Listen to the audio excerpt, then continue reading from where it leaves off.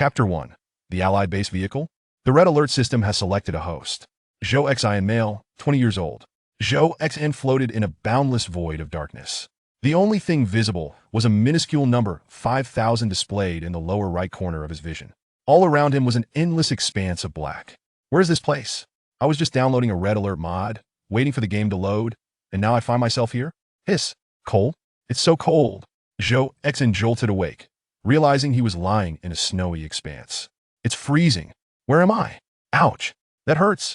Zhou Xin sat up, feeling a bed of sharp stones beneath the thick layer of snow.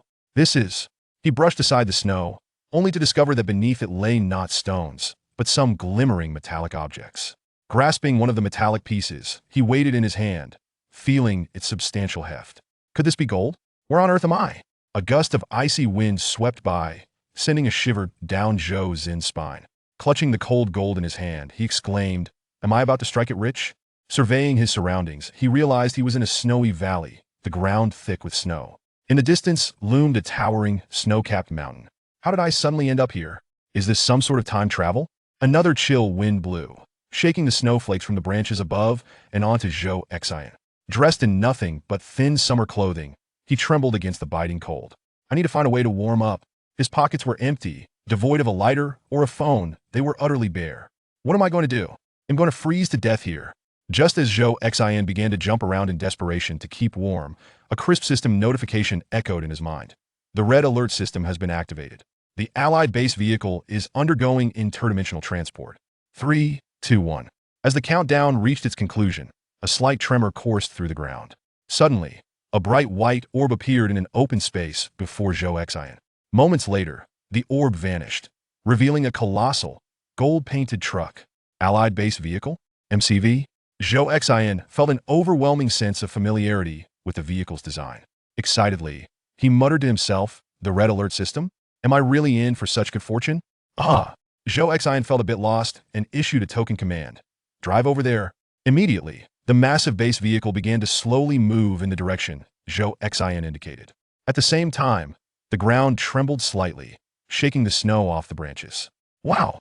Zhou Xin, both cold and exhilarated, exhaled clouds of mist and shouted, "Deploy." A voice from the system responded, "Deployment not possible in this location." Zhou Xin paused for a moment, realizing he might be standing too close. He quickly stepped back and commanded again, "Deploy." With a roar and a rumble, the base vehicle swiftly transformed into a structure the size of a small office building. "Hurry, I need to get inside and warm up." Zhou Xin rushed towards the base. However, the exterior of the base felt icy, and there were no visible entrances. At that moment, Zhou Xin noticed a small house icon appeared above the 5,000 in the lower right corner of his vision. Can I construct buildings now? Zhou Xin thought of clicking the icon, but nothing happened. Is this testing my gaming knowledge? The first structure must be a power plant. Build the power plant. Zhou Xin knew that, no matter how absurd, a power plant could never be cold. Power plant under construction. As the system's notification chimed, Zhou Xin noticed the 5,000 in the lower right corner rapidly depleting. So cold. Is this speed slower than in the game? It took 4 minutes for the number to drop from 5,000 to 4,200, at which point the system announced, "Power plant ready." Build. Zhou Xin was too cold to speak, staring at a patch of level ground, forcing himself to shout, "Build it here." Following Zhou Xin's command, mechanical arms and modules on the base sprang into action. In mere seconds, the ground trembled as a massive metal structure broke through the surface, revealing a power plant the size of a villa before Zhou Xin. The center of the power plant radiated warmth, significantly raising the surrounding temperature. Zhou Xin hurriedly approached the power plant, feeling the warmth envelop him. This is so warm. Zhou Xin relished the moment, even beginning to sweat. Leisurely, he glanced at the numbers again, now reading 4,200.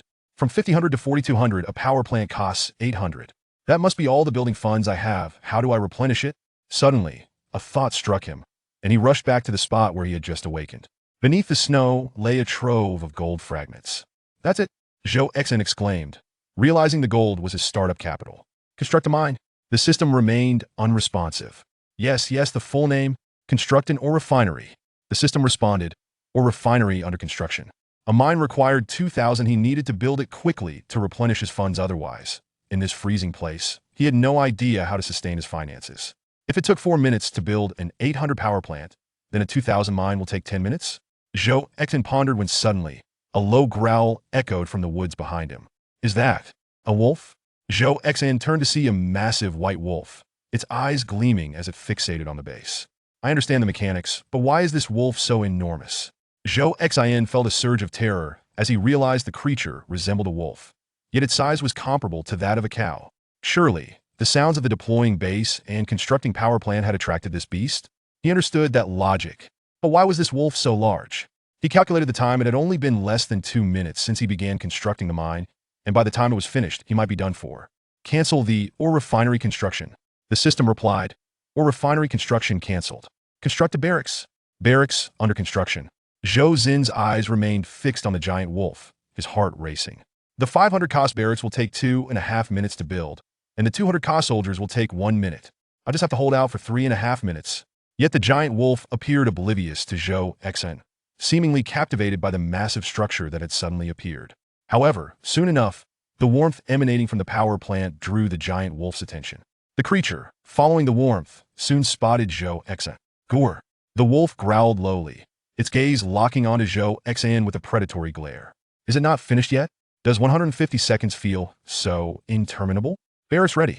As the system chimed, Zhou Xin quickly issued commands.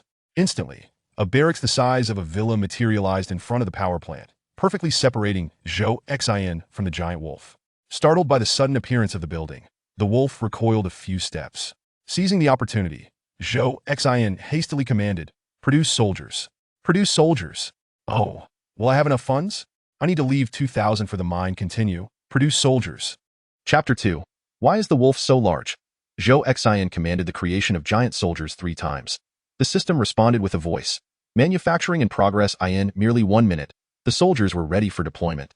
Zhou Xin cautiously peeked out from behind the barracks, observing the colossal wolf, which remained vigilant of the suddenly appearing military encampment. Roar! The giant wolf's senses were remarkably acute. It spotted Zhou Xin's head peeking out. Oh no! Zhou Xin silently lamented, quickly retracting his head. The colossal wolf, cautiously sniffing the air, circled around the side of the barracks, approaching Zhou Xin's position.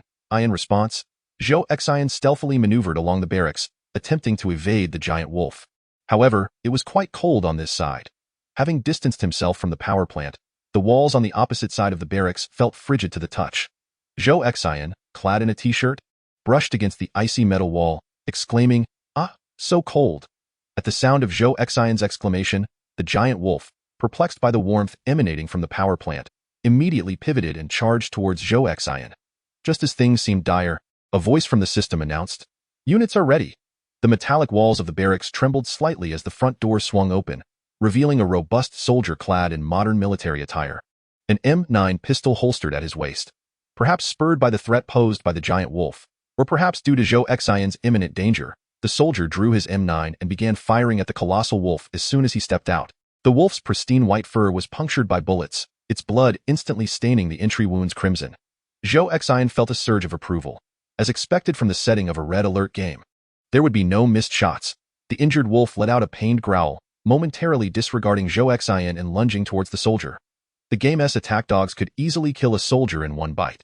Would this giant wolf be able to eliminate my comrade so swiftly? Zhou Xin fretted as he watched the wolf close in on the soldier, landing a powerful claw strike on the soldier's chest. "I've been hit," the soldier shouted while continuing to fire at the wolf. Zhou Xin noticed a green health bar materializing above the soldier's head, displaying a total of 8 segments, 2 of which had vanished due to the wolf's assault. The soldier could endure 3 more hits. Zhou Xin furrowed his brow, puzzled by the wolf's resilience. While Zhou Xin was tense, the colossal wolf was, in truth, the one filled with fear. For only Zhou Xin could perceive the soldier's diminishing health, while the wolf saw the soldier as unharmed. The unknown terror combined with its own gunshot wounds caused the giant wolf to hesitate in its assault. Dragging a trail of blood, the wolf turned and fled into the forest of the valley. Phew! Zhou Xin exhaled in relief as he returned to the warm vicinity beside the power plant. With the giant wolf gone, the soldiers stood at attention, awaiting further orders. Zhou Xin beckoned. "Come here." "Yes." Admiring the soldier's uniform, Zhou Xin enviously inquired, "Are you cold?" "Not at all. Could you lend me your jacket?" "Of course." The soldier promptly removed his jacket and handed it to Zhou Xin. Yet, the moment Zhou Xin grasped it, the jacket vanished and the soldier was instantly clad in a fresh one. Well, it seems I cannot strip them of their equipment. Zhou Xin resigned himself to this game mechanic.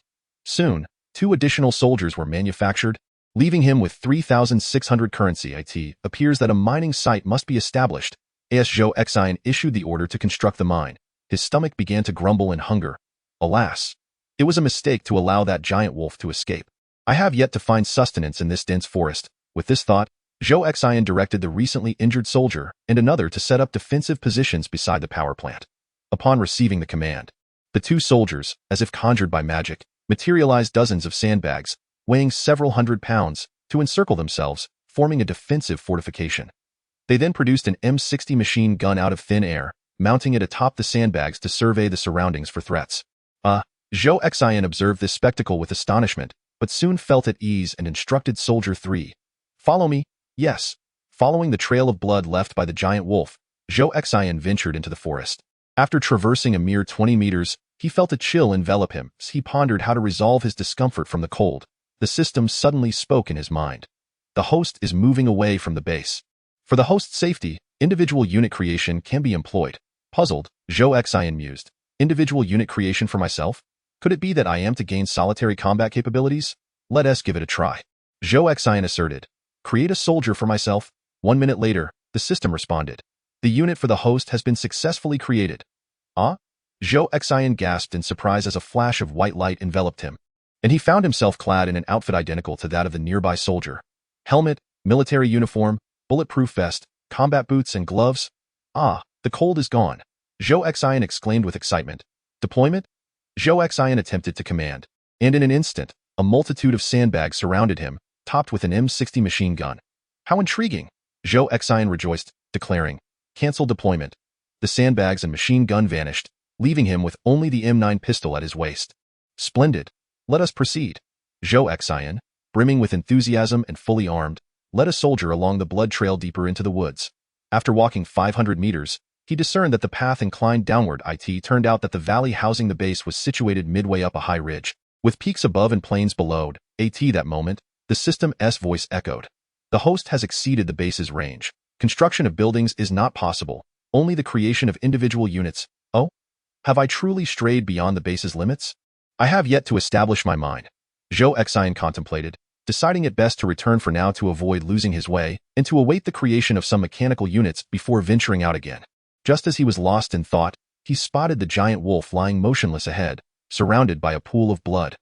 Having come this far, it would be prudent to bring this prey back. Zhou Xin, accompanied by the soldier, approached the giant wolf, discovering that it was indeed lifeless. What a formidable beast! How could it endure so many bullets and still run such a distance? Just as Zhou Xin pondered this, he heard rustling from the surrounding thickets. This is, Zhou Xin cautiously observed, only to see 3 white wolves advancing from the depths of the forest. Instinctively, he reached for his pistol at his waist, contemplating. In the game, ammunition is infinite. Could I be facing a shortage of bullets now? Zhou Xin was consumed by concerns regarding the ammunition issue, but what truly unsettled him was the unforeseen occurrence that followed. In the depths of the forest, 3 white wolves emerged, their size increasing ominously as they drew nearer. So large. Zhou Xin was horrified to discover that these 3 wolves were as massive as a car. In comparison, the small wolf lying on the ground seemed trivial. Surely, they were not here to express gratitude for his elimination of the diminutive creature. His mind in disarray, Zhou Xin caught sight of the 3 colossal wolves, their eyes radiating a palpable intent to kill, and he hastily commanded, Deploy! In an instant, Zhou Xin and the soldiers conjured sandbags and heavy machine guns, positioning themselves beside the carcass of the giant wolf. They were likely a cohesive unit. Zhou Xin gritted his teeth and uttered, Attack! Chapter 3. Can wolves use magic? Following the deployment, the soldiers utilized the heavy machine guns, significantly enhancing their firepower. At this moment, Zhou Xin also embodied the standard of a soldier. As the duo unleashed a barrage from the heavy machine guns, they began to fire upon the approaching giants. Something was amiss. Were they even biological? How could they remain so ferocious after sustaining gunfire? The 3 injured giants, their eyes ablaze with fury, charged recklessly to avenge their fallen kin. The soldiers stood in the front line, unleashing a rapid succession of shots. In an instant, they were struck by the claws of the 3 titanic wolves. Zhou Xin noticed that the soldier had lost considerable health, leaving only 2 bars remaining. Although the soldier had sustained damage, his exterior remained unscathed, leaving the 3 wolves momentarily bewildered. My apologies, brother. Hold them off. Zhou Xin commanded while dismantling his deployment and sprinting toward the base. Seeing that their assault on the soldier before them bore no fruit, the three colossal wolves redirected their pursuit toward Zhou Xin as he fled. The soldier's machine gun continued to fire relentlessly, targeting the wolves that pursued Zhou Xin. The giants struggled to comprehend this mode of attack. One of them turned back, and its two blood-red eyes suddenly glimmered with an icy blue light. With a roar, the giant wolf unleashed a breath of icy mist, striking the soldier head-on. A chilling system announcement followed. Unit eliminated. As Zhou Xin ran, he pondered. What was that the giant wolf spewed? Magic, perhaps? He witnessed the soldier emit a wretched scream before being enveloped in a flash of white light, vanishing from sight. With the firepower extinguished, Zhou Xin had no choice but to rely on himself. Drawing his pistol, he ran while firing backward. Though he found himself in a dire predicament, Zhou Xin was elated to discover that not only had he acquired the soldier's equipment, but his physical prowess had also ascended to that of a soldier, allowing him to sprint without gasping for breath. However, his speed was limited, and the looming threat of the giant wolves closing in was palpable. What was he to do?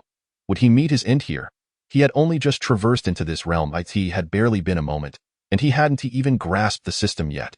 Unwilling to succumb, Zhou Xin suddenly had a flash of inspiration. With the physical capabilities of a soldier, climbing a tree should pose no challenge. Ahead, he spotted a stout and towering trunk, and without hesitation, he raced towards it, employing both hands and feet to ascend swiftly. The soldier's enhanced physique proved formidable, and as Zhou Xin reached a high branch, he observed the three colossal wolves circling below, gazing up at him intently. Let me give you a few shots. Zhou Xin steadied himself against the branch and began to fire downward. One of the giant wolves, already severely wounded, staggered under the assault of Zhou Xion's bullets and collapsed to the ground. Upon witnessing the scene, the two colossal wolves became even more enraged, launching themselves violently against the tree trunk. Zhou Xion nearly lost his grip, continuing to fire downward. Simultaneously, he realized that his ammunition was indeed limitless. However, there were no shells, and the projectiles seemed to strike their targets in an energy form. Roar. One of the gigantic wolves, filled with fury, let out a low growl, its eyes flashing with an icy blue glow. Whoosh! A mist of frost erupted from the wolf's mouth, hurtling towards Zhou Xion, who was precariously perched on the tree. Not again! Grasping a branch, Zhou Xion had nowhere to evade and was struck by the icy fog. In an instant, an excruciating chill pierced through his entire being, as if it sought to tear him apart from within. Yet, after the agony subsided, Zhou Xion found himself unharmed and devoid of any discomfort. Ugh! The blood bar displayed on the right side of Zhou Xion's vision indicated that he had only one segment left out of 8. The wolf that had exhaled the icy mist appeared fatigued, panting as it fixed its gaze on him. This icy fog seemed to require considerable exertion from it. Just as Zhou Xion felt a sense of relief, he noticed another colossal wolf, its eyes also shimmering with an icy blue light. Oh no, they can both do it! Zhou Xion clutched the branch tightly, bracing himself for yet another wave of icy mist. Pain surged once more, and he saw his last sliver of health vanish. Accompanied by the system's voice, "Unit has been eliminated." I have been eliminated? Zhou Xion pondered in confusion, only to discover a radiant white light enveloping him, and the soldier's gear he wore dissipated into nothingness. Astonished, Zhou Xion exclaimed. It seems that once transformed into a soldier, all damage taken is irrelevant to my original body. Even if I am left with a mere sliver of health, it merely reverts me to my original form. But what now? Zhou Xion found himself bereft of the soldier's equipment and physique, clad once more in a short-sleeved t-shirt, struggling to endure the chill of the tree trunk. BRR, it's so cold. Utilizing the system, he commanded, "Create soldier for personal use." Zhou Xion quickly issued the order, seeking to regain the soldier abilities. After enduring on the tree for a minute, the system finally completed its task. Bestowing upon Zhou Xion the soldier capabilities once again, that moment, his available funds displayed 1,200. The mine was completed, but not yet constructed, costing 2,000, while the soldier transformation was priced at 200 each time, allowing him to transform into a soldier 6 more times. Zhou Xion calculated in his mind, observing the two injured colossal wolves below, adjusting their states, seemingly preparing for another icy mist. However, with the soldier's gear restored, Zhou Xion regained his stamina and resistance to the cold, firing relentlessly downward. The two colossal wolves appear to have grasped some semblance of strategy, attempting to evade his shots. Although per game rules, Zhou Xion's shots were guaranteed to hit, each bullet merely grazed their skin, failing to inflict critical damage. They are so clever. What breed of wolf could this possibly be? Zhou Xion recalled the game mechanics. While his attacks were assured to hit, The targets could reduce damage taken by entering a prone state. One of the colossal wolves, having regained its composure, unleashed another plume of icy mist. The recently acquired soldier abilities caused his health to plummet to a single segment once more. This is dire. I must outlast them here. Just as the second colossal wolf was not yet prepared to exhale its icy mist, both wolves suddenly became alert, gazing intently towards the north. What's going on? Zhou Xian's mind was filled with confusion, yet he too sensed that something was amiss. The entire forest, nay, the whole valley trembled. Zhou Xian perched atop a tree, slightly elevated above the line of sight of the wolves. As he gazed northward, he discerned the towering snow-capped mountains in the distance, appearing somewhat altered from before. A veil of mist surrounded the mountains. Was it an avalanche? Zhou Xian pondered, suddenly struck by realization. The mist was indeed the flurry of snow unleashed by the avalanche. It must have been the gunfire from my direction that triggered the snow cascade on the mountain. Just as this thought crossed his mind, the tremors of the forest and valley intensified. Though there was a considerable distance between the snow-capped peaks and the valley, the rushing snow had already surged forth. Two massive wolves attempted to flee, yet it was too late. The overwhelming torrent of snow swept up the carcasses of the fallen wolves, swiftly engulfing the two helpless beasts, carrying them relentlessly down the slope. This tree cannot withstand it any longer. Crack! The trunk splintered, and Zhou Xian, clutching the severed branch, was toppled into the deluge of snow, powerless against the avalanche's might. Remarkably, he did not lose consciousness. It seemed the avalanche posed no threat to his current state of vigor. Yet, unable to resist, Zhou Xian was swept away by the snow, flowing with the current, heading southward for an interminable stretch. Ugh! Unaware of where the avalanche had ceased, Zhou Xian found himself half buried in a mound of snow. Lying on his back, feeling exceedingly uncomfortable, a blinding golden reflection caught his eye, followed by the sound of an unfamiliar language. However, the red alert system promptly translated it in real time. A young girl stood over him, bending down, calling out to the distance. Teacher Kylan, Senior Fubule. This person is still alive. Chapter 4. Encountering the sorceress, a young girl, clad in a pristine white robe that shimmered with a faint golden light, captured Zhou Xian's attention. His mind raced. Is it her attire that glows, or could it be the sunlight? It was difficult to discern. Yet, how could she not feel cold in such a loose-fitting robe? Was she wearing thermal undergarments beneath? A flash of golden light momentarily blinded him. As he focused, he noticed a golden emblem pinned to the front of her robe. The girl noticed Zhou Xian's gaze lingering on her chest, and with a polite yet awkward smile, he attempted to mask his embarrassment. Suddenly, she dumped a pile of snow onto his face and turned away. Zhou Xian cleared the snow from his face and shouted, "Miss, you've misunderstood." He realized that his intended words differed entirely from what emerged, indicating the system's translation function was active. The girl paused at the sound of his voice, but without looking back, she continued on her path. Just then, a man and a woman approached from the distance. The woman inquired, "Dia, who is that?" The girl, named Dia, replied somewhat irritably, "Teacher Kylan, Senior Fubule, a mere ordinary person. He appears uninjured. Let us proceed." "Wait, please." Zhou Xian sprang up from the snowdrift. Addressing the trio, "What is this place?" The group comprised 2 women and a man. The tall woman clad in a light blue gown appeared to be Kylan, seemingly the instructor of the other 2. The man, youthful in visage yet robust in stature, donned a white robe and armor, bearing a colossal shield upon his back, known as Fubule. Beside him stood a maiden clad in pristine white robes, named Dia. Both Fubule and Dia were enveloped in garments of immaculate white, their forms seemingly aglow with flecks of golden light. A shared characteristic adorned their chests, a golden insignia pinned upon each. Upon hearing Zhou Xian's inquiry, Kylan responded, "We are situated 1,000 kilometers north of the city-state of Jindelite, within the Zinc Hall forest region." A hint of scrutiny flickered in Kylan's eyes as she asked, "You are not a local, are you?" Zhou Xian replied, "No, I merely passed through and was buried by an avalanche." "Your attire is quite peculiar." Kylan regarded Zhou Xian's military garb with curiosity. "This," Zhou Xian stammered, "is family attire." Kylan pressed further. "Family? Are you from the south?" Zhou Xian pondered, which direction could be south? He could only comply. "Yes, perhaps." Dia, growing impatient, urged, "Teacher, let us search for the monsters first. I sense the presence of 2 nearby." Kylan disregarded Dia's impatience, focusing instead on Zhou Xian, stating, "I do not sense any magical energy from you. Are you an ordinary person? Magical energy? Ordinary person?" Zhou Xian inquired, perplexed. "Just an ignorant bumpkin," scoffed Dia. "Dia?" Kylan raised her voice slightly, silencing her. She continued, "Dia, use your holy light spell to heal him." Dia muttered, But he isn't injured at all, Kylan replied sternly. He has been frozen in the snow for so long. A little healing will prevent illness. Oh, fine. Holy light. Dia's lips moved as she formed her hands into a prayer gesture, and the golden light surrounding her seemed to intensify. Subsequently, she thrust her palm toward Zhou Xin, a beam of golden light shooting forth from her hand. Zhou Xin instantly felt a warm, comforting energy flow throughout his being. Soon after, he noticed in the lower right corner of his vision that his health bar had restored to full. What? Zhou Xin gazed in astonishment at Dia's spellcasting, then at his restored state. You all? Dia rolled her eyes dramatically, exclaiming, how can there still be such ignorant people? Kylan stepped forward, saying, let us proceed together.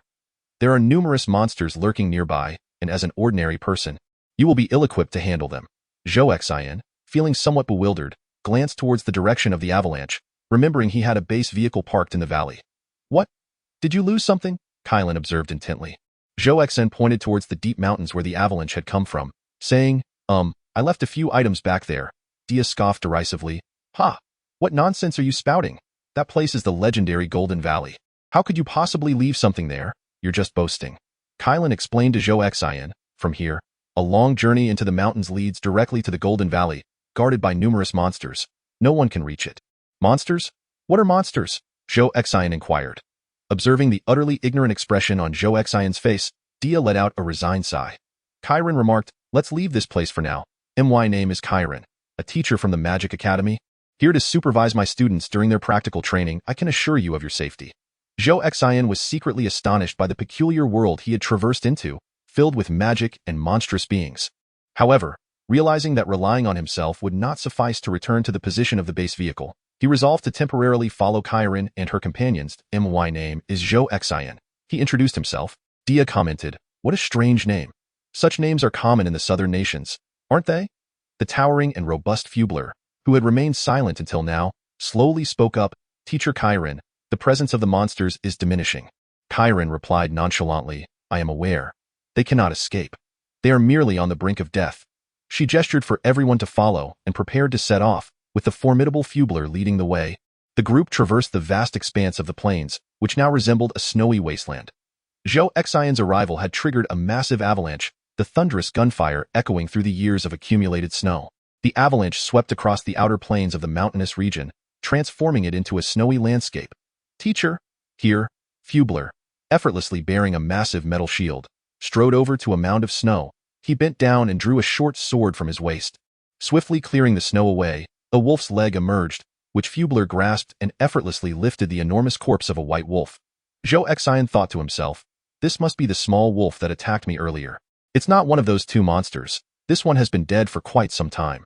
Fubler examined the corpse of the white wolf for a moment before tossing it towards Kyran and Dia. What kind of magical wounds are these? Kyran inquired, stepping closer in astonishment at the bullet holes on the white wolf's body. Dia, with holy light emanating from her hands like a beacon, approached for a closer inspection. Noting, these perfectly circular holes appear to have been caused by sharp branches. Kyran shook her head. It is impossible for branches to inflict such wounds.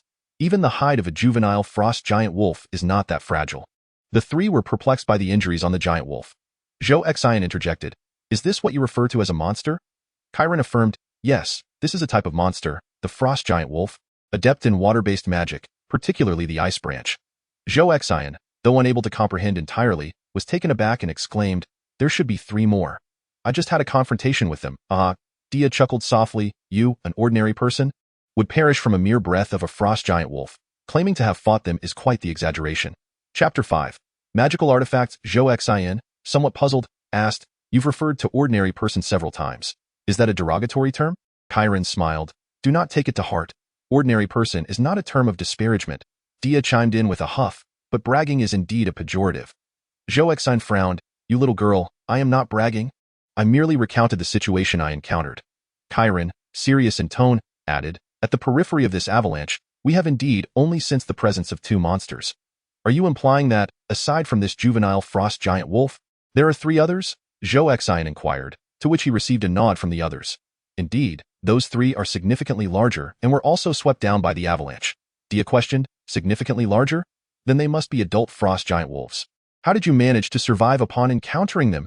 Zhou Xian explained. It was indeed a perilous moment. but the avalanche dispersed me from their presence. Absurd. Dia felt that Zhou Xin was exaggerating the facts. All right, let us search for them, Kalen commanded. Fubler, please collect the carcass of this juvenile wolf. Yes, teacher, Fubler responded, retrieving a rectangular metallic box that hung from his waist. Zhou Xin noticed that the box resembled a mobile phone, albeit thicker, approximately 10 centimeters in depth. Fubler's fingertips glimmered as he lightly tapped the metallic box. Subsequently, one side of the box emanated a faint purple glow. Fubler directed the glowing side towards the immense corpse of the juvenile wolf, and astonishingly, it was drawn into the box. Zhou Xin exclaimed, "Wow, what is this?" Fubler replied, "A spatial box, a type of magical artifact, a magical artifact." Zhou Xin gazed curiously, feeling it was as wondrous as the treasure gourd of the seven brothers. Dia interjected, "You don't know about this? How could someone your age not have attended school?" Zhou Xin pondered, "Do schools teach such things?" "Enough chit-chat. Let us search for the magical beasts," Kalen ordered. The four trudged through the thick snow across the snowfield, and soon, Fubler, who was leading the way, discovered something else.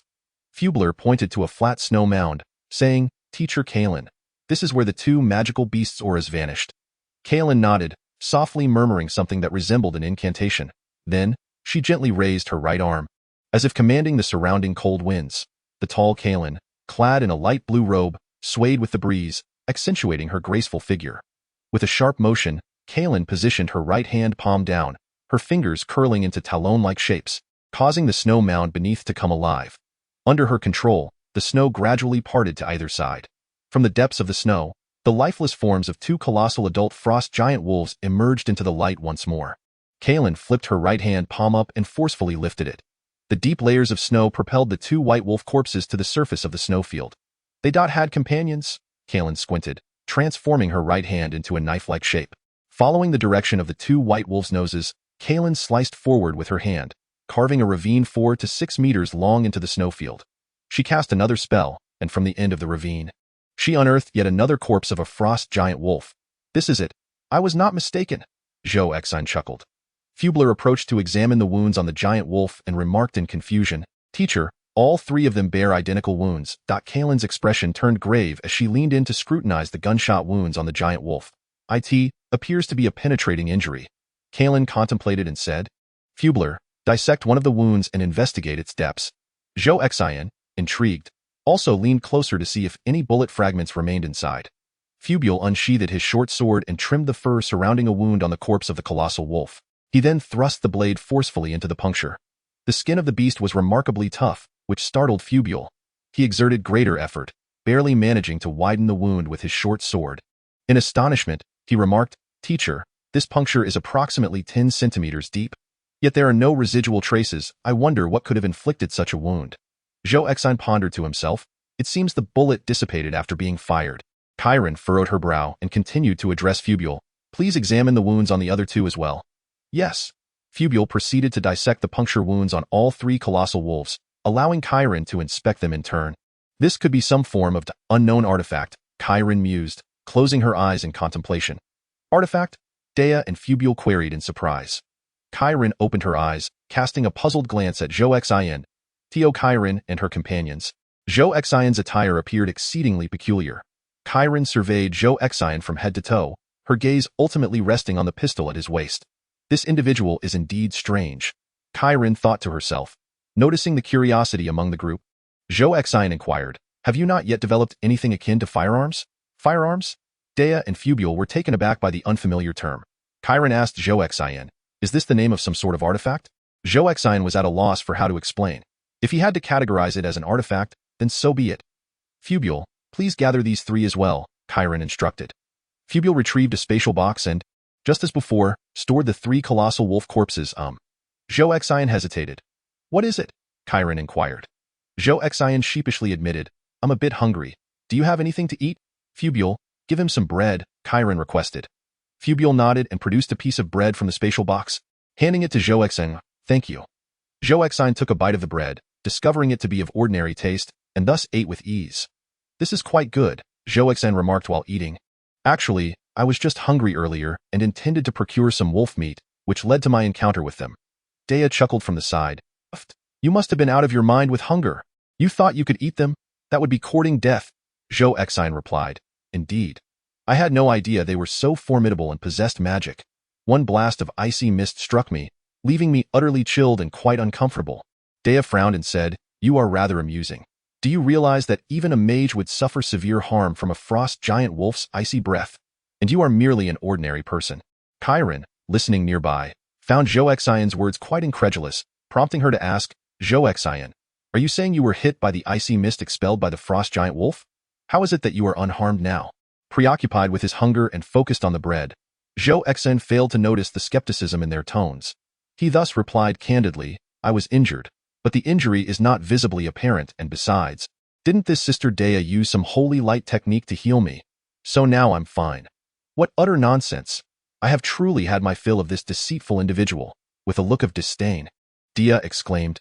Chiron, finally stifling a laugh, also sensed that Zhou Xian indeed had a penchant for uttering fantastical nonsense, which explained Dea's aversion towards him. That moment, a fierce gust of wind surged across the snowy expanse, lifting countless snowflakes and obscuring the sky. The once clear heavens darkened in an instant. "This is bad," Fubler cried, pointing into the distance. "Teacher, look over there. It's the Frostwolf King." Chapter 6. The mighty Frostwolf King on a distant rise. The Frostwolf King's eyes glowed with a chilling blue-white light, menacingly fixating on the four individuals. "Why is a level 60 Frostwolf King appearing here?" Dea shouted in terror. Kylan speculated, it might be due to the avalanche. Or perhaps because of those 4 slain frost giants. With that, Kylan placed her right index and middle fingers against her temple and intoned, "Arcane Detection, level 62. A staggering 17 levels higher than me." Kylan grimaced. Dea, also employing Arcane Detection, inquired, "Teacher, why do I see it as only level 60?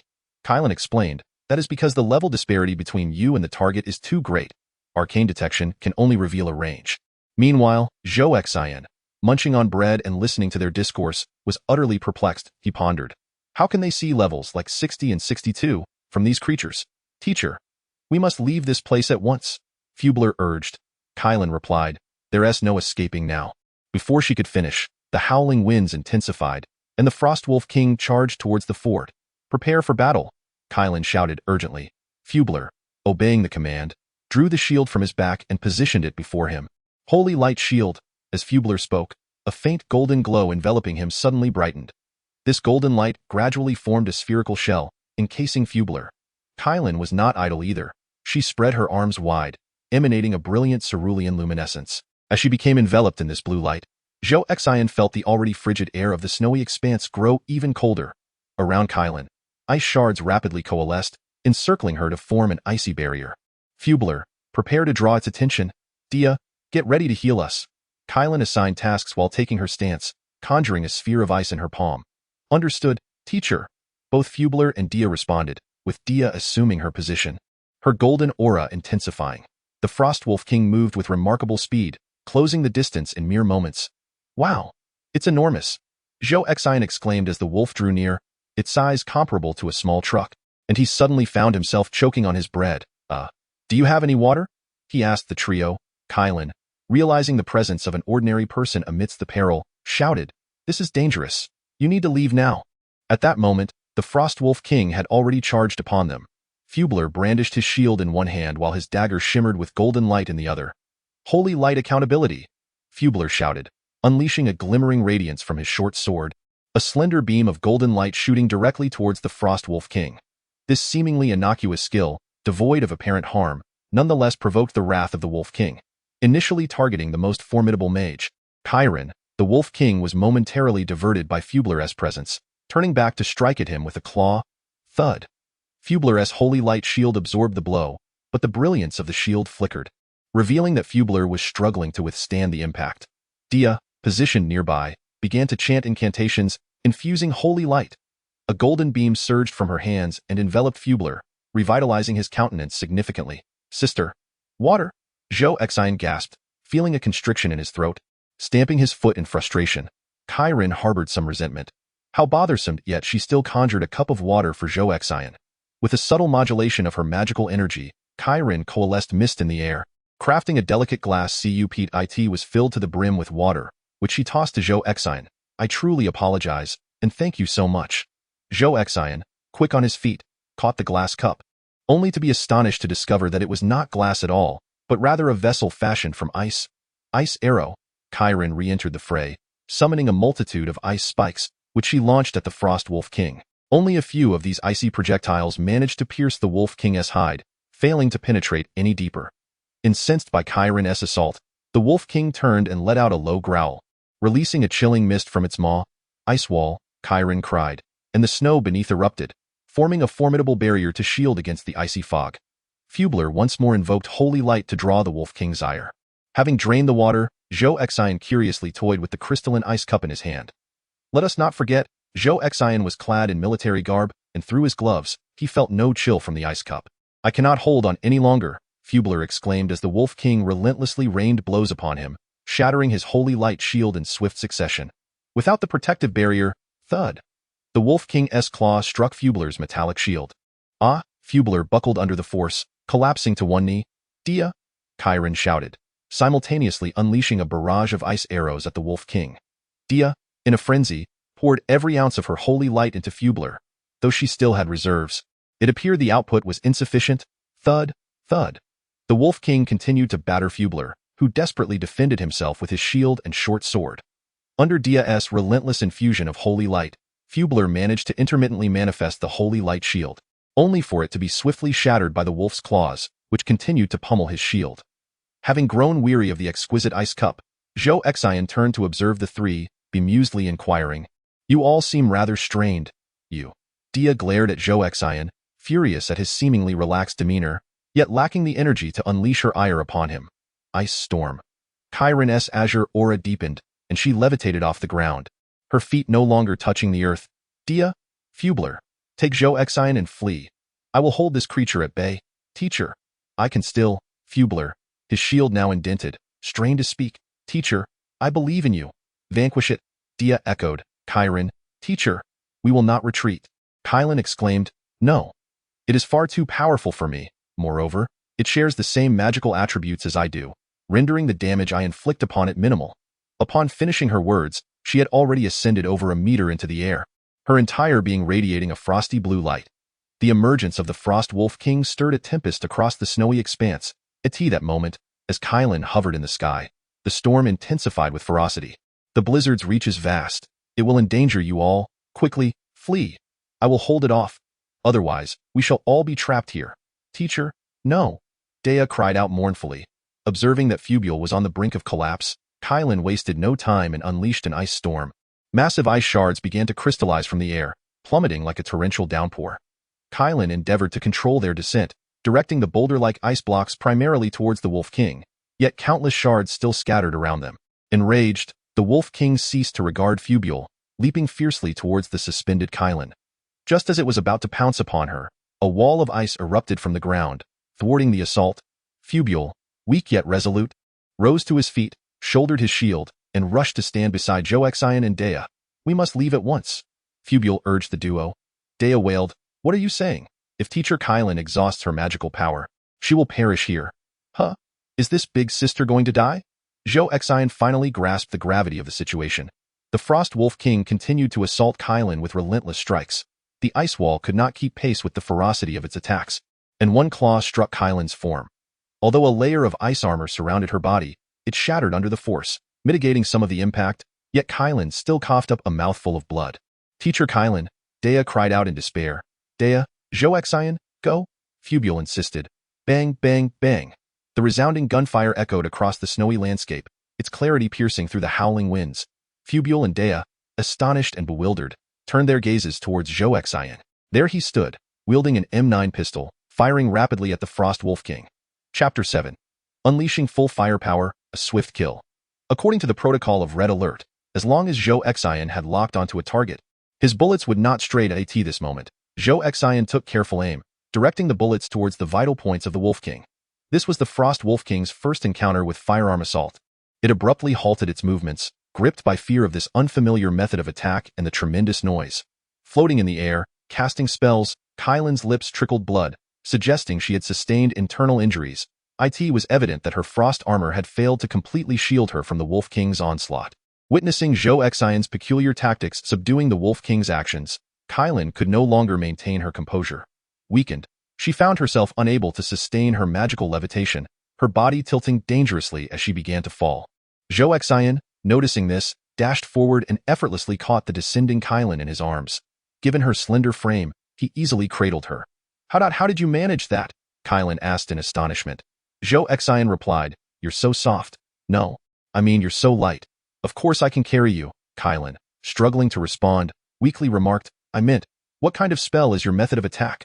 Watch out, Dea shouted to Zhou Xian. The Wolf King is charging again. It's headed straight for you and Kylan. Prepare yourselves, Zhou Xian spoke, and suddenly a multitude of sandbags materialized around him and Kylan.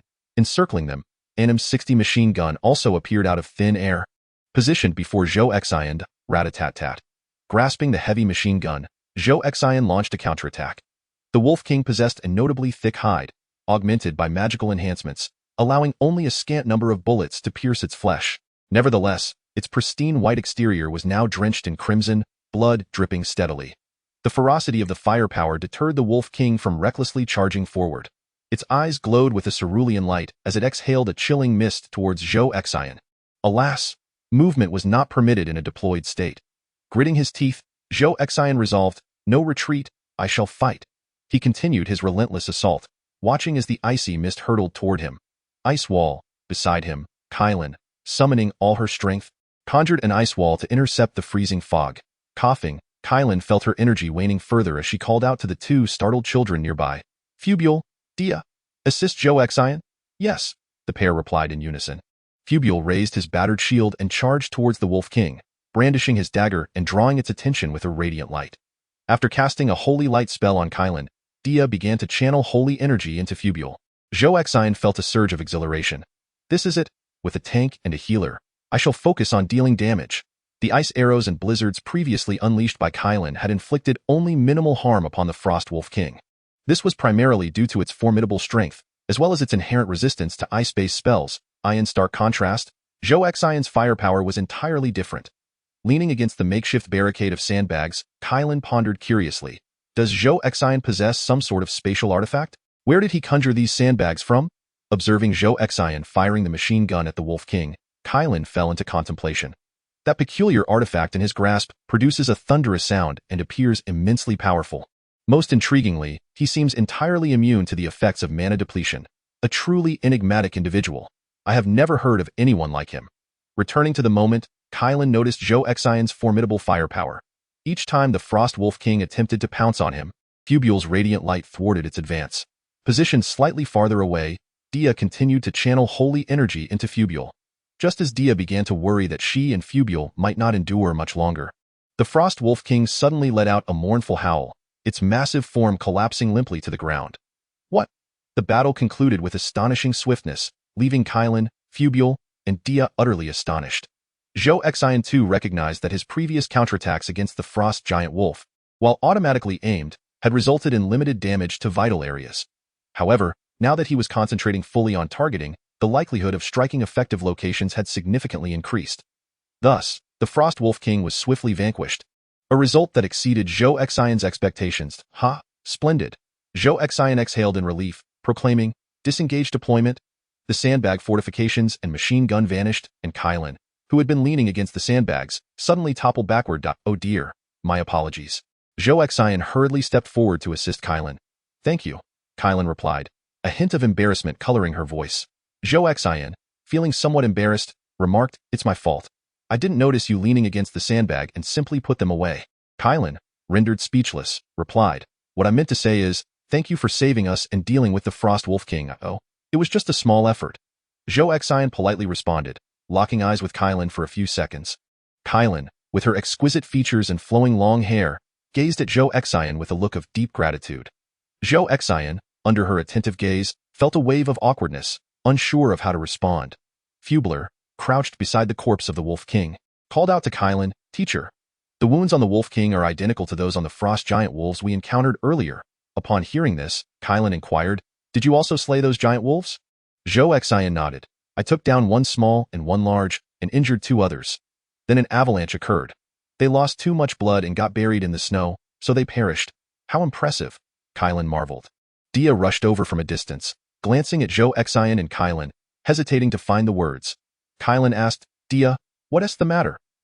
Dea's face turned crimson as she struggled for a moment before bowing deeply to Zhou Xian. saying, Thank you for saving Teacher Kylan." Zhou Xin, with a nonchalant smile, replied, "There's no need for thanks. She has already expressed her gratitude." Dia, feeling a pang of guilt, confessed, "I misunderstood you, Mr. Zhou Xin. I spoke so many disrespectful words to you." Seeing Dia in this state, Zhou Xin decided to tease her, grinning as he said, "Indeed. It felt as though you held a grudge against me. You should apologize." "I'm sorry." Dia bowed once more to Zhou Xin. Zhou Xin laughed, "Haha, I forgive you." Realizing he was joking, Dia felt even more embarrassed. Kylan pointed to the gun at Zhou Xin's waist, asking, "Is this a magical artifact? A weapon? Firearms?" Zhou Xin pondered for a while before nodding in response. "Yes, it is a magical artifact." Kylan nodded. "It is a powerful artifact primarily governed by pure energy magic." Suddenly, she seemed to recall something and said, "By the way, we were unaware that it was Mr. Zhou Xin who had slain all these frost giant wolves. Their skin, flesh, bones, and teeth are immensely valuable. We must return them to you." Zhou Xin, not fully understanding the details but catching the mention of value, agreed. "All right then." Teacher Kylan, Fubler, beside the corpse of the Frost Wolf King, exclaimed, "You must come and see this." The group gathered around the body of the Frost Wolf King, gazing up at the enormous creature, roughly the size of a small truck. They observed the gradually cooling corpse emitting a faint blue glow. Kylan exclaimed in delight, "This is incredible. It retained a significant amount of magical energy before its demise. It's going to crystallize soon." The blue light emanating from the Wolf King's body dispersed like dandelion seeds. The radiant beams ultimately converged about half a meter above the corpse, growing increasingly bright. With a soft thud, the light dimmed, and a blue crystal, about the size of a walnut, fell from the air onto the Wolf King's body, rolling to rest at the feet of the onlookers. Chapter 8. The magic crystal. The Frost Wolf King lay defeated, and tranquility returned to the snowfields as the sun emerged from behind the clouds. Zhou Xin bent down to pick up the blue magic crystal, examining it closely in his hand. Under the sun's radiant light, the crystal shimmered brilliantly. "Is this a gem?" Zhou Xin inquired. Kylan, filled with excitement, responded, "This is a magic crystal. After a magical creature perishes, the residual magic within crystallizes." "Then why is it that only this one has a magic crystal?" Zhou Xin asked. Kylan explained, "Because the conditions for crystallization are quite stringent. When a magical creature dies, it must retain a significant amount of magic for crystallization to occur. If the residual magic is too scant, no crystal will form." Zhou Xin understood. "Oh, so this giant wolf died without exhausting its full strength?" Kylan nodded. "Indeed. The requirements for crystallization from such powerful creatures are even more demanding, as they typically expend their utmost effort in battle, and upon death, they are utterly exhausted, leaving no magic to crystallize." Dia interjected, "Kylan, you've sustained internal injuries and expended so much magic. You must convert this magic crystal to restore your health." "Do not speak such nonsense." Kylan halted Dia, stating, "This frost giant wolf and the Frost Wolf King were both slain by Mr. Zhou Xin. How can we claim the spoils of another?" But Dia was genuinely concerned for Kylan's well-being. Kylan continued, "Fubler, return those 4 giant wolves to Mr. Zhou Xin." "Oh, so?" Fubler appeared reluctant, but complied with Kylan's request. He opened a spatial box and released the 4 giant wolf corpses, arranging them alongside the king's remains. "This?" Zhou Xin chuckled helplessly. "How am I supposed to carry all this? I don't possess one of those small boxes like you do." "Huh?" Kylan asked in confusion. "Mr. Zhou Xin, doesn't he have a spatial box? Then where did the sandbags beside you come from? This is not a kind of magic."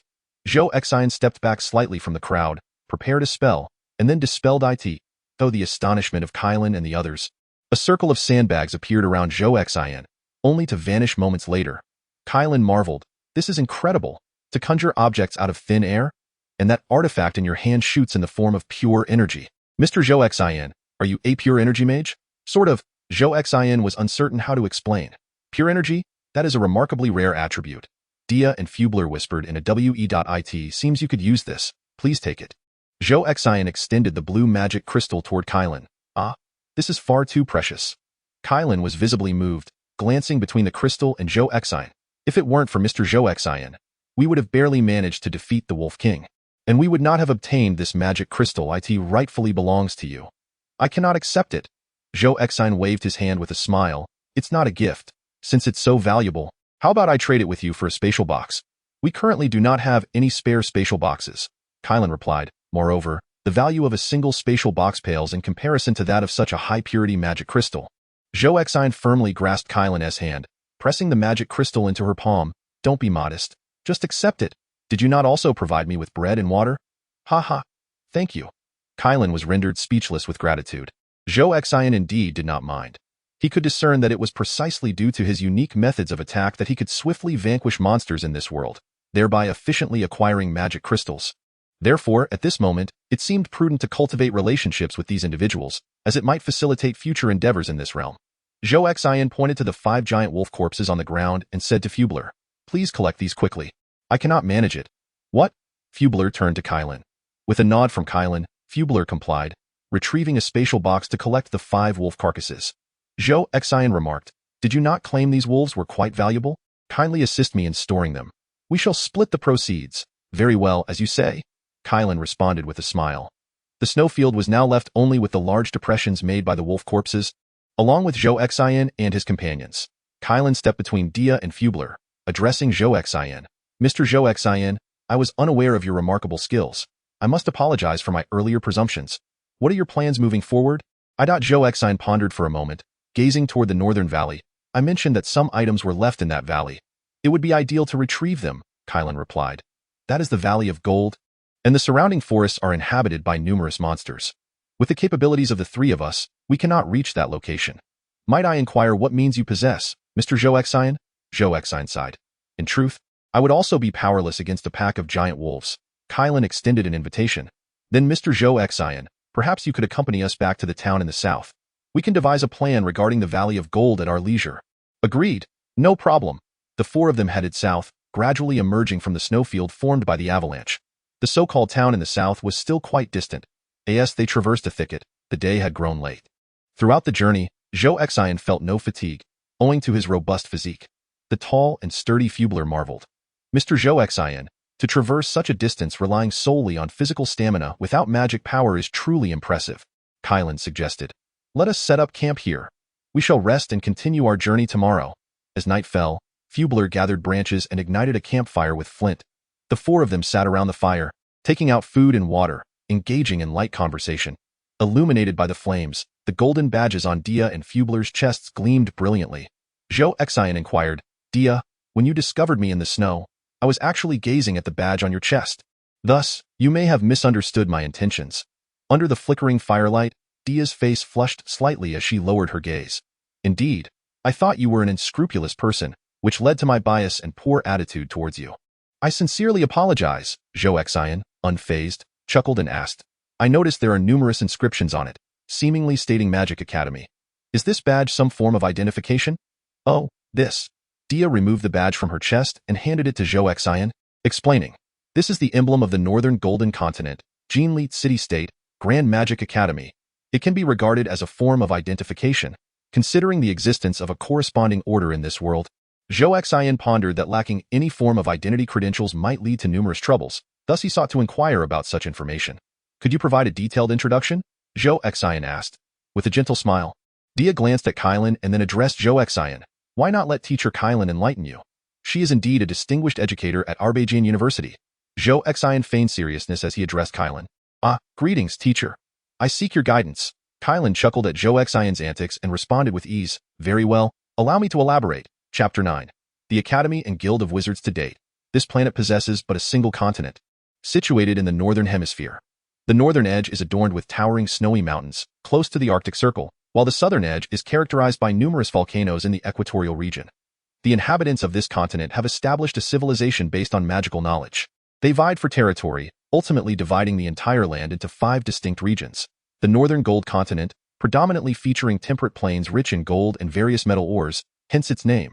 The central Lus Plain, a realm primarily composed of Lus and desert. The southern Crimson Flame Mountains, the western Emerald Rainforest, and the eastern coastline extending towards the continental shelf, home to a cluster of islands that formed a maritime nation known as the Eastern Clear Ocean Archipelago. "Teacher Kylan," Dia interjected, "why are you delving into history and geography? Please enlighten Zhou Xin about the school." Kylan, slightly embarrassed, replied, "I tend to digress when I speak." Zhou Xin chuckled, "No worries, I find it quite fascinating.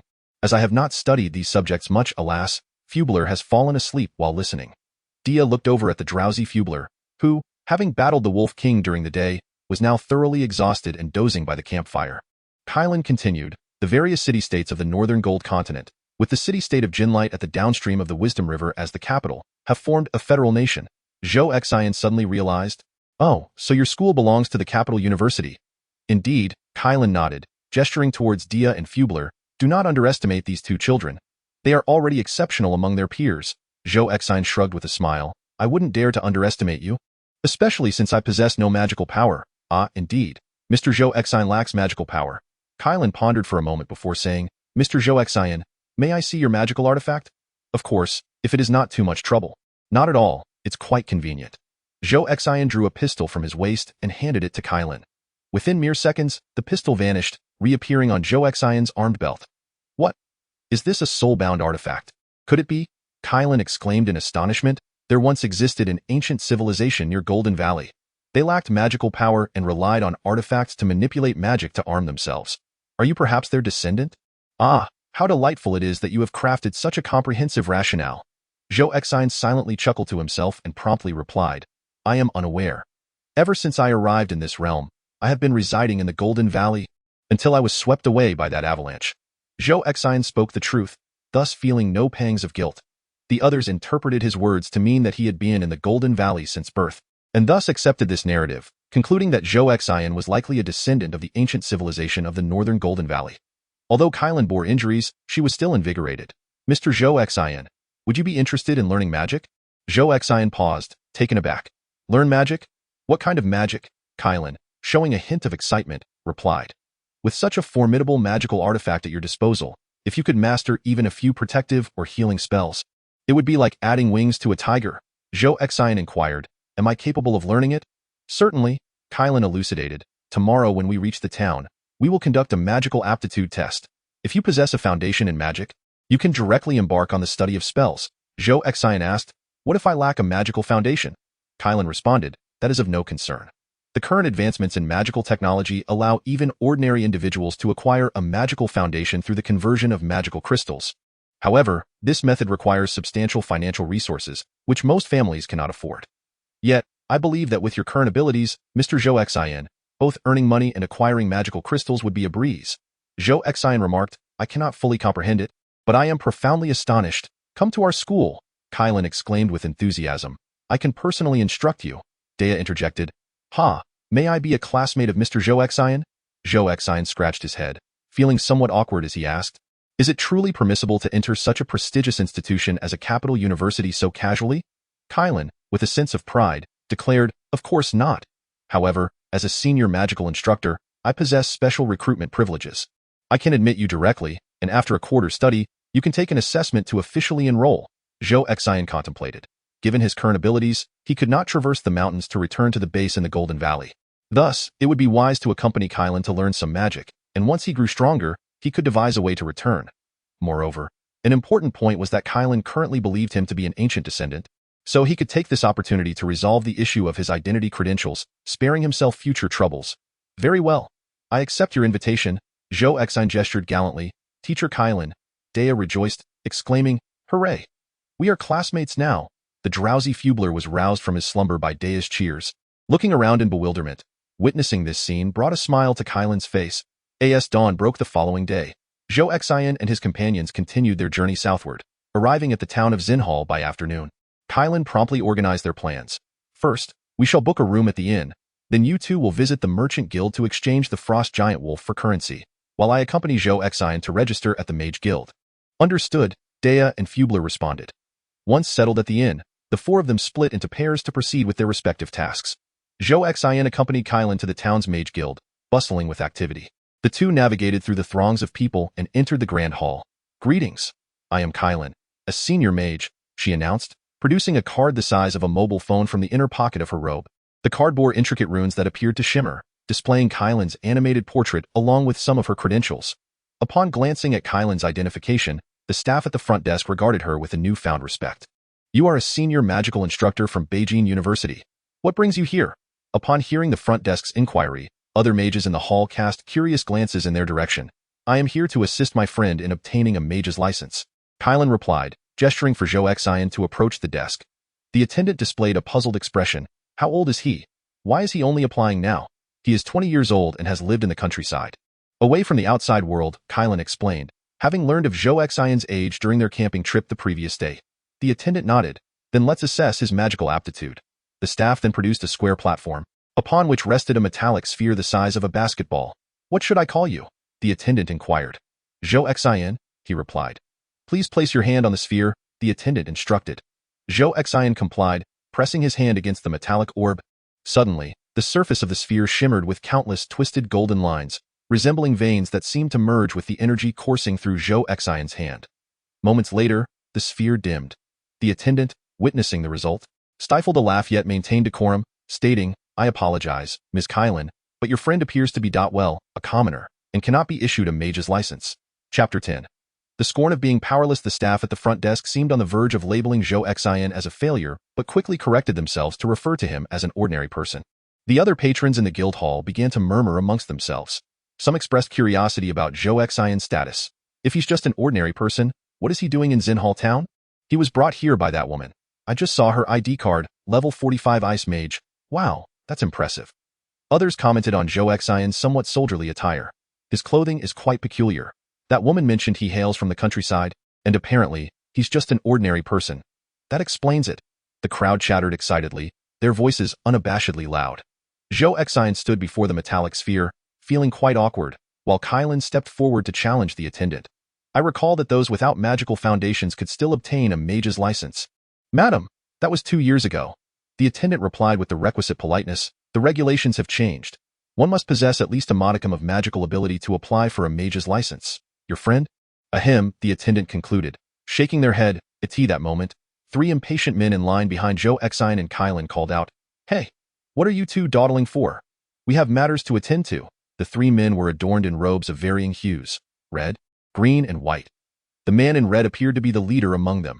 He stepped forward and addressed Kylan, saying, Mississippi. Upon hearing his voice, Kylan turned around, and the red-clad man was momentarily taken aback by her beauty. Regaining his composure, he cleared his throat and stated, Ahem, madam.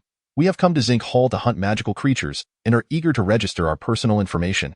You may proceed with your registration first. Kylan stepped aside, grasped Zhou Xian's arm, and moved to the side of the front desk. The red-clad man, with a hint of reluctance, inquired, Madam, associating with someone devoid of magical prowess offers no future. Why not team up with us 3? Thank you, but no need, Kylan replied, dismissing him. Zhou Xian quietly asked her, Teacher Kylan. Kylan interrupted. I am not much older than you. Just call me Kylan. Oh, Kylan. It seems they look down on me. Kylan's expression turned somewhat apologetic as she explained. Indeed, the vicinity of Xinhall is rife with magical creatures, attracting individuals who are typically powerful sorcerers. They register their information to facilitate team formations for profitable hunts.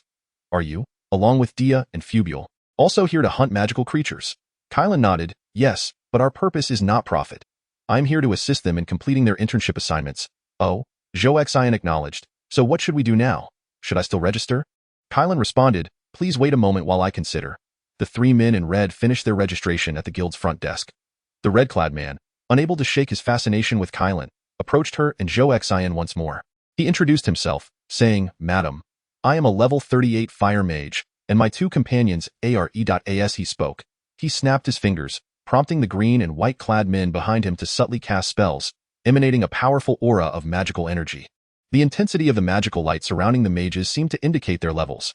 A level 35 wood mage and a level 32 light mage. The red-clad man boasted, if our team were to include an ice mage like you, it would be nothing short of perfect. No need. Please refrain from speaking to me further, Kylan retorted, a hint of irritation in her voice, instinctively releasing her own magical light. An ice-blue glow emanated from her. But it faded quickly following a sharp cough, cough, cough. Ah, I forgot. I am still injured. The exertion of her magic proved taxing on her wounded body. Bystanders began to murmur, Ha! I thought that woman was formidable. Level 45. Did you see that correctly? Sigh. Perhaps it was a misjudgment. Zhou Xian hastily supported Kylan, asking with concern, Are you all right? Not well. Kylan replied, Let us depart and seek Dia. I require her healing. Meanwhile, the red-clad man gestured to his white-clad companion, who raised his hand, casting a golden light upon Kylan. Instantly, she felt a significant sense of relief wash over her. Thank you. Kylan graciously expressed her gratitude. The man in red pointed at Zhou Xian and remarked, Being with such a man, you will only suffer. He will merely offer superficial concern without any tangible assistance. Join us instead. We have matters to attend to, so that won't be necessary. Kylan persisted in her refusal. TSK. The patience of the man in red appeared to be wearing thin, as he pointed at Zhou Xin and questioned Kylan. You brought this fellow to apply for a wizard's license, didn't you? The regulations were amended 2 years ago. Those devoid of magical power cannot apply. The man in green interjected. Sister, this is Zinc Hall City. Even if you brought a dog from the street, it would likely be found to possess some magical affinity. Do not waste your time on this individual. Upon hearing the words of the man in green, Kylan's expression shifted. She felt a surge of anger and glanced sideways at Zhou Xin. Zhou Xin seemed unfazed by the situation, merely leaning closer to Kylan. Though Kylan was tall, she still appeared somewhat shorter than Zhou Xin. As Zhou Xin drew nearer, he leaned down and casually asked in a soft tone, Kylan, if I were to engage them in a fight here, would that violate any laws? Initially irked, Kylan, upon hearing Zhou Xion's words, was so startled that she forgot her anger and quickly reassured him. Mr. Zhou Xion, remain calm. It is not worth getting upset over such scum. If any harm were to occur in a public setting, it could lead to imprisonment. Zhou Xion chuckled disdainfully and replied, So, the system is quite civilized, then. Why are they such ruffians? Kylan responded. They are merely ruffians in words. Pay them no mind. Hearing the exchange between Zhou Xion and Kylan, the man in red and his 2 companions erupted in laughter. What? They want us to take action. Ha! Not only is he useless, but he's also a fool. The trio mocked as they departed from the guild hall's front desk, settling into a nearby lounge area to chat idly, occasionally casting frivolous glances towards Kylan. Zhou Xion's gaze remained icy as he fixed his stare on the 3 individuals, his hand resting on the weapon belt at his waist. Suddenly, he sighed with a smile and said to Kylan, Ah, wasn't that fellow in white the one who treated your injuries? I bear them no ill will now. Kylan nodded and sighed. Indeed, he does possess a sense of professional ethics. Zhou Xion inquired. I heard from Dia that using that magical crystal can restore your body. Have you not utilized it yet? No, the camping conditions last night were poor. I plan to use it tonight, while resting at the Iron End. As Kylan spoke, she seemed to recall something and then said to Zhou Xion, Right? The magical crystal? What's the matter? Zhou Xion asked, puzzled. I won't use the magical crystal for healing just yet, Kylan said, a hint of excitement in her voice. First, convert the magical crystal into your body. This way, you will obtain a rudimentary magical foundation, and you will be able to apply for a wizard's license. Zhou Xion pondered for a moment before nodding. All right, I'll follow your lead, but consider this magical crystal a debt I owe you. I will procure another for you in due time. Oh, you are too kind, Kylan replied, retrieving the walnut-sized magical crystal of the Frost Wolf King from the inner pocket of her robe, including the front desk staff. 3 men in red attire lounging in the, and numerous passers-by. All were rendered speechless upon witnessing Kylan produce the magical crystal. Chapter 11. The expensive magical crystal. Is that a magical crystal? Such a large magical crystal? How much could it possibly be worth? I have no idea. I have never purchased such an item. Is her blue one ice attribute or water attribute? The water attribute should be worth around 700 to 800. But if it's ice attribute, the crowd chattered animatedly. At that moment, 5 individuals clad in blue robes approached Zhou Xion and Kylan. Leading them was a middle-aged man, slightly portly with a scruffy beard. Good day, madam. I am Klender, the captain of the 9th Regiment of the Brunnis Ice Mage Association. Klender introduced himself politely, his eyes gleaming as they fixated on the magical crystal in Kylan's hand. I recognize this as the magical crystal of the Frost Giant Wolf. Might you consider transferring it to me? I can offer this amount. As he spoke, Klender subtly obscured the view of those around them, showing Kylan 2 fingers. What does that signify? Zhou Xion inquired of Kylan. 2,000 gold coins. How much? Zhou Xion gasped. My monthly salary as a teacher is 20 gold coins, while a low-tier mage working as a laborer earns between 2 to 5 gold coins a month. Zhou Xion inhaled sharply. The value of 1 gold coin was equivalent to 1,000, thus 2,000 gold coins would be worth 2 million. What do you say? Klender asked eagerly. Kylan shook her head. If I wished to transfer it, why would I come to the guild? Surely, I would go to the Merchant Association instead. Klender frowned, a glimmer of menace flashing in his eyes, but he quickly regained his composure. Continuing, may I ask your name, madam? Kylan cast a sidelong glance at Klender, choosing not to respond. I mean no offense. I see from your attire that you are also an ice mage. We are all part of the same family. If you were to transfer this magical crystal to me, I would not only provide you with this sum, but I would also speak to my colleagues in the association, ensuring that should you encounter any difficulties in the future, you could seek assistance from the nearby Brunnis branch at any time. Before Kylan could respond, one of Klender's companions stepped forward, pointing towards the trio in red, green, and white from a distance. Those 3 were just causing you trouble, weren't they? If we could become friends, we would gladly deal with them for you. The man in red, named Cheers, stood up abruptly upon hearing Clender's words, slamming the table. Hey, what does your purchasing have to do with me? Are the Brunis folks truly so arrogant? As Cheers shouted, his companions in green and white also rose to their feet. Heh. Clender chuckled softly, ignoring Cheers and merely awaiting Kylan's response. Apologies. I am not selling this. Clender's expression shifted to one of regret. Very well, we shall not impose further. Farewell. Clender and his group of 5 returned to the, completely indifferent to the furious glares from Cheers and his companions. Zhou Xin pointed at the magical crystal and quietly asked Kylan, Goodness, is this item truly so valuable? The price he offered was exorbitant. For a magic crystal of such quality, it typically ranges around 1,500, with a maximum of 1,007. So why aren't you selling it? Kylan, rendered speechless, disregarded Zhou Xin and simply grasped his arm, leading him to a secluded corner of the guild hall's lounge. As they walked, all eyes were fixated on the walnut-sized blue magic crystal in Kylan's hand. Zhou Xin could truly comprehend the sensation of walking down the street with 2 million in cash. Sit down, Kylan instructed. Zhou Xin took a seat in the corner, looking at her in bewilderment. He then witnessed Kylan raise her left palm, channeling her magical energy, causing the gem-like magic crystal to levitate from her hand. Subsequently, a beam of light emanated from her right fingertip, aligning the tip of her finger, the magic crystal, and Zhou Xin's chest into a straight line. Zhou Xin, perplexed, asked, What is this? Don't speak, Kylan replied, as she directed a blue beam towards the magic crystal, which then began to dissipate visibly, transforming into a blue mist that surged directly into Zhou Xin's body. Onlookers nearby cast astonished glances. In the distance, Clund, witnessing this scene, abruptly rose, shouting excitedly, Madam, I can still raise the price. Please stop. Kylan paid no heed to anyone, engrossed in her incantation until the entire magic crystal had been completely consumed. Gasps of disbelief rippled through the assembled mages. Such an expensive magic crystal was just fed to a useless individual? What was happening? Zhou Xin sensed a subtle change within his body. Kylan, appearing somewhat fatigued, stated, I have catalyzed a foundation of magical energy within you. You are now capable of practicing magic. And what of the magic crystal? You absorbed it, Kylan replied. Zhou Xin, in disbelief, asked, It's gone. Kylan nodded that a torrent of emotions surged within Zhou Xin. Such a costly item. How profitable it would have been to sell it, damn it. Clund clenched his fists tightly, frost forming upon them, and slammed them down on the table before him. Bang! The sturdy wooden table was smashed, leaving a sizable hole. The guild staff hurried over to assess the damage, as Clund cursed again. Damn it! We're leaving. He tossed a gold coin to the staff as compensation for the table, then departed the Mage Guild Hall with his 4 companions.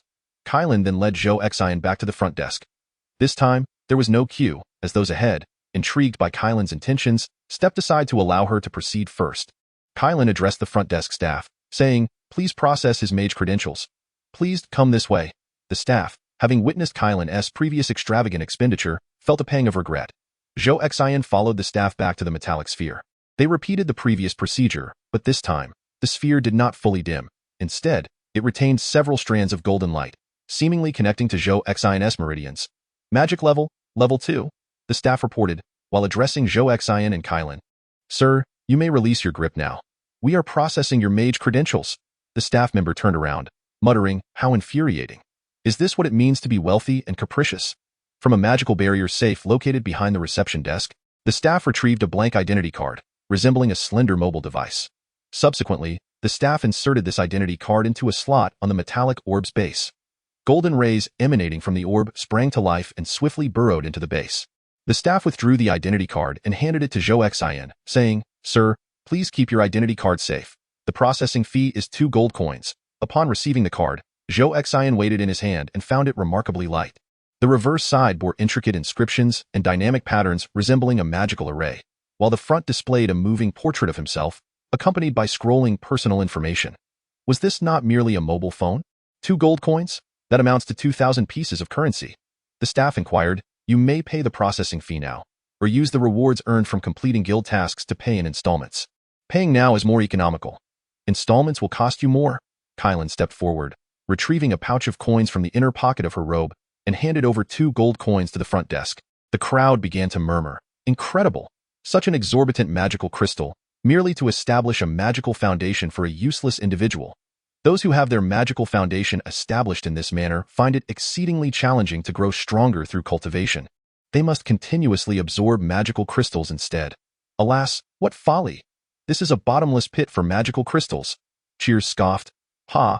This useless individual has quite a knack for having women spend money on him. A companion clad in green remarked. He is probably just a kept man from the countryside.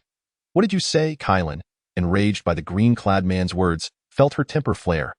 Injured as she was, and having just expended magical energy to assist Zhou Xin, she was now overwhelmed with fury and began to cough violently. Chapter 12.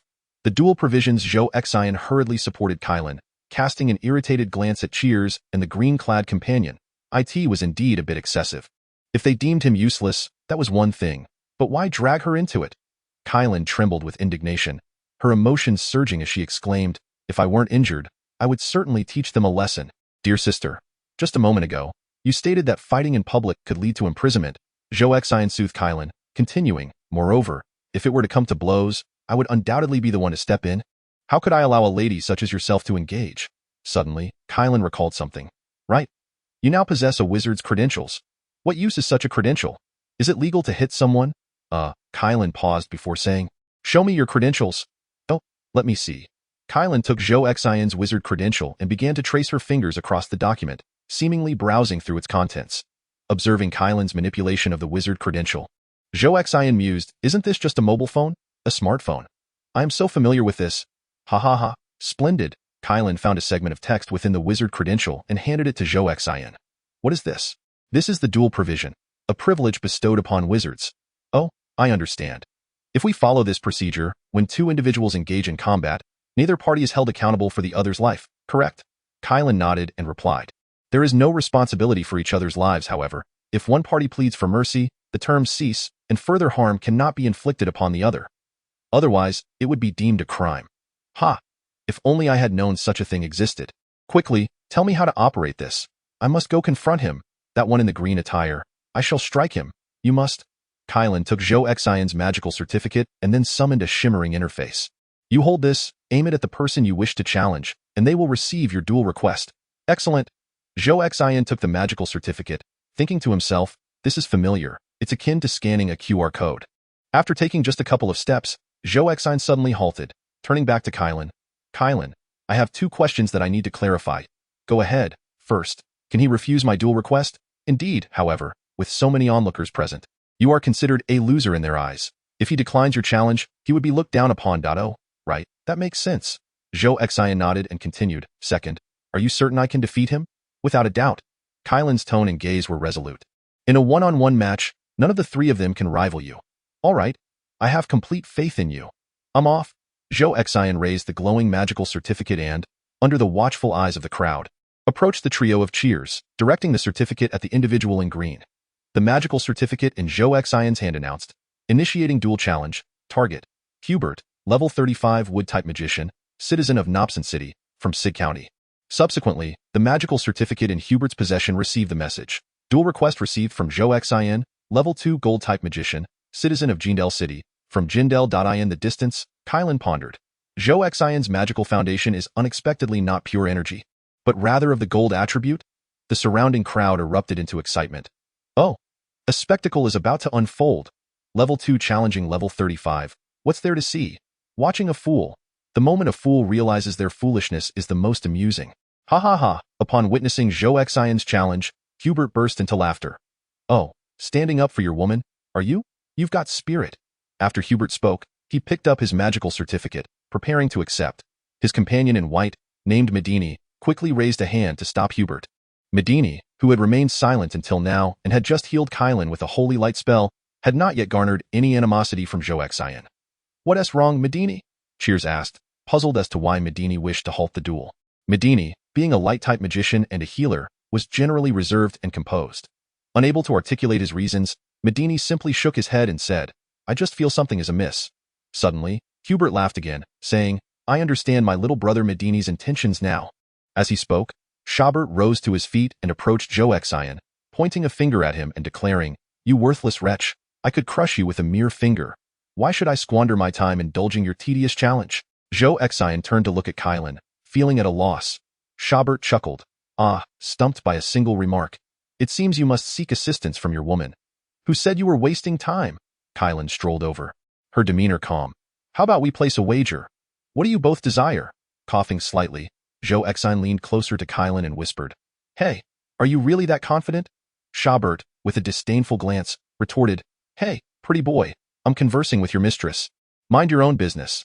Just as Kylan was about to respond, Zhou Xion's expression darkened, and he shot a cold glare at Shabert, saying, I'm speaking. What right do you have to interrupt? If you're bold enough, accept the duel. Let us see if I can't defeat you. At Zhou Xion's words, Shabert's temper flared. How dare this fool provoke him? Just as Shabert was about to accept the challenge, Cheers intervened, raising a hand. Enough with the meaningless banter, Cheers addressed Zhou Xion. The reward for a C-class guild mission is 10 gold coins. You both stake 10 coins, and the winner takes all. Life and death are inconsequential. If you can't afford it, scram and stop being an eyesore. Kylan produced a handful of gold coins from her pocket, stating, Of course, let us proceed to the front desk to arrange the duel. Zhou Xion was genuinely infuriated. He could not fathom why these individuals continually insulted him and Kylan. However, he soon realized that in this world, people openly derided the ordinary as worthless, indicating a deep-seated disdain for the weak rooted in their obsession with strength. Zhou Xion, his head throbbing with anger, paid little heed to the terms and signed whatever Kylan instructed. Subsequently, the guild staff informed Zhou Xion and Shabert to proceed to the guild's backyard arena for their duel. The crowd in the guild hall, eager for entertainment, followed suit, flocking to witness the clash between a level 2 mage and a level 35 mage. As the spectators buzzed with excitement, Zhou Xion and Kylan stood defiantly against Shabert and his companions. Amidst the cacophony, Zhou Xion quietly inquired of Kylan, Are there any rules? Do we need to wait for a starting signal? The staff will issue the start command. As for the rules, one side either surrenders or perishes. Zhou Xion smiled, jesting, If I find myself in trouble, you'll shout surrender for me, right? Kylan, recognizing his playful tone, responded with a smile, You always joking. You were just so furious, and now you're back to jesting. I was merely eager to thrash him. That's why I was angry. Now I'm perfectly content. Go forth. You are truly formidable. I believe in you. All right. Zhou Xion replied with a slight smile, one hand resting on the M9 pistol at his side as he turned to stride towards the center of the arena. Under the gaze of the onlookers, Zhou Xion and Shabert locked eyes, each regarding the other as if they were merely gestures. 3, 2, 1. Begin. Earth Spike. Bang. Chapter 13. A few shots. Xiaobo was no pushover. He had long harbored a disdain for Zhou Xin. Thus, at the very moment the duel commenced, he unleashed his most adept minor spell, a wood-based magic, Earth Spikes. This simple incantation required no chanting, merely a flick of his wrist, capable of instantly dispatching anyone with a mere level 2 magical aptitude. As Xiaobo observed the ground beneath Zhou Xin's feet bulging with small mounds, the sharp earth spikes were poised to erupt. The cacophony of the backyard crowd was abruptly silenced by a deafening gunshot.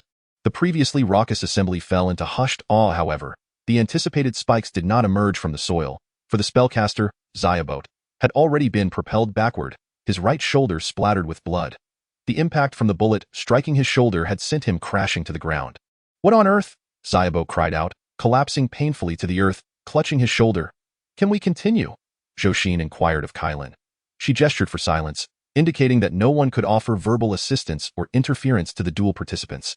My, he still seems quite vigorous, Zhou Xin remarked, raising his hand, and then, bang bang bang. 3 shots struck Xiaobo's left leg. Xiaobo's anguished wail pierced the air. The thunderous gunfire jolted the crowd from their stupor, and they began to regard Zhou Xin with newfound respect, scrutinizing his peculiar attire that starkly contrasted with the surrounding crowd, as well as the formidable artifact he wielded, which produced such resounding blasts. Whispers circulated among the spectators. It's an artifact? I've never seen one this powerful. He certainly lacks magical fluctuations, but his artifact is truly impressive. With such an artifact at his side, he must be the scion of some great family. Indeed, these 3 young mages have met their match. They deserve it. I had suspected this pair was extraordinary all along. Isn't that a bit of hindsight? Not at all. Just look at how they absorb a magical crystal without hesitation. I see that the mark of a wealthy elite? That makes sense. Zhou Xin gazed down at the writhing Xiaobo, scratching his head awkwardly, thinking, Brothers, please concede. I have no desire to take a life. After waiting 5 seconds, he glanced at Cheers and Midini, who were still in shock, unable to recover. Sighing, Zhou Xin truly did not wish to take a life on only his second day in this world. Struggling with his conscience, He raised his gun and fired a shot into the earth near Cheers and Mid-Ini. With a resounding bang, the scattering dirt startled both Cheers and Mid-Ini. Mid-Ini was the first to react. I concede. I concede. I represent Xiaobot in surrender. Upon hearing Medini's shout, the officials stepped forward to halt the duel. Duel terminated. The victor is Zhou Xin. As the officiating staff, they returned 20 gold coins to Kylan. Mid-Ini hurried to Xiaobot's side, frantically using holy light to treat his wounds.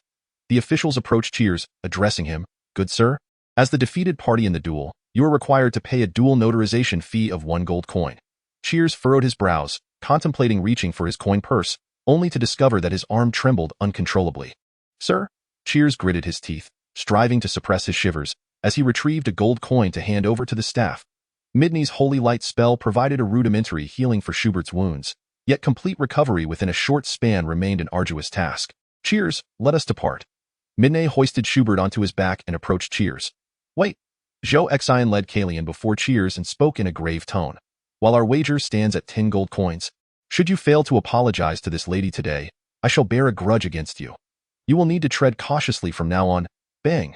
Zhou Xin fired a shot into the air, startling both Cheers and Min. "I apologize, Minne." Carrying the unconscious Schubert, bowed to Zhou Xin, saying, "On behalf of Schubert, I extend my sincerest apologies to you and your companion." His words, which had led to such a dire outcome, were truly deserved. "Do not speak out of turn. She is merely my teacher," Zhou Xin emphasized. Cheers repeatedly bowed, exclaiming, I understand. We shall not speak indiscriminately. I apologize to both of you," Kalian shouted in anger. "You are being utterly ridiculous. We are not in that sort of relationship." In truth, Cheers's mind was clouded by overwhelming fear, leaving him unable to grasp the source of Zhou Xin and Kalian's ire. He merely stammered apologies. "I truly regret disturbing you today. My sincerest apologies. Please forgive me." Observing Cheers in a state of distress, Minne conjured a sphere of holy light. Calming spell. Minne pressed the sphere against Cheers's forehead, causing him to grow drowsy and lean against Minne. "I once again extend my apologies to both of you." Minne, carrying one and supporting the other, bowed once more to Zhou Xin and Kalian. Witnessing Midney's earnestness in apologizing to his unfortunate friends, Zhou Xin refrained from further comment and allowed them to leave. The crowd in the playground dared not gossip about Zhou Xin and Kalian any longer, and they discreetly dispersed. Kalian and Zhou Xin walked along the path back to the guild hall. Suddenly, Zhou Xin laughed. "Ha! Look at how those three have misconstrued our relationship." Kalian shot him an incredulous glance. "You are incorrigible, laughing and joking, with no semblance of a strong individual." Zhou Xin shrugged. "I doubt I'm not a strong person, to begin with. I couldn't help but laugh out loud." Kalian regarded Zhou Xin, saying, "You consider yourself weak? Just look at your dueling techniques, clean and efficient, and observe the reactions of those around you." As they spoke, the two had returned from the backyard to the guild hall. Kalian subtly pointed to the crowd within the hall. "Look at how terrified they all are." Zhou Xin still donned his eccentric attire, while Kalian remained a vision of beauty, yet no one in the hall dared to cast them disrespectful glances any longer. Zhou Xin pondered. "Is it truly that palpable?" Kalian smiled. "Let us return to the inn. Having taken so long for the paperwork, Dia and Fubler must be anxious by now." All right, on the streets of Xinhal town, a group donned in matching blue robes exuded an air of authority. They are individuals from the Bruni's Ice Mage Association who have just attempted to purchase the magical crystal from Kalen. Captain Klund, a young blue-robed mage hurriedly approached from one end of the street. "What is it?" asked the burly Klund. "A duel just occurred at the Mage Guild after you left." "Ah," Klund chuckled. "Merely a duel. How commonplace." The young mage, breathless, replied. "It was. It was a duel between a level 2 mage and a level 35 mage. Hee, judging by your expression, did that level 2 mage emerge victorious?" The young mage nodded. "TSK, intriguing," Klund mused. "Now do elaborate on the situation." "Yes." Chapter 14. The levels of magic and the aura of power. Upon hearing his subordinate's report, Klund was somewhat astonished. "Are you certain it was those two individuals?" he inquired. "Absolutely. Were you not purchasing magical crystals from that woman? We all witnessed it. And that oddly dressed man. I doubt there is anyone in Xinhal town with a lower level of magic than him. Kalen and Zhou Xin are quite memorable. A woman who carelessly consumed an expensive ice-type magical crystal and a strangely dressed man who has just ascended to level 2. How fascinating. I ought to learn more about this Zhou Xin, should the opportunity arise." Klund pondered for a moment before sighing. "Very well, you few go and stake out the Merchant Guild. The moment ice-type magical crystals are available for sale, secure them immediately." The rest of you may take the day off. Yes. Zhou Xin and Kalen returned to the inn and passed by Fubler's room, noticing the door wide open. Inside, Dia was expressing her grievances to Fubler. Spotting the two in the hallway, Dia quickly greeted. Ah, Teacher Kalen, Mr. Zhou Xin, you are back? Entering Fubler's room, they observed Dia's indignant expression, prompting Kalen to inquire with a smile. What are you two up to? Quarreling? Fubler sat on the bed, looking bewildered, resembling a bear. Teacher. When he sold those 5 wolves, he didn't even negotiate the price. He accepted whatever amount was offered immediately. I couldn't stop him, Fubler defended himself, saying, but the price they offered was quite high. Ah, this infuriates me. Dia's small fists landed a series of harmless punches on Fubler's broad shoulder. Zhou Xin, curious, asked, how much were they sold for? Dia replied. 110 gold coins. Ah. Kalen, puzzled, asked. The Wolf King alone must be worth nearly 100. How could it be just that little? The guild members saw Fubler as honest. They initially offered a price of 100, then pretended to be generous by raising it to 110 gold. Fubler simply agreed. Kalen squinted at Dia and Fubler, asking, where is the guild's receipt? Fubler rummaged in his pocket and produced a slip bearing the guild's exclusive seal. Kalen took the receipt and examined it closely. Dia leaned in and indignantly proclaimed, Teacher Kalen, let us take this receipt back and confront them. Kalen refrained from articulating her true intentions regarding the examination of the invoices. She had faith in the character of the two children, yet, out of an abundance of caution, she maintained a sliver of skepticism, pondering whether they had falsely reported their earnings and secretly pocketed some funds. However, despite the cunning nature of the merchants, they would never dare to engage in deceit within a sanctioned transaction. The invoices were indeed authentic. Alas, this is not a marketplace for produce. How could one confront them with such grievances? Kalen chuckled with a sigh, remarking, you all lack experience. The merchant's dealings, shrouded in obscured pricing, could be regarded as part of your practical training. After all, Dia lamented, this concerns Fubler. It has nothing to do with me. I cannot stop him. Next time, find a way to intercept him, Kalen responded, turning to Zhou Xin. Zhou Xin, these 5 wolves should fetch around 150 gold coins. Previously, you mentioned splitting it evenly. So from this 110 gold coins, 75 belong to you, and the remainder is ours. Zhou Xin waved his hands repeatedly, exclaiming, goodness, you need not be so courteous. Besides, I thought it was to be divided among the 4 of us. You can't just give me such a large portion. Yet, it was indeed Zhou Xin who had exerted the effort in slaying these wolves. Reluctantly, he accepted the 75 gold coins, observing as Kalen tucked the remaining 35 coins into her pocket. Zhou Xin remarked, doesn't that make Dia and Fubler the laborers? Kalen shot him a glare. I too must remit these funds to the school. When their performance is commendable, scholarships will naturally be awarded. Zhou Xin suddenly comprehended. No wonder Kalen insisted on distributing the money in this manner, for the funds entering her account would be confiscated. He set aside the hefty handful of coins and inquired of Kalen. This money isn't hard to earn. I send you your monthly salary merely 20 gold coins. Do you think anyone can effortlessly defeat a frost giant wolf of that caliber? Oh, that makes sense, Kalen continued, addressing Dia and Fubler. By the way, when I took Zhou Xin to register for his wizard credentials today, he was unable to obtain a magic certificate due to lacking magical power, so I guided him to absorb the magic crystal. Upon hearing this, Dia expressed concern for Kylan's well-being. Teacher, what about your injuries? I shall simply rest for a few days, she replied. Fubler interjected. What level of wizard is Mr. Zhou Xin now? 2nd level, Zhou Xin declared proudly.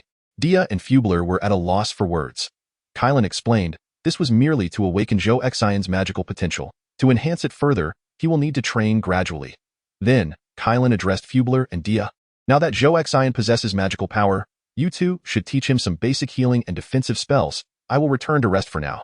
Oh, certainly, Dia and Fubler responded in unison. Kalen rose to leave, stating, keep it simple, get some rest. Tomorrow, I will take Zhou Xion to purchase a spatial box, and you two should go to the guild to register the magic certificate. Understood. With Dia and Fubler's explanations, Zhou Xion gained an understanding of the magical aura die in general. When a wizard or magical creature enters a state of combat readiness, they can manifest a halo of magical energy around them by unleashing their magical power. This halo takes on various shapes and shades, symbolizing the different intensities of their magical force. Through accumulated experience, individuals have meticulously categorized these magical halos into distinct levels. However, the act of releasing a magical halo is inherently a provocative gesture indicative of one's readiness for battle. Consequently, the spell known as magical detection was developed, enabling one to perceive the latent magical halo of a target in an unactivated state. Nonetheless, Probing into another's magical rank is often deemed impolite. Thus, magical detection is primarily employed in the detection of magical creatures. Ultimately, society opted for the most civilized approach by certifying their magical levels through the Mages Guild, marking their magical ranks on their magic licenses to facilitate harmonious interactions with others. Look, Daya held up her magic license, adjusted to a specific page, and explained to Zhou Xin. This chart depicts the various forms of magical halos corresponding to different attributes, ranging from levels 1 to 100. By memorizing this, you can swiftly assess the strength of your foes during battle. Zhou Xin, intrigued, inquired, level 100. Are there truly beings that powerful? Daya replied. I cannot say for certain. The patterns of magical halos from level 80 to 100 are merely theoretical deductions. No one has ever witnessed them firsthand. Both wizards and magical creatures typically reach only around level 70 to 80, and higher ranks have not been documented in our texts. Alright, I understand now. So, at my current level of 2, what spells can I master? Daya glanced at Zhou Xion's magic license and remarked, You are a wizard of the gold element, aren't you? Ah, I see. I'm not very knowledgeable about this, he admitted. Daya contemplated for a moment and stated, The gold element finds it challenging to master complex offensive or healing spells, but it excels in defensive magic. Zhou Xian, indifferent, expressed his enthusiasm for all forms of magic, cheerfully saying, Then please teach me a few spells. I'll give it a try. Chapter 15. The purchase of a spatial box under the guidance of Daya and Fubler, Zhou Xian learned 2 spells. One was a light-based healing spell, which he had yet to master, while the other was a gold element spell called Hardened Skin, which he had grasped to a preliminary extent. Late into the night, upon returning to his room, Zhou Xian sat on his bed, contemplating the matter of sleep. Dressed in a soldier's uniform, he was uncertain if he could remove it. Upon his arrival in this world, he had requested gloves from a manufactured soldier, but the gloves had vanished once detached from the soldier and reappeared on his hands. I hope this uniform isn't impossible to remove, he mused. Carefully, he removed his helmet and placed it beside the bed. Nothing unusual occurred. He then sequentially took off his gloves, removed his combat boots, as well as his bulletproof vest and trousers. Gazing at the pile of garments on the bed and the boots on the floor, Zhou Xian attempted to distance himself from them. As he stepped back a couple of paces, these garments vanished into thin air, and a radiant light enveloped him, causing the entire ensemble to reappear upon him. How meticulous, Zhou Xian remarked. He sat back down on the bed and cautiously removed his attire, placing it beside him. Stretching lazily, he reflected on the magical techniques Daya had imparted to him and began to practice his own magic. Every inch of space is imbued with magic, and those with a foundation in magical prowess can absorb this energy through appropriate training, thereby enhancing their strength. Currently, Zhou Xian's magical level stands at a modest 2, yet he can faintly perceive an invisible energy enveloping him in the air. Steel skin. Raising his left hand, he channels his power, causing the skin from his palm to his forearm to shimmer with a metallic luster. Zhou Xian touches his left forearm with his right hand, feeling the skin's hardness akin to that of metal. Alas, his left arm begins to strain, as his magical level of 2 prevents him from sustaining the state of steel skin for long. How intriguing! I am now a wielder of magic. Zhou Xian's heart swells with excitement. Step by step, as he gains formidable magical abilities, he shall return to the vicinity of the base vehicle. On the following morning, Zhou Xian is stirred from his slumber by a knock on the door. Rising and intending to don his clothes, he suddenly recalls something and swiftly hops out of bed barefoot, distancing himself from the bed. Just as he steps away by 2 paces, the garments on the bed and the boots on the floor vanish entirely. In a flash of white light, a complete outfit reappears on him. How convenient! Zhou Xian approaches the door and opens it to find Kylan standing there. Good morning. What brings you here? He inquires.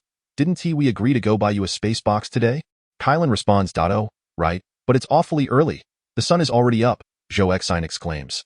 Kylan eyes him and chuckles. You're up quite early yourself. You're already dressed. Oh well, let me grab the money, Zhou Xian replies, turning back into the room to fetch his hefty pouch of gold coins. The Commerce Guild in Xinhal Town occupies an entire street, with shops along the way buying and selling various magical items. At the end of the street lies the Guild's headquarters, primarily handling substantial transactions and the consignment of valuable goods. Even at this early hour, the Guild Street is teeming with people. Wow, it's quite crowded. Zhou Xian muses. Kylan remarks, That's why I brought you here early. If we came later, there would be even more people. The guilds in every town are bustling from morning until evening. Observing that many do not carry items, Zhou Xian questions, Is a space box something everyone possesses? Of course. These individuals are adventurers who receive bounty tasks from the Mage Guild. Before setting out, they need to equip themselves with various tools and potions. Without a space box, they cannot possibly carry all that gear. Amongst the throng, Zhou Xin alone bears a heavy bundle, containing all 75 gold coins. His distinctive attire draws many curious glances from passers-by. Kylan guides Zhou Xin to a shop specializing in magical artifacts, where customers flow in and out. "Excuse me, does your magical pumpkin ensure ripeness?" A customer haggles with the proprietor. "I run a magical artifact shop. I can sell you a raw pumpkin." The scene appears to be a negotiation, prompting Kylan and Zhou Xin to bypass them and approach a counter within the store. Kylan greets the shopkeeper. "Sir, I'd like to purchase a space box." The shopkeeper glances at Kylan and Zhou Xin, replying, 50. Kylan scoffs, 50 silver coins? TSK. Are you intentionally trying to provoke me? 50 gold coins. Kylan observed her boss casting furtive glances at the substantial bundle in Zhou Xin's possession, and thus she comprehended the situation, remarking, "Oh, you presume we cannot accommodate our belongings, hence you intend to exploit us." The boss's gaze shifted from Zhou Xin's package, and he remained silent. Kylan retrieved her magical credentials from the inner pocket of her robe and placed them emphatically upon the counter, stating, "Do not regard us as gullible fools." Upon noticing the magical rank inscribed on Kylan's credentials, level 45, the boss appeared momentarily taken aback. "My apologies. My apologies," he stammered, raising 3 fingers. "That's more like it," Kylan exclaimed, as she seized the bundle from Zhou Xin and extracted handfuls of gold coins. She then pushed a small pile of coins toward the boss. "This," the boss whispered, "is merely 25. Kylan met his gaze, her lips silently forming the words, "That is the price." "Very well." The boss, realizing he could not deceive Kylan, turned and retrieved a pristine spatial box from the magical safe. Zhou Xin discreetly gave a thumbs up to Kylan, whispering, "Well done, Kylan. You've bargained down to half the price." Alas, the boss earns a mere 10 gold with tears. Zhou Xin packed the remaining coins into the spatial box and affixed it to his armed belt. Once outside the magical item shop, Kylan, brimming with pride, declared, "The research departments of the major magical academies within the Federation possess the capability to manufacture spatial boxes. I am intimately familiar with the costs involved. Haha, I admire you greatly. Thanks to your help, I've saved a considerable sum. Let me treat you to lunch. No need. Accompany me to purchase some potions instead.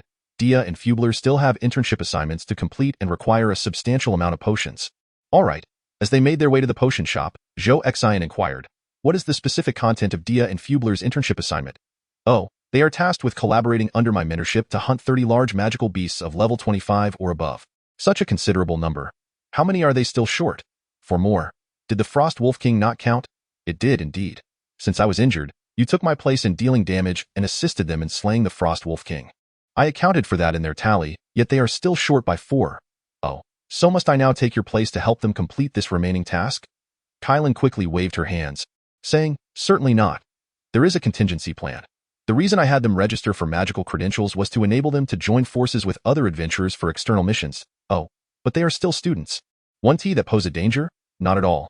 They possess student IDs, allowing them to participate in adventure teams of any level, and they can depart freely upon completing their tasks, albeit not being permitted to engage in battles against magical beast leaders." Zhou Xin nodded, acknowledging, "That rule seems quite comprehensive. Moreover, as their instructor, I will undoubtedly accompany them," Kylan added, gesturing toward a storefront ahead. "That is the magical potion shop. Let us proceed." Just as Kylan and Zhou Xin reached the entrance, a man clad in white emerged from within, colliding directly with Zhou Xin. Upon focusing their gaze, they recognized him as Medini, one of the trio in red, green, and white from the guild hall yesterday. Chapter 16. The Quest of the Wizards Guild. Upon seeing Zhou Xin and Kylan, Medini felt a surge of anxiety. "I apologize. I was in such a hurry that I bumped into you both." Kylan inquired, "Are you here to purchase potions for that fellow in the green attire?" Sort of," Medini replied awkwardly. "Brother Cheers left the town yesterday without a word to us. Shabert's injuries are quite severe." As Medini spoke, he glanced timidly at Zhou Xin before continuing to Kylan. "I came to buy some potions to join a quest group for the guild, hoping to earn some money for Shabert's recovery." Zhou Xin almost burst into laughter, leaning lightly against Kylan's shoulder and whispering, "I feel like the villain here. Stop it." Kylan shook her shoulders, dislodging Zhou Xin, and turned back to Medini, asking, "What kind of quest is it? Is the group still in need of members?" It appears to be a cavern located in the western part of the Xinhual forest. I am in desperate need of funds, so I signed up for the group without reviewing the quest details. They are in great need of numerous healing mages and defensive mages," Medini said, casting another cautious glance at Zhou Xin before adding in a hushed tone, "And powerful damage-dealing mages," Kylan remarked. "Sounds rather dubious. Why do they require mages from every school? Didn't an avalanche occur the day before yesterday in the northern part of the Xinhual forest near the Golden Valley?" Apparently, it was caused by a sudden increase in underground water, which washed out an entrance to a cavern on the western side of the forest. Kylan suddenly realized, oh, it's a pioneering expedition. In that case, I shall not go. I was hoping to find a group willing to guide students. Unexplored areas are simply too perilous. Well then, I doubt I shall take my leave, Medini said, lowering his head as he departed. After accompanying Kylan and purchasing a variety of potions, Zhou Xin returned to the inn. Upon arriving at the inn, they noticed Dia and Fubler sitting in the lobby, lamenting their misfortunes. Kylan asked, what trouble are you two brewing now? Have you completed the registration for your magic certificates? We just returned from the registration, Dia replied, looking rather despondent. But what's wrong with you? The quests from the Wizards Guild have all been taken down and replaced with new pioneering tasks. The group leaders are hesitant to take us on because they see we are still students and fear being held responsible should anything go awry. Kylan was taken aback. Is it because of the avalanche? Dia nodded, explaining. It is said that after the avalanche, a multitude of magical creatures emerged in the mountains, and the melting snow has unearthed numerous underground caves now inhabited by these creatures.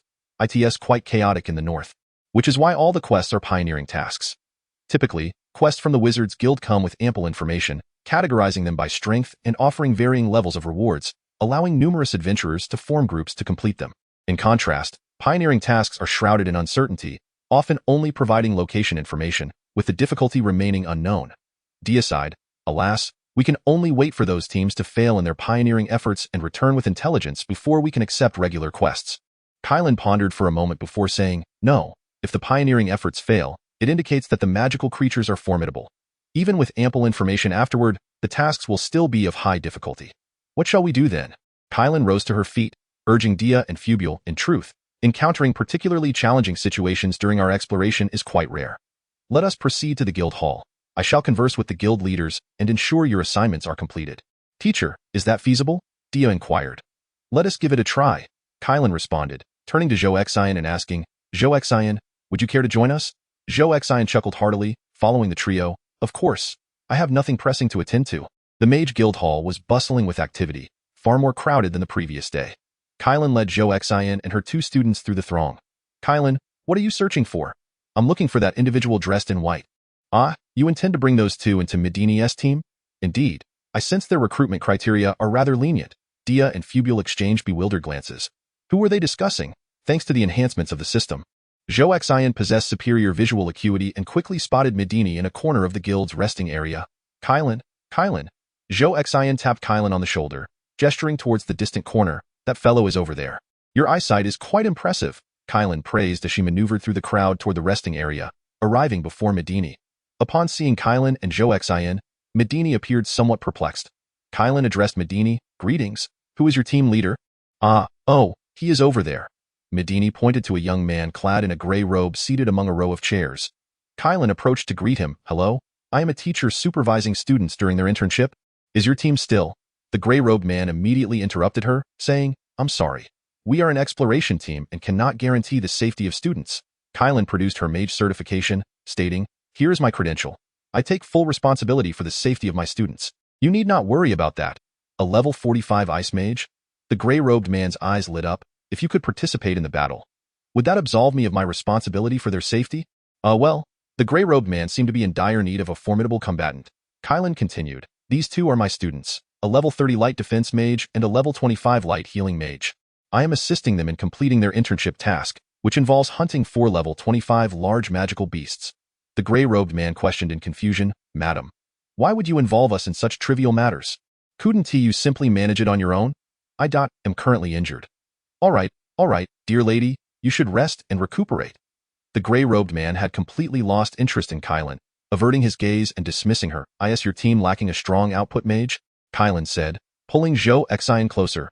I have a friend here whom I can introduce to you.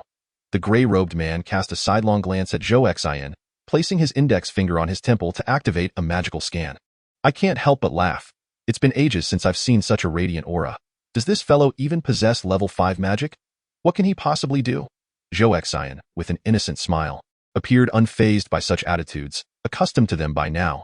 Upon witnessing the indifferent demeanor of the man in the gray robe, Midney felt a surge of anxiety. He feared that Zhou Xin might engage in a duel with the captain, potentially injuring or even fatally wounding him, which could lead to the dissolution of their fledgling team. Rising from his seat, Midney resolved to intercede on Zhou Xion's behalf. At that moment, however, a young man approached and whispered a few words to the gray-robed figure. This young man had previously observed Zhou Xin's remarkable prowess and was now relaying this information to the gray-robed man. With a lingering air of skepticism, the gray-robed man inquired, "The individual you mentioned, is it him? Are you certain?"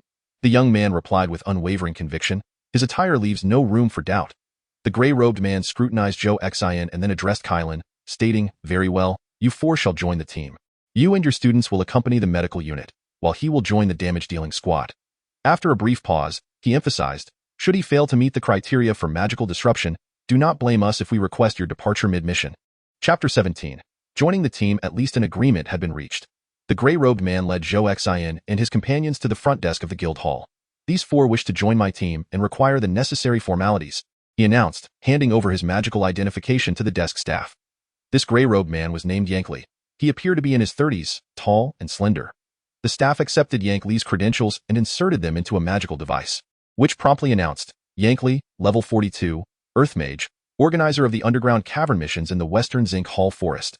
Subsequently, the staff requested identification from Zhou Xin and his companions. Upon inserting their documents into the magical apparatus, it declared, "Kylan, level 45, Ice Mage. Fubule, level 30, Light Mage. Dia, level 25, Light Mage. Zhou Xin, level 2, Gold Mage." As Zhou Xin's status was announced, many curious glances were cast from the bustling crowd nearby. Was the device malfunctioning? How could there be such a young mage? Perhaps he was merely a wealthy individual seeking adventure with the team? After all, they were embarking on a challenging mission, and it took considerable courage. The crowd murmured among themselves, unfamiliar with Zhou Xin, unlike those present the day before. However, the staff remained unperturbed, having witnessed Zhou Xin's duel the previous day. Soon, the magical apparatus completed its identification process, and Zhou Xin and his companions successfully joined Yankli's team. Retrieving their magical identification from the staff, Zhou Xin queried Kylan, "Is it necessary to undergo such formalities when joining another's team? You may opt for a private written agreement, yet it is advisable to handle it through the guild to avoid disputes over loot distribution." Kylan explained. Zhou Xin nodded, "I see now." Yankli then addressed Kylan, "I still aim to recruit a few more members. I will gather them by noon. You may go prepare some potions. Assemble at the northern gate of the town by 1 in the afternoon. Do not be late." Understood. The four departed from the guild hall and made their way to the food street, eager to have breakfast. Zhou Xin observed that the chefs at the snack stalls were all utilizing magic to prepare their dishes. Those proficient in fire magic are tasked with duties such as heating. Those skilled in water magic are responsible for concocting beverages and cleansing the dishes, while those adept in metal magic manipulate numerous pots, engaging in multi-threaded cooking. As Zhou Xin gazed upon the scene before him, he sighed. Ah, indeed. Every individual possesses the gift of magic. The quartet found a stall to dine at, where Kylan produced her magic certification and perused the recently assigned team quest. As she flipped through the pages, she recited aloud. Western region of Zinhole Forest, high altitude. Subterranean caverns. Currently known intelligence indicates that there are 20 large magical creatures and several smaller ones lurking outside the cave. Oh dear, several. Inside the cavern, there are large magical entities. The precise number remains unknown. Upon finishing her reading, Kylan rubbed her forehead in contemplation. Dia inquired from the side, "Teacher, how should we go about completing this assignment?" "Well, it would be ideal if we could resolve it before entering the cavern. After you complete the task, refrain from entering the cave." Zhou Xin interjected, "What about me? Once you finish, can I sneak away with you?" Kylan, looking somewhat flustered, replied, "No. Do your utmost to complete the task with them. There is money to be made. Even if the mission becomes unfeasible, wait for the captain's order to retreat before leaving. That way you can still earn a bit of information fee upon returning to the guild." Kylan continued, "Moreover, we have signed a team agreement with the guild. Should you depart without encountering a crisis, your personal reputation within the guild will diminish." "I see," Zhou Xin said. "I was merely asking. I am indeed quite intrigued by this task." Suddenly, Dia chimed in, "I understand. Mr. Zhou Xin does not wish to part from Teacher Kylan." Kylan widened her eyes, incredulous, and asked Dia, "What are you saying?" Dia replied earnestly, "It's because you are injured, teacher. Mr. Zhou Xin fears you may not cope with any dangers." Kylan found this statement peculiar, casting a sidelong glance at Zhou Xin, who nodded seriously. "That is precisely my concern. Given your injury, if you were to retreat midway without my presence, would you be able to handle any magical creatures?" Coughing awkwardly, Kylan glanced at the others and told Zhou Xin, "You needn't worry unnecessarily. As long as we aren't confronted by something like the Frostwolf King, the three of us can manage." "All right, then I shall rest easy." Zhou Xin thought little of it. Indeed, he was genuinely concerned for the injured Kylan. Yet, he was also deeply fascinated by such guild team missions. Zhou Xin wished to comprehend the processes involved, as perhaps, once proficient, he might have the opportunity to encounter or organize a team to Golden Valley, where he had a base in the afternoon, at the northern gate of the town. With half an hour remaining until departure, the quartet had already gathered. Outside the northern gate, groups of individuals awaited their assignments. Beneath the city wall, over 20 people congregated, with a sign beside them reading Yankee Lai Team. The four approached the group, where a tall man clad in a red robe greeted them, asking, "Are you from the Yankee Lai Team Leaders Group?" "Indeed. The guild has already recorded it. This is our identification," Kaylin stated, producing her magical credentials.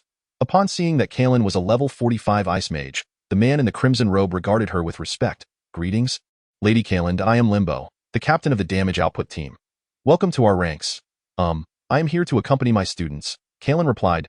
Limbo's expression shifted to one of disappointment as he gestured toward the three individuals behind Kaylin and inquired, "And who might they be?" "They are." Before Kaylin could finish her sentence, several young members of the team interjected. "What is the deal with Captain Yin Kelly, bringing interns to a raid team? What if they hold us back?" "Exactly. We are all here to give our utmost. None of us have the time to babysit these kids." Limbo turned to the raucous younglings and barked, "Silence. Captain Yin Kelly has his reasons." Kaylin continued to introduce Fubler and Dia, stating, "He is a level 30 light mage, and she is a level 25 light mage. Captain Yin Kelly instructed me to bring them along with the healing squad. This young man seems competent." Limbo nodded, appearing satisfied with Fubler's level. He then verified the credentials of the trio, which indicated their affiliation with Yin Kelly's team. Limbo glanced at Zhou Xin and asked Kaylin, "And what about him?" In truth, Limbo had already taken note of Zhou Xin, as he exhibited virtually no magical aura. Zhou Xin stepped forward and said, "Yin Kelly has instructed me to join your damage output team." Limbo squinted slightly, scrutinizing Zhou Xin, and before he could speak, several young voices in the crowd erupted again. "I just scanned him with a magical detection spell. What level is he? The patterns of his magical aura are under level 10. I can't quite discern." "Ha ha ha." Laughter erupted among the crowd. "If you hadn't mentioned it, I would have thought he was a complete novice." Chapter 18. Doubts regarding Zhou Xion's abilities. Limbo halted the crowd's jeers and turned to Zhou Xion, saying, "Please present your magical credentials." Zhou Xion produced his identification, revealing himself to be a level 2 gold mage. The previously observant individuals in the crowd could no longer contain their laughter, exclaiming, "I thought my own level was too low for me to sense his magic. Turns out he truly is a rookie, ugh." Limbo rubbed his temples, noting that Zhou Xion's credentials indeed confirmed his membership in their team. Did the captain make a mistake? Someone like him? In the damage output team? Is this some kind of joke? Is this a trash team? Or is this kid a relative of the captain? Listening to the gossip, Limbo turned back and admonished, "Stop your baseless chatter. When Captain Yin Kelly arrives, I will clarify this matter." With approximately 5 minutes remaining before departure, Captain Yin Kelly finally arrived, accompanied by 7 individuals. Besides 2 accompanying personnel, Yin Kelly had assembled 5 more from the guild. "Captain," Limbo approached to greet him. Yin Kelly waved his hand, indicating that Limbo should hold his questions for later. He then asked, "Is everyone present?" Limbo replied, It seems we are still one short." "Who?" Amidst the throng, a woman clad in a green robe stepped forth. Her name was Yi Puli, appearing to be in her early 20s. Yi Puli served as the captain of the healing team, and she remarked, "We are still in need of a light mage. A level 32 individual. I believe his name is Midney." Yin Kuli furrowed his brow. "Ah, that fellow. He seems rather dependable." A voice emerged from the crowd. "Don't wait for him. He's merely a level 32 trash." This student is nearly of the same caliber. The term student referred to the level 30 fubule. However, it was well understood among them that healing mages tended to possess lower levels within the same tier. As their role did not require direct confrontation with foes, they merely needed to excel in their supportive duties. Yet, Midney's level 32 already marked him as the lowest in the healing team. The snide remarks from the crowd continued unabated. "How can a level 32 be considered trash? There's even a level 2 here. Ha ha, boss. This can't possibly be a relative of yours, right? Such actions are rather inappropriate." Upon hearing the mention of level 2, Yin Kuli glanced over the crowd and spotted Zhou Xion. Lonbo approached, whispering, "Boss, I was just about to inquire about this matter. Why have you recruited a few interns?" And even included a. Lonbo cast a glance at Zhou Xion. Yin Kuli gestured for silence. "Focus on your respective duties. This lady, the teacher, is responsible for the safety of her students and will not impede our progress." This individual. Yin Kuli had not made a concerted effort to remember Zhou Xion's name and continued with his introduction. "I have heard he possesses certain methods of his own. Should he lack genuine skill, I shall request his departure from the team. At that point, we can simply leave him in the wilderness. With this declaration, the others could only acquiesce to Zhou Xian's inclusion, though none regarded him with any seriousness. As the departure time arrived, the healing Captain Yi Puli inquired, "Captain, shall we wait for that individual?" "Do not wait. Depart," Yin coolly commanded. Just as the team commenced their journey, a voice called from the direction of the city gates, "Captain Yin Cooley, please wait." Midney came running to catch up with the advancing team. "You are late." Yin Cooley did not even glance at Midney, merely continuing forward. "I apologize. My friend was injured and required care. I could only settle him before. There is no need for apologies. Your tardiness will result in a deduction from your pay, not from anyone else's." Yin Cooley stated, gesturing towards Yi Puli. "She is the healing captain. Heed her instructions." "Understood." Midney joined the healing team. Yet as the lowest in magical prowess and having arrived late, the other healers held him in little regard. Yi Puli positioned him at the rear of the formation, alongside Kai Lin, Dia, and Fubule. Midney quietly inquired of Kai Lin, "Mr. Zhou Xian has also arrived, correct?" Kai Lin pointed towards the output team ahead, where Zhou Xian stood at the very back. "Mr. Zhou Xian is quite formidable," Midney declared earnestly. Such teams, assembled temporarily from among adventurers, maintained a rather lax discipline. As long as they upheld their battle formation, casual conversation was permitted. The nearby therapists, overhearing Midney's remark, scoffed, "That fellow is merely at level 2. How formidable could he possibly be?" A healer of his caliber likely perceives everyone as powerful. Upon hearing this, Kylan and Midney found it pointless to engage in a debate with such individuals. However, Dia, feeling indignant, interjected, "Though Mr. Zhou Xian is only at level 2, his strength is quite remarkable." "Ha ha ha, little sister. The very statement you have made is flawed," Dia attempted to argue, but Kylan gestured for her to refrain from such futile discourse. The procession moved steadily towards the northwest, led by Yankee Lai, the captain and leader of the defense squad. The defensive mages were strategically positioned on either side of the group, safeguarding all members. In the midsection of the convoy was the output team, commanded by Captain Lambois. Bringing up the rear was the healing squad, under the leadership of Yi Puli. Although the average level of the healers was somewhat lower, their contributions to the team were invaluable, making them prime targets for protection from the defenders and damage dealers alike. Except for Zhou Xian and Dia, all others in the group possessed a magical power level exceeding 30, and with such formidable magical support, everyone was brimming with vitality and progressing at a swift pace. Dia, despite being slightly weaker, managed to keep up with the group. Zhou Xian, endowed with a soldier's physique enhanced by the system, experienced no fatigue and easily matched the pace of the convoy. As night fell, the group approached a mountainous terrain, nearing the hilly region and still a distance away from the Xinhal forest. Yankilai, Lambois, and Yi Puli, 3 season leaders, had all observed that Zhou Xian had not lagged behind throughout the journey, exhibiting no signs of exhaustion whatsoever. This extraordinary capability began to shift their perceptions of him. Suddenly, a low growl from a magical beast emanated from the grass on a nearby hill. "Stay alert," Yankilai commanded, prompting several experienced mages to activate their magical detection. 3 magical creatures, each at around level 20, are advancing towards us, reported a subordinate. "Understood," Yankilai replied, turning to Lambois, "Take a few individuals and deal with them. But be cautious not to create too much noise to avoid attracting other magical beasts." "All right," Lambois responded, then inquired, "Who will join me?" At that moment, a voice emerged from the crowd. "Captain, why not let this level 2 kid give it a try? Surely, he can handle a creature of level 20. "Indeed, Zhou Xian, you are up," Lambois called out. Zhou Xian hesitated and remarked, "My methods of output can be rather noisy, which may conflict with Captain Yankili's instructions." "What?" Lambois was perplexed. Zhou Xian clarified, "Did the captain not just request that we avoid making too much noise to prevent attracting additional magical beasts?" Laughter erupted among the crowd. "Ha ha, quite the excuse-maker you are. Shifting the responsibility onto the captain for your own cowardice." Kylan approached Zhou Xian from the rear of the group, sincerely stating, "His techniques do indeed create considerable noise. We should be cautious in clearing this area and setting up camp for rest rather than drawing in more magical creatures." Lambois glanced at Yankee Lai, noting that the captain had no objections regarding Zhou Xian. At this moment, not only did those who looked down upon Zhou Xian harbor doubts, but even Lambois found himself questioning whether Zhou Xian's induction into the team was indeed the result of some undisclosed arrangement with Yin Kuli. Contemplating this, Lambo's trust in Yin Kuli diminished considerably.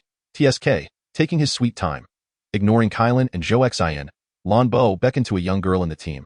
"Suashi, come with me." "Yes, Captain." The girl named Suashi, clad in a yellow robe, was a master of lightning magic. Chapter 19. The hidden peril created by Lambois. Lambois led Suashi to a high slope to confront the monsters. Observing this scene, Yin coolly furrowed his brow slightly, sensing Lan Bo's intentions. On the hillside of the hilly terrain, Suashi inquired, "Brother Lan Bo, it's too dark. I cannot discern the precise forms of the monsters, but based on their speed, I suspect there are 3 Terracats." In private, Suashi referred to Lan Bo as brother, as they were old acquaintances before joining the team. "Humph, can't see? Then let us illuminate the area with magic." As Lan Bo spoke, he raised his palm, conjuring a fireball within it. "Brother, doing that might attract other monsters," Suashi cautioned, yet Lan Bo disregarded her, murmuring an incantation as the fireball steadily grew in size. With a shout, he thrust the fireball into the sky. Instantly, the fireball transformed into a spotlight, illuminating the surroundings brightly. "Suashi, can you see clearly now?" In the glow of the flames, 3 swiftly moving shadows emerged from the grass below the slope. Their sizes akin to that of tigers. They were indeed the monsters. "Terracats, I see them. Lightning net." Suashi raised her hand to cast a spell. "Do not use the lightning net. Strike them directly with lightning magic," Lan Bo admonished in a low voice. "Brother Lan Bo, didn't the captain say not to create too much noise? Are you going to listen to him, or to me?" Lan Bo replied quietly. After a moment of hesitation, Suashi recast her spell, and several bolts of lightning descended from above. Crackle! The continuous sound of thunder resonated throughout the hilly region. The 3 Terracats, agile as they were, soon found themselves overwhelmed by Lan Bo's fireball and Suashi's relentless lightning strikes, swiftly succumbing to defeat.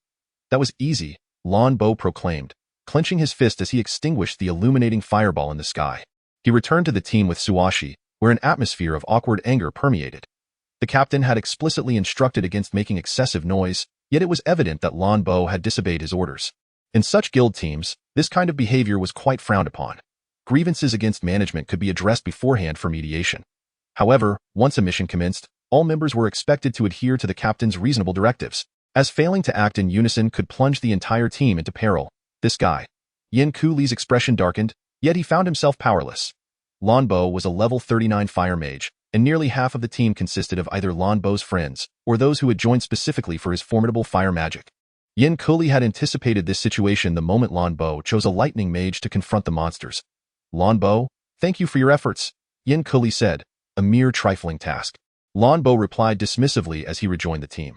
Like most individuals, Lan Bo harbors a profound reverence for the powerful, holding Rockley in high esteem due to his esteemed level of 42. However, witnessing Rockley's unwavering support for the second level, Zhou Xin perplexes Lan Bo, causing him to gradually lose trust in Rockley. Returning to the crowd, Lan Bo proclaimed, "I suggest we make camp here and rest. My brothers have traveled all day and are weary." His words garnered considerable agreement among the group. Rockley realized that if he did not seize an opportunity to showcase Zhou Xin's abilities, Lan Bo and his companions would likely rebel. Moreover, Rockley himself was deeply curious about Zhou Xin's true capabilities. Was he truly as formidable as his subordinates claimed? Based on experience, the commotion stirred by Lan Bo and Zhou, who had made quite a fuss over vanquishing a few fearsome beasts, would undoubtedly attract a horde of magical creatures within hours. Thus, Rockley commanded, "Very well, let us rest here for the night." The party chose a spacious, level area and retrieved a substantial amount of firewood from their spatial boxes, preparing to kindle a campfire. The crowd divided into 4 factions. The first comprised Rockley and his entourage. The second included Lan Bo and his acquaintances. The third consisted of unfamiliar wanderers, and the fourth was Zhou Xin and his 3 companions. Midini, unfamiliar with the others and having arrived late during the daytime assembly, found little camaraderie among the crowd. Embarrassed, he cautiously stepped away from the wanderers and approached Zhou Xin's group. "Mr. Zhou Xin," Midini greeted, "may I pitch my tent here with you?" "Of course, please sit," Zhou Xin replied with a smile. "Thank you." A red-robed attendant beside Rockley unleashed a fireball spell, igniting the campfire instantly. Lan Bo did not take action himself. Rather, he observed as the yellow-robed girl, Zhou, beside him picked up a piece of wood, summoning sparks of electricity that quickly charred the wood, producing plumes of smoke and flames in the crowd of wanderers. A fire mage soon kindled their own campfire. Meanwhile, Zhou Xin's companion, Fubule, produced a flint and collected some dry grass to start a fire. Yet, igniting the sturdy fire would prove to be a challenge. The gathering was drawn to the spectacle, and some onlookers could not help but chuckle. "Ha ha ha, look over there. A marvel.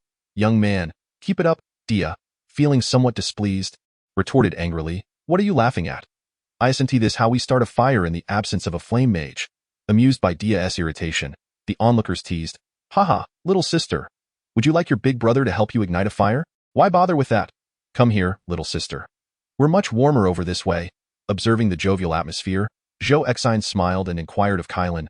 Kylan, what penalties would members of the adventurer group face if they were to fight amongst themselves? Kylan felt somewhat displeased by the mockery directed towards these individuals, yet could only shake her head and remark, they merely speak nonsensically. If they have signed the guild task agreement, any internal conflict or betrayal during the execution of the task would be an exceedingly grave offense. Sighing, she added, as for my current weapon MY artifact, it is incapable of igniting a flame. Zhou Xin drew out his M9 pistol, scrutinizing it closely. He was aware that due to system restrictions, not only was the gunpowder within the bullets inaccessible, but even the bullets themselves could not be retrieved. Moreover, the muzzle of the M9 pistol was insufficient to produce a flame capable of igniting firewood. If only they could return to Golden Valley, expand the base and acquire new technology, numerous methods to create fire would become available. Hey, you lot! Yin Kelly shouted at those teasing Dia. Have some decency and stop toying with the young lady. Everyone should rest early. We shall depart at dawn. With the leader's command, the idle chatter ceased. Yin Kelly and his companions heated their food by the campfire, satisfied after their meal. Subsequently, Yin Kelly stood up, reciting an incantation and channeling his magical energy. Suddenly, the ground trembled slightly, and from beside Yin Kelly, massive stones began to emerge. Under his control, these stones shattered and rearranged themselves, forming a rudimentary stone house. Yin Kelly and a portion of his entourage entered the stone abode, displaying formidable magical prowess that left the idle crowd in awe. Lan Bo glanced at the healing captain, Yi Pu Li, beside him. Being well acquainted with Lan Bo, Yi Pu Li rose upon meeting his gaze and cast a spell. Soon, nearby branches from the bushes converged, constructing two temporary wooden houses. Lan Bo and Yi Pu Li each led a group of boys and girls into the wooden shelters. The scattered individuals lacked such powerful mages among them. They enviously watched others settle into homes while they could only silently retrieve tints from their spatial boxes. Chapter 20. Effortlessly annihilating the night raid monsters, seeing everyone showcase their abilities. Zhou Xin found it rather novel and inquired of Kylan. My magical affinity is of the gold element. Can I also create a metallic house? Kylan could not help but laugh, responding, it's wonderful that you have such an idea. Theoretically, it is indeed possible. However, your current magical level is far too low, and your experience in magic is limited. Most importantly, you require sufficient metallic materials in your vicinity to manipulate. Otherwise, constructing a house would be impossible. Zhou Xin acknowledged her explanation, saying, right? They are sourcing stones and wood from the environment, not conjuring them out of thin air. Of course, they cannot conjure matter from nothing. Kylan paused before continuing. In fact, ancient texts have recorded instances of individuals possessing the ability to create matter out of thin air. But such feats require extraordinarily high magical levels and innate talent.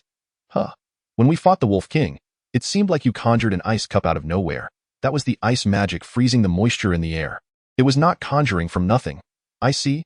Zhou Xin nodded, still gazing in wonder at the magically constructed houses. Observing his expression, Kylan could not suppress a chuckle, remarking in truth, the houses they temporarily erected with magic merely appear impressive. Their practicality is not much greater than that of tints. Yet we must not allow them to look down upon us. With that, Kylan rose to her feet, her hands weaving intricate spells. Gradually, blocks of ice began to coalesce around Zhou Xin and his companions, and under Kylan's magical guidance, they were skillfully assembled into an ice house. This was not a mere half-dome structure, but rather a dwelling resembling a single-story house, constructed entirely of ice bricks. Witnessing Kylan's formidable magical prowess, the idle onlookers were instantly filled with a sense of awe. Goodness, can anyone truly reside in that? It feels so cold. Zhou Xin suddenly sensed the temperature around him plummet. Kylan playfully remarked, I am an ice mage. Temperature does not affect me. I shall return to my abode for some rest. La. Zhou Xin, Dia, Fubler, and Medini could only construct a tent beside the campfire in the distance, within a stone house. Yankley and several attendants observed the scene through the window. Boss, this woman is incredibly strong. Why not recruit her as a primary damage dealer? Yankley explained. She claims to be injured and cannot unleash her full potential. She can only guide her students. What a pity. If she could wield the power expected of a level 45 ice mage, our expedition would surely be secured. Sighing, Yankley continued, indeed, that fellow named Lan Bo is only level 39, and he is the highest-ranked damage-dealing mage we could find, though he seems somewhat unreliable. For most, level 40 is a significant hurdle, requiring both talent and effort to surpass. Yankley refrained from further comment, instead focusing his gaze on Zhou Xin, pondering. I hope this mysterious individual named Zhou Xin can surprise me. As night deepened, Save for a few on watch duty, everyone had succumbed to slumber. Suddenly, from beyond the northern hillside, a rustling sound emerged, as if something stealthily traversed the underbrush. The drowsy sentinels became alert upon hearing this noise, activating their magical detection. Monsters. Monsters are approaching. The sentinels quickly alerted the others. Kylan, Yankli, and Lan Bo seemed to have anticipated this, promptly exiting their dwelling and preparing for battle. Each of them understood that the earlier lightning strike against the fearsome cat would undoubtedly attract a plethora of monsters. Some vigilant members of the crowd also followed suit, readying themselves for combat. The sentinels pointed towards the northern hillside, reporting, just beyond that ridge lie numerous monsters, levels 20 to 30, approximately 30 of them. They halted upon hearing our warning. Just a bunch of scraggly beasts, however, their numbers are concerning. Do not let your guard down, Yankli declared, waving his hand. Illuminate. Lan Bo cast a fireball into the sky, instantly illuminating the area. Monsters are not mere beasts. They do not fear the light. Realizing that humans had detected them, they abandoned their concealment in the grass and charged forth. It was once again the fearsome cat, a commonly found, large, social monster in the wilderness, its size akin to that of a tiger. Defense team. Engage the foes. At Yankli's command, he unleashed his spells, causing countless shards of rock to begin swirling around him. This is the Shattered Stone Shield, a remarkably effective defensive magic possessed by rock-type sorcerers.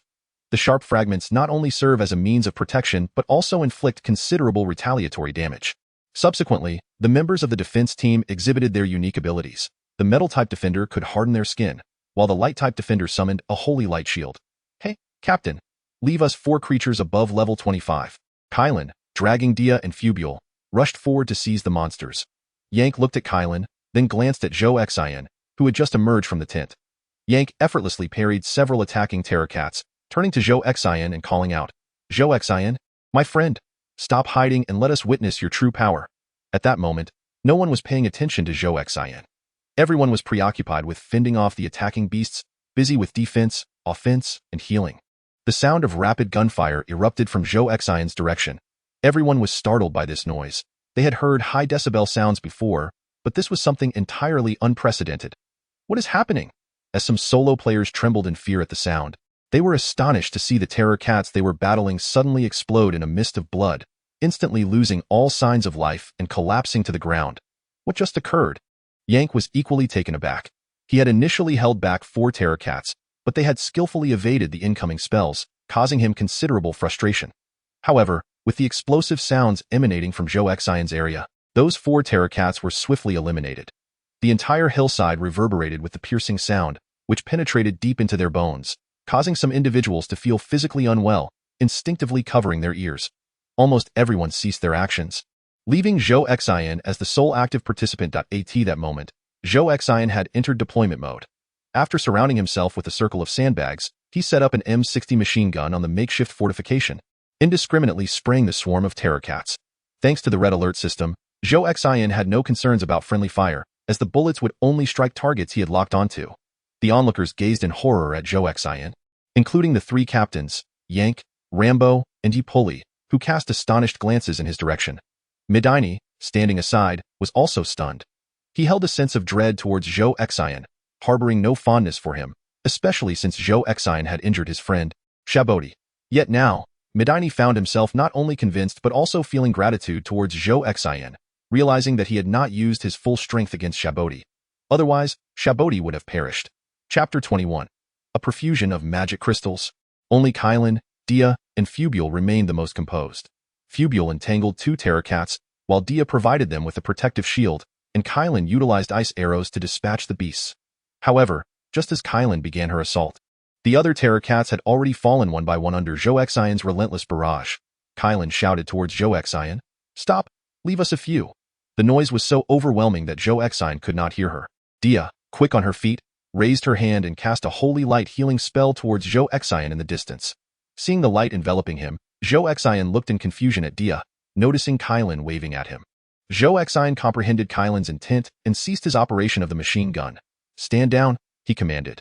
Observing that the terror cats had been nearly exterminated, Zhou Xin stowed away the sandbags and heavy machine gun. Rising to his feet, he approached Yin Kelly, and the crowd instinctively parted to grant him passage. Such a magnitude of slaughter was not merely heard of. Some had even witnessed it, yet it was certainly beyond the capabilities of a mere second-level mage. The horror was palpable. If Zhou Xin wished to eliminate them, their fate would mirror that of the Terror Cats, and in far greater numbers. Upon reaching Yin Kelly, the latter's attendants reflexively positioned themselves protectively before him, unwittingly adopting a combative stance, for they sensed an unknown peril emanating from Zhou Xin. With a cheerful demeanor, Zhou Xin remarked, "There's no need to be so tense. Did we not sign a contract?" Members of the same team should not engage in conflict. As the Terror Cats fell in droves, the remaining ones contemplated fleeing. After Kylan dispatched the 2 Terror Cats near Fubule, she conjured an ice wall.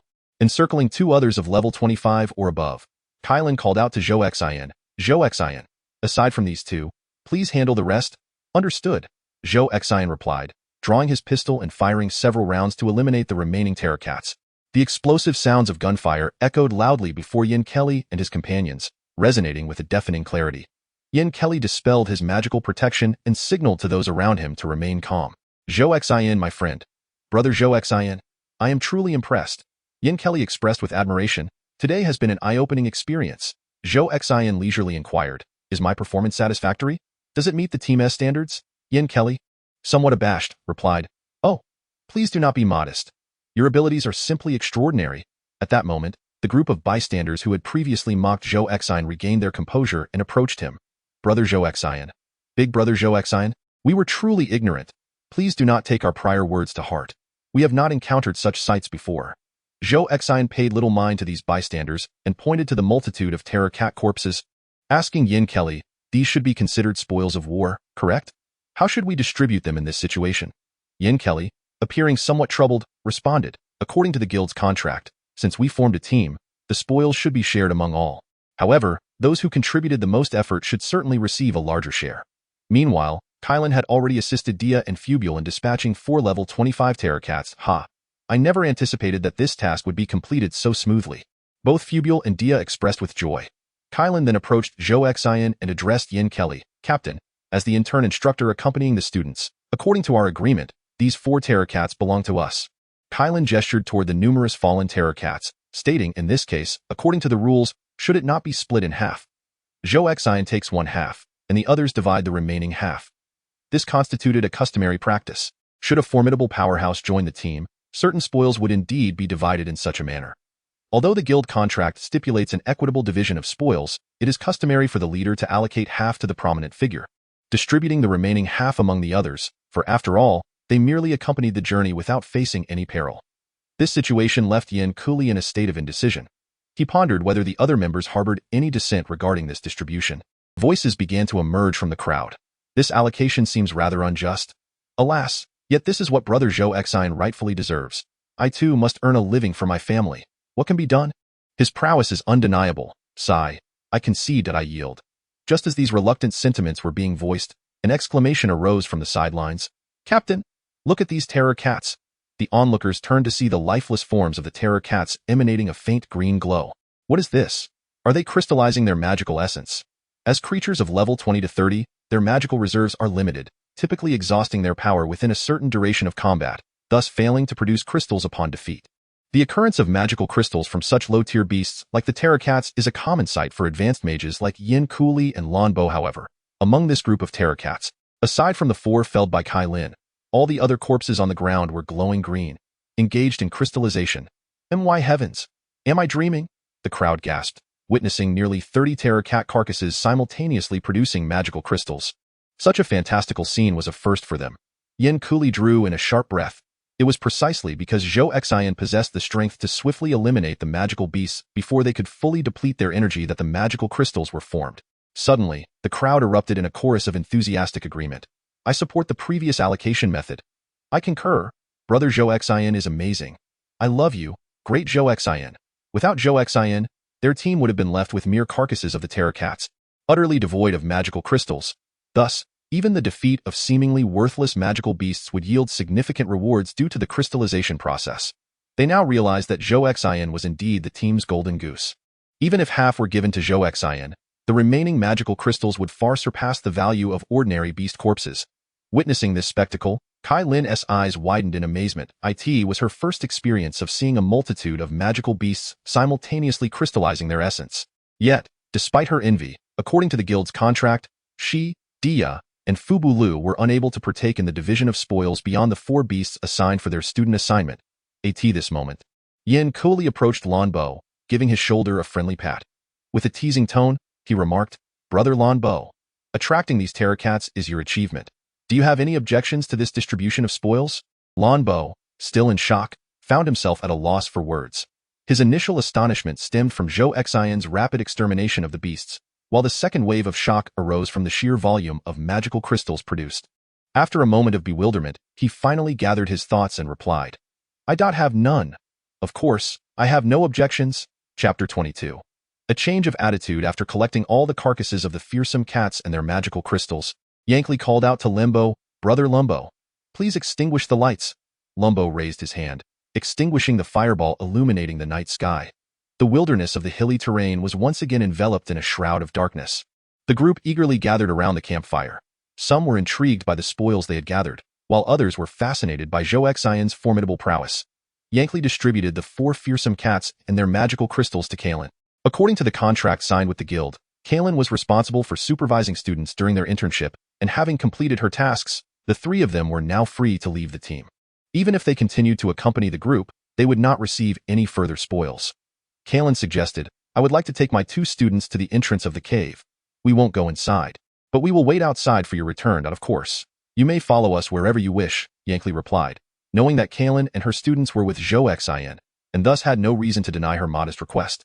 He then divided the remaining fearsome cats and magical crystals in half, one portion for Zhou Xian and the other set aside to be distributed among the other members after the completion of the mission.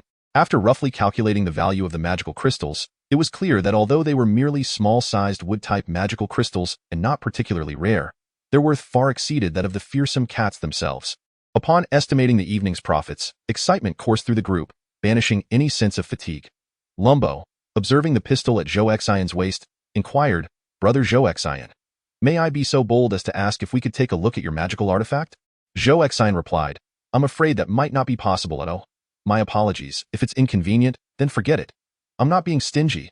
It's just what?"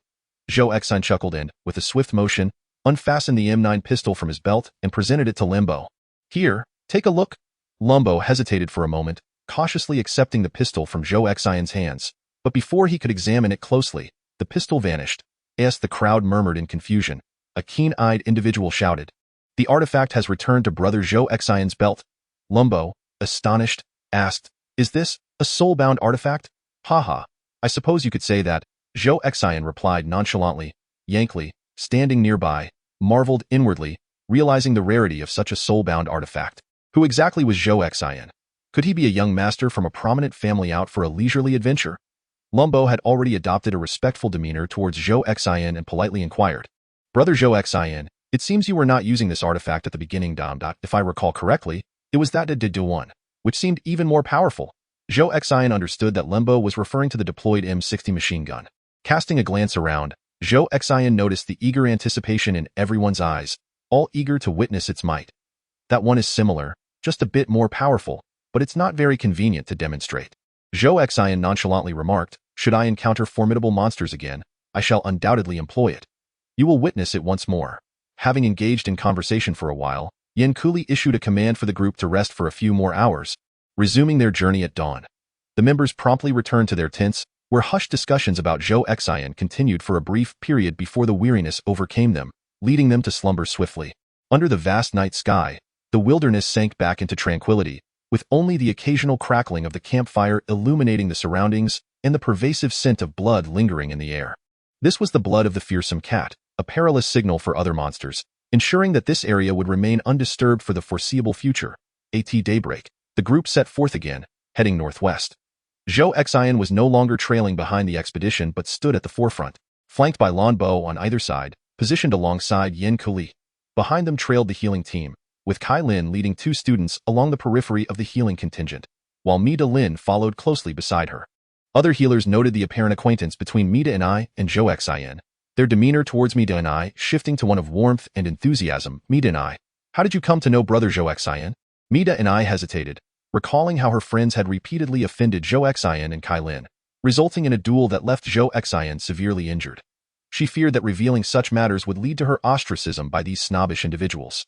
Therefore, she stammered. We met once in the guild hall. Kai Lin suddenly interjected. Why don't you just tell them the truth? Upon hearing this, Mi Deni's body stiffened, her eyes wide with anxiety as she silently implored Kai Lin not to continue. Mi Deni was far too shy.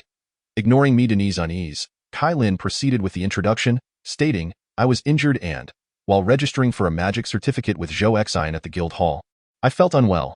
This Mi Deni assisted me with a healing spell, which is how I came to know her. The other healers expressed their admiration, exclaiming, Oh, I see. Mi Deni, you truly share a bond with brother Zhou Xin? With Kai Lin's cover, Mi Deni let out a sigh of relief. Indeed, it was true that Mi Deni had healed Kai Lin, but the injury had been caused by Mi Deni's friend, Chi. Thus, Mi Deni felt immensely grateful for Kai Lin's defense. A few inquisitive healers approached Kai Lin, asking, Sister Kai Lin, what is your relationship with brother Zhou Xin? Taken aback, Kai Lin responded, Dia chimed in, we are good friends with brother Zhou Xin. The gossiping healers, upon hearing this, felt a tinge of disappointment. Ahead of the group, Yin Kuli was engaged in a discussion with Zhou Xin and Lan Bo regarding the potential threats they might encounter near the cavern. Yin Kuli analyzed, the target is situated on a high-altitude slope, where a significant amount of melted snow from an avalanche has carved out a cavern. This indicates that the mountain itself is likely hollow. Consequently, the monsters that may dwell within are most probably of the rock or earth variety. Surrounding the cavern, there might also be wood-type monsters like the fearsome cat, which typically inhabit the nearby areas. It is also possible that there are ice-type magical creatures accompanying avalanches and torrents of snow cascading down from the mountains. Thus, the more troublesome situation would be those ice-type creatures descending from the heights, along with the potential existence of an ancient magical creature leader residing in the caverns. After hearing Yin Kelly's analysis, Lan Bo appeared deep in thought and remarked, dealing with a leader of earth or rock-type magical creatures will undoubtedly be quite challenging. Their defensive capabilities are formidable. Yin Kelly nodded and addressed Zhou Xin. They are on an entirely different level compared to the Terror Cats. I wonder if your magical artifacts will have any effect on them. Zhou Xin pondered for a moment and replied, Previously, I defeated a Frost Wolf King alongside Kairin. Would the magical creatures potentially found in the caverns be more troublesome than the Frost Wolf King? Upon hearing Zhou Xion's claim of having vanquished a Frost Wolf King, a collective gasp arose from the crowd. Chapter 23. The Perilous Armored Lizard, the Frost Wolf King. Yin Kelly exclaimed in astonishment. Is that true? That creature is level 60? Zhou Xion responded, Why would I deceive you? Kairin's injuries were indeed inflicted by the Frost Wolf King, and we also obtained a magical crystal from it. A follower of Yin Kelly, who had seen Zhou Xion in the guild hall that day, interjected, Yes, Mr. Zhou Xion and Ms. Kairin were indeed in possession of a frost-type magical crystal. The follower continued, At that time, a fellow named Clinda attempted to purchase the magical crystal from Ms. Kairin at a high price, but she refused. Instead, she absorbed the magical crystal herself. Yin Kelly, taken aback, inquired, Clinda? The Clinda from the Ice Mage Guild of Brunies? Indeed. At this revelation, the group was convinced, realizing Zhou Xion possessed the capability to defeat a level 60 magical creature, which eased Yin Kelly's mind considerably. Lan Bo added, I know Clinda. His brother is also affiliated with the Ice Mage Guild. On one occasion, while on a mission, his brother was gravely injured by a magical creature, and Clinda has been collecting frost-type magical crystals in a desperate attempt to save him. Yin Kelly nodded in understanding and remarked, Frost-type magical crystals are quite rare. He must have exerted considerable effort, and no wonder he seemed obsessed. It was for his brother's sake. Lan Bo queried, What drove him to such obsession? Yesterday, I formed a team at the guild hall, and I noticed Clinda was also assembling a group. Yin Kelly continued, He was even organizing an expedition to the Golden Valley. There are numerous frost-type magical creatures in the vicinity of the Golden Valley. He intends to procure frost magical crystals. The Golden Valley? Zhou Xion perked up at the mention of this place. Yin Kelly nodded and said, Who would venture there? When we set out yesterday, he had barely gathered 5 individuals. Combined with a few members of their guild, they totaled less than 15, making it impossible to explore the Golden Valley. Lan Bo expressed his surprise. He was able to gather people. Everyone else is merely trying to strike it rich during this exploration. Who would willingly go there to face death? Yin Kelly chuckled and lamented. He offered each member a substantial incentive. Zhou Xion, at this moment, appeared invigorated. Undoubtedly, he harbored a desire to venture to the Golden Valley. Having a reliable team accompany him would significantly mitigate the risks encountered along the journey. Noticing the exuberance on Zhou Xion's face, Yin Kelly inquired, Brother Zhou Xion, are you interested in the Golden Valley? Yes, I would like to give it a try, Zhou Xion replied. Yin Kelly, without a second thought, considered it quite normal for someone as formidable as Zhou Xion to go anywhere. Alright, once we finish our group task and return. If they have not yet departed, I can approach the guild to act as a guarantor for you, introducing you to Crunder's team. Yin Kelly added with a smile, of course, whether you can join ultimately depends on them. I can only assist to this extent. Well, thank you in advance. The main group continued their journey northwest, as the terrain gradually ascended. Along the way, they encountered several fearsome cats attempting to ambush passers-by. Zhou Xin generously fulfilled everyone's wishes by activating his deployment mode, drawing forth an M60 machine gun, swiftly eliminating the menacing creatures. Without exception, these swiftly dispatched fearsome cats yielded magical crystals. The distribution remained the same, with Zhou Xin taking half and the others sharing the remainder. The treasures within Zhou Xin's spatial box grew increasingly valuable. By afternoon, the group found themselves in close proximity to their destination. Yin Kelly halted, casting a spell that summoned a deluge of earth and stone, enveloping his legs. Subsequently, an unceasing stream of material emerged from the ground, forming a stone pillar that elevated Yin Kelly to a vantage point. From this height, he surveyed the distant entrance to the cave. After completing his observations, Yin Kelly gradually dissipated the stone pillar, returning to the ground to inform the group. The entrance is on a hillside, affording a degree of natural concealment, with various magical creatures roaming nearby. It consists of armored lizards. They are not the common creatures found on the wasteland and are likely to have emerged from the cave, being burrowing, earth-based magical entities. The group steeled themselves, arranging into formation as they steadily approached the cave. As they drew nearer, Zhou Xin discerned that these so-called armored lizards resembled pangolins, albeit on a much larger scale, roughly the size of a sedan, with scales that appeared as thick and sturdy as rock. Yin Kelly's attendant reported, "Captain, there are 12 of them, all above level 40. Yin Kelly furrowed his brow. If we attack one, the others will surely come to its aid. This is troublesome." Zhou Xin interjected, "They seem to possess formidable defensive capabilities." Yin Kelly then queried Zhou Xin, "Can your magical artifact inflict effective damage upon them?" Zhou Xin pondered briefly before responding, "Judging by their appearance, their scales resemble rock. If they possess the same hardness as rock, then it should be manageable. However, if their defenses are enhanced by magic, then I cannot be certain. In that case, let us proceed to deal with these magical creatures in the conventional manner," Yin Kelly declared, ordering everyone into position before instructing Lan Bo to attack one of the armored lizards. Once the armored lizard was struck, it detected the adventurers in the distance and summoned its companions, charging towards Zhou Xin and his group. Defensive team. Engage the enemies. The armored lizards surged forth in a steady stream, battling their way through the intricate web of magical firepower woven by numerous sorcerers. They fought valiantly to reach the front lines of the formation. Simultaneously, Yankley and the members of the defensive squad activated their protective spells, engaging in a fierce struggle with the armored lizards. These creatures were far more formidable than the fearsome cats, their scales emanating a bluish-gray luminescence that inflicted backlash damage upon those who dared to attack them in close quarters. They possessed skills such as seismic tremors, channeling potent magical energy into the ground, causing the earth beneath to shudder, with the lingering magical shockwaves harming targets within the vicinity. Bang! In the midst of the assault team, Zhou Xin attempted to fire a shot with his pistol.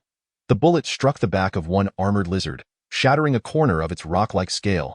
The attack was effective, Zhou Xin exclaimed, with a sense of relief. He activated his deployment mode, encircling himself with sandbags before setting up an M60 machine gun, taking aim at an armored lizard to commence his barrage. Rat-tat-tat. The heavy machine gun unleashed a torrent of fire, the rapid bullets relentlessly pummeling the armored lizard. A significant portion of its rocky scales shattered under the onslaught. The lizard writhed in pain, its body radiating a bluish-gray glow. Zhou Xin observed that the armored lizard seemed to have hardened, significantly diminishing the frequency of effective damage from his bullets. Nevertheless, the bullets struck the resilient exterior of the armored lizard with tremendous force, causing it to stagger backward. Seeing this, Yankley hastily commanded, "Do not allow it to expend too much magical energy. Utilize the water cannon technique." Among the assault team, a figure clad in a light blue robe paused his activities and joined Zhou Xin in targeting the same armored lizard. This individual conjured several water orbs from the air before him, launching them at the curled-up armored lizard with great speed. The armored lizard, inherently averse to water, weakened considerably under the barrage of the water cannon technique. Rat-tat-tat. Zhou Xin's gunfire did not falter. As the lizard's defenses wavered, a series of fierce bullets pierced through its scales, penetrating its flesh. The armored lizard let out a mournful cry as it collapsed to the ground. Yankley, engaged in combat with 3 armored lizards, shouted with exhilaration, "Quick, see if there are any crystals." Chapter 24. A bountiful harvest. Once the armored lizard fell, it emitted a silvery gray glow. "Ha ha ha, Brother Zhou Xin. You are magnificent, Yankley exclaimed in a frenzy of joy, his spirit ignited with fervor, the aura of his magical energy shining even brighter. The silvery gray light emanating from the armored lizard signified the crystallization of Earth-type magical energy, precisely what Yankley desperately needed. Such crystals could see significant price fluctuations in the marketplace, yet when obtained as spoils during a team mission, they could often be acquired at a considerably lower cost. All members of the assault team, listen up. Focus your fire on the same target as Zhou Xin.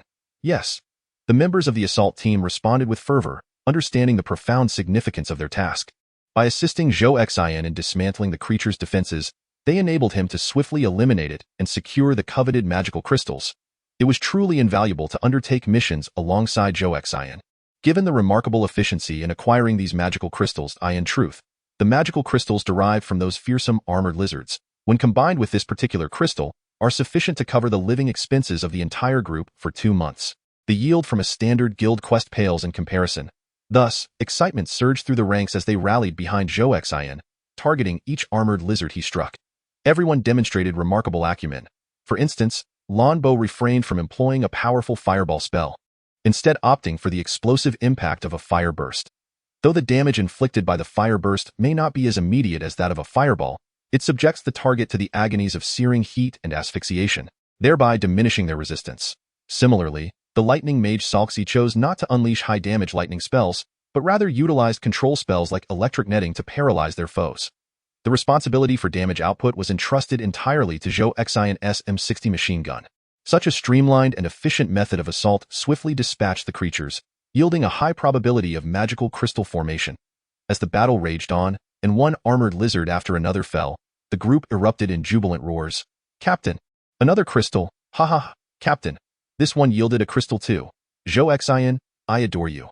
Before long, all 12 armored lizards lay vanquished, without exception, and the team acquired 12 rock attribute magical crystals. When they presented these crystals to Yankley, he trembled with excitement. Although everyone had contributed to the battle, they all understood that without Zhou Xin, they would not have concluded the fight so effortlessly, let alone acquired any magical crystals, Yankley proclaimed. Let us adhere to the prior distribution rules. These 6 belong to Zhou Xin, and we shall divide the remaining 6 among ourselves. Any objections? No objections? Of course not. I've never seen so many magical crystals in a year's worth of quests. Observing the unanimous agreement, Yankley continued, Brothers, these 12 magical crystals share my attribute. I wish to purchase these spoils as an individual. Do you consent? Agreed. Indeed. Selling them later would yield profits, and if the boss is willing to pay, let him take them. Haha, as long as the price is comparable to market value. The individuals were indifferent to the ownership of the spoils, as long as there was profit to be made. Yankley first placed 6 magical crystals into his spatial box, and then withdrew 600 gold coins to deposit into the team's shared spatial box. This shared box had been allocated by the guild for the temporary use of the team organizer following a quest application. Subsequently, Yankley inquired of Zhou Xin, Brother Zhou Xin, would you sell me the 6 magical crystals that belong to you? Zhou Xin glanced at Kylan beside him and asked, Shall I sell them? Or should I retain them to enhance my magical level? Kylan pondered briefly, this attribute isn't particularly suited for you. Best to sell them to Captain Yankley. All right, I'll heed your advice. Zhou Xin smiled. Thus, Yankley did not transfer the magical crystals to Zhou Xin, but rather directly handed him 600 gold coins, so heavy. Zhou Xin placed the substantial sum into his spatial box. My goodness, what a fortune, Kylan remarked with a sigh. Zhou Xin nodded in agreement, indeed. The leader of the Yin Kuli group is quite affluent, suddenly producing 1,200 gold coins. I was referring to you. Ah, right. Zhou Xin realized, your monthly salary is merely 20 gold. This single sum amounts to 2.5 years of your earnings. Kylan, taken aback, inquired, How did you arrive at that calculation? Zhou Xin suddenly realized that this is not Earth, and a year in this world might consist of more than 12 months. Alas, I was merely speaking hypothetically. It was just a manner of expressing abundance. Oh, Yin Kuli sighed from the side. Do not assume I am exceedingly wealthy. This money is what I have painstakingly saved over the years, dedicating myself to the guild. After spending it all in one go today, I have little left. The crowd began to murmur. Boss, with such a plethora of attribute-matching magic crystals, your magical prowess will surely soar. Indeed. Once you grow stronger, earning will become effortless. Captain, let us camp nearby for the night. Everyone scarcely rested yesterday. Let us recuperate today and explore the cave tomorrow. This will also give you the chance to properly assimilate these magic crystals. Upon hearing this suggestion, Yin coolly found it quite reasonable.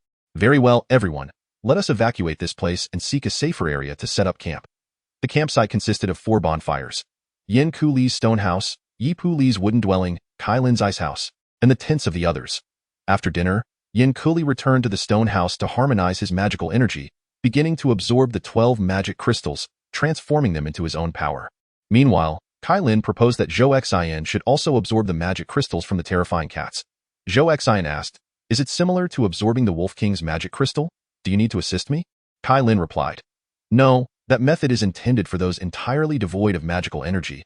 You should now possess the capability to absorb and transform it independently. I cannot.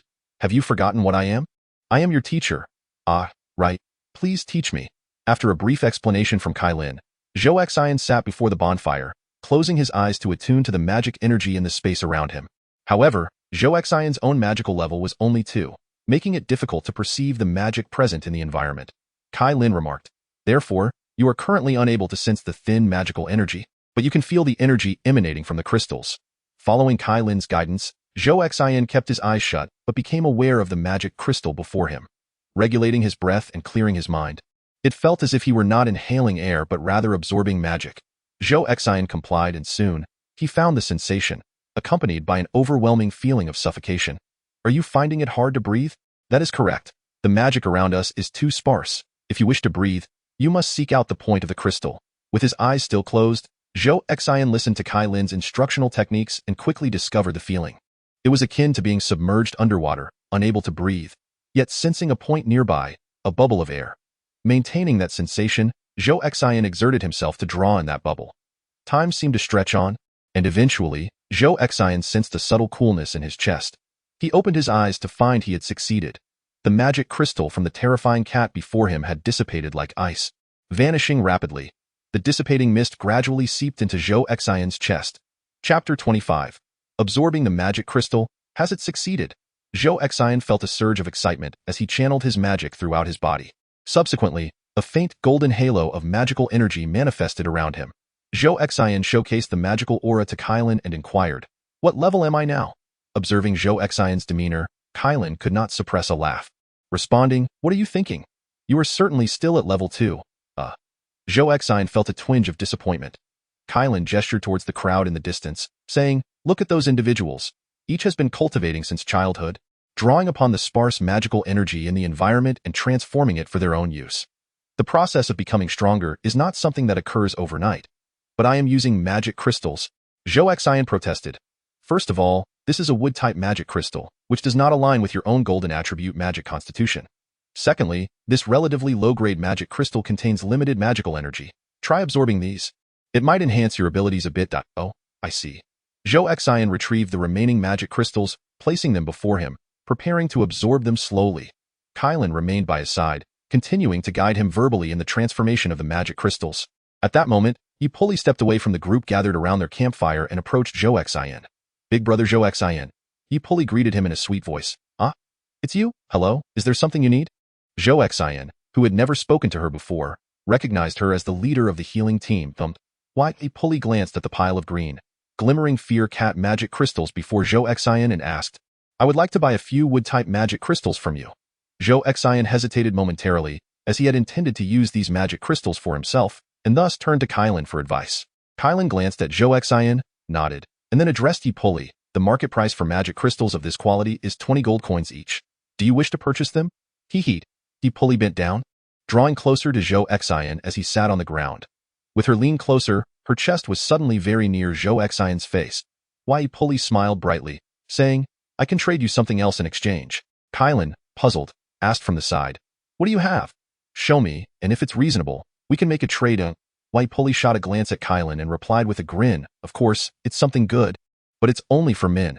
Upon hearing Yi Puli's words, Kai Lin's eyes widened, her face instantly flushed, and then she angrily retorted, "What are you talking about?" Zhou Xian, not overthinking the situation, simply asked, "What good thing do you have?" Ignoring Kai Lin's ire, Yi Puli leaned in closer to Zhou Xian, whispering, "Come to my wooden cabin, and I'll spend the night with you in exchange for 5 magic crystals." Though it was a whisper, the words reached Kai Lin's ears. Just as she was about to get angry and chase Yi Puli away, Zhou Xian exclaimed in astonishment, "What? So expensive? No. How can it be like this? Ipuli asked nonchalantly. What's wrong? Zhou Xian turned to Kylan, asking, is this a common trading practice in your kingdom? Of course not. Kylan responded to Zhou Xian and then turned her gaze, glaring angrily at Ipuli as she said, please refrain from speaking nonsense. There are still 2 students present, Dea and Fubler, standing nearby, looked at Kylan in bewilderment, not comprehending the source of her ire. Ipuli paid no heed to Kylan's outburst and merely remarked to Zhou Xian, let's switch to 2 others. It cannot go any lower. Zhou Xian, somewhat embarrassed, waved his hand dismissively and ceased further conversation with Ipuli. In a fit of anger, Kylan declared, I request that you leave this place. TSK, such a rigid individual. Why? Ipuli departed with a sense of disappointment. Kylan continued to glare at Ipuli as she watched her exit, then turned her attention back to Zhou Xian. At that moment, Zhou Xian was animatedly teasing Medini, exclaiming, I never would have guessed that your healing team leader is such an open-minded woman. Medini nodded in agreement and whispered gossip, indeed. I have overheard conversations. Ipuli shares a good rapport with Lan Bo and several of his companions. TSK, so that is the kind of person she is. Observing Zhou Xian and Medini engrossed in their discussion about women, an uncomfortable feeling stirred within Kylan. Unaware of Kylan's emotions, Zhou Xian continued his banter with Medini, saying, do you think she is interested in those magic crystals, or perhaps in me? Zhou Xian, being so formidable, must surely be. Medini paused, catching sight of Kylan out of the corner of his eye. Kylan, with a stern expression, retreated to her ice hut. Kylan. Zhou Xian finally noticed her and curiously asked, are you taking a break? Aren't you going to help me absorb these magic energy crystals? You can absorb them yourself. Kylan's voice echoed from within the ice hut. Zhou Xian, feeling somewhat perplexed, chose to ignore Kylan and continued absorbing the magic energy crystals from the fearsome cats. With nothing else to occupy him, Medini wandered off to engage in idle chatter with Dea and Fubler. Gradually, Zhou Xian became proficient in this technique, one by one converting the energy crystals into his own strength. At last, he had absorbed all of the magic energy crystals. Dea, Zhou Xian called out excitedly. Dea was playing cards with Fubler and Medini when she heard Zhou Xian's voice and looked up, asking, Mr. Zhou, what is it? Take a look. Zhou Xian summoned all his magical energy, a faint golden light emanating from him. Dea clapped her hands in delight, exclaiming, wow, fantastic. You won't need a lantern for night travel anymore. Zhou Xian found himself at a loss for words and insisted, I meant for you to see what level I have reached. Oh. Dea scrutinized him closely and remarked, you must have leveled up, but I've forgotten the patterns of the magic aura for levels below 10. Let me check. Dea retrieved her magic certificate, swiped her fingers across it, and found a set of image data. Oh, you're at level 3, Dea announced. Yay! Zhou Xian was overjoyed. Dea turned back to resume her card game with the 2 boys. Zhou Xian felt invigorated, as though he had accomplished something remarkable. Once he finished his tasks, he noticed that Dea and the others were engaged in a card game that he found utterly incomprehensible. Intrigued by the cards, he approached to observe, thinking, this must be a popular card game in their world. Perhaps I should learn it. Mr. Zhou? Dea became aware of Zhou Xian. I see you all playing. Learning a thing or two. The rules appear to be rather simple, quite akin to some board games back on Earth. Zhou Xian quickly grasped the essence. Just as Zhou Xian was engrossed in watching, a few snowflakes drifted down from the sky. In astonishment, Zhou Xian exclaimed, oh dear, it's snowing? The trio engaged in the card game looked puzzled and replied, not at all. Upon glancing upwards, Zhou Xian discovered a small patch of dark cloud floating above. Shedding snowflakes, a myriad of question marks filled Zhou Xian's mind. Oh, this is haha. Witnessing this scene, Dea could not help but burst into laughter. Zhou Xian inquired, what is going on? Why are you laughing? Dea gestured towards an adjacent ice house and whispered, perhaps Teacher Kylan is looking for you. Huh? It can be like that? Chapter 26. Exploring the ice cave. It's so cold. Zhou Xian stepped into the ice house, where he found Kylan seated on a makeshift ice platform in the corner. It appeared to serve as a bed. Approaching Kylan, Zhou Xian asked, Dea mentioned that you were looking for me. Have a seat, Kylan replied, waving her hand to cast a spell. An ice pedestal emerged beneath Zhou Xian, resembling a small stool. After sitting for a while, Zhou Xian quickly felt the chill seep through his military pants. This is rather chilly. Weren't you promoted to level 3? Did you hear that? Kylan ignored Zhou Xian's question and continued. This is merely ordinary ice.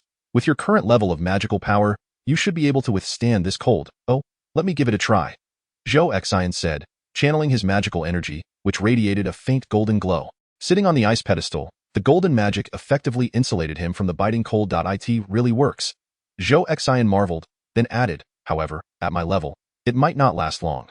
Because gold element magic is primarily defensive, it can manifest various protective mechanisms even at lower levels, Kylan elaborated. Take out your magic certificate. Zhou Xin retrieved his magic certificate, noticing that the level beneath his portrait still indicated level 2. How do I change this level? You need to synchronize the update at the guild hall. If I don't go for the update, will it always display level 2? Indeed, Kylan nodded, then pointed at Zhou Xin's magic certificate, saying, locate a directory at the bottom of the certificate. Directory. Yes, open it, then scroll down to find a document titled Elementary Magic List, elementarymagic.list. Right, click to open it, and look for the first entry, Gold Element Magic. Take a look. Zhou Xin opened the Gold Element Magic section and saw a lengthy list of magic descriptions, including skills like Hardened Skin, Reflection, and Golden Body Technique, among various other Gold Element magical abilities. Oh, this is quite convenient. Zhou Xin exclaimed. Kylan remarked, you simply need to click, and the detailed training methods for that magical skill will be displayed. You have already mastered how to control magical energy. Now, gradually enhance your magical level, and you should be able to master all the skills listed. Zhou Xin nodded, understood. I need to rest now. You may leave.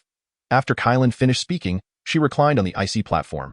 Zhou Xin recalled that Kylan had seemed somewhat displeased moments ago, so he cautiously inquired, are you feeling unwell? Kylan waved her hand dismissively. Zhou Xin suddenly found himself sitting on empty space, realizing that the ice beneath him had transformed into fine shards. Then you should rest. Farewell. Zhou Xin slipped out of the ice house, in the deep of night. As everyone had already retired for the evening, Zhou Xin sat cross-legged in the open air, practicing his control over magic, attuning himself to the sparse magical energies in the surrounding space. Having absorbed a significant amount of magical crystals earlier, it seemed that his body had undergone some transformation. Zhou Xin relished this newfound sensation, allowing the magic within him to interact continuously with the magic in the AI or IT felt akin to a cultivation process, a circulation of internal and external magic that fortified his essence. However, this strengthening was not something that could manifest overnight. It required a prolonged accumulation of energy. Thus, Zhou Xin continued to meditate and cultivate, unaware of when he eventually succumbed to slumber. The following morning, Kylan stood outside Zhou Xin's tent, rousing him from sleep. Upon hearing his name called, Zhou Xin instantly awakened, recalling that he had practiced late into the night and seemingly had not rested for long.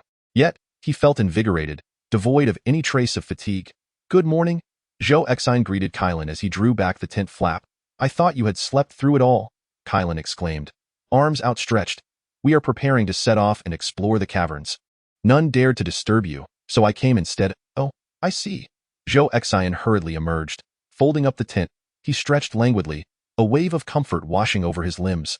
Kylan waved her hand, saying, the entire team is waiting for you. Hurry along, the three of us shall remain here. Understood.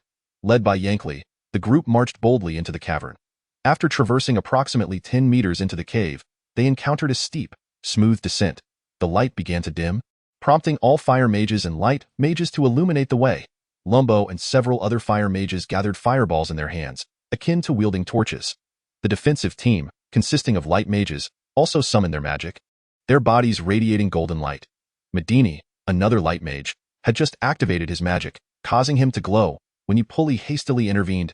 Hey, do you have any experience? The illumination task does not require a healer. We must avoid attracting magical beasts to the healing team. Oh, I apologize. I was unaware. Medini quickly apologized, extinguishing his glow with this. Everyone could clearly discern the conditions within the cavern. Yankley leaned forward, observing the steep and smooth slope that appeared profoundly deep. That it seems to have been carved out by underground water. He remarked, gently casting a spell, causing steps to protrude from the smooth slope. Everyone, do be cautious of your footing with that. Yankley led the group onward, carefully exploring the descent. Record the terrain, be meticulous, and do not overlook any details. Yes. A few attendants beside Yankley held glowing magical certificates, scanning every corner of the cave. This data would be recorded in the magical certificates to be submitted to the Mage Guild upon their return, where the validity of the data could earn them corresponding rewards. Amidst the throng, a voice of bewilderment emerged. Strange, there are over 10 armored lizards outside, yet not a single one can be seen here. This slope leading to the surface is exceedingly smooth. Surely, the armored lizards capable of ascending from the depths must possess some strength. It stands to reason that only weaker magical creatures remain at the very bottom. They cannot traverse this incline. The crowd found this logic compelling, and they collectively relaxed. It seemed that upon reaching the cavern's depths and dispatching the remaining feeble creatures, their current mission would come to a close. Before long, they completed their descent down the steep slope, and the surroundings suddenly expanded significantly. No longer were they encased by solid rock walls. Instead, they were greeted by towering stalactites. The slope continued its descent, smooth yet less steep. How deep can this be? Yin Kelly mused, casting another spell to conjure rocky platforms along their path for the team to advance. Be cautious, for magical creatures may lurk behind these stalactites. Upon hearing this, the group steeled themselves and activated their magical detection. The magical detection was initiated. Several individuals with higher magical levels remarked, "Captain, I sense magical fluctuations ahead." Yin Kelly closed his eyes, employing his magical detection to discern the energies, soon perceiving a surge of magic. Is it just one? He pondered aloud. Boss, I also feel it. It doesn't seem overwhelmingly strong, but it's quite distinct. Should be just ahead. Chapter 27. Encounter with the armored dragon king. Zhou Xin paid little heed to their conversation, simply following along with the group in a relaxed manner. Illuminated by the myriad of magical light sources created by the wizards, he curiously surveyed the scenery around him. Internally, Zhou Xin felt immensely content. Isn't this akin to a tour of a natural wonder? After traversing over 100 meters, Yin Kelly abruptly raised his hand, signaling the main party to halt. Captain, what's wrong? Shuh. Yin Kelly gestured for silence and instructed the illuminating wizards. You? Increase the brightness and cast your light deeper into the cavern. With the brightness heightened, the group found the path before them remained profoundly deep. In hushed tones, they queried, Boss, what is happening? Do you not sense something amiss? Yin Kelly maintained his magical detection, ever vigilant of his surroundings. I can feel a magical creature ahead, he whispered. Then why have we not yet seen it? The others shared his confusion, meticulously employing their magical detection. The magical fluctuations were faint, indicating a weaker target. However, the clarity of the waves suggested it was not far away. Could it be hiding behind a rock? One posited. Yin Kelly shook his head, stating, Recall our journey. We have traversed a considerable distance without perceiving any changes in the target's magical fluctuations. It's as if we have not approached it at all. Could it be that it has sensed our presence and is deliberately moving away from us? No. Yin Kelly sensed an ominous turn of events. Instinctively, he glanced back, realizing he had traversed a considerable distance, with the cave entrance now a mere distant glimmer. Yin Kelly gestured for everyone to remain silent and softly spoke. There is a possibility that the creature ahead is formidable, yet it is situated far from us, which is why we can perceive the faint magical fluctuations with relative clarity. Upon hearing this, the group felt a wave of tension. All right, brothers. Yin Kelly lowered his voice and signaled for everyone to retreat quietly. We have already gained quite a bit on this journey. Let us return to report the information we have gathered and secure some compensation. There is no need to take further risks. Understood, boss. We are following your lead, the team members replied. Indeed, it is thanks to Brother Zhou Xin that we have achieved so much. Yin Kelly, undistracted by the chatter of the idol, sought the opinions of Lan Bo, Yi Li, and Zhou Xin. Why years of experience advise against further exploration. Please share your thoughts. Lan Bo responded decisively, then let us withdraw. We've already profited significantly from this trip. Yi Li tossed her hair nonchalantly and remarked, I have no qualms. I am merely a healer, following your lead. Zhou Xin, being a mere observer, expressed indifference. Are we leaving? All right then, let's head back. After all, returning sooner would allow him to join a team headed to the Golden Valley. Good. Everyone, maintain silence and retreat along the original path. As the order was given, the team reversed their positions, cautiously making their way back. It felt as though something was watching them, and just as they began to withdraw, a low growl resonated from the depths of the cave. Accompanying the growl, a violent tremor shook the entire cavern.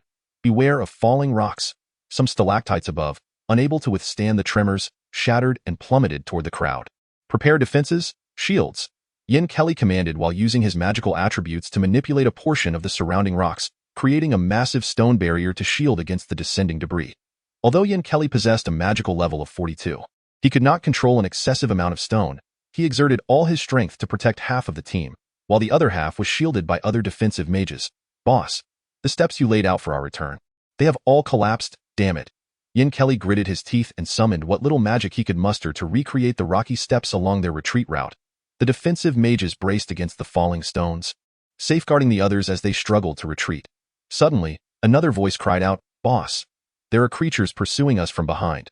What? Yin Kelly turned to look, but saw nothing. Use magical detection, someone urged. Yin Kelly strained to maintain the massive rock shield and replied, I have no surplus magic left to conduct a scan. You must report to me. The voices trembled slightly as they spoke. It is the same faint magical fluctuation we detected earlier. Its power is drawing closer, ever increasingly formidable, yet we remain utterly oblivious to the encroaching presence of something ominous. How terrifying! This indicates that the monstrous entity is still quite distant, yet the powerful waves of magic have already surged forth. It is utterly outrageous. Everyone, hasten your pace at this moment. Before anyone could retreat a few steps, a faint sound of thudding footfalls emanated from the depths of the cave. Judging by the heaviness of the footsteps, the approaching figure must be quite large. Zhou Xin felt a twinge of anxiety. If this cavern were to collapse, he and his companions might very well meet their demise here. The sensation of the immense creature closing in behind them intensified the pressure on everyone. However, as the tremors grew increasingly violent, the fragile stalactites had nearly all fallen. Though the cave continued to shake, no further debris descended for the time being. Splendid, quickened our pace. Yin Kelly let out a sigh of relief, retracting his stone magic protective shield, urging the main group to hasten their retreat. The footsteps behind them grew ever closer. Illuminated by the flickering flames, the crowd could discern in the profound distance a shadowy mass with two luminous points resembling eyes, rhythmically rising and falling in tandem with the resounding footfalls. As they retreated, the space ahead began to narrow gradually, filling everyone with elation. They were nearing the exit. Scaling this steep incline would lead them to freedom. As they raised their heads, they beheld the exit, a circular opening now visible to the naked eye. Suddenly, with the cessation of the colossal footsteps behind them, a deafening roar echoed through the cavern. The intensity of the sound caused everyone to experience a throbbing headache, as though the very mountain itself were trembling. This sound was, the crowd turned in astonishment, catching sight of a massive armored lizard resembling an armadillo, now looming not far behind them. However, this armored lizard was of colossal proportions, its girth nearly equal to that of the cavern's diameter. The immense creature pressed against the cave's walls, advancing directly towards them. Like a drill bit encountering a constricted space, it effortlessly carved through the sides, moving forward without resistance. As this, the Armored Dragon King. Chapter 28. The deep breath of the Armored Dragon King. It was akin to being in a profoundly deep subway tunnel.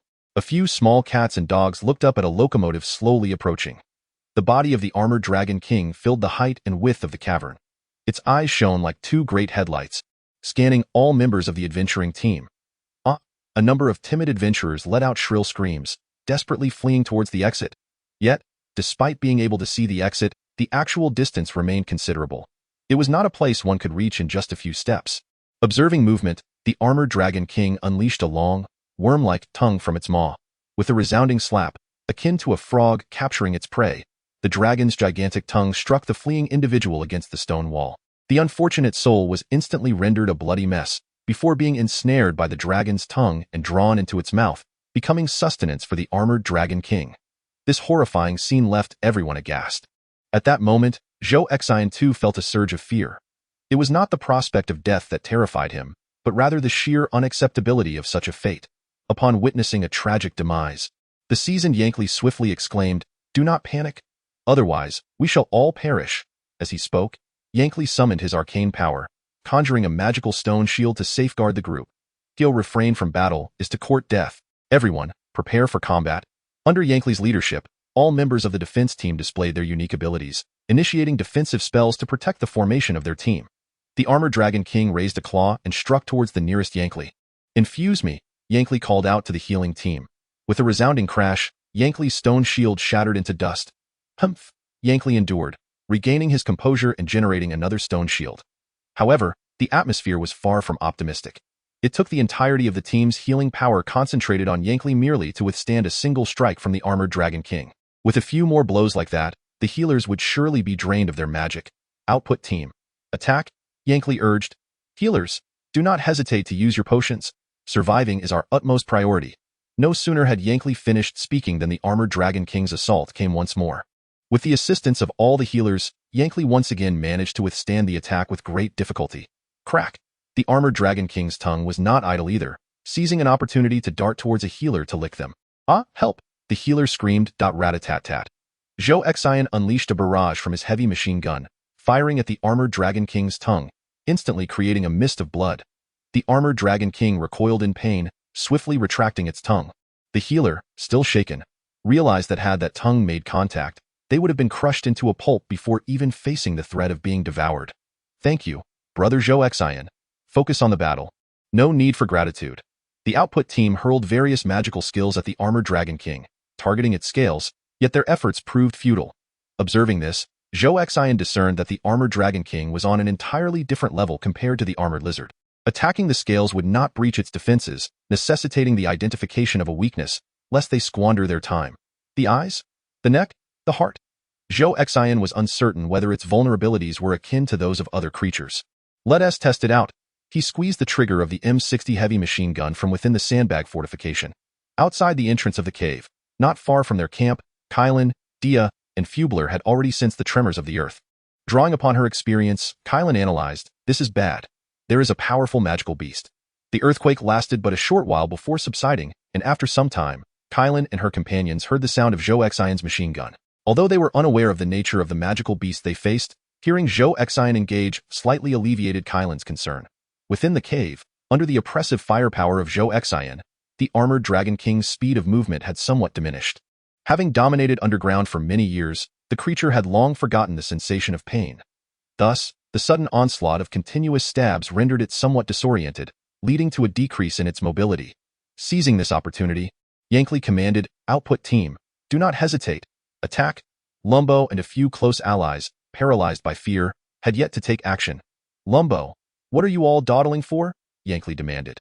Unable to withstand the onslaught, Rambo trembled as he muttered, "Boss, this is the armored Dragon King at level 70. Yen Kelly bellowed, "Rambo, we can't defeat it. Let us just try to escape," Rambo shouted, turning swiftly towards the cave's entrance. Upon witnessing Rambo's retreat, several of his companions, including Yi Puli, ceased their spells and followed suit. "If you all return like this, the Mage Guild will brand you as a disgrace. You'll be blacklisted."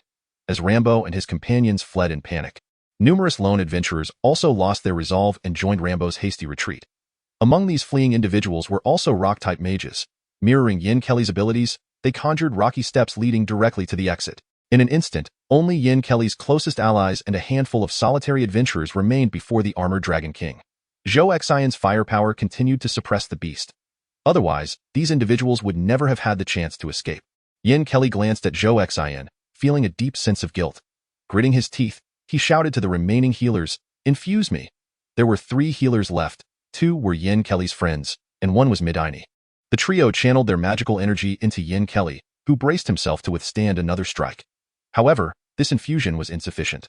As Yen Kelly's rock shield shattered, he was also thrown back by the force of the impact. The defensive squad was reduced to 4. Yen Kelly and one of his friends, alongside Rambo's companion, and a solitary adventurer, Rambo's friend, named William Ming, was a gold-type defensive mage, while the solitary adventurer was Lytle, a light-type shield mage. That useless Rambo. If I survive this, I shall not let him off so easily. William Ming spat vehemently. Alongside Lytle, both were members of the defensive team, and as defenders, especially of higher rank, they possessed a sense of dignity and responsibility. Fleeing in the face of danger was simply not in their nature. The offensive team still had a considerable number of members left, partly because Yen Kelly's friends included many damage dealers, along with some lone adventurers who had chosen to stay. They were admirers of Zhou Xion, and witnessing his unwavering assault emboldened them, allowing their conviction to triumph over their fear. "Captain, let us distract it and take turns to withstand its attacks."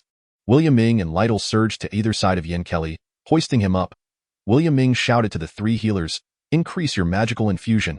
"Oh no, it's about to attack again," Lytle cried out in alarm. The armored Dragon King raised its massive claws high.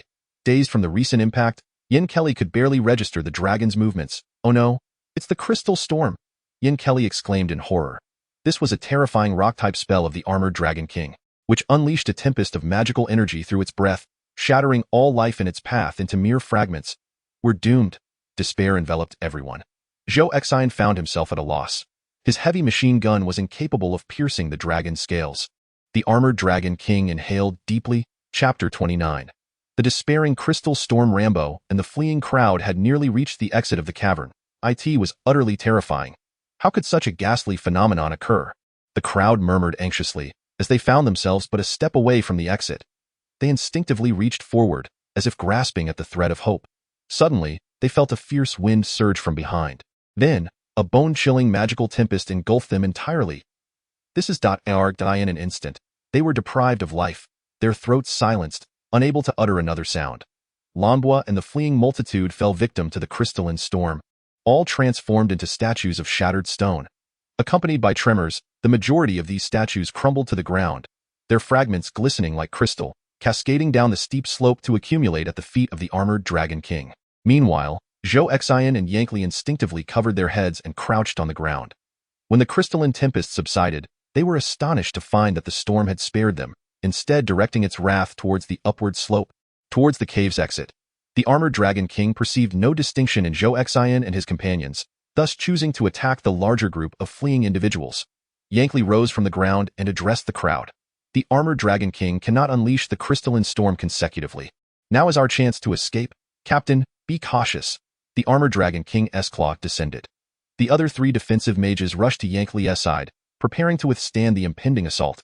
You all must flee, shouted the members of the 4 defensive teams. As long as the defenders remained alive, they would not allow their comrades to suffer harm. This was their creed. Then, take care, a red-robed mage scrambled towards the cave's exit. With a snap, the armored Dragon King's tongue shot out, ensnaring the unfortunate mage. Blood stained the dragon's tongue, remnants of Zhou Xion's previous strike. Another victim to be devoured. Zhou Xion gritted his teeth and unleashed a hail of gunfire upon the dragon's tongue. The armored Dragon King recoiled in pain, swiftly retracting its tongue. However, the red-robed mage, struck against the rocks by the dragon's tongue, lay bloodied and lifeless upon the ground. Cursed be it! Zhou Xion realized that the force of the armored Dragon King's tongue was overwhelmingly lethal. To be ensnared was akin to a death sentence. Witnessing the gruesome fate of his retreating companion, the others hesitated, paralyzed by fear. Zhou Xion closed his eyes briefly in contemplation. Could he truly meet his end here? No, there must be a way. Outside the cave, Kylan, near the entrance, felt the fierce winds brought forth by the crystalline tempest. Is this the crystalline storm? Kylan's voice trembled with apprehension. Dea and Fubule, standing nearby, incredulously inquired, is there an armored Dragon King within this cavern? Zhou Xion, Kylan noticed that the previous rhythmic tap-tap-tap had ceased. Could it be that Zhou Xion had encountered misfortune? Filled with concern, Kylan dashed towards the cave entrance. Teacher Kylan, it's dangerous. Fubule and Dea attempted to intervene. Kylan turned and commanded, it's far too perilous. You must not approach. But, teacher. Kylan stood her ground, retrieving her magical credentials from her cloak. Dea, pour all your magical energy into me. Fubule, protect Dea. Should I fail to emerge, I implore you to return to the school. With that, Kylan flung her magical certificate towards Fubler, who caught it as if receiving a last testament. Teacher Kylan, Dea cried out in sorrow. Obey me, ugh, holy light. Infuse. Dea raised her hands high, channeling all her magical power into a protective shield enveloping Kylan. A translucent, golden shield, akin to an eggshell, encased Kylan completely. With a grave expression, Kylan resolutely charged into the cavern. Before the armored Dragon King, despair engulfed everyone. Yet, the armored Dragon King relentlessly attacked the rock creature and others before it with its claws. Only those attempting to flee and distance themselves from the armored Dragon King fell victim to its ranged assaults. It seemed that, like lizards and frogs, the armored Dragon King possessed exceptional dynamic vision, highly sensitive to moving targets. Zhou Xion remained stationed, gripping a heavy machine gun, contemplating an escape plan. I am a person with the red alert system. How can I perish at the hands of such a giant lizard? Dreadful. What can be done with only the capabilities of this soldier? Through such trials, Zhou Xion came to realize that in this unfamiliar world, danger lurked everywhere. If he did not grow stronger and continued to muddle through carelessly, he would inevitably endanger his own life. If I escape this time, I shall strive to become stronger, Zhou Xion pondered, when suddenly he noticed something in the lower right corner of his vision. The system was still present, merely obscured by his distance from the base, with many features yet to be constructed and unlocked. Thus, Zhou Xion subconsciously overlooked the functionalities of the system displayed in the lower right corner of his vision. 3 small icons and a string of numbers persisted. House, shield, minion, 1200. The house indicated Zhou Xion could construct the core building of the base. The shield denoted the ability to erect defensive structures. The minion represented his capacity to produce existing troop types. Moreover, there were 1,200 coins available for use. While distanced from the base, no buildings could be constructed. However, he could create soldiers, or through the production of soldiers, transfer their abilities onto himself. Zhou Xion began to reflect on his encounter with the frost giant wolf upon arriving in this world. If attacked, Regardless of the damage inflicted, it would only nullify the abilities of his soldiers. He himself would remain unharmed. By promptly utilizing the soldier creation ability on himself, he could restore a fully healthy soldier's form. I have a plan. Zhou Xian's eyes sparkled with realization as he released his deployed status and stealthily approached Midini. Midini and the other two healers were diligently tending to the 4 members of the defense squad, their magical energy nearing depletion as they relied on mana potions to barely sustain themselves. Zhou Xian addressed the 3 healers. I have a method worth trying, but it requires your assistance. Brother Zhou, please, tell us. The trio regarded Zhou Xian with great respect. I will draw the Armored Dragon King's tongue attack. You must ensure to infuse me with magical energy only after I have been attacked. Upon hearing this plan, the 3 exchanged puzzled glances. Remember, you must wait until I have been struck by the tongue attack. Then cast protective magic upon me. Can you withstand the assault of the Armored Dragon King's tongue? There is no time for explanations. As Zhou Xian spoke, he dashed towards the cave entrance. The Armored Dragon King showed no mercy. Upon witnessing Zhou Xian's attempt to flee, it forcefully lashed its tongue towards him. With a resounding smack, Zhou Xian felt an overwhelming force. However, he merely staggered, experiencing little pain. Then, a brilliant white light enveloped him, and the soldier's entire set of gear vanished. In his mind, the long-forgotten system voice echoed. Unit eliminated. This indicated that the Armored Dragon King's strike was sufficient to annihilate a soldier.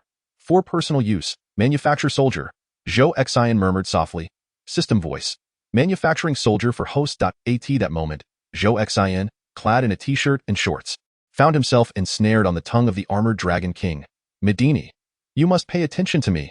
Midini and the 2 other healers swiftly cast a holy light infusion on Zhou Xian. Just as Zhou Xian was engulfed by the Armored Dragon King's belly, a radiant holy light shield enveloped his entire being. Moreover, he summoned all his magical energy to fortify his skin. This was Zhou Xian's strategy, to mount an attack from within the Armored Dragon King. He reasoned that despite the beast's tough exterior, its internal organs would be vulnerable. Chapter 30. Slaying the Armored Dragon King. Upon storming into the cavern, Kylan immediately recognized the grim tragedy from the scattered remnants of shattered limbs. Indeed, it was a crystal storm. With a simple incantation, Kylan conjured a block of ice from the air. She leapt onto the ice, gliding down the steep and polished slope as if riding a skateboard. Suddenly, the sound of Zhou Xian's magical artifact echoed with a rhythmic clatter. Zhou Xian was still alive. A sigh of relief escaped Kylan's lips. As she descended, she soon caught sight of the Armored Dragon King in the distance. However, the scene that unfolded next nearly caused her to faint. The Armored Dragon King's tongue had ensnared Zhou Xian and swallowed him whole. No. Kylan leapt up with fervor, her entire being radiating an ethereal blue light. Soaring high into the air, she did not descend but floated, her eyes shimmering with a cerulean glow. Ice storm. A surge of blood rushed to Kylan's throat, which she forcefully swallowed. Ignoring her own injuries and those of others around her, she poured all her strength into unleashing an ice storm upon the Armored Dragon King. Midini, witnessing this, shouted urgently to Kylan. Lady Kylan, do not act impulsively. This is Mr. Zhou Xian's plan. Within the cavern, the temperature plummeted, and countless sharp ice shards coalesced in the air, accompanied by a piercing cold wind that assailed the scales of the Armored Dragon King. Inside the creature's stomach, Zhou Xian floated, protected by the holy light shield, above the corrosive gastric fluid. Beside him lay a corpse, slowly disintegrating in the stomach acid, the very individual the Armored Dragon King had devoured earlier. 1 minute. Just 1 minute. For a soldier worth 200 yuan, just 1 minute. Zhou Xian was uncertain how long the holy light shield could endure against this gastric fluid. Should the shield dissipate, he would have to rely on his level 3 magical prowess to employ hardened skin as a defense against the digestive acid. However, the destructive power of this gastric acid is far from terrifying. At least, it poses a rather ordinary threat to the holy light shield. Surviving for a minute seems to be well within reach. Suddenly, the familiar voice of the system resonates in his mind. The host unit has been created. Zhou Xian once again transforms into a soldier, and the system's economy in the lower right corner of his vision has escalated to 1,000. Armored Dragon King, I refuse to believe that your innards are as resilient as your scales. Face your demise. Unable to deploy while adrift in the gastric fluid, Zhou Xian draws his M9 pistol and fires at the gastric wall. Bang, bang, bang. Before long, Zhou Xian hears the ferocious roar of the Armored Dragon King. Yet simultaneously, he notices that the radiance of his protective holy light shield is gradually waning. Bang, bang, bang. Zhou Xian unabashedly pulls the trigger. Gradually, the gastric fluid surrounding him turns a deep crimson. The blood of the armored Dragon King dilutes the gastric acid, thus slowing the weakening of his holy light shield.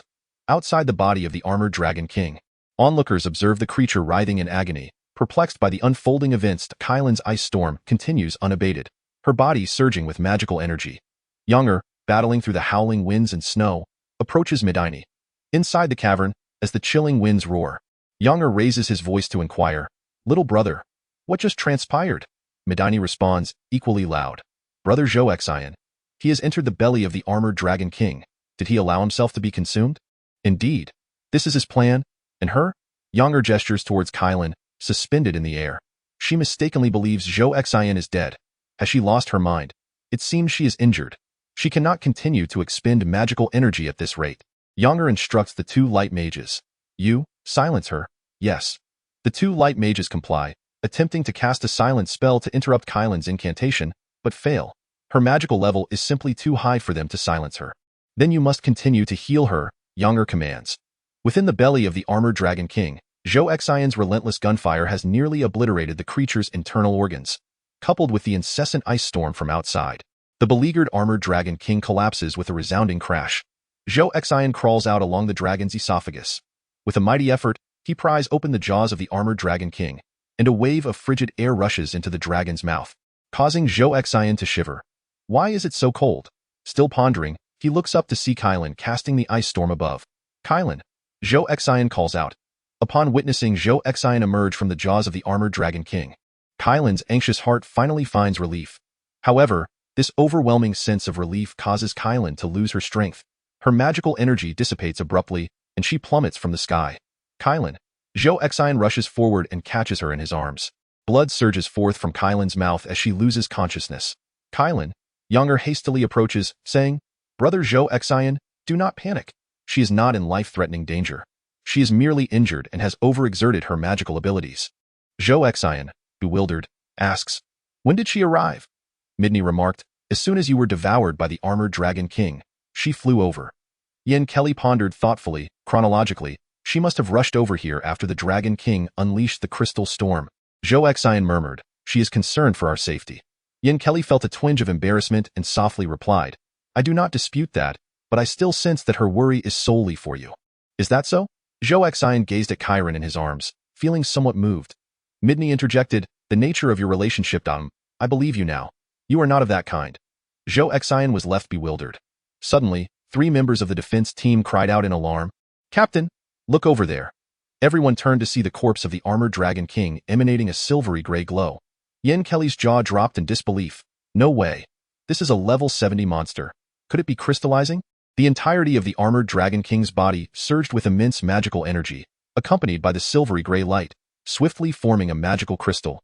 Before long, a crystal the size of a baseball rolled from the Dragon King's body to the feet of the onlookers. All were left in a state of shock, exchanging glances. Yen Kelly trembled all over, yet as the leader of the group, he composed himself and picked up the magical crystal of the armored Dragon King. Shaking his head, he sighed, "What a pity! Had the Dragon King not unleashed that crystal storm, this magical crystal could have been significantly larger." Just as the others were puzzled by Yen Kelly's calm demeanor, he could no longer contain himself and joyously exclaimed, "This is the magical crystal of the armored Dragon King." He held the Dragon King's magic crystal high, declaring, "Brothers, we are about to strike it rich." Chapter 31. Preparing to return to town, the group was exceedingly exhilarated by the demise of the armored Dragon King, fervently discussing, "We are incredibly strong. We actually defeated the armored Dragon King." That statement is quite misleading. From start to finish, we did not inflict any effective damage on the Dragon King. Indeed, it was Mr. Zhou Xion who delivered the fatal blow within the Dragon King's belly. Our leader also endured numerous attacks from the Dragon King, did he not? Zhou Xion humbly interjected, "Without everyone's cooperation, I could not have achieved this." Suddenly, the cavern experienced a slight tremor. Perhaps related to the death of the Dragon King, the vibrations intensified. "Let us cease this idle chatter. We must leave this place at once," Yen Kelly commanded while storing the Dragon King's corpse and magic crystal into a spatial pouch. He then waved his hand to cast a spell, conjuring a series of stone steps leading back. Zhou Xion, cradling Chiron, hurriedly followed the others as they fled the cavern.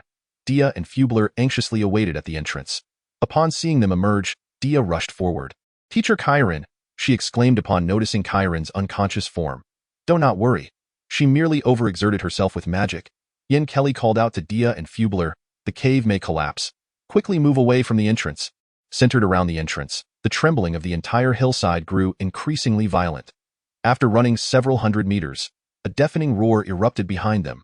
A substantial portion of the hillside collapsed, burying the cavern and the unfortunate souls within, who had been shattered into rubble by the crystal storm. Yankley led the group to a secure location, where they established a camp to rest and regroup. The survivors gathered around the campfire, filled with exhilaration and joy at having escaped death. The Dragon King's magical crystal, if only half could be offered to Mr. Zhou Xin, dividing the remainder among ourselves would still yield a substantial profit. Indeed, risking our lives for this venture was worth it. By heavens, we nearly lost our lives. Upon returning, I intend to rest for half a year. Meanwhile, Zhou Xin sat by another campfire, guarding the unconscious Chiron, tended to by Dia and Fubler. Dia addressed Zhou Xin. Teacher Chiron, upon discovering the eruption of the crystal storm within the cavern, was deeply concerned for your safety and recklessly rushed inside. As she spoke, Dia produced Chiron's magical certification, explaining, she left her certification with me, believing she was going to her demise. Zhou Xin was moved, sighing, Chiron truly is a remarkable person. In the northwestern corner of the camp, near the entrance of the collapsed cavern, stood a solitary figure. He was William Ming, a level 39 gold element defensive mage and a friend of Lembo and Ipoli. He gathered some wood and fashioned a makeshift grave. Lembo, Ipoli, and everyone, I truly look down upon you.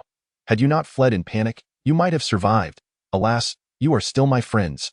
William poured a jug of wine over the grave, lamenting, today, we bid farewell. Observing the melancholic William, Yankley took stock of the remaining members, eyeing the battle against the armored Dragon King. Most casualties were those who had fled in fear, including Lembo and his acquaintances, along with a few aimless wanderers devoid of conviction. Apart from 2 who perished from the Dragon King's tongue attack, the rest succumbed to the crystal storm. It is not surprising they fled. For without Zhou Xin, the others stood little chance against the armored Dragon King. Yankley silently expressed gratitude that all his followers had survived. He approached William, placing a hand on his shoulder. Brother, if you don't mind, you are welcome to join our small team.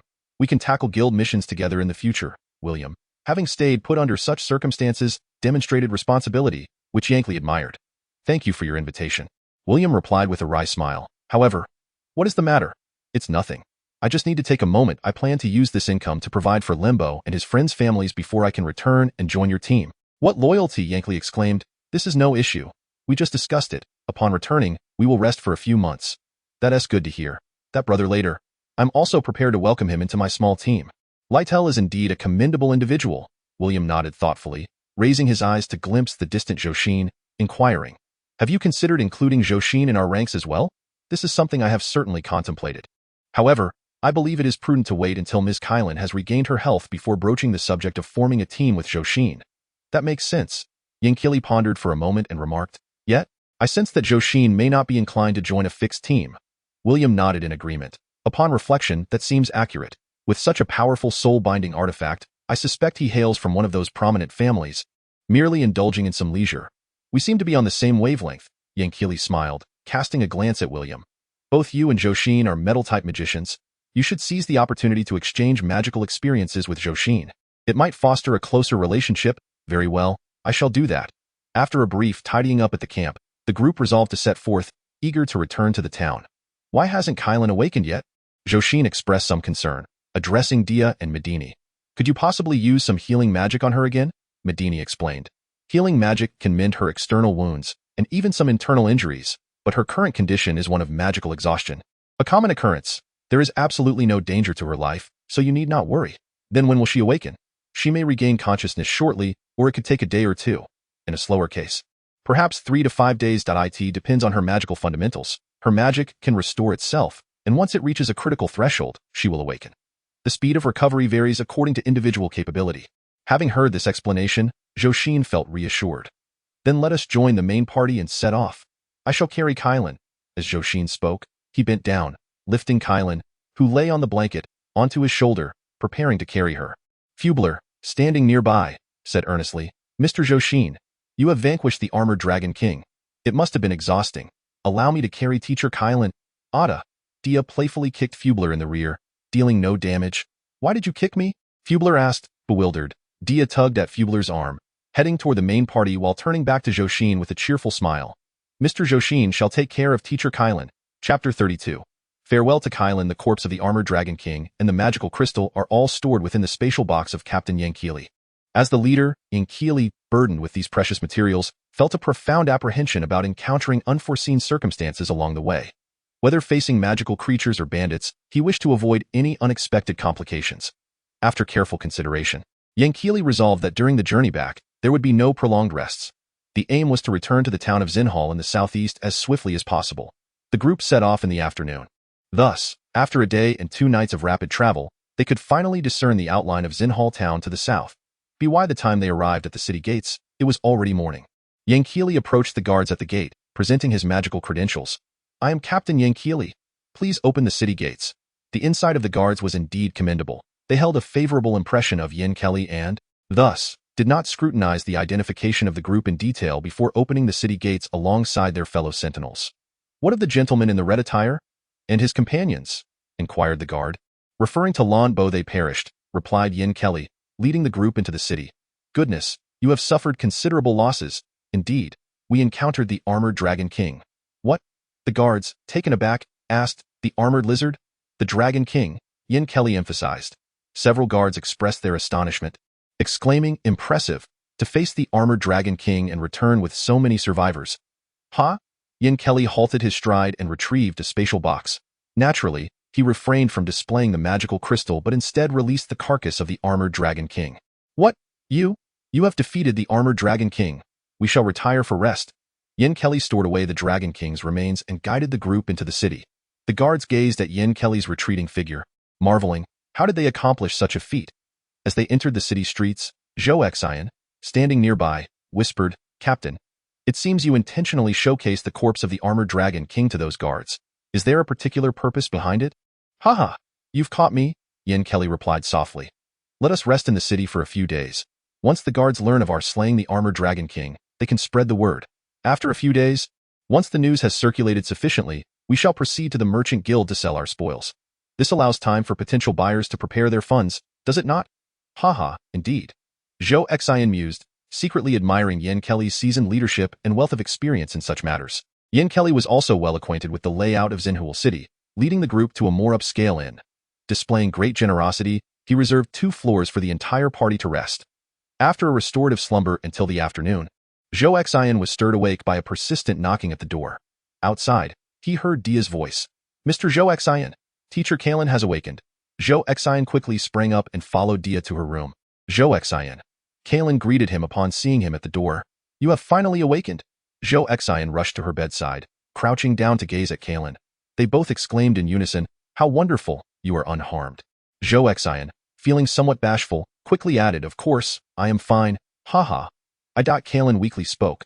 "I feared you had been devoured by the armored Dragon King. I apologize for worrying you. I discovered I could not inflict harm upon it, so I resolved to let it consume me and then disrupt it from within. You certainly are remarkable, cough cough." "Kylan, are you all right?" "Not quite well," Kylan replied feebly. "The Frost Wolf King has injured my magical foundation.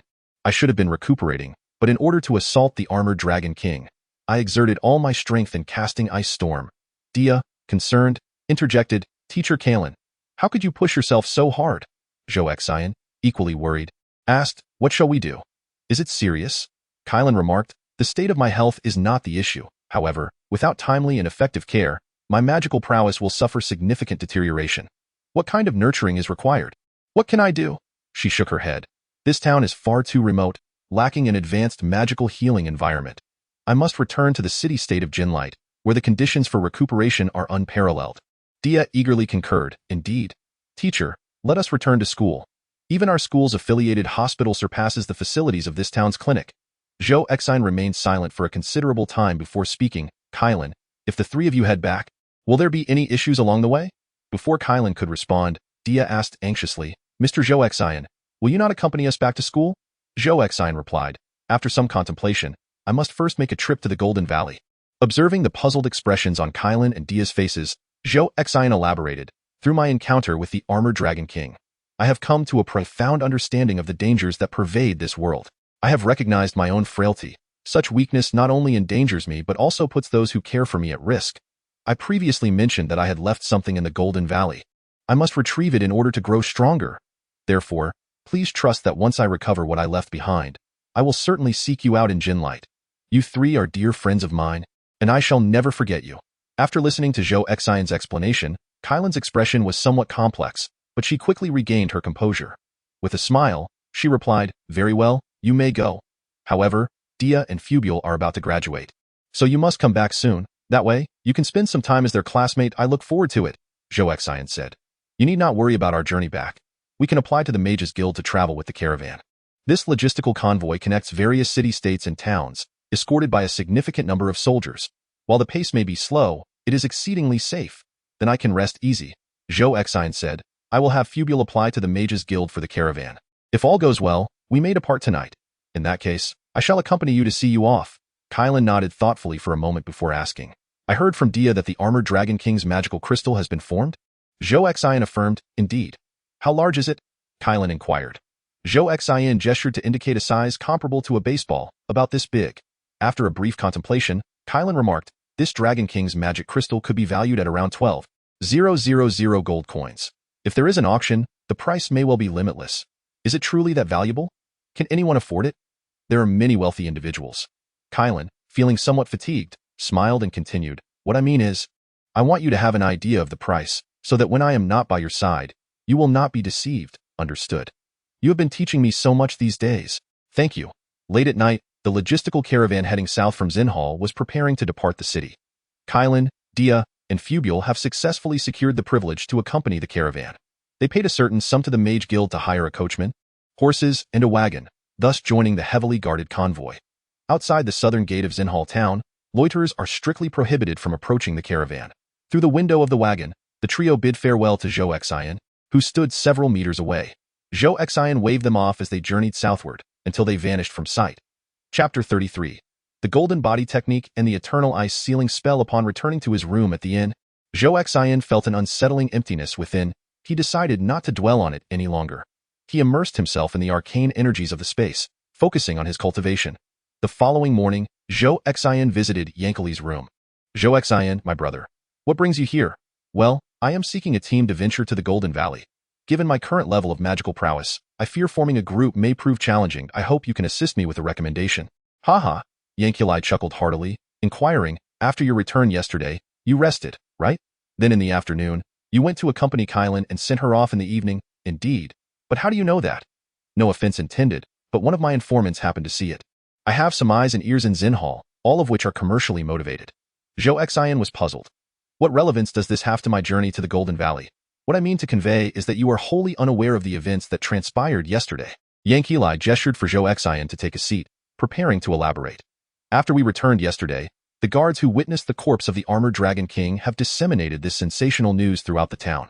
Those who require the Dragon King's scales for crafting equipment, as well as those in need of its entrails for potion making, have hastily departed the town to gather funds overnight. The guild hall is now deserted. Even the members of the Bruni's alliance are fixated on the trading guild. Therefore, my brother Zhou Xian, do not be anxious. Your matter will not be delayed. As long as we hold onto the spoils of the Dragon King, no one will venture out to form a team. Zhou Xian's understanding began to dawn, yet he remained somewhat perplexed. I asked the corpse of an armored Dragon King truly that enticing to them? Yankali smiled mysteriously. You may not be aware, but the price of the Armored Dragon King's scales has skyrocketed in the eastern city-state of Ainwat. Of course, this information is no secret within the magical community. Hence, those who were initially forming teams in the guild hall have all rushed out to gather funds, preparing to procure the dragon scales from here and then profit in Ainwat. Zhou Xian inquired further. Then why don't we simply go to Ainwat to sell the dragon scales ourselves? Yankali sensed Zhou Xian's lack of experience and chuckled. Would you like to go? Ainwat is quite a distance from here. If you wish to go, I can give you your share of the scales, and you can sell them yourself. The other brothers are waiting for funds, so they will not accompany you. Oh, I understand now. Selling and then splitting the profits would be more convenient for us. Absolutely. Moreover, we have more than just the scales. We certainly do not have the time for round trips. Zhou Xian nodded and said, all right, then I shall have no worries. For the next few days, I will simply rest alongside everyone. Once our spoils are sold, we can contemplate the matter of traveling to Golden Valley. Indeed, having endured such a fierce battle, we certainly deserve a proper respite. With that, Zhou Xian found himself momentarily devoid of tasks, leading him to engage in casual conversation with Yankali. Zhou Xian inquired, why are the scales of the Armored Dragon King so expensive in Inois? This matter has come to my attention as well, let me tell you, but do refrain from spreading it around. Yen Kelly leaned in closer, lowering his voice to say, in our country, there have been some territorial disputes with the islands in the maritime regions. Zhou Xin understood that they were situated in the Northern Golden Continental Federation, while the so-called islands referred to the archipelago extending from the eastern coastline, the eastern Qingyang Islands. Yen Kelly continued, the city-state of Ainois lies on the eastern coastal edge of our nation, and it is said that they have engaged in several skirmishes, both overtly and covertly, with the nearby islands. Is it due to the war that these materials have increased in price?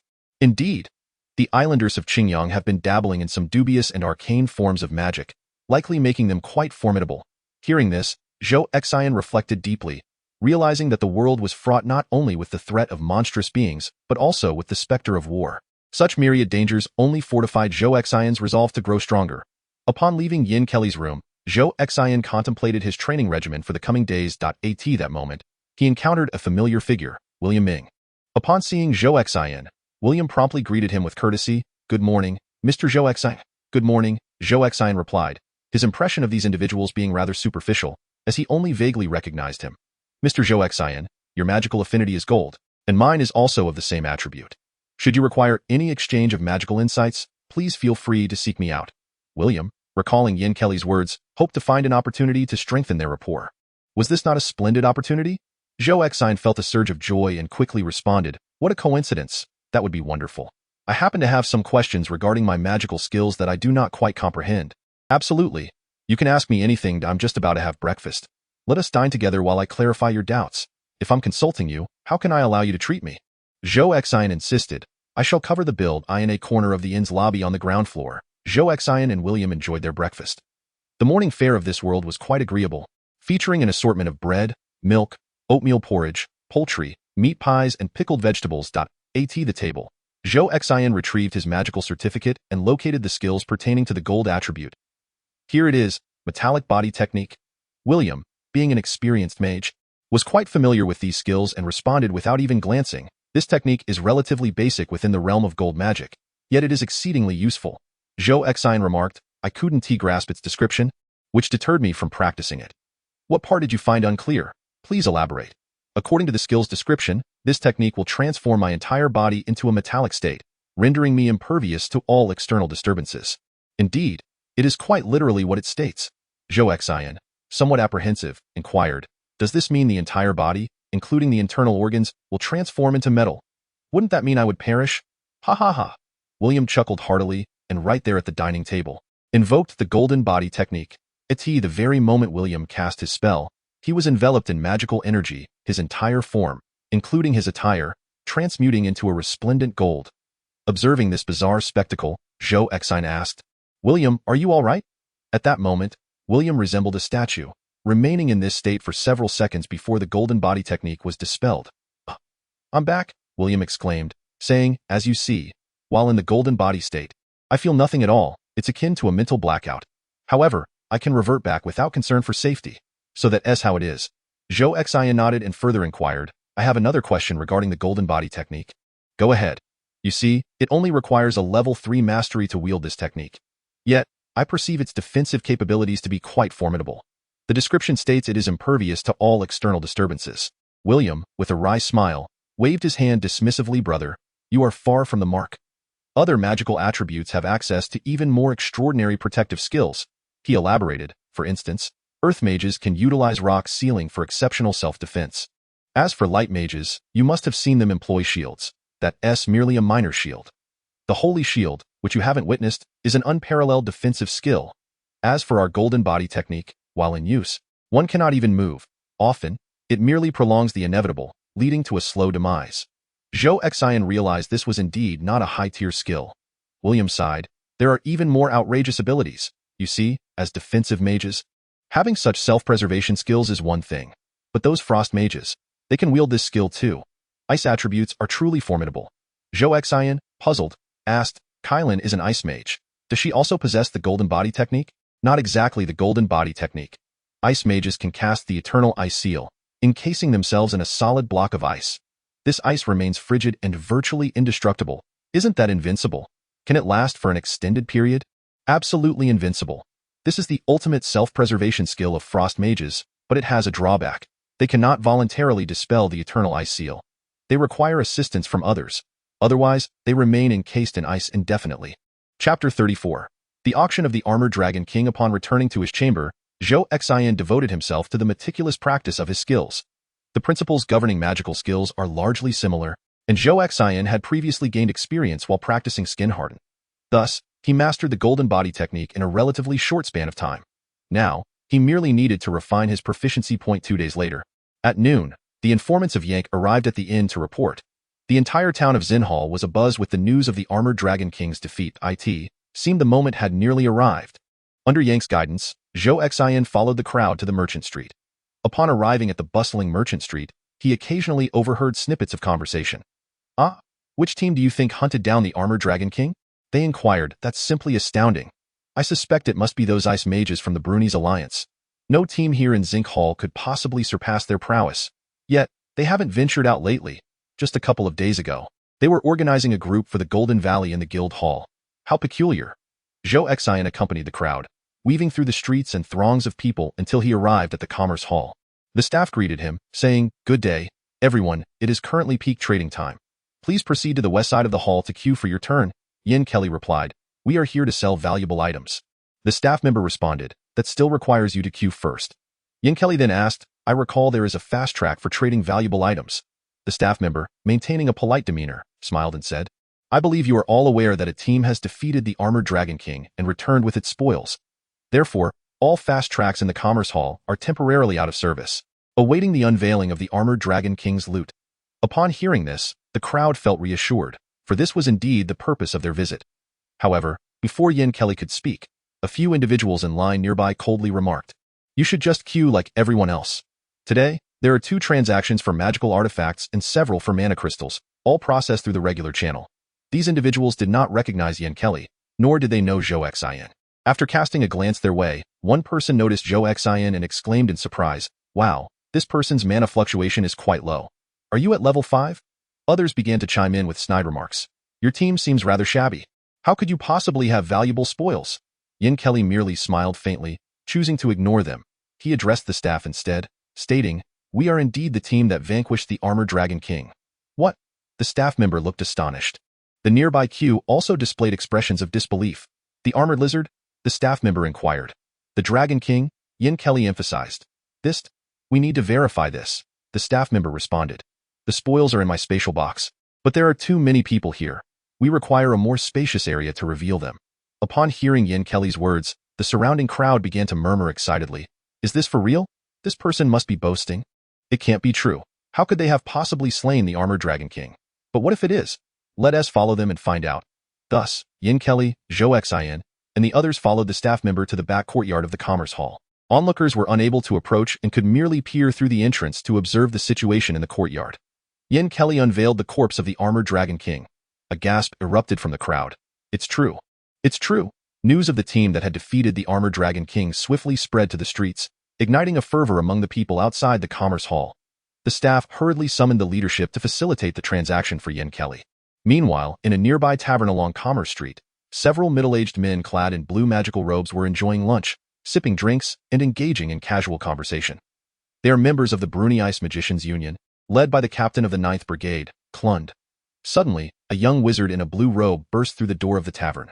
Klund, with a serious demeanor, admonished the young man, "Fros, mind your appearance." The young man's name was Fros, and he excitedly declared, "They have appeared. The team that defeated the Armored Dragon King has shown up at the Guild Hall." Klund sprang to his feet, exclaiming, "What? Are you certain?" "Absolutely. I saw them release the corpse of the Dragon King from the spatial box. The Guild Hall is in an uproar." "Excellent. Let us go." Klund dropped a few gold coins and led the group out of the tavern. Upon arriving at the Guild Hall, Klund found the entrance thronged with a dense crowd. "Make way!" Fros shouted as he forged ahead.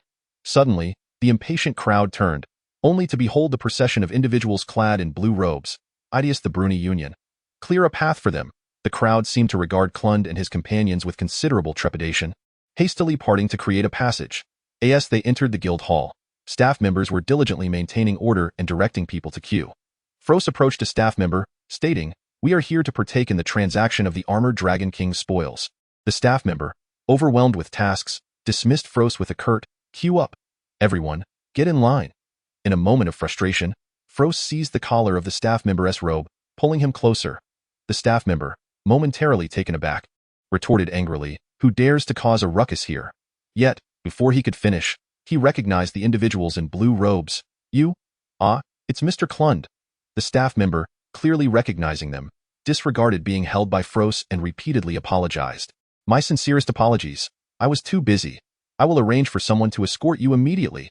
The Bruni Ice Magicians Union has established cooperative relationships with numerous guilds and trading companies across various city-states, with dedicated reception personnel for team arrangements and transactions, thus eliminating the need for queuing. Meanwhile, Zhou Xin, along with Yankley and others, had already completed the transaction procedures at the guild. The supervisor of the guild, upon inspecting the corpse of the armored Dragon King, was exhilarated. Such precious items are typically sold through auction, allowing them to fetch high prices. Moreover, as the venue provider, the guild also earns service fees. Although the service fee constitutes only a small fraction of the auctioned item's value, the greater the transaction amount, the more the guild profits, naturally making them quite pleased. However, before they could fully comprehend the situation, Yankley presented another significant item, the magical crystal of the armored Dragon King. The guild supervisor, upon seeing this item, was nearly breathless with excitement. "You have 3 slots, esteemed Mr. Yankley. Please designate 3 members of your team to accompany me to the auction venue." In such auctions, the selected trio typically comprises the leaders of the defense, offense, and healing squads. Yankley had already decided on his selections: himself, William Ming, and Zhou Xin.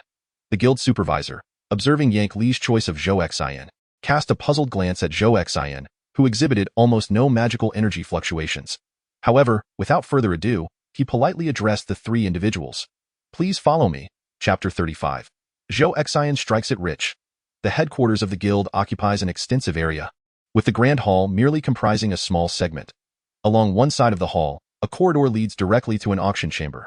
Klund, accompanied by Floss and a cadre of followers, followed the guild staff into the auction hall and took their seats in the front row of the VIP section, affording them a clear view of the proceedings at the podium. The forefront of the auction hall, seated at the podium, were Klund, William Ming, Zhou Xin, along with the guild supervisor and several staff members. Floss spotted Zhou Xin and whispered to Klund, "Captain, that individual, I recognize him. The one beside that woman." Klund recalled the moment when Kalen had fed an ice elemental crystal to Zhou Xin. Floss, having witnessed the duel between Zhou Xin and Hubert in the guild hall that day, remarked, "It's him. He possesses a peculiar artifact. It exhibits no magical response, yet can inflict tremendous damage." Klund nodded, a frown creasing his brow. Could he really be that formidable? While he was aware of Zhou Xion's somewhat unusual techniques, could he truly be strong enough to slay the armored Dragon King? The auctioneer, dispatched by the guild, took the stage at the front. The items for auction today were the spoils brought back by Mr. Yankley's team, the armored Dragon King. We will auction them in accordance with their materials. The first item on the block was the scales. The creature disassembler had meticulously stripped away all the viable scales. Large scales, 733 pieces. Medium scales, 427 pieces. Soon, the scales, teeth, claws, and bones were all auctioned off. Klund and his companions made no purchases. Next up for auction were the organs. Upon hearing the term organs, Klund perked up. The auctioneer announced, "According to the assessment by the creature disassembler, the liver has a damage rating of 7, but remains suitable for medicinal use. The starting bid is 50 gold coins." Klund, perplexed by the mention of damage, nonetheless raised his paddle. 50 gold coins, once 50 gold coins, twice 50 gold coins, thrice. Sold. After the auctioneer's gavel fell, he continued, "The stomach, with a damage rating of 10, still suitable for medicinal use. Starting bid 20 gold coins. Still damaged?" Klund, bemused, raised his paddle once more to claim the Dragon King's stomach. Heart, damage rating 3, suitable for medicinal use. Starting bid 100 gold coins. Klund continued to raise his paddle. Most of the medicinal organs faced little competition and were successfully bid on by Klund. However, he could not fathom how they had managed to inflict damage on all the internal organs of the armored Dragon King. The auction progressed swiftly, and even the flesh of the armored Dragon King was acquired by several upscale restaurants in town. As the buyers began to rise, preparing to depart upon witnessing the complete dismemberment of the armored Dragon King's corpse, Klund and the others also readied themselves to leave. "Everyone, please hold on," the auctioneer smiled faintly. "The main event is yet to come." The main event? Those preparing to exit were bewildered and slowly returned to their seats. At this moment, Yen Kelly stepped forward personally, producing a spatial box from which he extracted the Dragon King's magic crystal. The host, eager to enliven the atmosphere, declared loudly. This is it. The rock attribute. The magical crystal of the armored Dragon King. What? The attendees at the buyer's table erupted in astonishment. Clern's eyes widened in disbelief, as did those of his entourage. A realization dawned upon Clern. Internal organs damaged? So it is. Remarkable. Through some means, they had inflicted damage upon the armored Dragon King's innards, leading to its demise while leaving behind a substantial amount of magical energy that crystallized within. The host announced, Rock Attribute Dragon King's Magic Crystal, starting bid at 12,000 gold coins. Initially, the guild intended to set the starting bid at 10,000 gold coins, but Zhou Xin proposed a starting price of 12,000. This was the price that Kylan had advised Zhou Xin to remember. Someone quickly raised their bidding paddle. The host reported, 12,000, once. Immediately, others joined in, raising their paddles. 13,000. Once. 14,000. Once. Yin Kelly felt a pang of desire inside. I truly want it. Alas, I lack the funds, Zhou Xin whispered from the side. They are quite wealthy. Who are these people? Yin Kelly explained. They are likely affluent individuals, purchasing for their children to establish magical foundations or enhance their magical levels. Ultimately, the Dragon King's magic crystal was sold for 22,000 gold coins. The Dragon King's internal organs, brain, and eyeballs were not worth much, fetching a total of just over 1,000 gold coins. The scales, teeth, and bones held greater value, totaling over 7,000 gold coins. After the auction concluded, Zhou Xin, Yin Kelly, and William ascended to the office of the guild to settle their earnings. After the guild deducted its service fee, the net profit from this auction amounted to 30,000 gold coins. Yin Kelly remarked to Zhou Xin, Brother, according to our agreement, half of the auction proceeds belong to you. That amounts to 15,000, more than 10 times what I've earned over the years. Reflecting on this, Zhou Xin realized that in this world, 1 gold coin had a purchasing power equivalent to approximately 1,000 yuan. Yin Kelly had saved over 1,200 gold coins over the years, totaling 120,000 yuan. Zhou Xin marveled internally, goodness, 15,000 gold coins equates to 15 million yuan. After collecting their earnings in the guild office and dividing the proceeds, the group prepared to leave. Upon exiting the office, they were confronted by 6 or 7 individuals who blocked their path. These individuals were none other than Clern and his entourage from Brunies. Clern began, Captain Yin Kelly, I am. Before he could finish, Yin Kelly interjected, I know who you are. What is it that you seek? I wish to discuss a few matters with you all. If convenient, please follow me. Clern led the group to a VIP room within the guild. Once everyone was seated, Clern got straight to the point. I want to know how you accomplished this. Yin Kelly took a moment to compose himself and replied, Is it not somewhat impolite to inquire about such matters? This pertains to certain secret weapons of our team. Clern responded, I am well aware of that. However, I am left with no choice. During today's auction, I nearly acquired all of the Dragon King's internal organs. Yin Kelly cast a glance at Zhou Xin and William Ming, saying, We all witnessed it on stage. My brother has sustained injuries, and I require these as medicinal materials to treat him. Clern sighed, however, that is insufficient. I also need some ice attribute magic crystals. Clern continued, Yet, ice attribute magic crystals are exceedingly rare in the market. I must venture to the northern part of the Zinc Hall Forest, specifically the Golden Valley, to hunt magical beasts and procure the necessary ice attribute magic crystals. Upon hearing about the Golden Valley, Zhou Xin perked up, I need the power you wielded to slay the Dragon King. Assist me in exploring the Golden Valley. Aware of Zhou Xin's eagerness to go to the Golden Valley, Yin Kelly decided to be forthright, gesturing towards Zhou Xin and addressing Clern. This is my brother Zhou Xin, who is nearly solely responsible for defeating the armored Dragon King. If you seek further details, converse with Zhou Xin. Chapter 36. Joining Clern's team. Clern mused over the name Zhou Xin before addressing him. Greetings, I am Clern. We have met previously in the guild hall. Zhou Xin naturally recalled that encounter, as he had been with Kylan at the time when Clern sought to purchase their Frost Wolf King's magic crystals. Hello, Zhou Xin replied. Clern, brimming with sincerity, remarked, We place our trust in Captain Yin Kelly, and in you as well. However, I would like to witness your abilities first, if convenient. Could you demonstrate? Zhou Xin expressed his concerns about demonstrating in the room, stating, It may not be appropriate. It could be rather dangerous. He was apprehensive about the possibility of ricocheting bullets damaging the room or injuring someone. Then shall we proceed to the backyard? Clern suggested. Certainly. Upon arriving at the spacious courtyard of the Trading Association, Zhou Xin contemplated before asking, as ice mages, Can you conjure some solid ice blocks? I wish to showcase my destructive capabilities. This is quite simple. Clern waved his hand, prompting Floss, who stood behind him, to step forward. Floss raised his hand to cast a spell, causing the temperature in the air to drop several degrees, and soon, shards of ice began to materialize in the atmosphere. Ha! Floss brought his hands together, and the shards of ice, under immense pressure, swiftly coalesced into a singular point in an instant. These shards transformed into an ice sphere, approximately 1 meter in diameter. With a resounding thud, the massive, solid ice sphere crashed heavily onto the ground of the courtyard. Please proceed. Floss gestured to Zhou Xin, his gaze inadvertently drifting to the handgun at Zhou Xin's waist. He was aware that this was Zhou Xin's magical artifact, having witnessed it during Zhou Xin's prior duel. Surely, it isn't excessively hard? Zhou Xin inquired as he approached the ice sphere. Subsequently, he drew his M9 handgun and tapped the ice block with the grip. Observing Zhou Xin's actions, Klund inquired with curiosity, "What's the matter? Are you unable to destroy it if it proves too hard?" "Not quite." Zhou Xin clarified, expressing his concern that if the ice was too hard, it might cause ricochet injuries. "Step back a bit, everyone." Zhou Xin signaled for everyone to maintain a distance from the ice sphere. Then he took a few steps back himself, raising his handgun and beginning to fire at the ice sphere. Bang, bang with several precise shots, the bullets penetrated deeply into the ice sphere. Feeling reassured that there would be no ricochet, Zhou Xin then unleashed a flurry of shots in no time. The massive ice sphere was riddled with countless small holes. The shells and bullets vanished into a blinding light after striking their target, leaving no trace behind. Truly impressive. Krund led a group of frost mages to the side of the ice sphere. Witnessing this astonishing spectacle, "Hey!" Zhou Xin called out to them, "Step aside. I'm not done yet." Once the crowd had distanced themselves from the ice sphere, Zhou Xin initiated his deployment state. The onlookers were astonished as Zhou Xin, without utilizing a spatial box, conjured an abundance of sandbags. Before they could recover from their astonishment, Zhou Xin had already retrieved an M60 machine gun and set it upon the sandbags. Rat-a-tat-tat. A barrage of gunfire reduced the enormous ice sphere to mere fragments.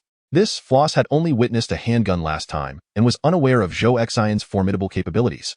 Floss himself was a highly skilled frost mage, and the ice sphere he had created boasted an exceptionally high density, harder than rock. Yet, at that moment, the ice sphere had transformed into mere heaps of crushed ice. Clap, clap, clap. Krund slowly applauded, acknowledging Zhou Xin's prowess. Approaching Zhou Xin, Krund raised a finger and earnestly proclaimed, 100 gold coins. "I sincerely invite you, Mr. Zhou Xin, to join our expedition to the Golden Valley. I offer you the highest daily wage for an elite outputter. 100 gold coins." Nearby, Yin Koli and William exchanged glances. Both astonished and envious. 100 gold coins a day for one person? Bruni's was indeed wealthy. Zhou Xin, with 15,000 in hand, did not particularly mind the sum of 100 gold coins. His primary objective was to venture into the Golden Valley, making negotiations over salary unnecessary. "All right," Zhou Xin agreed. "Excellent. In that case, Mr. Zhou Xin, let us proceed to the guild hall to sign the team contract. I shall advance your wages for 5 days. Due to the lengthy duration of the auction, by the time Zhou Xin followed Krund to the Mage Guild Hall, dusk was approaching. Throughout the day, adventurers had been focused on the auction proceedings, resulting in a sparse gathering at the guild hall. Upon reaching the front desk, Zhou Xin and Krund signed the team contract. Meanwhile, Floss called out toward the relaxation area. "Zuelina, we have a new team member for you to meet." In the relaxation area, 5 mages donned in blue robes were present, with a striking woman leading them. Her name was Zuelina, a subordinate of Krund, who was monitoring both the guild hall and the auction hall. Upon hearing Floss's greeting, Zuelina approached the front desk with her 4 companions. Zhou Xin was in the midst of finalizing the team arrangements with Krund. Out of the corner of his eye, he vaguely spotted a woman in a blue robe, tall with flowing hair. "Kylan?" Zhou Xin exclaimed in surprise, recognizing Zuelina as she approached. "What am I thinking?" Zhou Xin scolded himself inwardly for mistaking her for Kylan. Zuelina's height and hairstyle bore a striking resemblance to Kylan, and her figure, accentuated beneath the robe, was undeniably alluring, leading Zhou Xin to misidentify her. Kylan? Krund, hearing Zhou Xin utter the name, glanced at the approaching Zuelina. Previously, the lady accompanying Mr. Zhou Xin bore a striking resemblance to Zuelina. "Ha ha." Klunda chuckled and introduced, "This is Zuelina, my brother's fiancée. As you are aware, my brother has sustained severe injuries, thus we ventured out to gather magical crystals, and Zuelina insisted on accompanying us to lend a hand.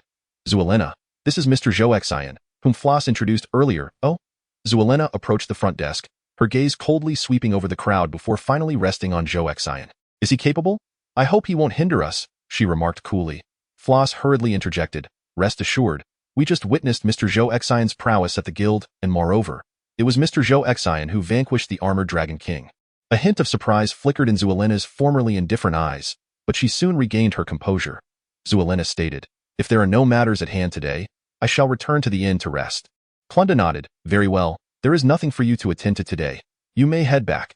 After Zhuelina and her entourage departed, Klunda turned to Zhou Xin and said, You see, due to my brother's situation, she is utterly exhausted, and her mental state is rather poor, hence her somewhat indifferent demeanor. Do not take offense, I understand.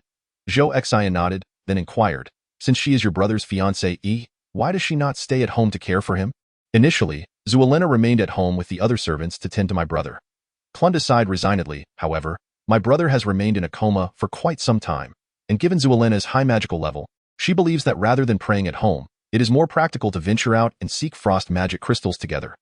I see. Chapter 37. Experiencing high spending at the tavern after Zhou Xin and Klunda signed the team contract. They returned to the inn. Having missed dinner time, the dining area on the first floor of the inn was nearly deserted. Is there anything left to eat? Zhou Xin approached the front desk of the dining area, intending to purchase a light supper, bread, milk. The food provided by the inn was rather plain, and Zhou Xin felt a lack of appetite upon hearing it. Wait, I have so much money on hand. Why should I settle for such meager fare? Zhou Xin slapped his forehead and left the inn, planning to seek a high-end restaurant in Zinc Hall town for a proper meal. Furthermore, Zhou Xin currently possessed only gold coins, which in this world are equivalent to high-denomination currency.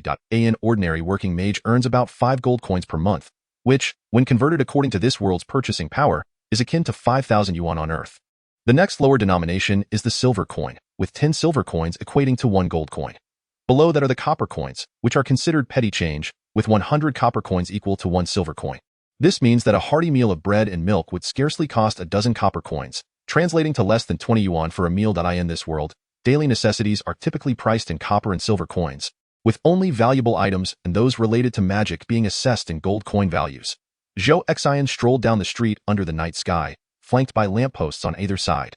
The lamp's wick serves as a magical artifact infused with enchantments, illuminating the vibrant nightlife of the town, which relies on various forms of lighting magic. Zhou Xin had traversed several streets, passing by numerous ordinary eateries. This town seemed overwhelmingly vast. Where might the upscale restaurants be?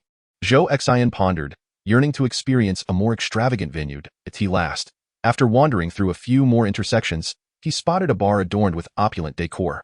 Surely, such an establishment would offer sustenance. Inside, an array of magical lights enhanced the ambience.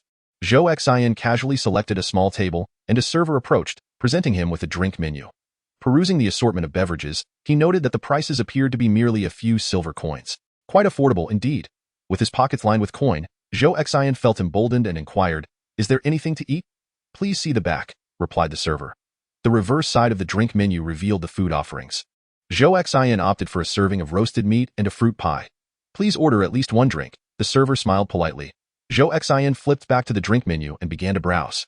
Names such as Illusory Thunder Elixir, Wind Enchantment Brew, and Soul Essence Liquor caught his eye. Those names sound rather peculiar. Zhou Xin felt a twinge of doubt.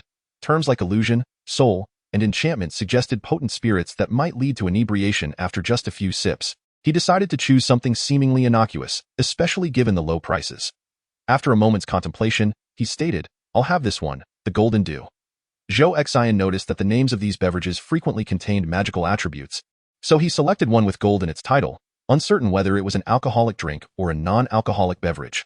Upon hearing Zhou Xion's choice of Golden Dew, the server cast him a brief, surprised glance. Nevertheless, the server remained unperturbed and replied, Roasted lamb chops, 1 silver 98 copper. Green fruit pie, 1 silver 28 copper. Golden Dew, 1 gold 2 silver 98 copper. The total comes to 1 gold 6 silver 24 copper. The drink was rather pricey, equating to the feeling of spending an impressive 1,624 yuan for this meal. However, for Zhou Xian, such an amount was hardly significant. Lacking any small change, he produced 2 gold coins and handed them to the server. No need for change. Consider the remainder a tip. The server was somewhat taken aback, as Zhou Xian's eccentric attire and the absence of any discernible magical aura had led him to anticipate a more modest gesture. Very well, sir. While waiting for his food, Zhou Xian found himself growing bored. Suddenly, he recalled the existence of the wondrous magical identification card in this world. He retrieved it, deftly swiping through its contents like a smartphone. Although devoid of a network, the magical card contained a wealth of arcane knowledge and geographical data. It served as an engaging diversion akin to browsing novels or news while dining out. Just as Zhou Xian was engrossed in the information on his magical card, a shadow loomed behind him. Brother, look! There's actually a level 2 fellow here, spoke a rugged man with a scruffy beard. He was clad in casual attire and reeked of alcohol. I reckon you've had too much to drink. In Xinhole City, the street sweepers are all above level 10. Following the bearded man was a corpulent figure, also dressed in casual wear and exuding a strong scent of liquor. The bearded man approached Zhou Xin, instinctively reaching out to snatch the magical card from his hands for a closer look. Zhou Xin possesses the quintessential physique of a soldier, with formidable reflexes and stamina. With a swift flick of his hand, he evaded Mug's attempt to snatch away his belongings. What a miser! The bearded man slurred drunkenly. The rotund man approached, draping an arm around the bearded one, while the inebriated Zhou Xin offered an apology. I'm sorry, my friend is quite intoxicated. He is truly a level 2. He really is. The bearded man shouted, only to be unsteadily pulled away by the rotund man. The other patrons in the bar, drawn by the commotion, cast glances at Zhou Xin. However, most paid little heed, aside from a few who glanced curiously at Zhou Xin's attire before returning to their revelry. Yet, in a corner of the bar, someone noticed Zhou Xin and rose to their feet. This was a slender figure, clad in casual outerwear and a long skirt, making her way towards him. Out of the corner of his eye, Zhou Xin spotted this silhouette and suddenly perked up, turning to say, Kylan. The newcomer was Shualena, who approached Zhou Xin's table, a drink in hand. Zhou Xin berated himself internally, thinking, what is wrong with me? Why do I keep mistaking others for Kylan? I've only heard that name once in the guild hall. Do I resemble her so closely? Embarrassed, Zhou Xin stammered, not really. It's just the hairstyle that bears some resemblance. Shualena sat down across from him, sighed, and took a sip of her drink. Zhou Xin noticed a weary chill in her otherwise indifferent expression. Need something? He inquired. Shualena replied coolly, well, we are teammates now. Is it so wrong to share a drink together? Oh. Zhou Xin's gaze drifted, uncertain where to focus. Shualena was not adorned in a robe but rather casual attire. Though traditional and modest, it undeniably accentuated her figure far more than her usual garb. I heard from Floss that you possess some impressive magical artifacts. Might I take a look? Zhou Xin hesitated, feeling the weight of propriety. Is it appropriate to draw out such weapons in public? Oh, it's fine. If it's inconvenient, let it be, Shualena said softly, taking another sip of her drink, her eyes and tone heavy with fatigue. Just then, the waiter arrived with Zhou Xin's food and drinks. Having been hungry for half the day, he was eager to dig in yet, maintaining his gentlemanly demeanor, he inquired of Shualena, would you like something to eat? It's on me, and no need. Zhou Xin picked up a lamb chop and sampled it, finding it quite delectable. The dessert called Qingguo pie was somewhat tart but still enjoyable as he savored his meal. A man approached his table. Hey there, beautiful, he said to Shualena. I was just in the restroom. Why did you switch tables? Shualena, visibly annoyed, retorted. I have no desire to get to know you. Could you please leave me alone? Zhou Xin, chewing his meat, glanced between Shualena and the man, instantly comprehending the situation. This woman wasn't seeking anything else. She merely wished to escape unwanted attention and find solace at his table. Chapter 38. An encounter with Shualena. Zhou Xin's assessment was accurate. Shualena sought refuge in this space. After arriving in Zinc Hall Town with the Union members, she would often venture out in the evenings for a drink, seeking to dispel her worries and alleviate her gloom. The ambience of this bar is quite delightful, which is why Shualena chose this place. For many days, it has remained tranquil, devoid of any disturbances. However, following the revelation of the spoils from the armored Dragon King, a surge of new adventurers has flocked to the town of Xinhall. Each evening, the bar is now graced by numerous unfamiliar faces. Today, Shualena found herself approached by an unknown man. This man, named Vainer, is a self-proclaimed level 37 fire element mage, who, upon hearing the rumors about the armored Dragon King, decided to come here to seize an opportunity. With the auction of the spoils concluded, he was fortunate enough to acquire some dragon scales, which filled him with great joy. Consequently, he made an effort with his attire and ventured to the bar to engage with the ladies. Had Shualena been donned in a custom magical robe from Bruni's, it is likely that no one would have dared to meet her gaze. However, in a bar such as this, patrons typically eschew their elemental robes in favor of casual wear. Thus, when Vainer spotted the charming Shualena sipping her drink alone, he eagerly approached her. Initially, Shualena paid little heed to such a trivial character, yet Vainer persisted in his advances. I have a fiancé, she stated. That does not pose an obstacle between us, does it? He retorted. Sigh. Shualena was becoming increasingly exasperated. Vainer continued to engage her in conversation for quite some time before excusing himself to the restroom. Upon returning, he discovered Shualena's seat vacant, only to find her seated with Zhou Xin. Casting a glance at Zhou Xin, who was enjoying his meal, Vainer inquired, Is this your fiancé? He seems rather feeble. Zhou Xin, unaware of their prior conversation, found the remark perplexing. He shot Vayner a glare and retorted, "What's your business? Don't jump to conclusions without knowing the situation." Upon hearing Zhou Xion's words, Vayner, bewildered, asked, "Aren't you her fiancé?" Zhou Xian shook his head. "Oh." Vayner seemed to grasp the situation, smiling as he drew closer to Sharina. Sharina's eyes revealed her discontent as she cast a glance at Zhou Xian, silently imploring, "You rascal, lend me a hand here." Zhou Xian, relishing his barbecue and fruit pie, merely glanced aside, conveying, "Sister, if you can handle it, don't drag me into it." Vayner placed a hand on Sharina's shoulder, grinning, "Give me a chance. Let us get to know each other tonight." Before he could finish, Sharina turned her head and forcefully exhaled towards his unwelcome hand. Whoosh! A wave of frigid air spread from Vayner's fingertips, enveloping his entire being. "Ah!" Vayner jerked his hand back, revealing a thick layer of frost on the back of it. He attempted to brush off the frost, but it was too solid to remove. "You possess quite the skill. Woman, I like it." Vayner gritted his teeth, the pain of frostbite shooting through his fingertips. Fireball, he summoned his magical energy, conjuring a sphere of flame in his other hand. He held his hands before him, using the fire to melt the frost as he thawed his hand. He attempted to utter sweet nothings. "Let my flames melt your icy demeanor." Pfft. Zhou Xian burst into laughter. Sharina shot him an irritated glance, her expression clearly saying, "You won't help me out, yet you stand by to watch the spectacle. How very considerate of you." Alas, Zhou Xian's laughter caused him to choke on his meat and pie. Zuelena wore an expression of amusement, as if relishing the spectacle unfolding before her. "Is this karma? May it choke you." Zhou Xian hastily seized a glass of golden dew and downed nearly half of it in one gulp. Unbeknownst to him, the drink facilitated the passage of food lodged in his throat. However, moments later, his eyes widened in shock. PFF. Zhou Xian abruptly expelled the remaining liquid from his mouth, the golden dew spraying forth and landing squarely in front of Vayner. As the mist of the beverage made contact with the fireball in Vayner's hand, a resounding explosion erupted. The specially crafted robes of the mage were designed to resist various magical properties, rendering them difficult to damage, water repellent for water magic, fire resistant for fire magic. Yet, at that moment, Vayner was clad in casual attire. The spurt of alcohol, along with remnants of food, marred his exquisite coat, which was soon engulfed in flames as the mist ignited. Hee. Zuelena chuckled softly upon witnessing Vayner's predicament. Zhou Xian, still struggling with the fiery sensation in his throat, downed another mouthful of the potent liquor, his throat ablaze. "What on earth is this? Waiter, water!" His voice hoarse, he could barely muster a shout. Seeing Zhou Xian's plight, the frown on Zuelena's face dissipated significantly.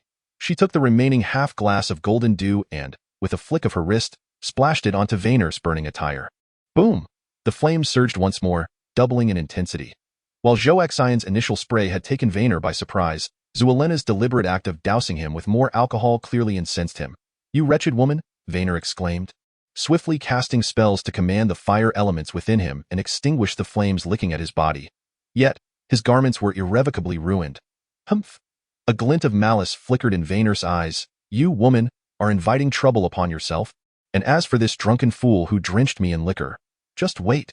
Clutching his frostbitten hand and clad in tattered clothing, he stormed out of the bar in a state of utter disarray.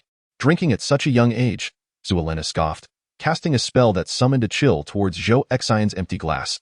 The inner walls of the glass began to condense with droplets of cold moisture, quickly forming half a glass of water.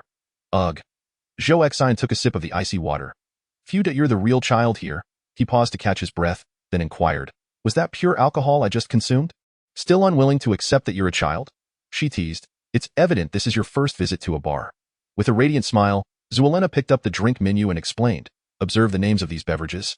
Any that includes terms related to magic indicates that they are brewed using magical techniques, boasting a remarkably high alcohol content, golden dew." Zhou Xian recalled the name of the drink, a standard title for a strong spirit. "It nearly suffocated me," he lamented. "Yet, it did serve its purpose, at least driving away that bothersome fellow." Zhou Xian feigned indignation. "Humph! Don't think I'm oblivious to your intentions. You sat at my table solely to escape that man." Zuelena, undeterred, replied with a playful smile. "Humph! What else would it be? Am I supposed to find interest in someone like you, a mere child?" Zhou Xian pretended to shy away, jesting, "How can you say such things? You are already engaged." Zhou Xian initially intended to tease Shueluan Na in response to her flirtation. However, upon hearing the word fiancé, The faint smile that had briefly returned to Xue Luanna's face vanished once more. She hesitated, her words caught in her throat, ultimately placing her glass upon the table. I shall take my leave, she declared, rising to exit the bar. Zhou Xin pondered whether her fiancé's injuries were far more severe than they had been described. Realizing he may have misspoken, he chose not to dwell on it. There remained plenty of meat and pie on the table, so he continued his meal, sipping his ice water as he ate. After leaving the bar, Xue Luanna prepared to return to the inn reserved by the Bruni's Union. Unbeknownst to her, a figure stealthily followed in her wake. Chapter 39. Xue Luanna's downfall in the alley beneath the night sky. Xue Luanna strolled along the streets. Rather than returning to the inn, she ventured into a more secluded district of the town. This was an old quarter with dilapidated buildings, most of which stood vacant. The magical street lamps in this area shone only a few dim lights. She entered a dark alley. Initially, in the faint glow of the magical lamps, one could discern the graffiti adorning the alley's walls. Yet, as she delved deeper, the surroundings grew increasingly obscured, rendering everything indistinguishable. Stopping in her tracks, she turned her back and disdainfully remarked, "You've followed me this far. Are you not going to make your move?" From the shadows behind her, a figure emerged. Turning to face him, Xue Luanna recognized him as Vale, the man who had harassed her in the bar. Clad in his charred attire, the corners of his mouth curled upwards. Did the beauty bring me here for the sake of a quiet place to conduct our business? His icy gaze fixated on Xue Luanna as he approached. Indeed, such locations are hardly suitable for our dealings, she replied, stretching her arms and unleashing her magical power. Dio, you truly believe you can contend with me? A radiant aura of magic enveloped her, revealing her level to be 44. The azure light illuminated the entire alley. Upon seeing the intricate patterns of her magical aura, Vale paused, not in fear, but with a hint of excitement. Wow, so powerful, just the type I adore. Humph. Xue Luanna scoffed, her emotions pinned up and in need of release. I too have an affinity for fools who come knocking at my door. As she spoke, a subtle blue glow ignited in her eyes, and a circular formation coalesced before her, composed of ice shards. With a swift motion, she cast her spell, sending a barrage of ice shards hurtling towards Vale. My dear, do temper your temper. I shall soon calm you down. Vale dodged left and right, but the ice shards grew swifter and more numerous. Molten shield, he exclaimed, casting a spell that enveloped him in a dark crimson light. This red glow was not a magical aura but a ring of dark flames. As Xue Luanna's ice shards struck him, they were considerably diminished by the flames that surrounded him. Dressed in casual attire rather than a robe of magic, Vale found his clothes singed by the dark flames. If he maintained the molten shield for too long, his garments would soon ignite. However, Vayner appeared to be indifferent to these matters, skillfully evading Shuarina's attacks while drawing closer to her. Humph! Vayner summoned his magical energy, augmenting the intensity of his spells, while an aura of magical power radiated from his entire being. Shuarina cast a fleeting glance at Vayner's magical aura. Humph! A mere level 37 weakling. Observing Vayner inching toward her, Shuarina raised her hands and bellowed. Frigid impact! A piercing shockwave struck Vayner directly. Ugh! Vayner fell to the ground in response. This woman is absurdly powerful. In the shadowy alley, Vayner lay on the ground, the dark flames enveloping him igniting the weeds beneath. Scoundrel! Shuarina tilted her head arrogantly as she approached Vayner, gazing down at him with disdain. Vayner turned his head, a faint smile playing on his lips as he glared at Shuarina. Frigid impact! With a single hand, Shuarina cast a potent icy shockwave that surged through Vayner's entire body. Ah! Vayner let out a wretched cry, seemingly losing consciousness as the crimson glow of his dark flames dissipated. This latest frigid impact extinguished the flames consuming the weeds on the ground, utterly defenseless. Shuarina's magical aura receded. Her expression relaxed considerably as she lifted her leg and stepped over Vayner, striding toward the mouth of the dark alley. Suddenly, footsteps echoed behind her. Shuarina's countenance darkened. He has awakened? He never truly lost consciousness, merely feigning it? Just to ambush me? Ha! Foolish! With a swift pivot, Shuarina locked eyes with Vayner, her form and gaze once again igniting with blue light. Frigid impact. Shuarina thrust her palm forward. Vayner seemingly held something in his hand, refusing to evade. He activated his molten shield, bracing himself against the frigid impact as he approached Shuarina, a sudden movement. Vayner clasped a collar around Shuarina's neck. Click! The collar locked into place. What is this? Shuarina gasped in shock, realizing that her magical energy was dissipating. Cough, cough, cough. Vayner knelt on the ground in pain, having taken the brunt of the frigid impact. His body was struggling to endure it. Shuarina attempted to channel her magic, but found herself devoid of any magical sensation, as if she were an ordinary person. Vayner steadied himself and rose. Sharina raised her hand toward him. Frigid impact. Aside from a faint glimmer from the collar around her neck, nothing else transpired. Sharina mimicked the motion as if playing house, yet without any magic. Vayner grinned wickedly. Heh, those Qingyang people certainly did not deceive me. My dear, this is a silence collar. How does it feel to be an ordinary person? Do not waste your energy. Any magical response from you will be obstructed by this collar. And do not attempt to remove it with your hands, for it will only harm you. You are now an ordinary woman. A wave of inexplicable dread surged within Sharina's heart. It was a fear she had not experienced in a long, long time. Sharina turned to flee. Crack! Vayner swiftly seized her wrist. The searing heat from his hand nearly burned Sharina's wrist. Sharina cried out in anguish. Vayner yanked her closer to him. Let go! Zuelena found herself unable to escape, lifting her leg to kick Vayner. Wretched woman! Vayner slapped Zuelena fiercely with his frostbitten hand. The sound echoed sharply, leaving one of her ears ringing and her head buzzing. Stunned, Zuelena gazed in horror at the man before her. Look at the mess you've made. Vayner sneered, gesturing to his charred coat. With a wicked grin, he eyed Zuelena's collar. You've ruined my attire? I shall repay you in kind.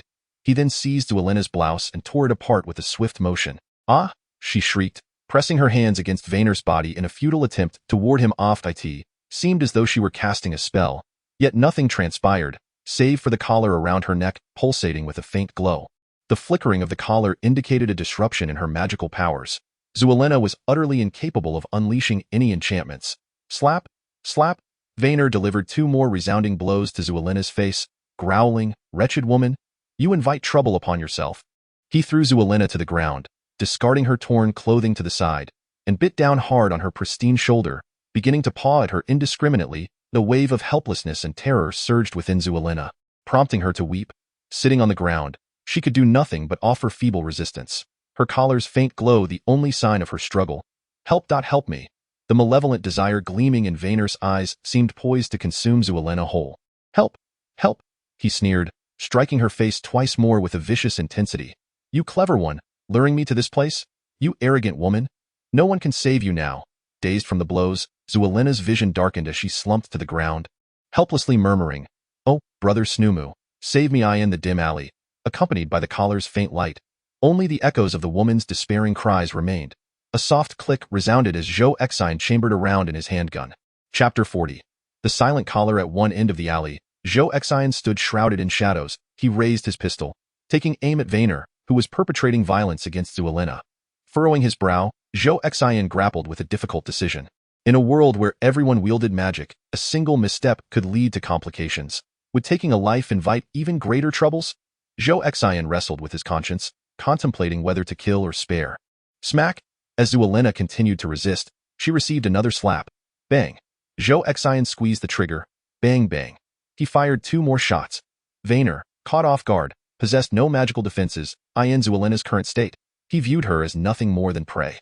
Overconfident, he had not anticipated any interference in his nefarious deeds. He failed to foresee the 3 bullets that now pierced his body.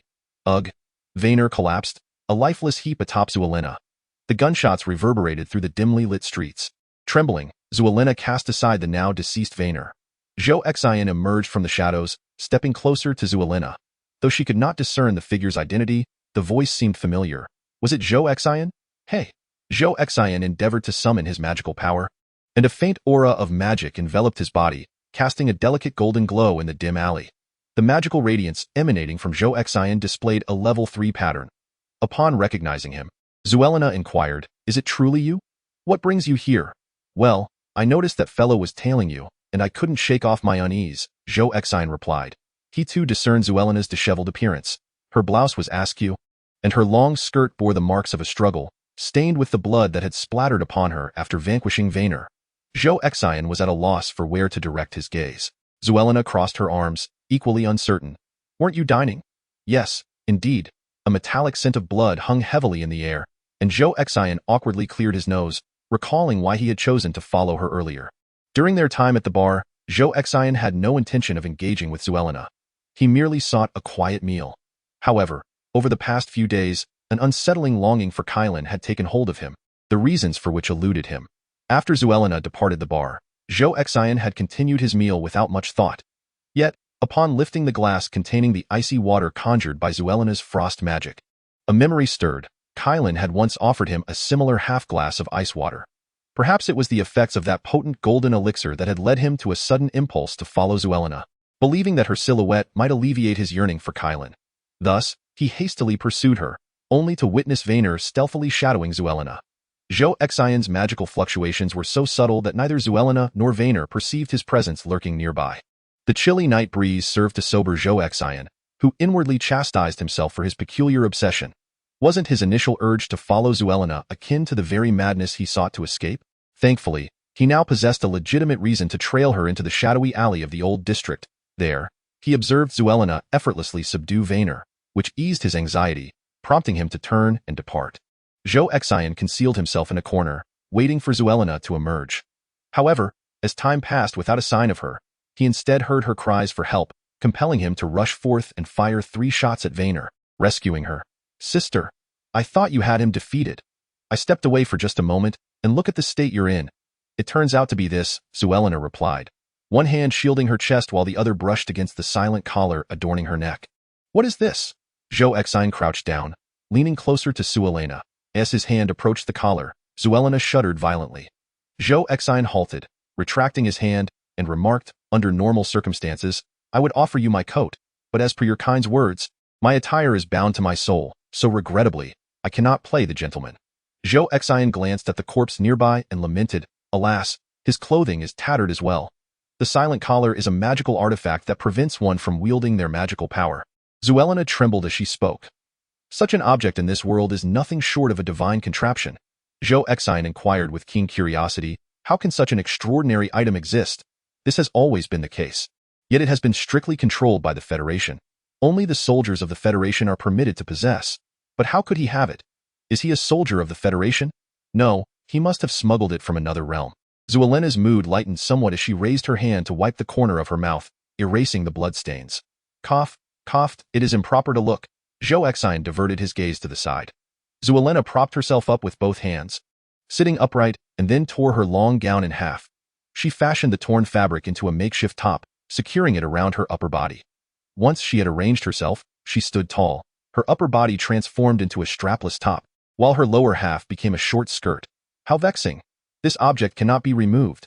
Zhou Xian approached the corpse and retrieved Vaynor's spatial box. "Could you check if there are any keys, or the like?"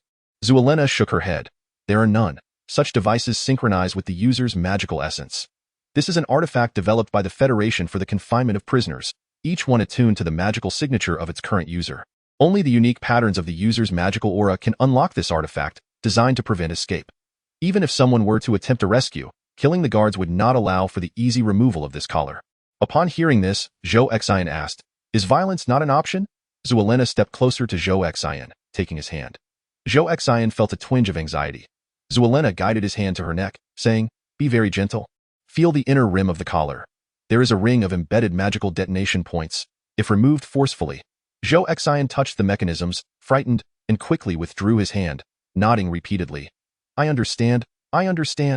A violent removal would sever your neck." "Precisely. Although it is merely a standard magical explosion, for someone unable to wield magic, such force is insurmountable. Death is inevitable." Zhou Xian inquired. "What will you do now?" "Hiss." Zhuelena pondered briefly before replying. "We can only contact." Before she could finish, the sounds of commotion emerged from the street outside the alley. "Is this the place?" "Yes, Sheriff." A strange explosion was heard nearby. "Search the area." "Understood." It seems Zhou Xian's gunfire has disturbed the local residents. They reported the incident, bringing a squad of law enforcement officers. Zhuelena continued. "We must contact the Federation Army in Xinhal. So, should we call them over?" Zhuelena nodded and shouted towards the street. "Sheriff, we are here, over there. There is a situation over there. Follow me." The sound of hurried footsteps approached as a patrol of 5 officers clad in various magical armors entered the alley. The leading captain, wielding a magical lantern, had yet to finish speaking when he caught sight of the body nearby. "Freeze." With the captain's command, his team readied themselves for combat, their bodies radiating with magical auras. Chapter 41. The sheriff and the Federation Army. Zhou Xian observed that the magical patterns on these officers appeared to be of level 40. "You too. Raise your hands. I am a victim.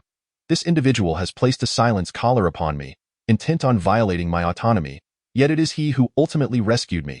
As Zhuelena spoke, she reached for one side of the collar, gently lifting it slightly to reveal it to the officers. "Humph. On what grounds should we trust your words? Do not move. Remove your hand, the captain commanded, swatting Zhou hand away. Zhou Xin, startled, quickly interjected, Hey, be cautious, as this could explode.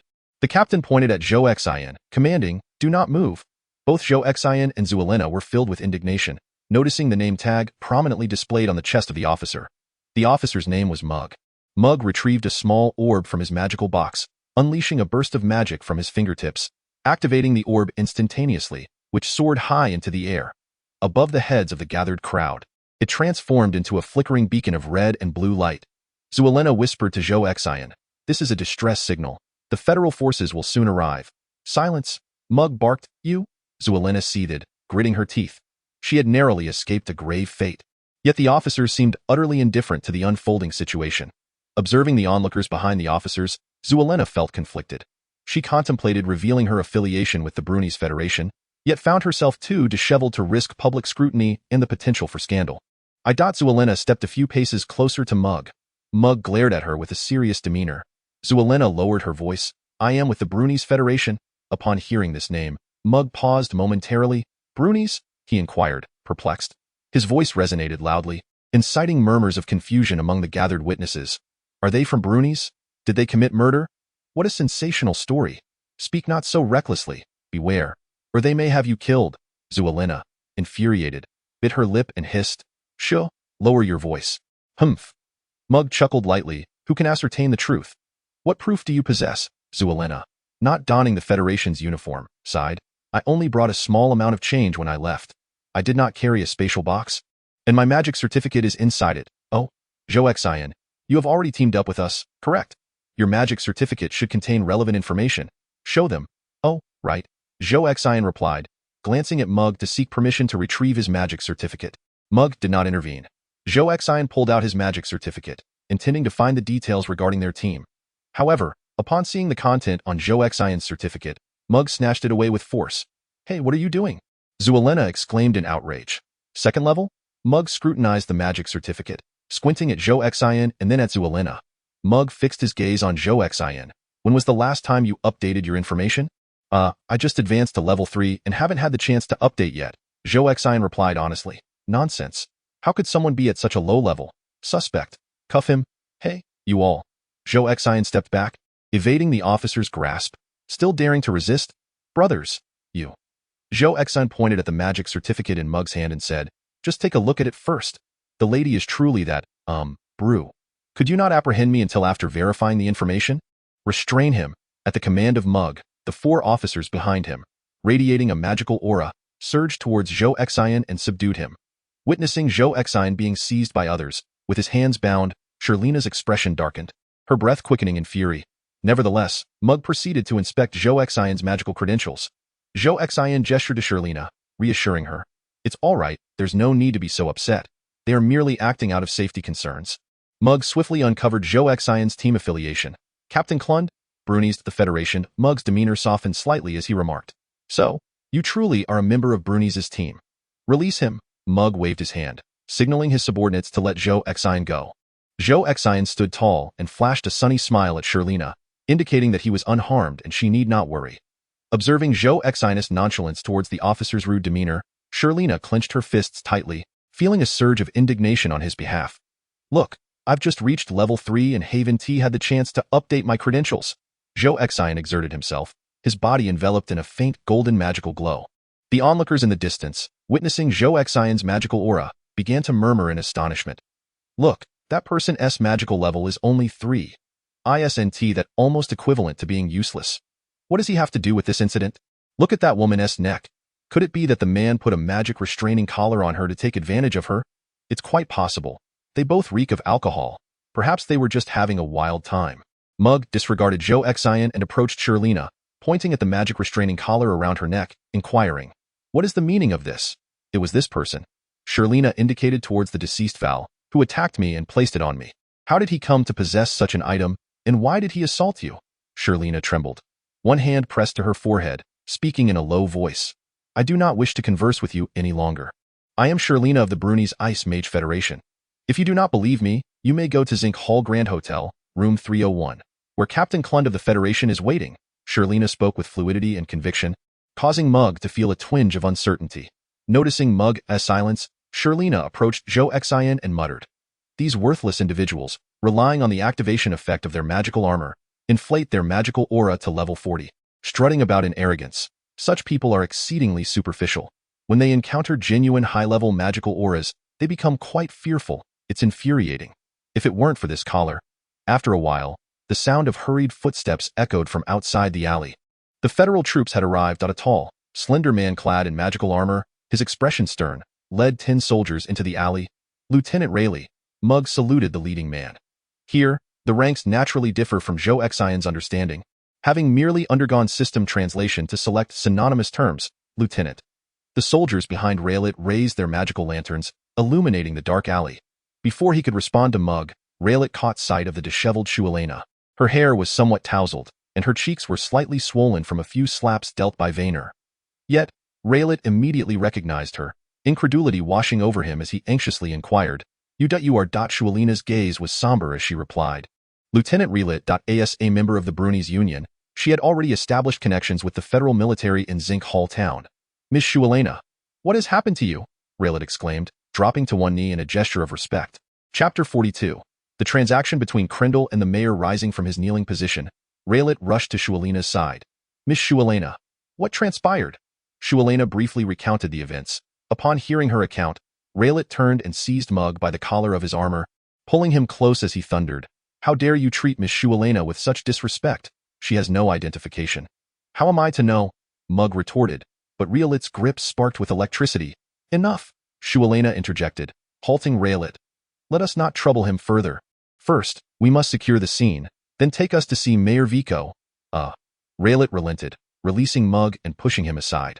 Send someone to the Zinc Hall Grand Hotel to inform Mr. Krindle to join us at the town council. Yes. As Shirlena took a few steps, she turned back to point at Mug, instructing Rayleigh, bring him along. Very well. Rayleigh complied, casting an awkward glance at Mug before commanding him to follow the group in the town council chamber. Shirlena, draped in a cloak, sat on a sofa beside Zhou Xin, while Rayleigh and Mug stood rigidly at attention nearby. A portly middle-aged man with a mustache sat behind the desk, beads of cold sweat forming on his forehead. It was Mayor Vico. Bang! The office door swung open. Krindle strode in with a grim expression, flanked by Floss and several blue-robed mages. Sister! Krindle rushed to Shirlena's side, concern etched on his face. His demeanor darkened as he approached the mayor's desk directly. What is the meaning of this silent collar? How can such occurrences happen under your jurisdiction? Private possession of contraband. In response to Krindle's inquiry, Mayor Vico replied nervously, I do not know. Every individual entering the town registers at the Magic Guild Hall, and the staff's magical detection methods should be able to identify any contraband. He continued, I will issue an order to begin investigating suspicious outsiders tonight and to enhance magical detection tomorrow. Kelland's hand slammed down upon the mayor's desk, his voice dripping with menace. The events have transpired, and had it not been for Brother Zhou Xion's fortuitous encounter with my sister-in-law at the tavern, the consequences would have been dire. Shirlena is already betrothed to my brother. She is, after all, a member of the Kelland family. He cast a glance at Shirlena, who was ensnared in a silence collar, her hair disheveled, cheeks bruised, draped in a makeshift cloak that barely concealed her tattered garments. She has become this way on your territory. I cannot abide by it, Kelland, sir. Waco stammered, given the circumstances, it is a misfortune amidst misfortunes. Please, voice your demands.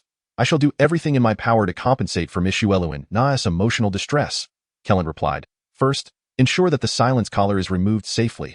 You must understand, this is technically quite challenging. With a swift motion, Kelland's hand, which had been resting on the desk, seized Waco by the throat. Kelland, sir? Rayleigh unleashed a surge of magical energy, reaching level 50. Floss and several others around him also radiated their own magical auras. The collective ice mages of the guild hovered around level 45. Floss regarded Rayleigh with disdain, saying, My friend, clad in magically enhanced armor, yet only level 50? Are you truly prepared to test your mettle against us? In truth, Rayleigh was reluctant to act rashly. He merely stepped forward out of duty. Rayleigh. Waco managed to wave his hand weakly, signaling for Rayleigh to remain calm. Though the grip on his throat was painful, he dared not express anger, struggling to say, Everyone, please remain composed. There is a solution. A solution. Kelland released his grip. Waco coughed uncomfortably before continuing, Kelland, sir, we simply need to enlist a few soul-affiliated mages. He lowered his voice. To use forbidden spells to control that individual S-corpse, wouldn't that suffice? Why didn't you say so sooner? Waco hesitated. Soul-affiliated mages, especially of high caliber, are exceedingly rare. Hiring them requires substantial funds. Kellen nodded, understanding that Waco was reluctant to draw from the town's treasury. Money is no object. Our guild can cover the costs, but when can this matter be resolved? Waco glanced around nervously, awkwardly responding a year. Humph. Kellen clenched his fist, a chill emanating from his palm. Waco hurriedly clarified, this matter cannot be widely publicized. My men must operate in secrecy, and we need to arrange for the necessary materials and locations for the forbidden spells. Once everything is in place.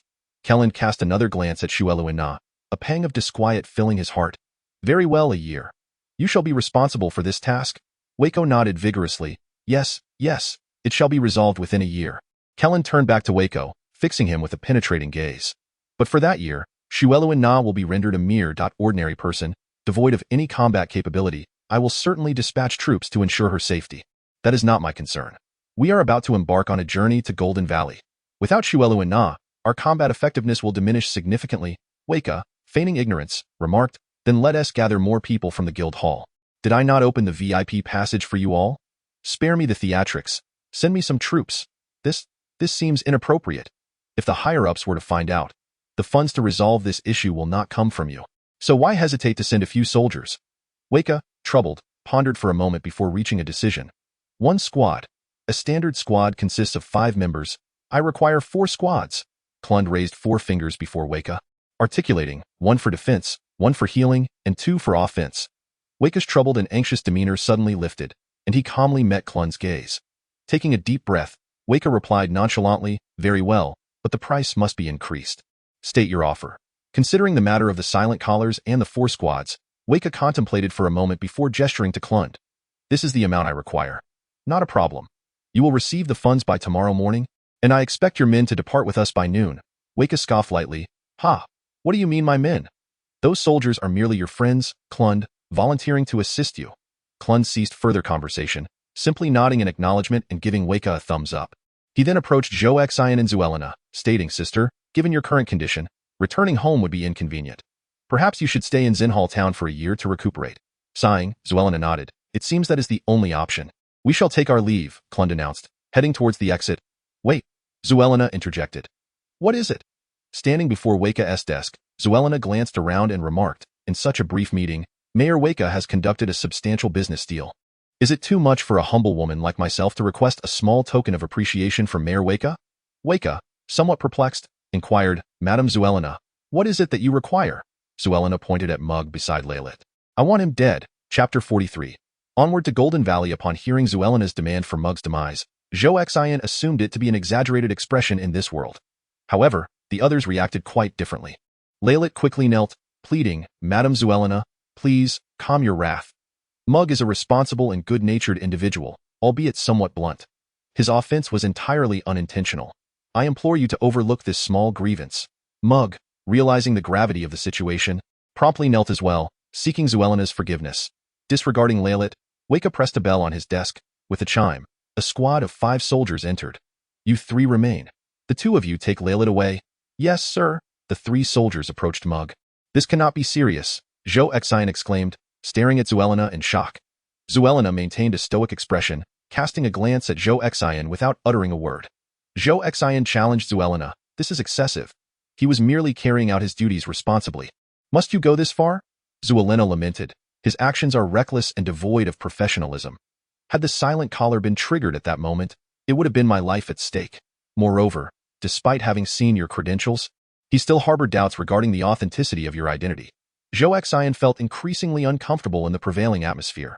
While he was somewhat displeased with Muge's previous conduct, did that warrant a death sentence? I shall not concern myself any further. This matter does not pertain to me. With that, Zhou Xin strode over to join Klenda and his group. Zhou glanced at Waco, then at the kneeling Muge, and finally at Zhou Xin. She inquired, do you not find this situation to your liking? Zhou Xin averted his gaze, spread his hands in a gesture of resignation, and replied, I am not well versed in your customs. Pay me no mind and proceed as you see fit. Zhou hesitated, her thoughts swirling.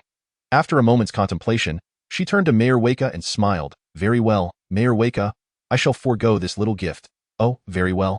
Weika responded nonchalantly, gesturing to the 3 soldiers. They seized Muge, preparing to take him into custody. Weika added, "You are welcome to retrieve him at any time. That is unnecessary." Zhou cast a glance at Zhou Xin, then back to Weika, stating, "Do not detain him. Let us consider this matter as if it never occurred. He truly is not needed."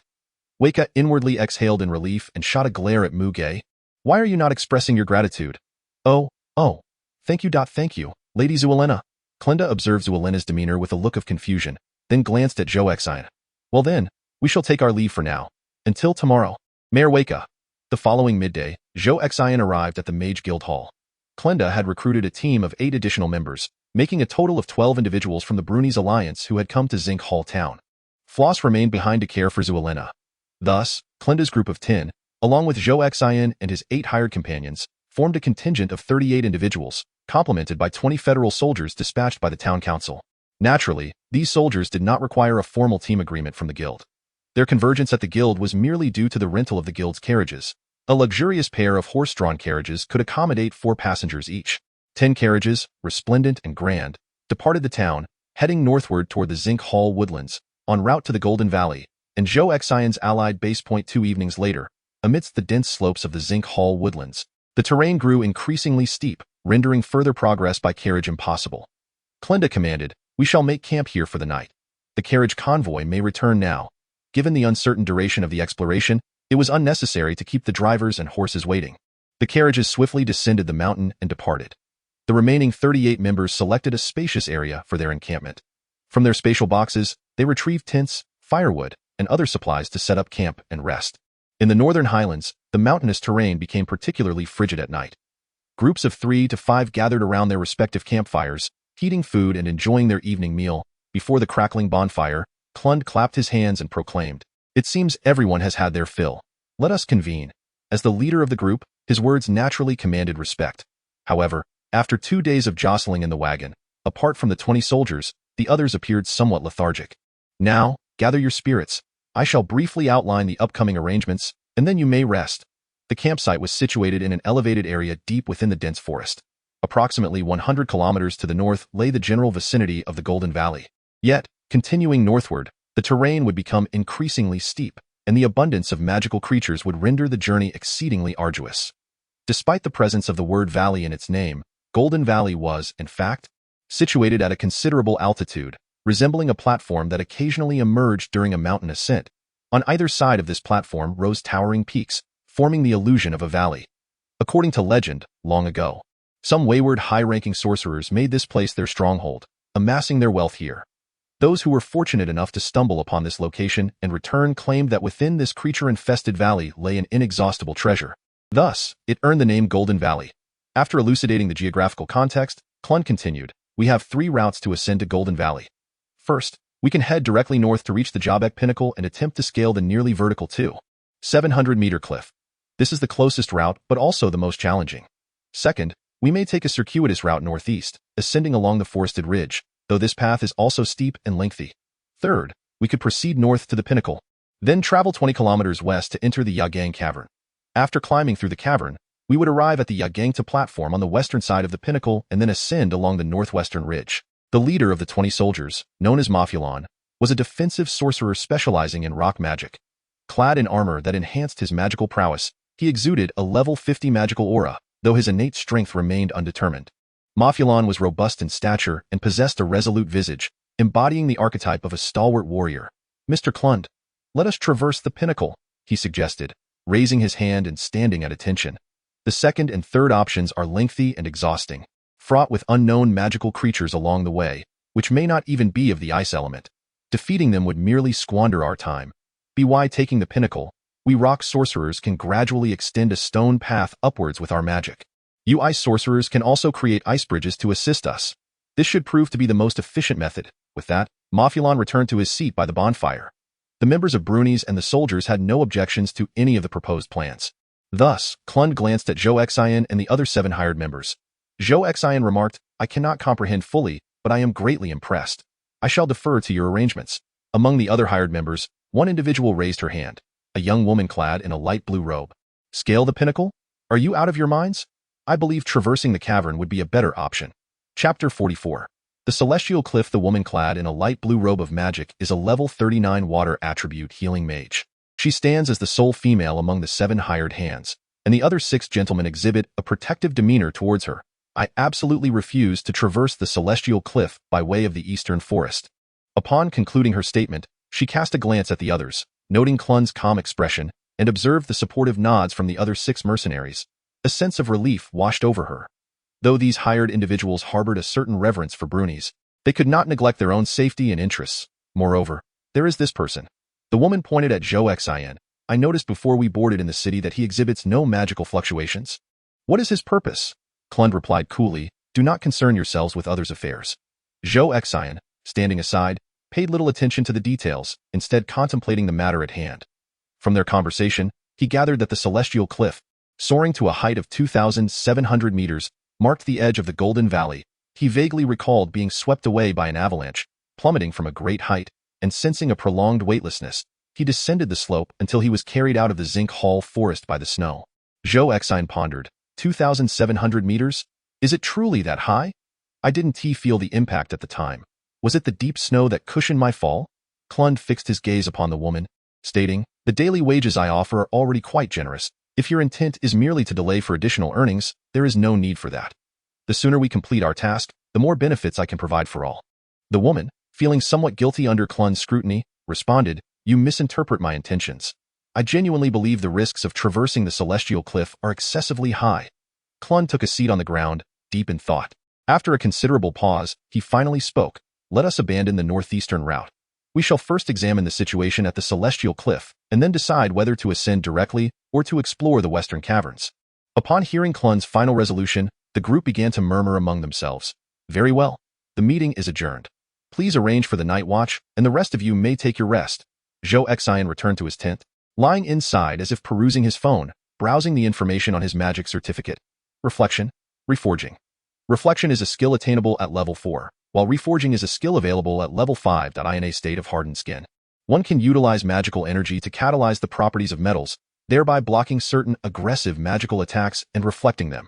Reforging, a special skill of metal magic, can only be applied to one's own healing spells, capable of healing external injuries and dispelling certain toxins. Alas, it seems I cannot level up at this moment. Holding the magic certificate, Zhou Xin gradually succumbed to drowsiness and fell asleep. As dawn broke, the group ascended northward, setting forth towards the celestial cliff. While delving deeper into the dense forest, they encountered a pack of fearsome cat-like creatures, numbering over 30, akin to a pride of lions. Clun displayed no interest in these wood-attribute beasts. Frost Nova, the leading ice mages, under Clun's command, unleashed a surge of formidable magical power.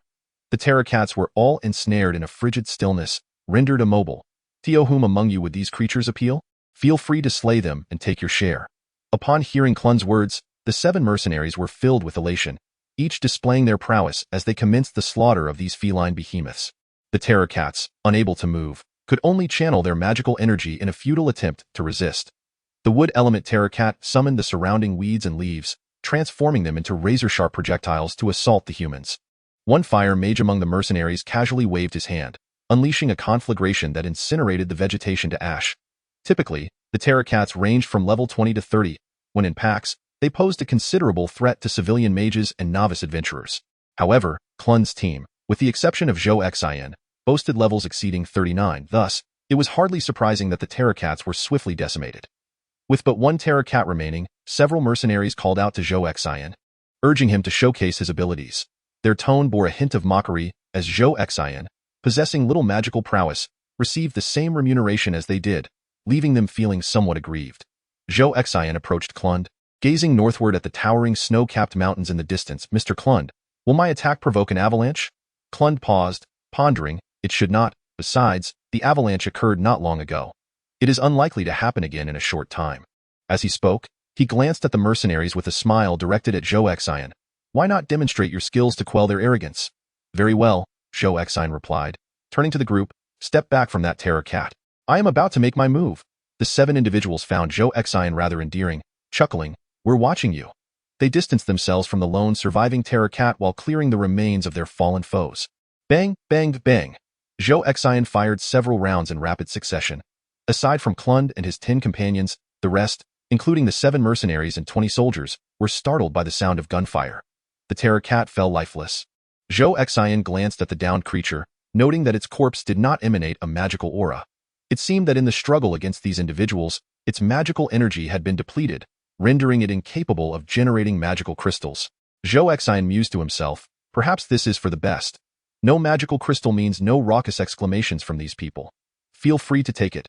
I have no interest in this carcass, Zhou Xin remarked nonchalantly as he returned to the group, awaiting Clun's command to advance. Ahem, thank you. The 7 mercenaries awkwardly began to tidy the battlefield.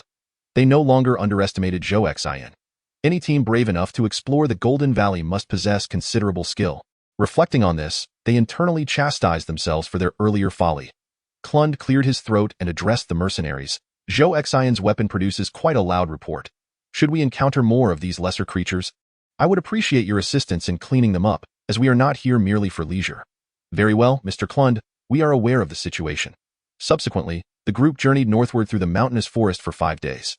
After clearing various formidable and diminutive magical creatures along their path, they finally beheld, at noon on this day, a towering cliff that seemed to pierce the very heavens, gradually coming into view beyond the dense thicket. It was as if the clouds parted to reveal the sun. Emerging from the thicket, they gazed upward in awe at this seemingly endless precipice. The cliff rose almost vertically from the ground, broad and imposing, extending into the forest on either side, its ends obscured from sight. How magnificent it was! Zhou Xin exclaimed. He felt a wave of relief and joy wash over him. Visiting natural wonders is indeed a delightful experience. Chapter 45. Ascending the Heavenly Cliff. This was the famed Beikong Heavenly Cliff. The dense forest came to an end here, with the cliff sides stretching east and west into the wilderness. Mafulon, leading the way, suddenly sensed something unusual and approached the cliff's base. Clund guided the others to follow Mafulon, cautioning them.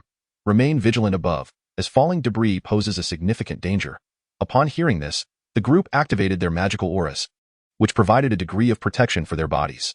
Zhou Xin, clad in military attire, wore a steel helmet atop his head. He would only remove it while sleeping, and if he strayed too far, it would vanish, reappearing on his head anew. However, among the crowd, soldiers donned armor and helmets, while the mages sported an array of ornate headpieces and magical hats.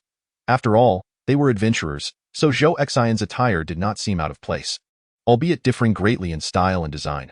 With a helmet in place, the risk of falling objects seemed minimal. Yet, he pondered, what if something struck his shoulder? Zhou Xian, feeling apprehensive, cast a spell to fortify the skin of his shoulders. What do you see here? Mafulon crouched beside the cliff, inspecting the ground before looking upward along the rock face. What is this? Water is flowing down. Clund observed the area, noting its dampness. Mafulon, puzzled, remarked, the temperature at the summit of the heavenly cliff is quite low. It should be covered in ice and snow, thus it is unlikely to have flowing water. Could it be that the recent avalanche has exposed a mountain spring? Avalanches do not possess such immense power. Mafulon contemplated. I surmise that there may be some heat source in the Golden Valley that has melted the ice and snow, creating this flow of water. Zhou Xian, listening intently, thought to himself, surely he cannot be referring to my power plant? Mafulon continued his analysis. Perhaps the avalanche has triggered some climatic anomalies. At least for the moment. This is a fortunate occurrence. Clund raised his hand to gauge the humidity of the air, exclaiming, this is splendid. Humph. Clund summoned his magical energy, causing immense ice blocks to coalesce in the air. Crack! The ice blocks crashed violently against the cliff face. The cold caused the ice to adhere firmly to the precipice, forming a foothold. We, as ice mages, shall alternate with you rock mages to create a staircase leading upward from here. The 7 hired individuals were initially hesitant regarding this proposal. However, after a hushed discussion, they ultimately acquiesced to the plan. These exalted sorcerers possessed the formidable ability to detach and reshape substantial masses of rock from the mountainside. However, such an endeavor would deplete an immense amount of magical energy, rendering it impractical to ascend to the summit. Thus, the most prudent approach is to utilize a minimal amount of magic to create protrusions on the mountainside, forming steps for everyone to climb. Mifulong, leading the way, called out, stay close. Once you move beyond my magical reach, those steps will become unstable. From a distance, the cliff appears remarkably smooth. Yet, upon closer inspection, one discovers numerous footholds crafted by magic, serving as steps established by those who have traversed this path before. Within the sorcerer's range, these steps possess greater strength than ordinary rock due to the infusion of magic. However, once the sorcerer departs, the strength of these stones reverts to that of mundane rock, making them perilous if tread upon recklessly. The group formed a single file line, ascending the rocky steps along the cliff face. After gaining approximately 50 meters in height, the leading Mifulong turned and continued constructing stone steps in the opposite direction. Thus, they slowly climbed the zigzagging stone steps on this magnificent vertical cliff. Zhou Xin glanced down, exclaiming, "Goodness, how high? Don't say it. Don't tell me." Several hired hands looked up defiantly, clearly affected by acrophobia. They had already ascended to around 300 meters, and Zhou Xin gazed down at the lush green forest below, resembling a vast meadow. Zhou Xin was not afraid of heights. He had previously enjoyed visiting skyscrapers on Earth, which were of a similar elevation. However, skyscrapers had railings, and here, the wind is truly biting. Suddenly, Mifulong halted, exclaiming, "Attention! Magical fluctuations detected to the east, two entities approaching rapidly. Are there magical creatures attacking from above?" Zhou Xin exclaimed, steadying himself against the rock face as he drew his pistol. Kelland calmly reassured, "Everyone, remain calm. In such locations, aerial magical creatures are typically wind eagles." As he spoke, two large birds emerged from behind the eastern cliff, their heads and beaks reminiscent of crows, yet their feathers were entirely snow-white, with a segment of light blue at the tips of their wings and tails. They were massive, larger than a motorcycle, with a wingspan nearing 4 to 5 meters. "Watch your footing. Just avoid being knocked off."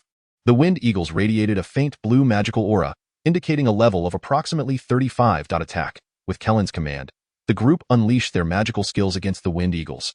The creatures deftly evaded various magical assaults. Even the few hits that landed did little damage due to the protective magic surrounding the wind eagles, merely disrupting their flight paths, allowing them to quickly regain their composure. Bang bang.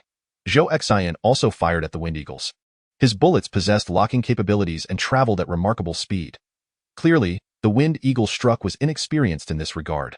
Blood seeped from the wounded spot, staining its feathers red, and it swiftly spiraled away, distancing itself from the cliff. Its companion, witnessing this, hovered in midair, its eyes seemingly aflame with anger, emitting a pale blue glow. Caution! It is the winged art. As the wind phoenix flaps its wings, a torrent of air laced with magic surges towards the crowd. Boom, boom, boom. Several massive blocks of ice and stone collide, coalescing in midair to form a formidable barrier. This colossal amalgamation of ice and rock effectively obstructs the tempestuous winds unleashed by the wind phoenix. Averting the peril of being swept away, a few rock mages and members of Brunies retract their spells. The suspended stones and ice shards scatter and plummet downwards, not cease the assault. The water mage among the contractors, alongside another water mage from the healing team. Each conjures a veil of mist, enveloping the wind phoenix. The moisture-laden feathers of the wind phoenix impede its flight capabilities. Hurry and eliminate them. Bang, bang. Zhou Xin and the others persistently unleash their firepower upon the wind phoenix. Soon enough, the creature is overwhelmed by the onslaught. With two mournful cries, the great birds fall into the dense forest below. Clun commands, "Well done, press onward." Chapter 46. Arrival at Golden Valley. After dispatching two wind phoenixes, Zhou Xin realizes that his back is damp with sweat. After all, engaging in aerial combat without any safety railings is inherently daunting. Zhou Xin observes that the others maintain a composed demeanor. Some even exhibit a fear of heights, yet they remain unfazed by the battle at hand. It appears that such life-and-death encounters with magical beasts are commonplace in their culture. Perhaps it is just his own anxiety. Being new to this place, he has yet to adapt to local customs. As they ascend, the group encounters 3 more waves of wind phoenixes. After driving them away consecutively, it seems these great birds have learned their lesson and no longer harass them. As dusk descends, the group has now climbed a rocky precipice reaching 2,000 meters in height, and they can faintly discern the summit above. Navigating the steps of this towering cliff presents both a physical and psychological challenge. Even those sustained by magical energy begin to feel a tinge of fatigue. Only Zhou Xin, with his robust soldier's physique, feels merely mentally drained and not physically weary. Among Clun's company are several young men, who walk in a line both in front of and behind Zhou Xin. They express their admiration. "Phew. Brother Zhou Xin, your physical conditioning is truly impressive." Zhou Xin concocts a fabricated reason to respond. I practice less magic and train my body more." Leading the procession is Mifulong, with Clun following closely behind. Suddenly, Mifulong points to the nearby cliff face. "Mr. Clun, look over there." Clun peers in the direction indicated, where a thin trickle of water flows down the rock wall. Clun, puzzled, remarks, "The temperature here is so low, and the summit should be covered in snow. How can there be a water flow? I sense something ominous." Mifulong contemplates if some unknown heat source has induced a climatic change. The magical creatures of Golden Valley are predominantly ice-type or possess a mix of ice and water attributes. A warmer environment may provoke their aggression. Klund scoffs dismissively. Ha! That would be even better. Irritation can awaken their magical prowess. Thus, by vanquishing them, we may procure crystals of a higher purity.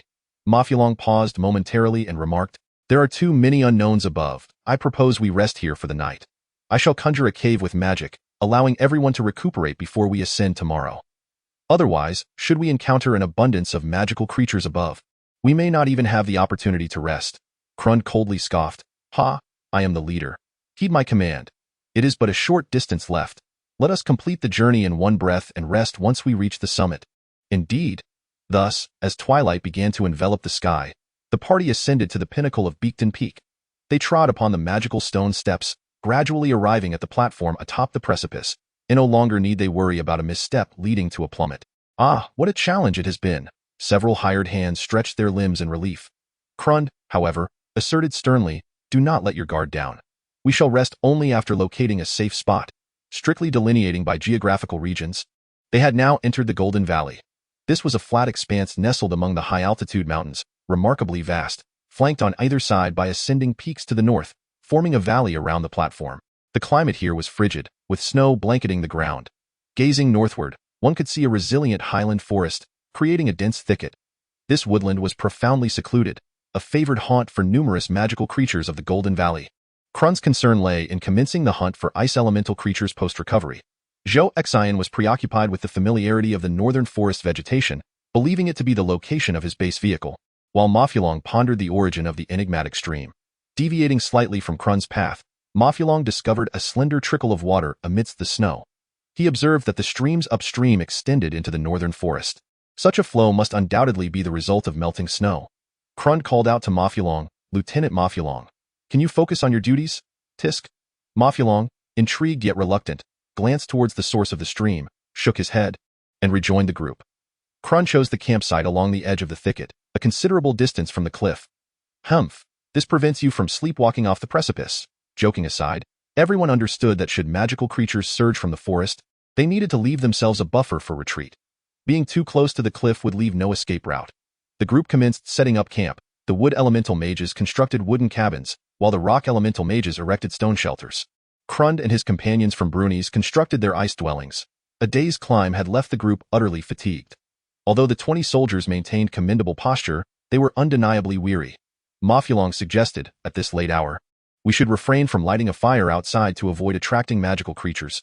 Indeed, chuckled Krund, a fire cannot be kindled within our ice shelter. Stepping out from the ice house, Krund and a few others kindled a fire outside to warm their provisions. Beneath the night sky, the snowy expanse was made conspicuous by the flickering flames. Mr. Krund, you have come to our abode to heat the food. Before Mafulong could finish his words, a fierce gust of wind stirred the snow upon the ground. Flurries of snowflakes began to whirl, extinguishing the bonfire that Krund had built outside. This is a gasp escaped the crowd, for as the wind rose, they sensed an overwhelming surge of magical energy. The Frost Wolf King?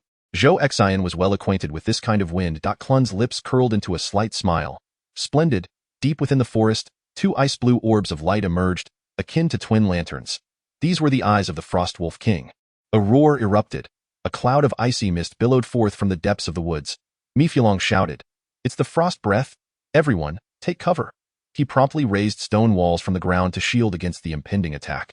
Those outside scurried to find shelter behind stone walls and within the houses, while those indoors hurried away from the windows, seeking refuge in the corners of the rooms in the areas swept by the Frost Wolf King's breath.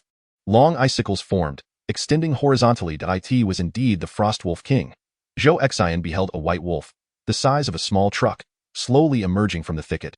Mafulong bellowed to his 4 squads of soldiers, Attack. Halt! Krund admonished sharply. Lieutenant Mafulong, do not issue commands without authority. I am the captain of this regiment. What are you doing? Mafulong was perplexed by Krund's order to cease. Krund cast a glance at Zhou Xin and then commanded the group, Everyone, employ control-type magic. Refrain from using any offensive spells. What is your intention? Mafulong and the soldiers were bewildered. Krund coldly replied, Follow orders, Lieutenant. Control skills now.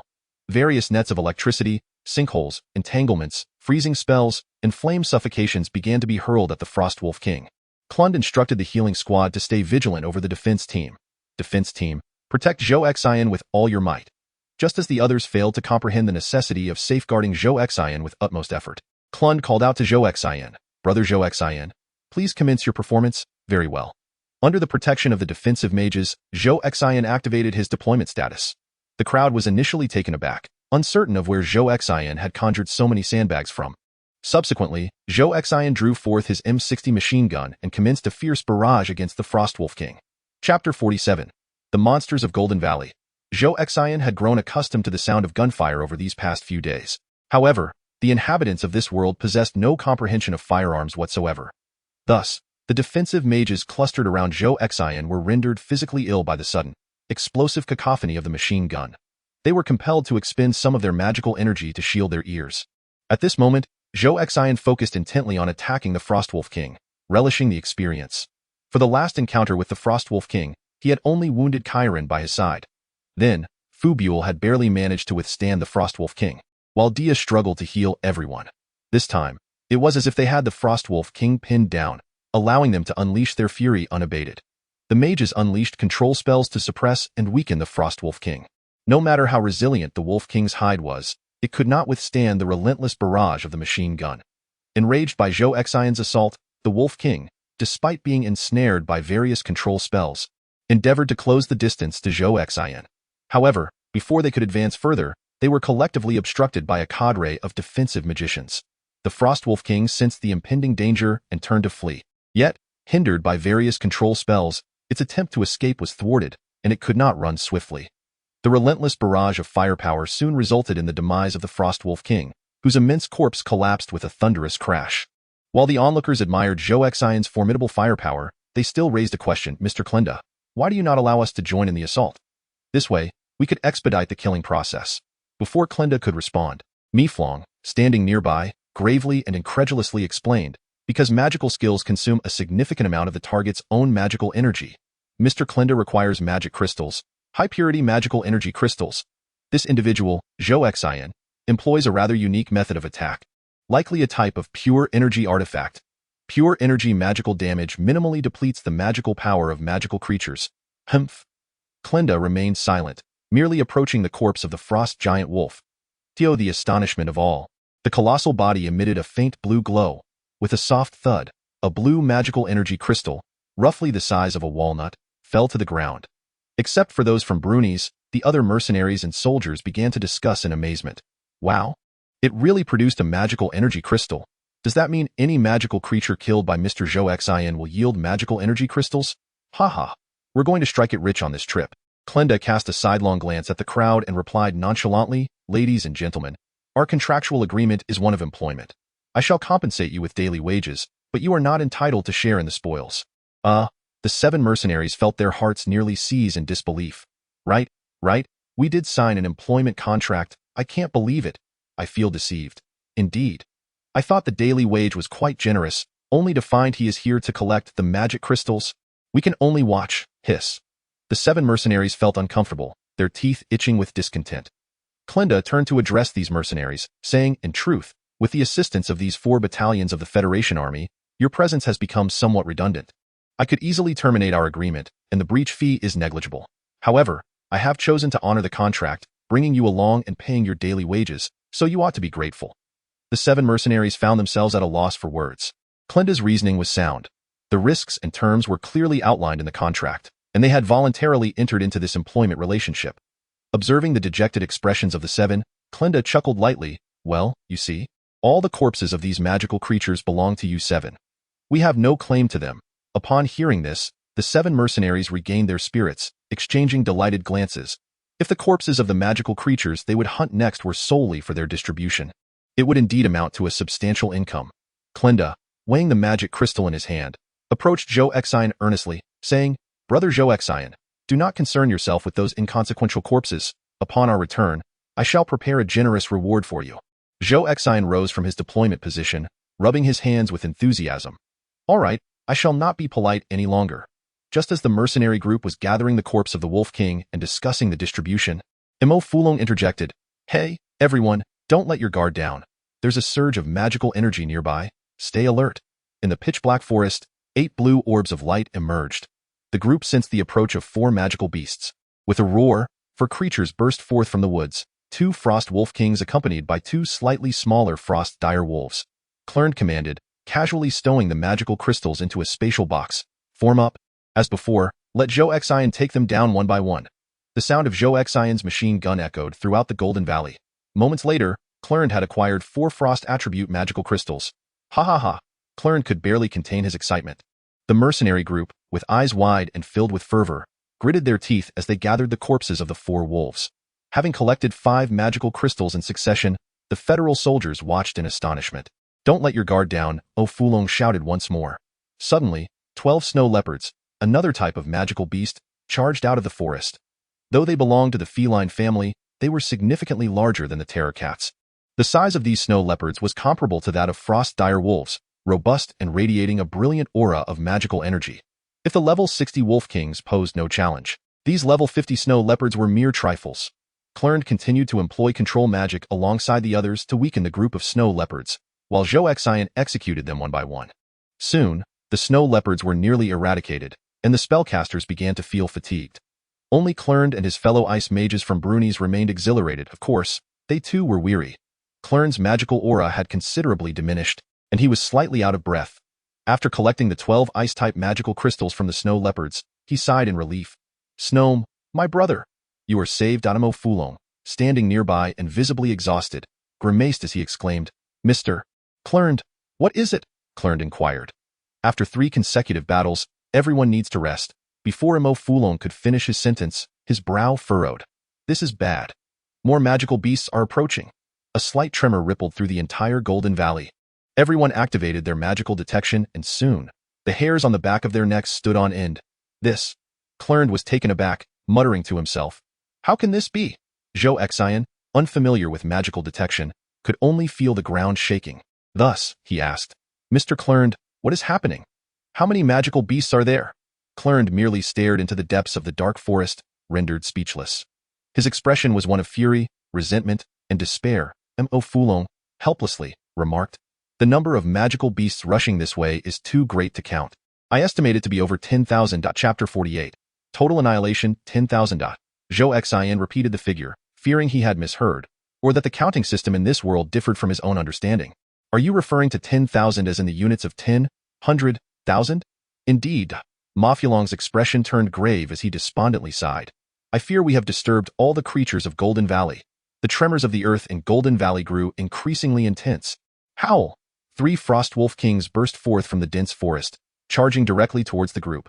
Clunder swiftly commanded, do not engage them as before. Everyone, replenish your mana potions. Defend with all your might. The cost of the potions will be on me. Vicious magical skills intertwined, forming a barrier against the 3 frost wolf kings. Roar. More than 30 ice lion beasts charged from the side of the forest, barreling towards the team. To the right, intercept them. A colossal shadow suddenly leaped from the forest, soaring high into the air, before landing squarely amidst the crowd. It was a snow leopard the size of a truck. Upon landing, its 4 paws crushed 2 soldiers and 1 mercenary in an instant. It's the snowfield leader. Ma Fulong shouted loudly, breaking free from the clutches of the 3 wolf kings. I will hold off the snowfield leader. You all should flee as swiftly as you can. Humph! From one side of the forest, another 70 or 80 creatures resembling wild boars charged forth. They were entirely snow-white, roughly the size of motorcycles, resembling a row of cannonballs hurtling towards the crowd. Other ice mages of Brunies, while fending off the attacks, cried out, Mr. Clunder. Another horde of frost bristle beasts is upon us. We must make our escape. Escape? Where to? Jump off a cliff. It was too late for that. Their camp was far too distant from the precipice. Clunder gritted his teeth and declared, we cannot afford to fail here. Snorm is counting on my rescue. Zhou Xin, after firing a few token shots, realized the situation had spiraled completely out of control. It seemed that Chiron and Dia were not merely trying to frighten him. Indeed, ordinary people could not venture into Golden Valley. Ma Fulong, having had his rock shield shattered by the snowfield leader, found his armor obliterated in mere moments. In fury, he shouted at Clunder, you are the captain. Give the order for everyone to flee. Otherwise, none of us will survive. Damn it. I refuse to accept this. Clunder understood that if he and his men perished here, his brother Snorm would likely be lost as well. Roar. A vast swath of trees outside the forest was flattened as a 2-story tall white-haired wild boar led a multitude of various creatures charging towards the crowd. It's the Frost Bristle Lord. The group was paralyzed with fear, utterly bereft of fighting spirit. Yet faced with such grim reality, Clunder had no recourse but to shout, "Everyone, retreat. Do whatever it takes to escape. Survive. Good heavens, I shouldn't have been so greedy for this paltry sum." One mercenary was devoured by a wolf king. "Quick, to the cliff's edge. I would rather die from the fall than be eaten." Ah! The snowfield leader leapt and crushed a mercenary beneath its foot. Mercenaries fell one after another. Mafulong urged the other soldiers, form a defensive formation and retreat. However, the organized retreat bore little difference from a panicked scramble. Mafulong's soldiers merely withdrew a few dozen meters further than the mercenaries. Yet they were still overtaken by the creatures, who commenced their slaughter. Thud, thud, thud. The enormous body of the Frost Bristle Lord charged directly towards Mafulong. The rock enclosure. Mafulong expended all his magical energy, summoning a multitude of stones to envelop himself into a spherical stone formation. This 2-meter diameter stone sphere appeared to the Lord of the Cold Main as merely a soccer ball. Bang! That the stone sphere was struck away, rolling directly towards the precipice. The rock enclosure relied on magical power to draw stones around itself. As for its defensive capabilities, they were entirely contingent upon the hardness of the stones themselves. The sphere did not contain any magical essence, thus the individual encased within the rock enclosure, upon enduring a violent impact, would still sustain injuries. Mafulong plummeting down the cliff within this stone sphere was a certainty of death. Soon, amidst the relentless tide of monsters, the soldiers met with no reprieve. Zhou Xin maneuvered through the throngs of creatures, noticing that these entities primarily targeted those with higher levels of magical power. For the moment, the weaker Zhou Xin did not attract their interest, resulting in only a few straggling monsters attacking him. The Lord of the Snowfield suddenly leaped, soaring towards Clund and his companions. There was no other choice. We must survive first. Upon hearing Clund's words, the cadre of ice mages led by Brunies nodded in unison. Eternal Ice Seal. The Lord of the Snowfield's massive claws came crashing down upon Clund and his group. A howl of agony erupted as the Lord writhed in pain upon the ground. While running, Zhou Xin glanced back in confusion. He discovered 10 towering ice blocks, over 2 meters high, emerging in the very spot where Clund had been. Upon closer inspection, these ice masses, resembling amber, had encased Clund and his companions. Is this the Eternal Ice Seal? Zhou Xin recalled. The spell of Eternal Ice Seal allows ice mages to encase themselves in an impenetrable block of ice. This ice is frigid to the core and utterly indestructible. However, they cannot voluntarily break the spell. Assistance from others is required, or they shall remain forever frozen. Indestructible indeed. No wonder. The Lord of the Snowfield had intended to crush Clund and the others, but had met with an obstacle. Its massive claws struck these impervious ice blocks, inflicting injury upon itself. What the heck? Are they all gone? Am I the only one left? Zhou Xin had long since cast aside fear, for it served no purpose. Upon realizing the necessity of escaping for his life, he buried his head and plunged into the dense forest, heading northward. For at the end of that forest lay a red alert base belonging to Zhou Xin. Suddenly, a tremor reverberated behind him. Humph! It was the Cold Main commander, the colossal boar towering 2 stories high. My goodness! Zhou Xin had no time to evade. Bam! Zhou Xin was struck violently by the beast's massive tusks. Catapulted into the AI in an instant, he transformed into a flash of white light, his entire equipment vanishing. Unit eliminated. A voice from the system echoed. The soldier abilities that had been attached to Zhou Xin helped him withstand this lethal blow. Me? Am I still flying in the air? Zhou Xin, launched into the sky by the immense boar's impact, realized he was about to plummet. This height. If my mortal body hits the ground, I will surely perish. With mere seconds before landing, there was no chance to summon new soldier units in time. Never mind, I must at least attempt to summon something. Should I summon a military dog? Such movement would indeed expedite one's speed. Alas, I refuse to be likened to a mere dog.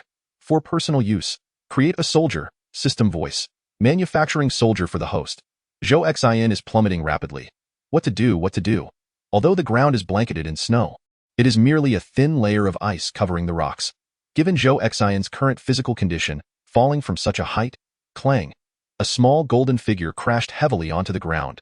The golden body technique, a level 3 ability of metal mages, when used on oneself, transforms the entire body into a metallic state, rendering one impervious to all external disturbances. Chapter 49. The base. I have returned. Zhou Xian, akin to a bronze statue, landed firmly on the ground. The golden body technique lasts for approximately 10 seconds, as for the cooldown period. Zhou Xin vaguely recalls that there seems to be no time limit. It can be used freely. It solely depends on one's magical energy. The more abundant your magical energy, the more frequently you can utilize it. Once depleted, it naturally becomes unusable, suddenly devoid of vital signs. The Frostmane leader appeared somewhat bewildered. It approached Zhou Xion's statue, sniffed, and discovered it was merely a metallic lump. This colossal wild boar, looking perplexed, lost interest in Zhou Xion. After more than 10 seconds had passed, Zhou Xion returned to his ordinary state. Brr, so cold. Zhou Xion lay in the snow as the frigid winds of the Golden Valley swept over him, causing him to shiver. The Frostmane leader sensed Zhou Xion's presence. Oh no! The golden body technique? The Frostmane leader swiftly sent Zhou Xion's statue flying several meters away. On the southern side of the dense forest, the creatures that had slain all the adventurers became less agitated. After a brief bout of infighting amongst themselves, they returned to the depths of the forest. As Zhou Xion resumed his normal state, a group of snow leopards passed by him. Zhou Xion exchanged glances with the snow leopards. The golden body technique. This is not a viable solution. I am merely at level 3. My magical energy will deplete rapidly. During the exploration of the Armored Dragon King's cave, Kylan provided me with camping tents and supplies. She seemed to have prepared 2 potions for me, though I am uncertain of their purpose. Upon returning to his normal state, Zhou Xion noticed the snow leopards had moved several meters away. He hastily searched through his spatial pouch and found the 2 small vials. Excellent, both are labeled, Stamina Liquid and Magic Energy Liquid. This must be it. Just as another group of frost giants passed by, Zhou Xion quickly consumed the Magic Energy Liquid. Golden Body Technique. According to the system's time, with this restoration of the golden body state, I can transform into a soldier once more. I must devise a plan. Otherwise, as William Ming so aptly stated, I would be waiting for death in my golden body. As Zhou Xion once again returned to his golden body state, he heard the familiar voice of the system in his mind. For the host unit, the manufacturing is complete. Zhou Xion transformed into a soldier once more, this time with only 800 system credits remaining. That little wild boar. It's you. With the physical prowess of a soldier, Zhou Xion leaped onto the back of a passing Frostmane beast. The Frostmane beast, while considerably smaller than the Frostmane leader, was still as large as a cow.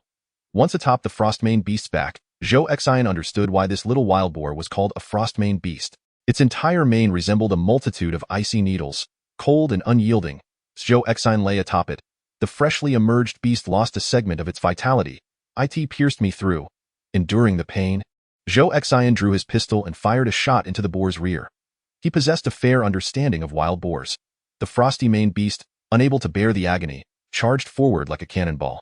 Other creatures, noticing Zhou Xion perched upon the back of the frosty-maned beast, followed closely behind in pursuit. Jostling atop the creature's back, Zhou Xion was incessantly pricked by the icy needle-like bristles. His health dwindled, and from an initial 8 segments, only half remained. Yes, this is the direction. Quickly, Zhou Xion fired another shot into the boar's rear. Suddenly, the sound of the frosty-maned beast's footsteps shifted. Instead of the crunch of snow and gravel, it now echoed the squelch of muddy puddles. What is happening? In this frigid landscape, how could there be unfrozen water? As Zhou Xion pondered this conundrum, he noticed that the majority of the pursuing creatures had ceased to follow. Clearly, the temperature here had risen several degrees, rendering this environment intolerable for the ice-based monsters. Could it be? Indeed, the warmth from the power plant was influencing the climate here. Zhou Xion realized that the trickling stream indicated the direction of the base, formed by the melting snow due to the power plant's heat. Splendid. The base's vicinity was not as frigid, and these creatures were reluctant to approach. But how much farther must he go? Zhou Xion observed that although most of the monsters had turned back, a large group of frosty-maned beasts continued their relentless pursuit, closely trailing him. Over 100 wild boars followed like cannonballs, hot on Zhou Xion's heels. Good heavens! Zhou Xion fired several more shots at the rear of the swine he was riding. Go! Zhou Xion was not inherently cruel. His relentless assault on the frosty-maned beasts stemmed from the fact that his bullets had yet to penetrate their thick pelts. The beasts merely flinched in pain, suffering no real injury.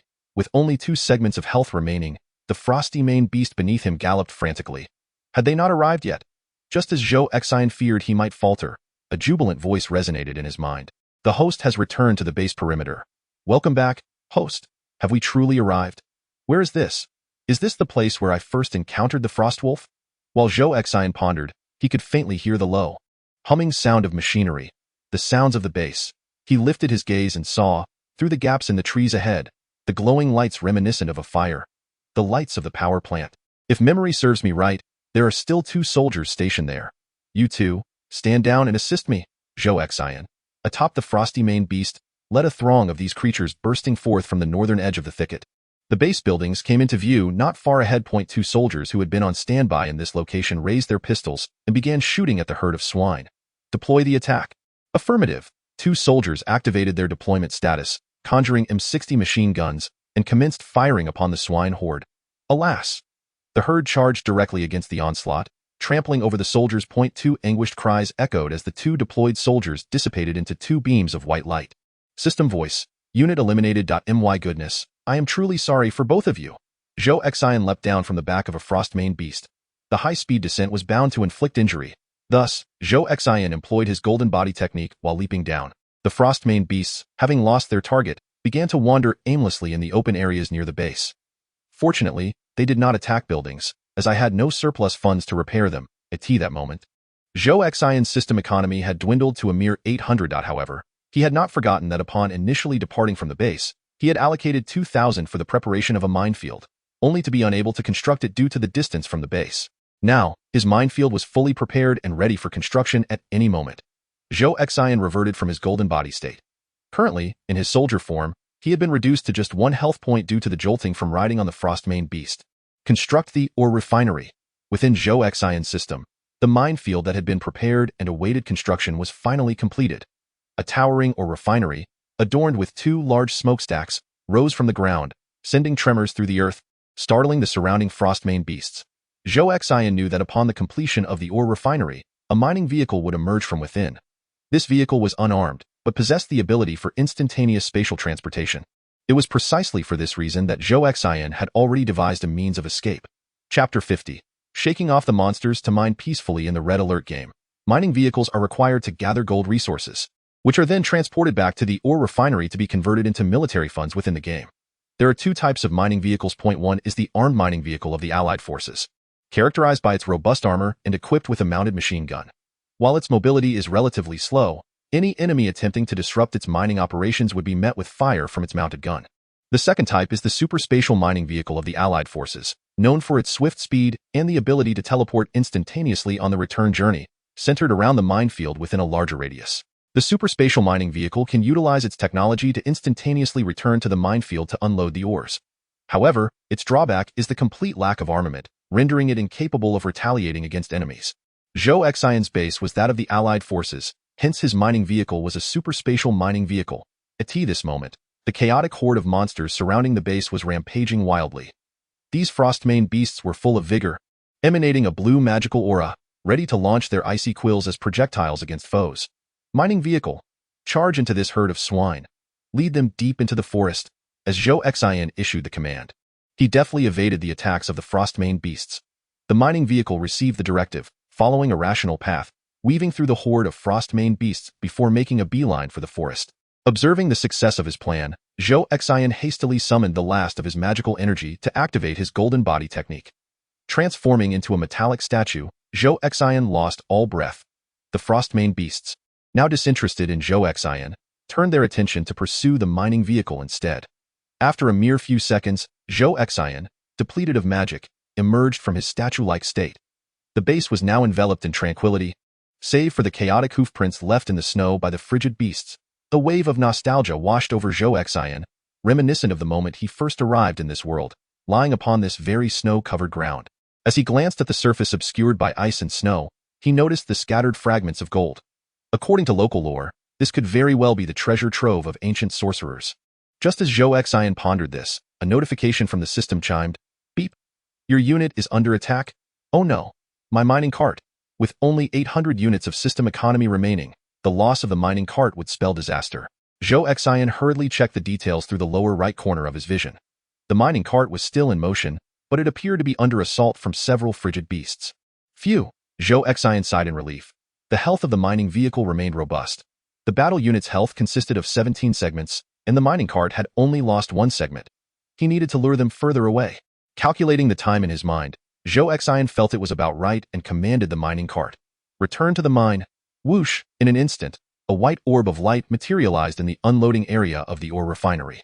As the light dissipated, the time-traveling mining cart arrived and scathed at the unloading zone. On the way, he had heard from Mifulong that the creatures in this realm despised warm environments. His power plant and/or refinery emitted heat. As long as he did not provoke the beasts, they should remain distant. Everything seemed to be in order. Just as Zhou Xin anticipated, after the mining cart teleported back to the mine, the creatures in the shadowy woods lost their target. Following a moment of confusion, they gradually regained their composure. Moreover, Zhou Xin's base had been established here for several days, and the temperature had risen a few degrees above that of Golden Valley. These cold-resistant creatures preferred to keep their distance from warmer areas. If he did not deliberately provoke them, they would likely not approach this vicinity. Quickly, mining. Zhou Xin rubbed his hands together eagerly, commanding the mining cart to collect the scattered gold fragments hidden beneath the snow. He estimated that in the vicinity of the base, nearly 1,000 square meters of gold lay spread out. Indeed, there was a considerable amount. However, according to the red alert system's conversion rate, he wondered how many game resources these gold pieces would yield. As the mining cart glided over the gold fragments, its front-mounted collector began to gather the precious metal within. Seeing the mining vehicle functioning normally brought Zhou Xin a sigh of relief, and he began to indulge in delightful fantasies. It is said that this place served as a treasure trove for ancient high-ranking sorcerers. Where might the other treasures be? Why was there such an abundance of gold scattered about? Did they use gold as cobblestones for the ground? No matter. First, he must mine to bolster his economy, procure some tanks, and recruit more formidable soldiers. If Kalen and those sorcerers were to witness this fleet of steel, they would surely be left speechless. Ha. Oh, what a coincidence. As a gold mage, it is both fitting and reasonable to have such an army of iron by my side. Wait a moment, something feels amiss. Zhou Xin abruptly halted his ruminations, fixating intently on the mining vehicle before him, sensing an unsettling discrepancy. Hiss, dear mining vehicle. How much can you extract in one trip? In the game, the mining vehicle swiftly gathers minerals and transports them back to the ore refinery. With each journey, it yields an impressive 500 economic units for the military expenses of the game. Zhou Xin observed that this nearly 1,000 square foot pile of gold shards was already diminished by nearly 1/10. Despite the mining vehicle not having completed its haul. Hey, system. Zhou Xin attempted to engage with the system. The system's composed electronic voice responded, Greetings, host. How may I assist you? What is the issue with this mining vehicle? Greetings, host. The mining vehicle is currently functioning within normal parameters. Just as he was speaking, the mining vehicle seemed to have finally filled its compartment with gold. Whoosh, in a flash of temporal displacement, it returned to the unloading area of the mine. This trip had extracted nearly 1/10 of the gold. Could it be that, like in the game, this journey only yields 500 economic units? The mining vehicle dumped the ore into the refinery, and an even more exasperating event unfolded before Zhou Xin's eyes. As the smelting furnace of the ore refinery commenced its operations, Zhou Xin noticed that the economic units displayed in the lower right corner of his vision remained stubbornly at 800. Unchanged, system. Zhou Xin's voice broke in desperation. Greetings, host. Zhou Xin urgently inquired. Where's the money? The conversion of material from this world into system funds requires time. Please be patient. After the mining vehicle unloaded its cargo of gold, it departed the mine to continue its operations. He watched helplessly as the remaining gold diminished by another 9/10. Nearly 3 minutes later, Zhou Xin observed that the 800 in the lower right corner had incremented to 801. Zhou Xin sighed in resignation. Hello, system. Greetings, host.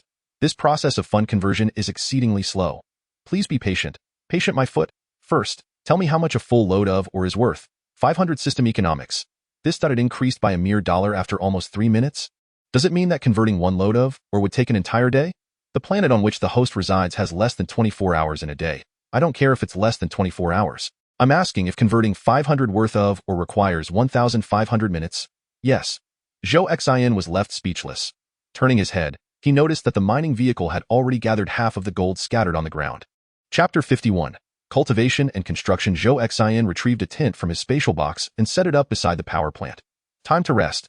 Zhou Xin reclined on the makeshift bedding within the tent. The cumbersome military gear made it difficult for Zhou Xin to find a comfortable position to sleep.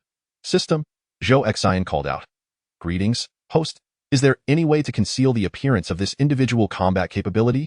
This helmet and gloves are quite bothersome, and undressing is rather troublesome. Zhou Xin's military attire and weaponry would vanish once they were a certain distance from his body, only to reappear upon refreshing back onto him. Greetings, host. It is not possible to conceal appearance while utilizing individual combat capabilities, but you can temporarily store the ability when in a non-combat state. Zhou Xin inquired in confusion. Temporarily store the ability? With a soft beep, a small interface materialized in the lower right corner of Zhou Xion's vision.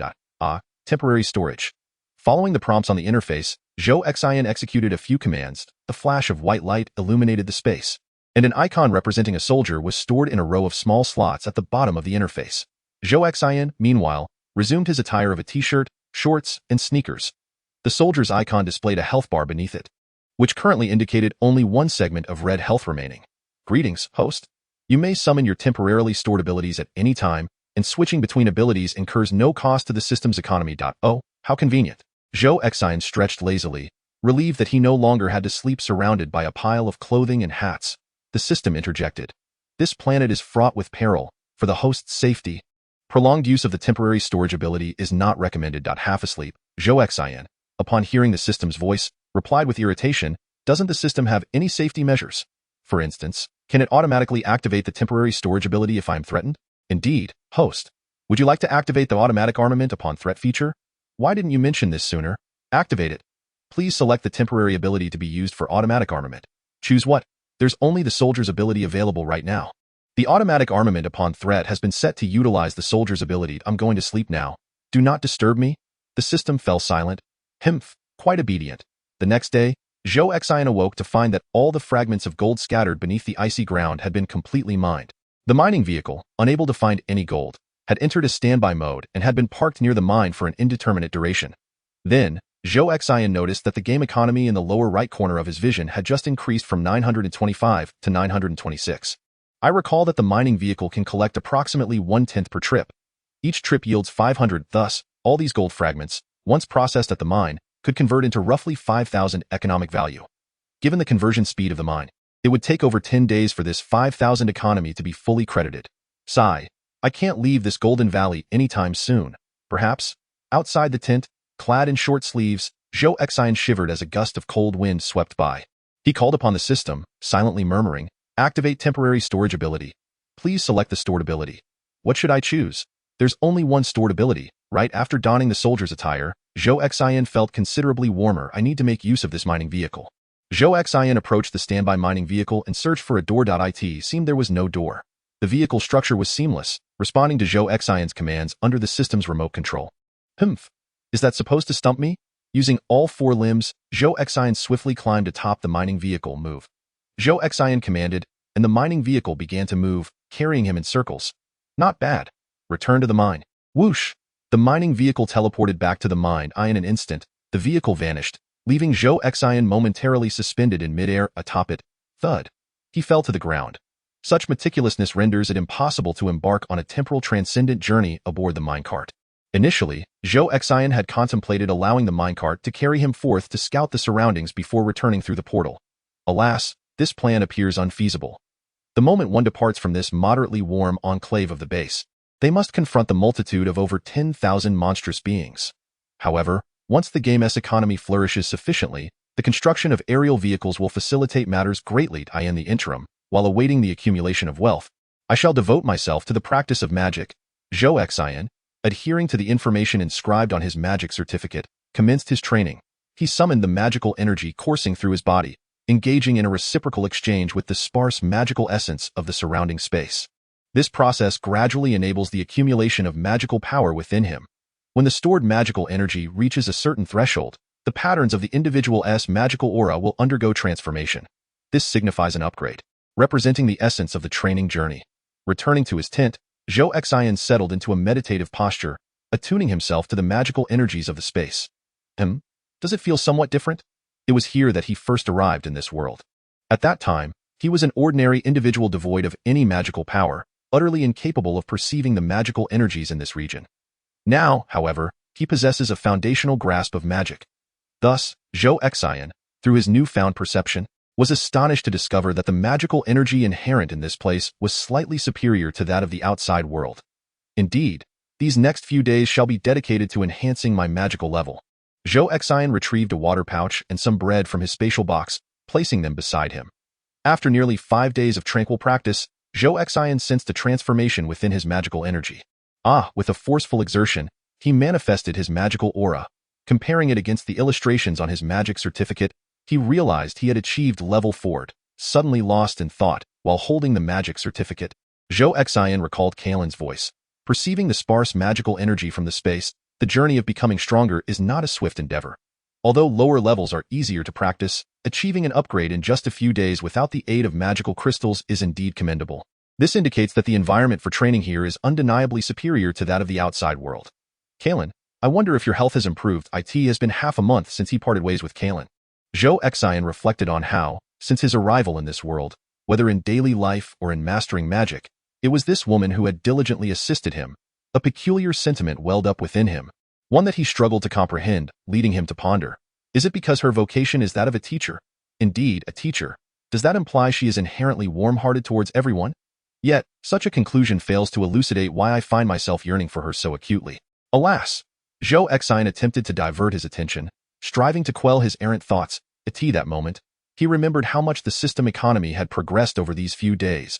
In the lower right corner of his vision, the tally now read 3052, still incrementing by 1 point every 3 minutes. It seems the system has yet to fully convert the gold. Discounting the initial 800, the system has generated over 2,200 points of economy. I shall not be modest.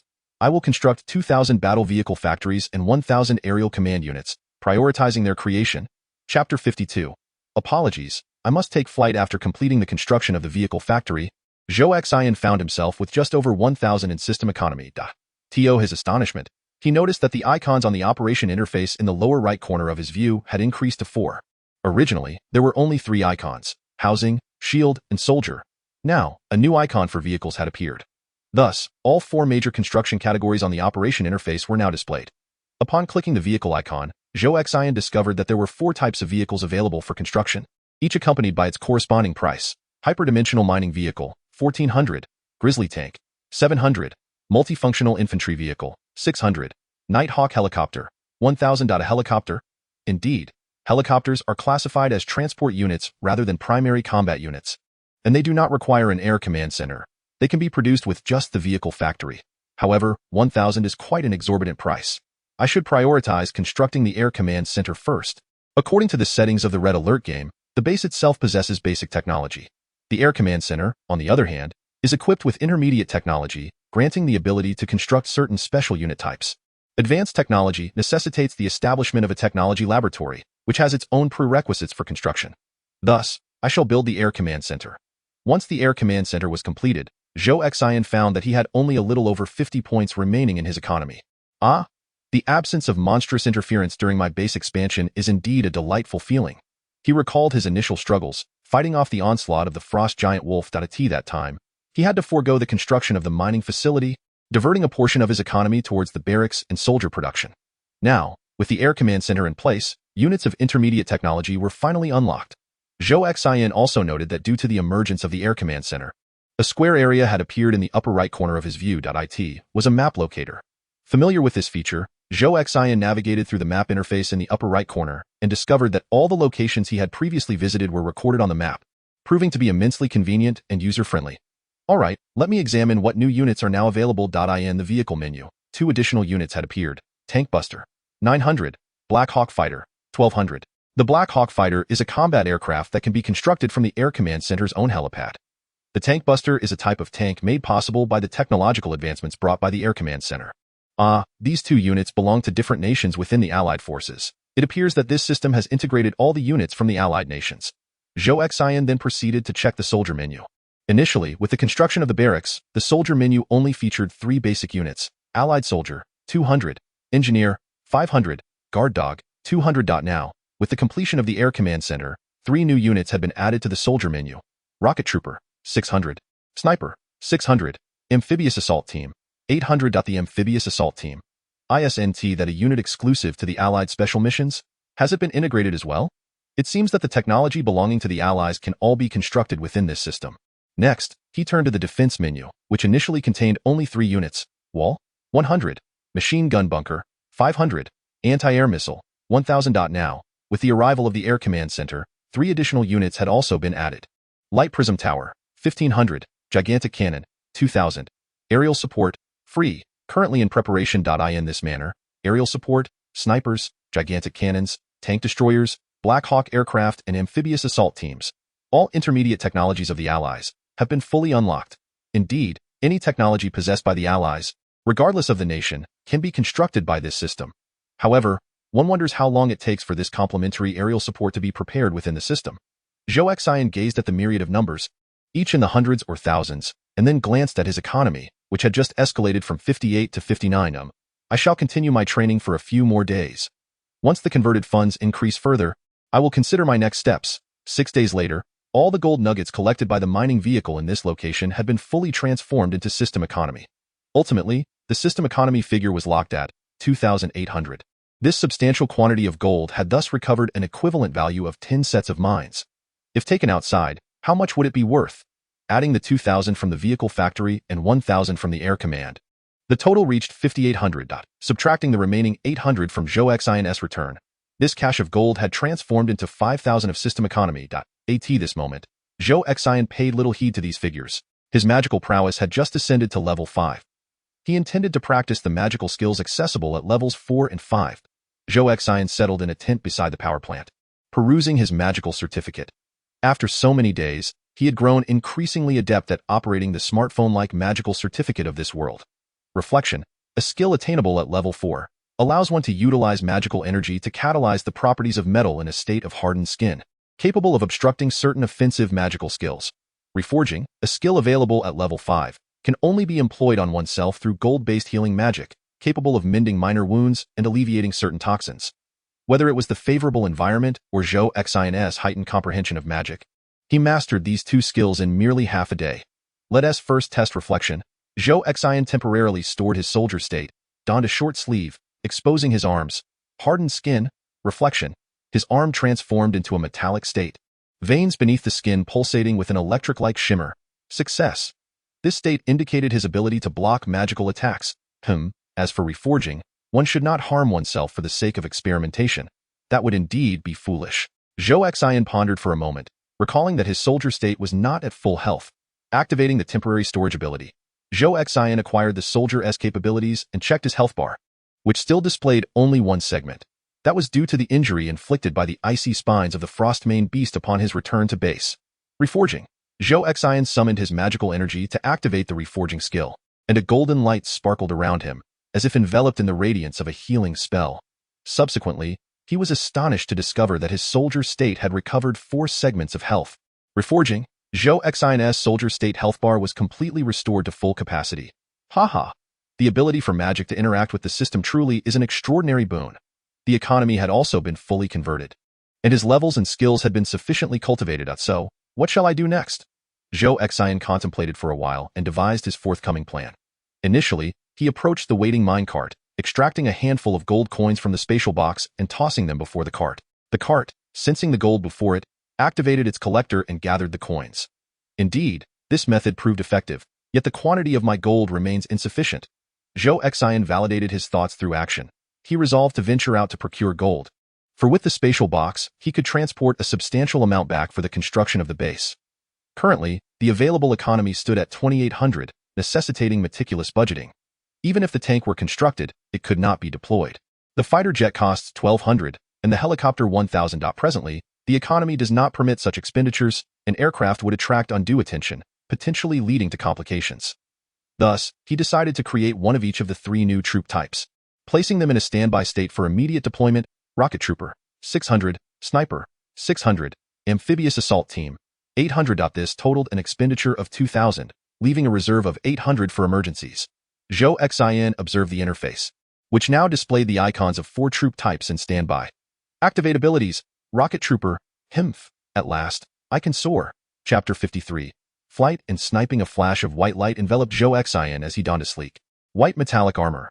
The lightweight shell did not resemble the cumbersome nature of robots, but bore a striking resemblance to Iron Man. The distinction lay in the face. Instead of a steel mask, it featured a transparent visor. This system's rocket trooper seems somewhat different from those in the game. Take off. Upon issuing the command, powerful flames erupted from the soles of the armor and the area beneath the shoulder blades. The palms housed 2 20mm caliber cannons. Rather than energy weapons akin to Iron Man's, it appeared that the hands lacked propulsion systems. Zhou Xin hovered several meters above the ground, experimenting by leaning forward at an angle of about 10 degrees. The flight armor responded to his inclination, propelling him forward. Zhou Xin tilted his body backward by 5 degrees during flight. His speed gradually diminished, and he began to drift backward. Oh, this feels reminiscent of maneuvering a balanced scooter. Move forward. Zhou Xin abruptly compressed his body, leaning forward at a 40-degree angle. The flight armor instantly received the command, swiftly carrying him ahead. He attempted to tilt sideways, and indeed, this allowed him to turn. Is this the maximum speed? Through the system interface, Zhou Xin discovered that the rocket trooper's aerial speed limit was 30 kilometers per hour. It seemed slower than a running horse, yet flying was certainly more convenient. Descend, standby capability. After soaring a distance, Zhou Xin landed and deactivated the armor. Moving away from the power plant and the mine, he felt a chill in just his t-shirt and shorts. Activatability, amphibious assault team. A flash of white light enveloped him once more, and he found himself clad in the camouflage combat uniform of the amphibious assault team. This uniform bore a unique feature. It turned white in snowy terrain, green in forests, and earthy yellow in deserts. When engaged in aquatic combat, it transformed to a blue-black hue. Zhou Xin discovered that due to the frigid climate, he was clad in a full winter combat suit. Embedded with ballistic plates, a truly sophisticated piece of gear. Across his back, he carried an MP5 submachine gun, a 9mm caliber weapon renowned for its formidable firepower. Moreover, his utility belt housed a package containing C4 explosives rigged with detonators. Goodness! This is hazardous material. Transforming into a naval and land assault soldier, Zhou Xin leapt and sprinted, realizing he surpassed the speed and physical prowess of an ordinary soldier. After all, the cost of such elite forces was quadruple that of standard infantry. You get what you pay for. The naval and land assault forces are well versed in swimming and diving. His combat skills were equally extraordinary. Armed with the capabilities of a naval and land assault soldier, many tasks became significantly easier. Let us try this. Activate sniper mode. As a flash of white light enveloped him, Zhou Xion's assault gear vanished, replaced by a lightweight military uniform and a more than 1 meter long AWP sniper rifle slung over his shoulder. This was quite impressive, although its defensive capabilities were somewhat lacking. The sniper's attire was minimalistic, devoid of body armor or a helmet, merely consisting of standard fabric military apparel and a cap. Zhou Xion unslung the AWP. Measuring a total length of 1,124 millimeters and equipped with a 5x scope, which was exhilarating. Peering through the scope, he toyed with the idea of using it as a telescope. How about I use this to hunt some magical beasts? Zhou Xion pondered, recognizing the immense value of magical crystal shards in this world. Thus, he could dare to confront the magical creatures of Golden Valley. If the sniper rifle could swiftly eliminate these beasts, he could procure magical crystals. He could then exchange these crystals for gold to further develop his base. Zhou Xion felt a surge of excitement. All right, it's settled. Activate, rocket flying soldier. The speed of 30 kilometers per hour was akin to that of an electric scooter, yet it excelled in overcoming obstacles through flight. Zhou Xion soared through the dense canopies of Golden Valley, resembling a slow-moving Iron Man, in search of magical creatures. After some time, he spotted his target, a herd of frostback beasts. Approximately 20 of these wild boars clustered together. The previous M9 handgun had barely penetrated their hides. I refuse to believe they can withstand the might of a sniper. Zhou Xion landed atop a treetop, switching to sniper mode. Haha, let us see how you fare against this. With great exhilaration, Zhou Xion aimed at the head of a frostback beast. Bam! The deafening shot reverberated, leaving Zhou Xion's head ringing and his vision momentarily blurred. When he regained his senses, he noticed that the frostback beasts had scattered in panic, leaving behind only the one he had felled and a glimmering object beside it. It must be a magical crystal. Zhou Xion switched back to flying mode and soared over. Upon closer inspection, he discovered that the sparkling object was indeed a blue ice-type magical crystal. It was not particularly large, about the size of a cherry, suggesting that this frostback beast was not of high rank. However, this magical crystal was more translucent and radiant than any he had ever encountered. Could it be that the purity was exceptionally high because he had delivered a fatal blow before it could unleash its magical power? Zhou Xion's conjecture proved to be correct.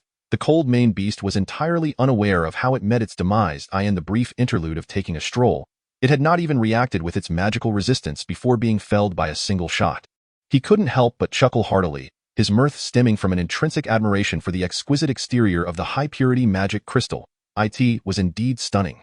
As Zhou Xion spoke, he meticulously stored the carcass of the cold-maned beast and the magic crystal into his spatial box. Suddenly, he heard the sound of wind behind him. Without a moment's hesitation, he took to the skies. Hovering aloft, Zhou Xion beheld a colossal white-furred lion on the ground. Was it an ice lion beast? How perilous! It seemed that after vanquishing magical creatures, lingering on the ground for too long was unwise.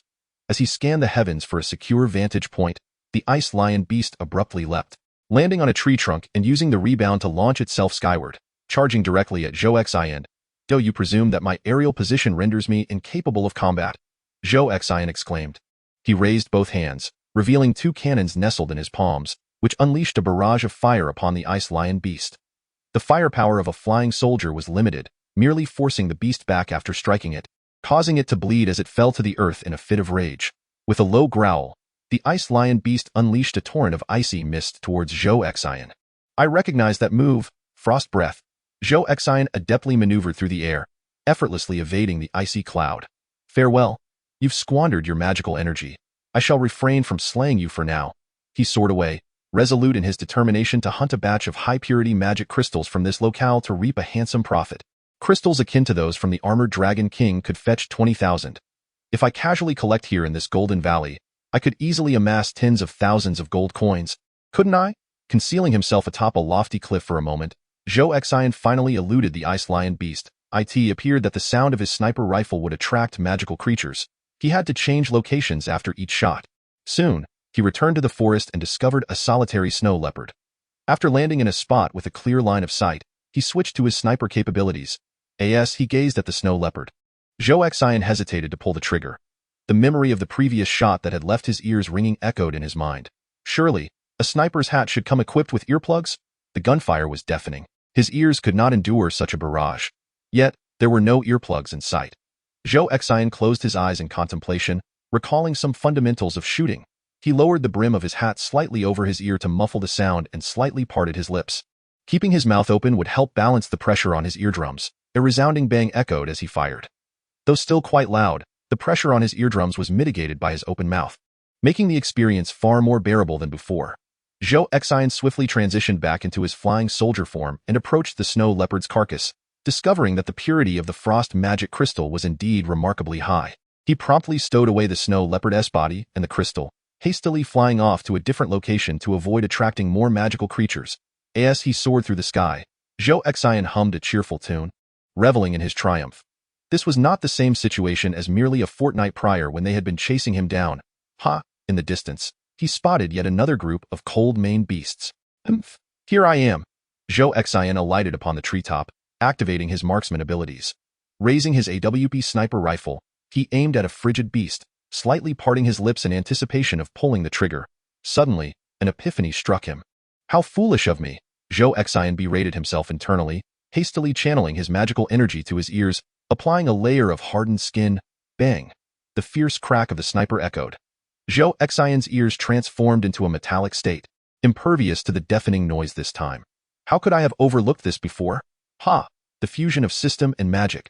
Zhou Xion dispelled the spell, allowing his ears to revert to their original flesh. Thus, Zhou Xion spent the entire afternoon hunting various large magical creatures, totaling 15 in number. As dusk approached, he soared through the sky, preparing to return to the base. Suddenly halting mid-flight, Zhou Xion pondered.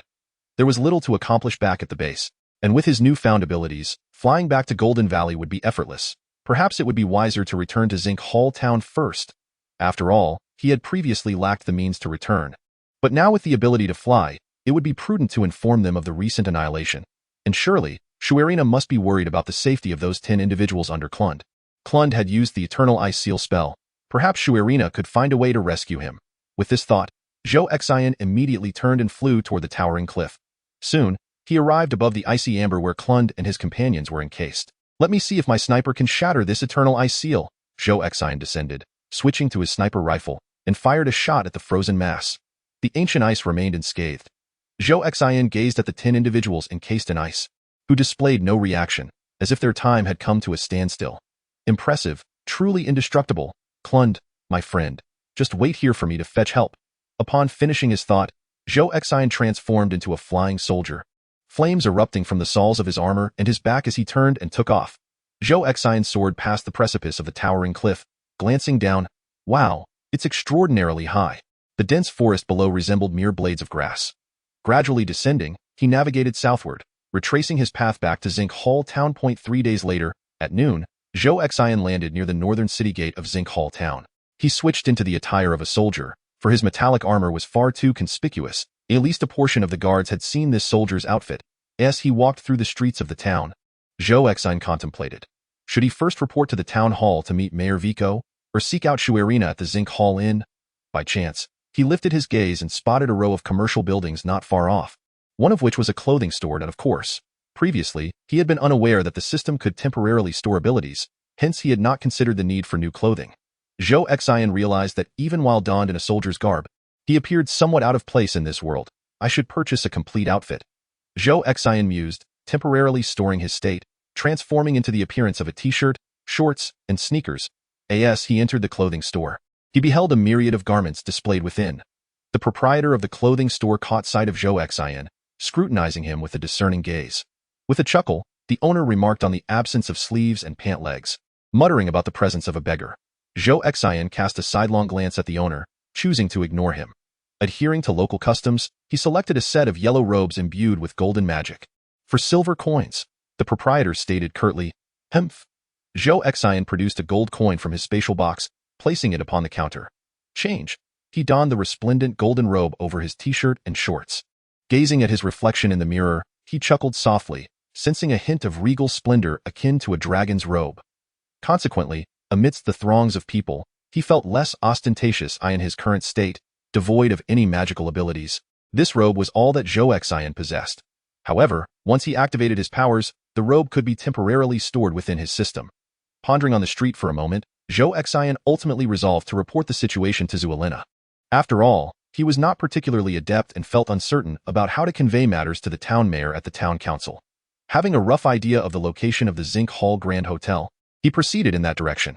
After approximately 20 minutes of walking, fatigue began to set in. Oh, right, I am not in soldier mode anymore. I can feel tiredness.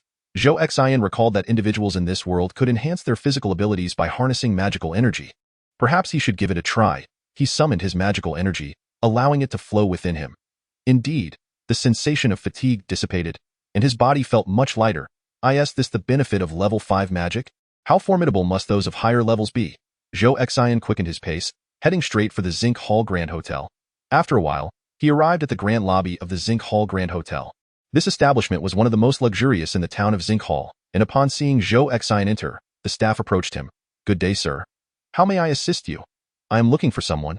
A brute at something, from the Union. Ms. Zuelina." "Good day, sir. The Bruini's Union considers this establishment a privileged venue. If you are a visitor, please state your purpose." "Oh." Zhou Xin scratched his head, taking a moment to compose his words. "Please tell her that there is a slight issue with the team. Klend and the others are eternally frozen." Upon hearing that Klend was eternally frozen, the staff's eyes widened in disbelief. What did you say, Mr. Klend?" Zhou Xin sighed in exasperation. "Is it that serious? Please notify Zuelina immediately." "Why yes, sir. May I have your name?" Zhou Xin. "Very well, please hold on." The staff hurriedly ascended the stairs. Chapter 55. Zuelina's profound shock. Zhou Xin meandered restlessly in the hotel lobby, boredom gnawing at him. Before long, he heard Zuelina's voice emanating from the staircase. Zhou Xin, turning around, he beheld Zuelina descending the stairs, accompanied by Floss, both bearing anxious expressions. Floss was still clad in the uniform of a Bruini's ice mage, while Zuelina had changed into a simple light blue dress, adorned with a scarf around her neck. Zuelina was wearing a silence collar, thus she used the scarf to conceal it. Moreover, if the enchantress Shuerina were to don the uniform of Bruini's, it would inevitably attract considerable trouble and danger if spotted by Bruini's enemies. "Shuerina, Floss," Zhou Xin hastily greeted. "It truly is you." "I thought the staff member was speaking nonsense." Shuerina approached Zhou Xin with several strides. After scrutinizing him from head to toe, she turned to the staff and whispered, "This matter must remain confidential." The staff member promptly replied, "Rest assured, Miss Shuerina." Subsequently, Shuerina instructed Zhou Xin, "Follow me upstairs." Upon entering Shuerina's private suite, she carefully locked the door. In the center of the suite's living room stood an elegant round table crafted from fine wood, surrounded by 4 sturdy wooden chairs of the same material. Zhou Xin, Shuerina, and Floss took their seats around the table, with Floss pouring water for Zhou Xin in a hushed tone. Filled with urgency, Shuerina inquired, "What has transpired?" "Mr. Klund and the others, we were besieged by a multitude of magical creatures.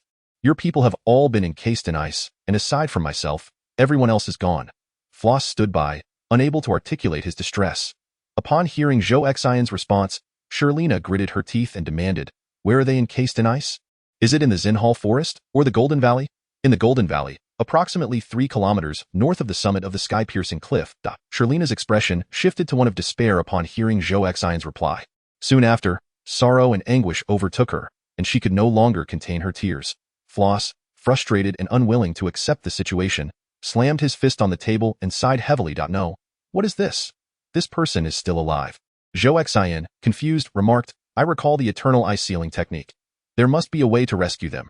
Floss sighed nearby. No, Mr. Zhou Xian, you do not understand. I am not illiterate. I can comprehend the description of the eternal ice sealing technique. Mr. Klund has failed, Floss said, casting a sidelong glance at the grieving Charlena, and whispered to Zhou Xian, Mr. Klund's brother, Mr. Snorm, is likely. Oh, right? I had forgotten about that. Snorm is Charlena's fiancé, severely injured and in a coma, requiring the crystalline essence of frost magic for healing. Mr. Klund's journey was to gather the crystalline essence for his brother Snorm.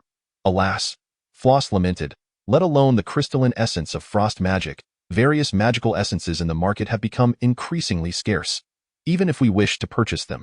Suddenly, Zhou Xian produced 15 exceptionally pure ice attribute magical crystals from his spatial pouch and tossed them onto the table. Floss was momentarily stunned, and the sorrowful Charlena ceased her sobbing, her eyes wide with astonishment at the sight of the magical crystals. Zhou Xian casually remarked, I understand now. It doesn't matter when we go to rescue the encased Klund. What you are anxious about is obtaining the magical crystals to save someone, correct? Floss's hands trembled as he picked up one of the translucent magical crystals, exclaiming, what is this? Your harvest. Did Mr. Klund entrust you to bring these back before being encased in ice? Zhou Xian hastily interjected, no. These are the spoils I acquired after our team was annihilated. Our group managed to obtain 17 frost magic crystals, all stored within Mr. Klund's spatial box. Shuelu and Na, standing beside him, picked up one of the crystals and, upon observing its exceptional purity, tremulously inquired, are you suggesting that you and Klund collectively acquired 32 magic crystals? How did you manage that? Zhou Xian, with utmost seriousness, replied, we secured a total of 17. All of them were given to Klund. The remaining 15 were acquired solely by me. I apologize, Zhou Xian, please don't misunderstand. Shuelu and Na said awkwardly, I am merely astonished by the sheer quantity of these crystals. Zhou Xian reassured her, I assure you, I have not deceived you. Once we rescue Mr. Klund, he will corroborate my words. These crystals in my possession can be utilized for saving lives. However, I am in need of money at the moment. You may defer payment until after we have rescued Klund, at which point he can validate my claims, and we can settle the account for the magic crystals then. What do you think? Frost, standing nearby, muttered in confusion, how can there be so many? Shuelu and Na, noticing the pile of crystals on the table, each roughly the size of a cherry, casually selected 3. With such purity, 3 will suffice. I can purchase them from you at 3,000 each. Is that agreeable? Zhou Xian, suppressing his excitement, pretended to ponder for a moment before calmly nodding. Very well. Shuelu and Na rose, her eyes alight with joy and hope. She then retrieved a spatial box and produced a coin pouch from within. With a thud, a hefty bag of coins landed on the floor. Without her magical energy, she struggled to lift such a weighty item as a delicate woman. Zhou Xian cautioned, be careful not to injure your feet. Shuelu and Na responded, this is an unopened standard package containing 10,000 coins. It's all yours. If you're uncertain, you may open it now and count. Zhou Xian exclaimed in astonishment. Wow, what kind of business are you all engaged in? Such wealth. He began to tear open the seal of the standard package, not intending to count meticulously but merely to ascertain that it contained coins. Shuelu and Na explained, our association has dealings with various city-states. Finances are not an issue. Zhou Xian opened the package to find stacks of coins wrapped in paper, each containing 100 coins, totaling 100 stacks within that standard package. He casually took a few stacks, tore open the wrapping, and upon confirming they were indeed coins, felt reassured enough to store them in his spatial box. All right. If you have no further need for the remaining crystals, I shall sell them through the Merchant Guild, Zhou Xian declared, collecting the leftover magic crystals into his spatial box. The prospect of quickly liquidating the crystals brought him great delight. And both Shuelu and Na and Frost sighed in relief. Shuelu and Na remarked with a sense of comfort, this is wonderful, Brother Snorm will be saved. As Zhou Xian rose to depart, he asked, if there is nothing else, shall we head to the guild and inform the mayor of the situation? The troubled expression that had lingered on Zuelena's face dissipated entirely at that moment. With a beaming smile, she said to Zhou Xian, no need for that. This matter can wait until tomorrow when Floss can make a trip. Having said that, Zuelena sincerely expressed her gratitude. Thank you so much, Zhou Xian. I am truly delighted to know you. Chapter 56. The high-purity magic crystals that shocked the merchant guild. Zhou Xin planned to initially sell these magic crystals in Zinc Hall Town to acquire some funds. He then intended to return to Golden Valley to hunt magical creatures and gather more crystals. This cycle would allow him to amass a substantial amount of gold coins, which he would then allocate to the mining cart for conversion into system currency, ultimately using it for the development of the base. The environment of this seems quite pleasant. How much is it per day? Zhou Xin inquired, intending to stay in Zinc Hall Town for a while. Zuelena replied, my standard single suite is 2 gold coins per day. They also have rooms for 1 gold coin per day, as well as more expensive options.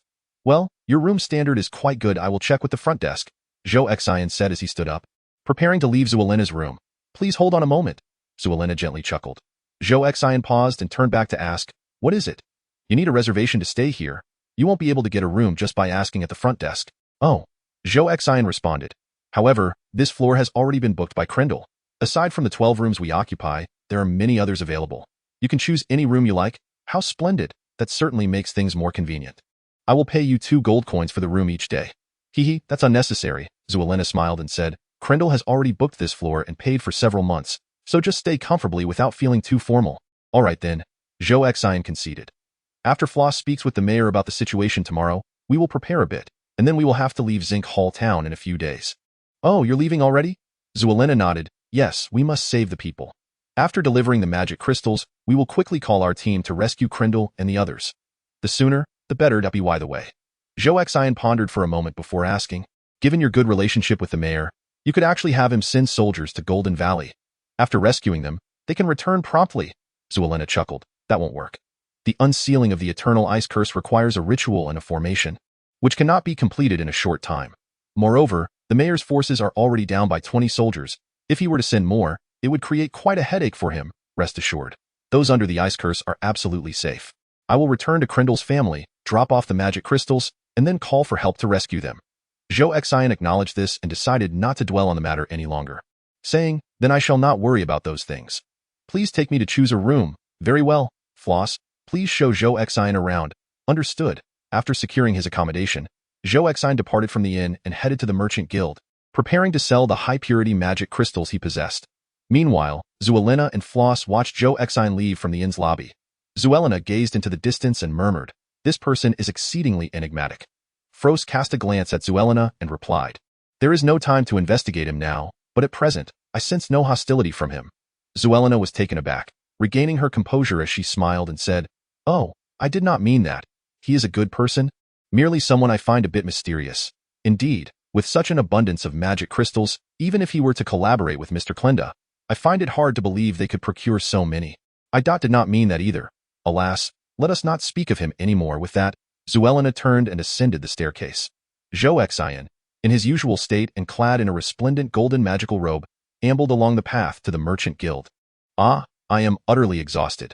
My magical energy is nearly depleted. Zhou Xin lamented his own weakness, realizing he must seek opportunities to enhance his magical prowess. However, for now, it would be prudent to switch to a soldier or marine assault team state, as it would at least bolster his physical capabilities. After some contemplation, Zhou Xin decided to adopt the soldier state, as the guild members had already witnessed his military guise. Donning his military uniform and belt with firearm, Zhou Xin transformed into the very image he presented upon first arriving in Zinhole Town. Upon entering the merchant guild, the receptionist, upon seeing Zhou Xion's attire, immediately recognized him. Is it really you, Mr. Zhou Xion? How may I assist you? The staff member was aware of Zhou Xion's prior dealings involving the Dragon King magic crystals. Greetings. I wish to sell some magic crystals. Oh, what quality do they possess? Zhou Xion retrieved a crystal from his spatial pouch and said, behold, this size, frost attribute, purity. Before he could finish, he noticed the staff member had become quite dumbfounded. Why heavens, Mr. Zhou Xion, please hold on a moment. The staff member dashed away, returning shortly with a short, portly middle-aged man. The guild staff wore a white robe adorned with blue embroidery, while the rotund man donned a similarly styled robe but embroidered in red. Their robes did not denote magical attributes, but were rather exclusive commercial uniforms of the guild. It was evident that this man held a high-ranking position within the guild. The portly man hastily approached Zhou Xion, exclaiming, you must be Mr. Zhou Xion. Greetings. I am the supervisor of the guild. Aoli, hello. Zhou Xion recognized this individual, having encountered him during the auction of the Dragon King magic crystals. Please follow me to my office. Once inside the office, the two men sat opposite each other on a sofa. Aoli instructed an employee to pour water for Zhou Xin. Mr. Zhou Xin, I am aware of you in the matter of the Dragon King magic crystals. Have you come bearing more fine goods? Oh, the person I just spoke with informed you. I wish to part with a batch of magic crystals. A batch? Not just one. Oh, I just produced one. I have. Zhou Xin replied, revealing all 12 magic crystals and placing them on the coffee table before them. Hiss. Aoli inhaled sharply, finding it hard to believe his own eyes. Zhou Xin inquired, shall we proceed with an auction or consignment? What? Aoli stammered. Are you transforming into a clock now? Of course, we shall follow the auction procedure. Many individuals will eagerly vie to purchase it. Well then, let us sell. Zhou Xin hesitated for a moment. No, let us start by selling too. Zhou Xin was concerned that releasing such a quantity into the market might lead to a devaluation of the magic crystals. Aoli seemed to sense Zhou Xion's apprehension and remarked, you need not worry about flooding the market and failing to achieve a satisfactory price. This is our area of expertise. You can rest assured. The demand for these items is currently immense. There will be no risk of saturation. Oh. Zhou Xian pondered for a moment and said, then let us place 10 with you. I shall keep 2. Very well. When shall you sign the auction agreement? Right now would be fine. Soon, Aoli dispatched someone to bring several copies of the contract. Mr. Zhou Xian, please state a base price and then sign. 3,000? Zhou Xian considered that this was the price recently quoted by Zhou Luna. Heh. Aoli chuckled awkwardly and said, Mr. Zhou Xian, although this possesses ice attributes and indeed has high purity, these are all magic crystals from monsters over level 40. Correct? Zhou Xian recalled that he had dealt with a few wolf kings alongside Krendel, and all the magic crystals were with Krendel. The ones he hunted with his sniper rifle were mere minions. Aoli remarked, for these, a unit price of 3,000 might be the maximum. Would you kindly reconsider? Chapter 57. The Assistance and Recommendation of Supervisor. Aoli. Zhou Xian squinted slightly, scrutinizing Aoli's eyes. At that moment, Zhou Xian mused, is this little old man Aoli attempting to deceive me? Or perhaps, Zhou Luna has indeed offered me the highest price. Sensing Zhou Xian's distrust, Aoli quickly interjected, well, you could set a base price of 800 or 1,000. And let the bidding commence. If it reaches 2,000 or more, that would be excellent. Any higher, and no one would be interested. I speak only the truth. I do not seek to acquire your possessions. We merely earn a commission from your sale, and if the price is high, we are pleased as well, are we not? Zhou Xian found Aoli's reasoning compelling, yet he remained somewhat unconvinced. To allay Zhou Xian's doubts, Aoli clapped his hands, summoning a staff member. Bring the transaction ledger. Before long, the staff member presented a tome. Mr. Zhou Xian, 7 months ago, we auctioned a high-purity frost magic crystal that was nearly identical in quality to yours. Aoli said, pushing the ledger toward Zhou Xian. Observe. Aoli pointed to an illustrated page depicting the magical item. This illustration detailed the dimensions, purity, and other specifications of the auctioned item, which bore almost no difference from Zhou Xian's magic crystals. However, the final sale price was noted as 1,500 gold coins. Zhou Xian pondered silently. It seems that Zhou Luna truly did offer me the highest price. How magnanimous. Furthermore, it makes sense, as I saved her and indirectly rescued her fiancé. Her generosity towards me is quite understandable. Yet, this is rather excessive. Zhou Xian calculated in his mind, converting the price in gold coins to its equivalent in yuan. Realizing that Zhou Luna had indeed been exceptionally generous in her financial dealings with him. Thus, Zhou Xian no longer fixated on the price, but shifted to another inquiry. When you auction these items, what if there are 10 similar ones, and the initial bidders do not drive up the price? Ali chuckled. The starting bid for the next auction of similar goods is determined by the final price of the previous item. At that point, due to the multitude of bidders, if the initial participants do not engage with the pricing, the eventual auction price will only escalate. Zhou Xian seemed to grasp the concept. Rest assured regarding the auction matters. We are professionals. Ali sighed in relief, retrieved the auction contract, and remarked, take a look. If everything appears satisfactory, please sign. After Zhou Xian affixed his signature, Ali dispatched someone to collect the 10 magic crystals. Subsequently, Ali produced a badge from the inner pocket of his robe and handed it to Zhou Xian. Please keep this badge safe. Present it at the guild in the future, and they will escort you to me. Oh, very well. Zhou Xian accepted the badge and inquired, the contract states 7 days. I can come to collect the money after that? Correct? Ali smiled. Indeed, the auction process is swift, but we must engage in promotions to prepare the buyers financially. Then I shall return in 7 days. Agreed. Zhou Xian sat on the sofa, not departing, but rather contemplating matters. Ali asked, Mr. Zhou Xian, is there anything else? Zhou Xian was deeply moved by Shirlina's generous gesture, feeling that she was quite a principled individual. Moreover, She mentioned that she would be leaving Zinc Hall town in a few days, making the prospect of seeing her again uncertain. Perhaps it would be fitting to host a farewell dinner for her. Mr. Ali, I would like to consult you on a matter. Zhou Xin, unfamiliar with the area, had previously found himself at a bar simply because he could not locate a restaurant. Ali, being a local, would likely be more knowledgeable, so he decided to ask. Zhou Xin inquired, in Zinc Hall town. Is there a more formal establishment for dining with guests? Ali, indeed well acquainted with the locale, quickly replied, Oh, the Peikai Grand Hotel, that is the most upscale restaurant in town. The dragon meat from the armored dragon you brought last time was mostly purchased by the chefs at Peikai. Zhou Xin nodded and said, Oh, very well. Could you sketch a rough map for me? Not considering it significant, Ali casually grabbed a piece of notepaper. Then, as he drew, he casually asked, Mr. Zhou Xin, how many of you will be dining? Just two. You and another? Yes. Male or female? Female. Ah. Why didn't you mention that earlier? Ali chuckled in realization, crumpling the partially drawn map and discarding it. He then retrieved another piece of notepaper and began anew. Soon, Ali completed the map indicating the restaurant's location, labeling it, and handed it to Zhou Xin.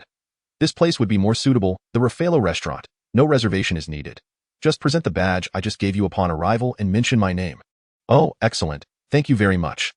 Zhou Xin departed and returned to the INN.at. The Chamber of Commerce. Ali, along with his staff, commenced the promotion of an auction for high-purity frost magic crystals. Consequently, the townsfolk of Zinc Hall were stirred into a frenzy, each person eagerly preparing their funds to participate in the auction that was to take place in a few days.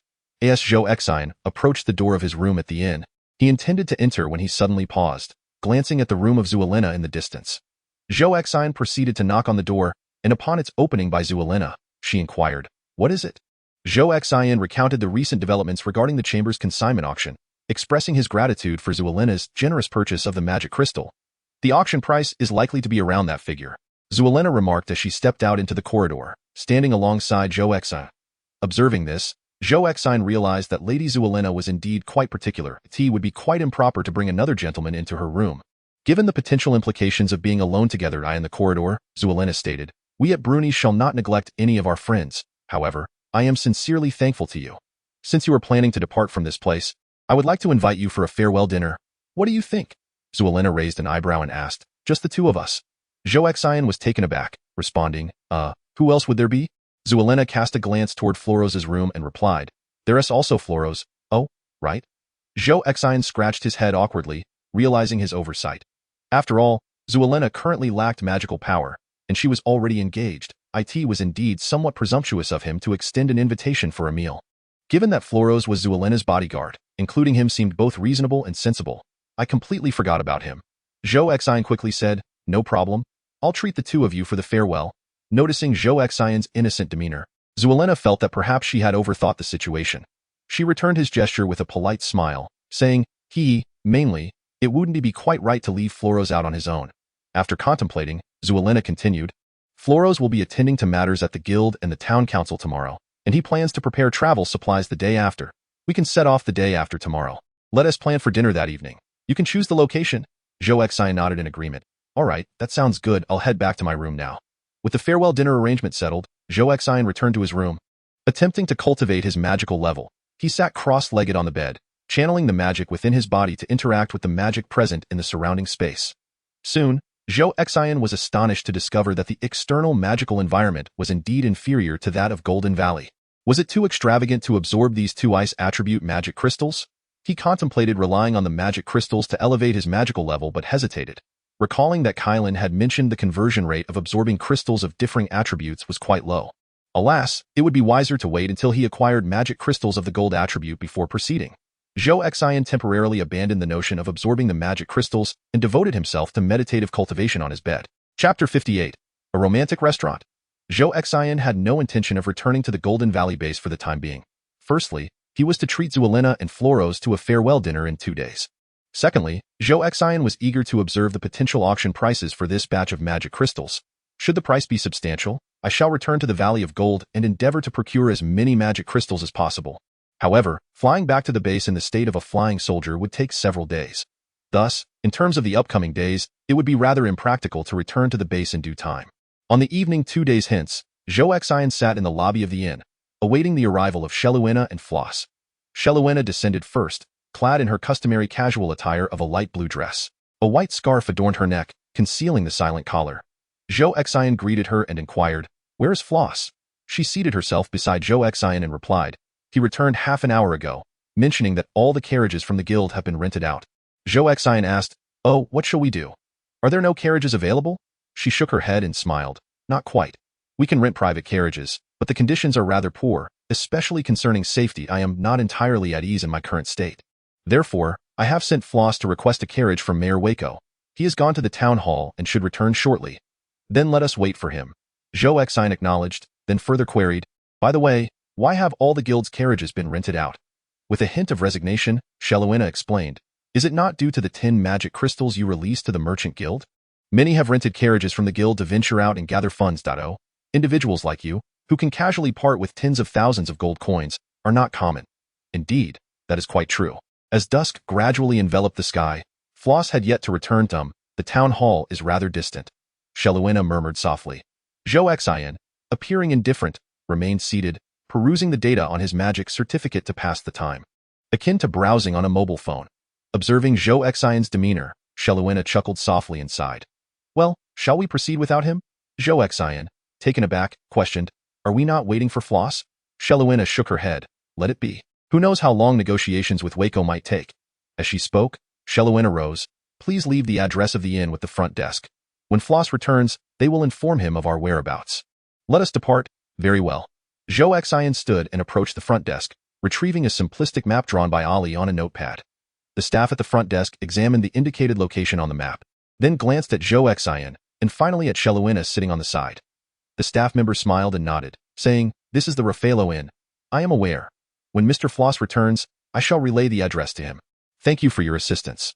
Zhou Xian and Sheluina strolled down the street, with Zhou Xian attired in a soldier's uniform. Zhou Xian remarked, "This inn was recommended to me by a supervisor from the Merchant Guild. It should be quite upscale. Do you think my attire is somewhat inappropriate?" Sheluina chuckled. "You have grown accustomed to this outfit. It is quite acceptable. Besides, now that we are out on the street, how could you change your clothes?" "Hee hee. Allow me to show you something amusing." "What?" Before Sheluina could finish her sentence, she beheld a flash of white light enveloping Zhou Xian, miraculously transforming his attire into a golden yellow robe. "This." Zuelena appeared somewhat taken aback and inquired, "Are your garments all soul-bound? Do you not possess a magical clothing-changing technology?" Zuelena, with a hint of exasperation, replied, "What sort of technology is that? Unless garments are crafted using the methods employed in artifact creation and subsequently soul-bound to an individual, such an effect cannot be achieved." Zhou Xian, feeling somewhat at a loss for words, discreetly glanced around and noticed several passers-by who were equally astonished at his presence. "Is this a bit too ostentatious?" Zhou Xian pondered to himself. "Haha, nevertheless, that magical robe suits you quite well." "Oh, right. You possess golden elemental magic," he remarked. "Indeed." The two continued their leisurely stroll down the street, engaging in conversation. Zuelena queried, "What is your current level of magical power?" "Level 5, Zhou Xian responded. "Haha, that's impressive." Zhou Xian retorted, "For me, it truly is quite remarkable." Zuelena smiled and said, "I did not mean to mock you. You possess strengths in other areas. If you wish to enhance your magical level, with your capabilities, you could procure some golden elemental magic crystals. To be honest, I have been considering that, but I have yet to encounter any magical creature of the golden variety. There must be a scarcity of them around here." Zuelena contemplated for a moment and said, "To the west of Boa City, there lies a vast metallic vein, abundant with golden magical creatures. Additionally, there is the coastal city of France to the east, and the southern mines of Bus County." Wait. Zhou Xian interjected hastily, "What are you talking about? I can't understand any of that. Am I mocking you now? Have you never been to school? You don't know these place names? The education I received was not from your region. How could I possibly know those?" Zhou Xian sighed, rubbing his face in resignation. "No." Upon hearing Zhou Xian's response, Zuelena felt a twinge of embarrassment and quickly apologized. "I'm sorry, I didn't mean to mock you. I was merely joking." Zhou Xian waved his hand dismissively. "It's all right, truly. I have not received an education from your institution. In fact, the places I just mentioned can all be found in the magical certification. You might want to check it out when you have the time." "All right, I understand." As they continued their light-hearted conversation, the two arrived at the Raphael Hotel. This establishment was a splendid 4-story building, resembling a small castle. By this time, dusk had begun to settle in. Consequently, the magical lights surrounding the hotel had illuminated, casting a brilliant glow upon the area. The two stood in the small square in front of the hotel, gazing up at the magnificent little castle. Zhou remarked, "Wow, quite impressive. You certainly know how to pick a place," Zhou Xin replied. "I mentioned that the supervisor from the trading association recommended this place to me." Zhou nodded. "It is indeed quite nice. We have been in Xinhou Hall town for some time now, busy with the guild and trading association, and have had no opportunity to truly explore the city. We are rather unfamiliar with these locales. Let us go." Zhou Xin was just about to continue when he suddenly exclaimed, "Huh?" Under the surrounding lights, as he observed the comings and goings of patrons within the hotel, he felt that something about the atmosphere seemed amiss. "What's the matter? Let us go," Shuirina urged. "Oh." Zhou Xin replied, feeling a sense of unease. As Zhou Xin and Shuirina entered the restaurant, the reception staff greeted them warmly. "Good day, sir and madam. May I ask if you have a reservation?" "Reservation?" Zhou Xin pondered, somewhat perplexed. Shuirina, noticing his confusion, gently tugged at his sleeve and said, "Looked up." In an instant, Zhou Xin grasped the source of the strange atmosphere they had just experienced. The restaurant was bustling with couples, each consisting of one man and one woman.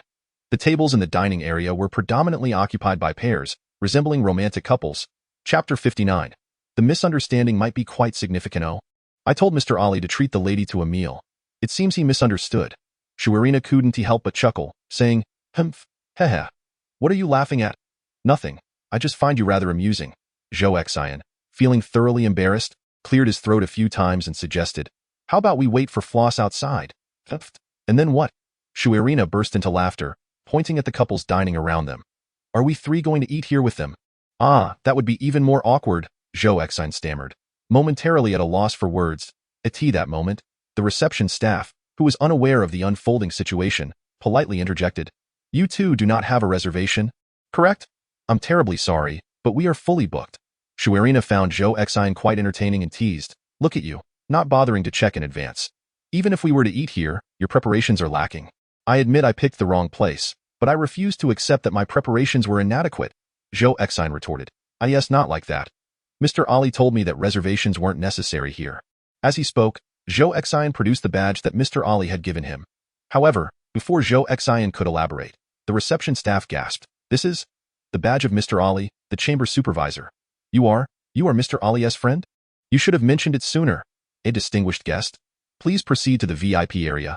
As a throng of reception staff came forth to extend a warm welcome, the couples dining in the hall cast curious glances at Zhou Xin and Shuirina. Zhou Xin, feeling flustered and sweating profusely, disregarded the reception staff and calmly suggested to Shuirina, "I'm sorry, let us change locations." Shuirina, unable to contain her laughter, waved her hand and said, "Haha, no, haha, I want to see what the VIP area looks like here. Ha, this is too amusing." Zhou Xin, feeling helpless, remarked, "This is all too strange." Shuirina stepped forward and addressed the reception staff, "We'd like to take a look at the VIP area." "Of course. Please follow me." Several reception staff led the way. Zhou Xin and Shuirina followed them to a private room on the 4th floor, the top level. Shuirina inquired, "Is this the VIP room? No reservation needed?" "Mr. Ali purchases VIP privileges from us annually, so he and his wife can utilize this room at any time. Certainly, Mr. Ali has bestowed the badge upon you, thus granting you access to this chamber." "Oh." Shuilena nodded, taking a step forward to push open the door, casting a glance inside. Bang. Shuilena swiftly closed the door. "What happened?" Zhou Xin inquired with curiosity about what Shuilena had seen. "Haha." Shuilena laughed so heartily that her stomach ached, as she tugged Zhou Xin along and addressed the reception staff, saying, "All right, we are off now. Haha, you all carry on with your duties." "What was inside?" Zhou Xin, intrigued, wished to sneak a peek back. "Children should not look. Who is a child? You are merely a tad older than I." "Haha, let us hurry along." Shuilena chuckled, exerting a gentle force to pull Zhou Xin towards the staircase. "Come on. Let us wait by the entrance for Floris, lest he come searching for us later, which would be rather awkward." The two descended the staircase, with Zhou Xin feeling somewhat despondent. "Sigh, I had initially hoped to find a more formal venue to treat you to a farewell meal. You still insist on being called a child. It sufficed to find any place to eat, no need for such formality. Alas, this place is indeed disappointing. I feel utterly remiss." "All right, don't dwell on it too much. It's of no consequence," Zhou Xin sighed. "Sighed at hearing you say that makes me feel a tad better." Shuilena, unable to contain her amusement, remarked, "I can't quite fathom why, but it all feels rather amusing." "Haha, thank you for today." Zhou Xin could only continue to sigh. Shualena's amusement stemmed not from the trivial occurrences, but rather from her heartache since her fiancé fell into a coma. It was only after acquiring 3 magical crystals from Zhou Xin that she felt a glimmer of hope for her fiancé's recovery, allowing her to finally relax and smile at the inconsequential moments that once seemed burdensome. Zhou Xin and Shualena made their way down to the lobby of the Lefiro restaurant. They were greeted by the sight of florists entering the lobby alongside 4 women clad in blue magical robes. These 4 individuals donned the same attire as florists, representing the uniform of the Brunese ice mages. At the forefront was a commanding middle-aged woman, accompanied by a youthful girl. Following closely behind were 2 young women, with florists trailing behind them. Shualena, cheerfully walking beside Zhou Xin, looked up and spotted the group. "Aunt Julie!" Shualena exclaimed, joyfully rushing towards the middle-aged woman. As Shualena approached, she intended to embrace Aunt Julie, but the woman, named Julie, merely stood there, looking at Shualena with a cold detachment. Shualena was taken aback, noticing the young girl beside Julie and the 2 middle-aged men behind her. "Isa, when did you arrive in Xinhua town?" The young girl, Isa, snickered disdainfully, saying, "Heh, just arrived. What's the matter? Did we ruin your little plan?" "What?" Shualena was utterly perplexed. The middle-aged woman, Julie, had a slightly plump figure, yet her demeanor exuded nobility. Julie stepped forward and abruptly yanked the scarf from around Shualena's neck. The silent collar around Zualena's neck became conspicuously visible, prompting astonished glances from the restaurant staff and several dining patrons. It was indeed real. Upon noticing the collar, Julie coldly remarked, "Zualena, how could you be so careless?" Zualena hurriedly concealed her neck with her hand, lowering her gaze as she replied, "I encountered a villain. I let my guard down, never anticipating he would possess such an item." Julie cast a sidelong glance at Zhou Xin, who, clad in a golden robe, regarded the situation with a hint of confusion. Among these individuals, Zhou Xin recognized only one, Floss. Floss stood at the back, head bowed, too timid to speak. Humph. Paying no heed to Zhou Xin, Julie merely tossed a scarf to Zualena. Zualena swiftly caught it and tied it around her neck. "Aunt Julie." Zualena tentatively greeted. Julie did not respond, turning instead to exit the lobby of the Lefiro restaurant. The group followed Julie outside, with Zualena hastily trailing behind. "Who are these people?" Zhou Xin quietly inquired from behind Zualena. "They?"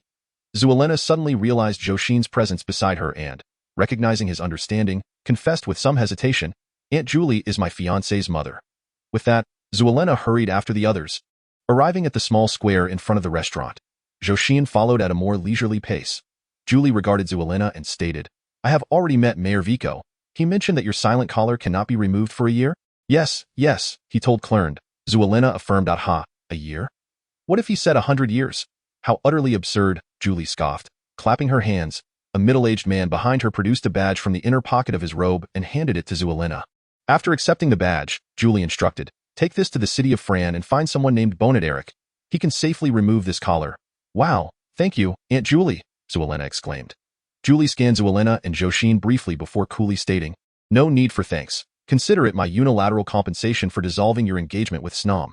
Zualena stood frozen in place. What? Chapter 60. The origin of the misunderstanding. Zhou Xin, witnessing this exchange, could surmise that these individuals had misconstrued the situation. It was only natural to be misinterpreted after descending from such a romantic hotel with Zualena. Suddenly, Zhou Xin felt a wave of guilt wash over him. After all, it was his lack of due diligence that had brought her to such an establishment. Thus, he attempted to clarify, "Actually, you've misunderstood. We can verify with the restaurant staff." The young girl, Isha, standing beside Julie, shot Zhou Xin a glare. "What are you? This is not your place to speak." "Ha ha." Zhou Xin forced a laugh in frustration. Zualena quickly interjected, "Aunt Julie, you are truly mistaken. This Mr. Zhou Xin is our benefactor." Floss chimed in from the side, "Madame Valen, Zualena and Mr. Zhou Xin are not of that nature." Valen being the family surname of Clerned, Julie's full name was Julie Valen. Upon hearing Floss's words, Julie turned to gaze intently into his eyes. A sudden wave of inexplicable guilt surged within Floss as he stammered, "As far as I know, Sherlina and this Mr. Zhou Xin have only recently met, having spent less than half a day in each other's company." "Well, that development is astonishingly swift," Isa remarked with a cold laugh. Noticing Isa's expression, Sherlina felt a flicker of anger rise within her. Thus, Sherlina confronted, "You and Floss only sought us out after seeing the address we left at the inn, didn't you? Tonight was originally intended for the 3 of us to dine together. It was merely a misunderstanding of this town that led us to choose the wrong place. Aunt Julie, think carefully." If I were truly engaged in nefarious activities, why would I have left the address for Floss? Isa cast a sidelong glance at Floss, retorting to Sherlina, "Humph, perhaps you have already bribed Floss." Claiming a meal together merely to concoct a cover for this very situation, Floss hastily defended. "It's not like that." Sherlina glared at Isa. "You? What nonsense are you spouting? Don't stoke the flames further." Julie interrupted Sherlina's words. "Enough of this idle chatter. Take the badge I gave you and swiftly go to France City to remove your silence collar. Do not bring disgrace to Bruni's from the outside. If I assist you with this, we shall consider our families even, and you will have no further ties with my son, Snom." Gritting her teeth, Sherlina retrieved 3 high-purity magic crystals from her spatial box. "I have not wronged Brother Snom. These magic crystals are proof." Upon seeing the high-purity frost magic crystals in Sherlina's hand, Julie, Isa, and the others momentarily froze. "Ha!" Isa was the first to recover, her smile brimming with smugness. "Brother Snom would never use crystals acquired by you, woman. We already have ways to obtain magic crystals, so put away your trash and go play with your little lover," Zhou Xin interjected. "I can see that you are not interested in her explanations. You are here to provoke her on purpose." "Ha!" Isa pushed her hand forward, unleashing a gust of icy wind that hurtled toward Zhou Xin. Instinctively, Sherlina stepped in front of Zhou Xin, taking the brunt of Isa's icy palm. "Ugh!" Sherlina stumbled back a few steps, collapsing against Zhou Xin, who quickly steadied her. With a slight injury, Sherlina glared furiously at Isa. "You crazy girl. If you have a problem, come at me." Isa, sensing Zhou Xin's low level of magical power, chuckled softly. "Heh, 2 worthless souls, rather well suited for each other. Come at you? Very well." As she spoke, Isa raised her hand, preparing to launch another attack at Sherlina. Zhou Xin, supporting Sherlina, quietly asked, "Can I hit them?" "Please, don't."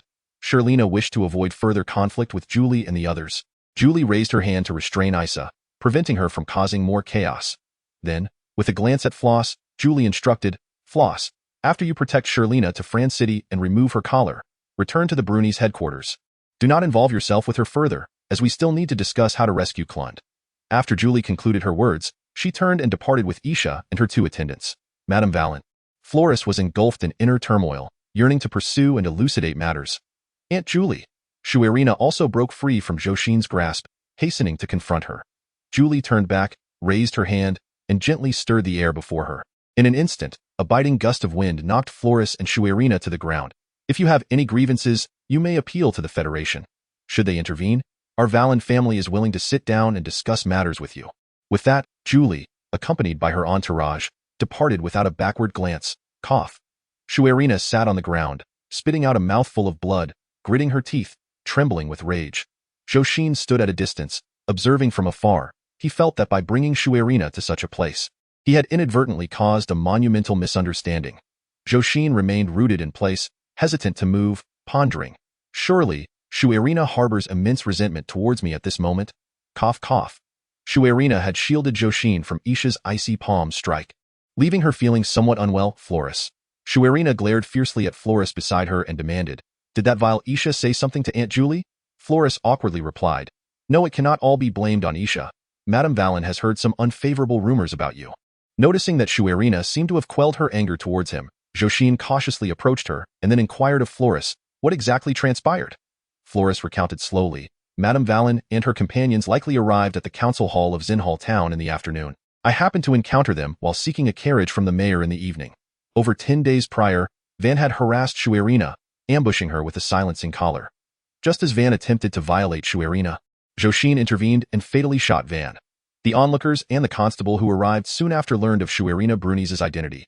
Consequently, the rumors spread like ink dropped into water, rapidly proliferating in Xinhal town. A Bruni sorceress was humiliated after being ensnared by a silencing collar. At the scene, the woman's lover killed the assailant. Such was the trajectory of the rumors, growing increasingly absurd, and within mere days, they reached Bruni's and the Valen family. They all knew that the sole Bruni's woman who had visited Xinhal town was none other than Shuerina. Thus, Julie hastily journeyed to Xinhal town with her attendants. Initially, Julie was skeptical of the rumors and merely wished to assess the situation and assist Shuerina in removing the silencing collar. However, upon her arrival, she learned from Mayor Vico about the freezing of Kren and his company. Alarmed to discover her eldest son encased in ice in Golden Valley, Julie anxiously sought further clarification from Vico. During this inquiry, she encountered Floris, who was also seeking a carriage from Vico. Consequently, Julie and her party returned to the inn with Floris. From the front desk, They gleaned the location of Zhou Xin and Shuerina at the Defiro Hotel. Until this point, Julie had not harbored any suspicions regarding Shuerina. Until a group of individuals arrived at the lobby of the Defilo Hotel, they observed that it was a romantic establishment. Subsequently, they spotted Shelina and Zhou Xin joyfully descending from the upper floors. One of their sons was trapped in the Golden Valley, while the other lay in a state of unconsciousness at home. How heartless you are, little girl! Julie's temper flared instantly. Thus, the earlier scene unfolded. Chapter 61. The malicious whispers of Isha, Zhou Xin, Shelina, and Fros walked along the path back to the inn. Fros recounted the circumstances he was aware of to Shelina and Zhou Xin. With a sense of grievance, Fros stated, I explained to Madame Valen that the two of you have barely spent half a day together since you met. They refused to believe it. Zhou Xin inquired. The girl who just attempted to strike me, is her name Isha? What is she to you? Is she your sister-in-law? Julie's daughter? Ahem. She is nothing but a nuisance. Shelina coughed in annoyance, adding, her family has also aligned themselves with Bruni's. She has harbored feelings for Snorm for quite some time and, ever since my engagement to Snorm, she has turned somewhat spiteful. Oh, I see. Zhou Xin nodded. Then she must have spoken ill of you to that matron. The matron Zhou Xin referred to was Julie Valen. Fros remarked, when I first encountered them at the town council, Madame Valen seemed in quite good spirits. It was only after she learned that Krind was trapped in the Golden Valley that her demeanor changed. Then, she happened to see you and Mr. Zhou Xin coming down from the upper floors. Following that, Isha remarked that you hadn't been this happy in a long time. And Madame Valen became angry.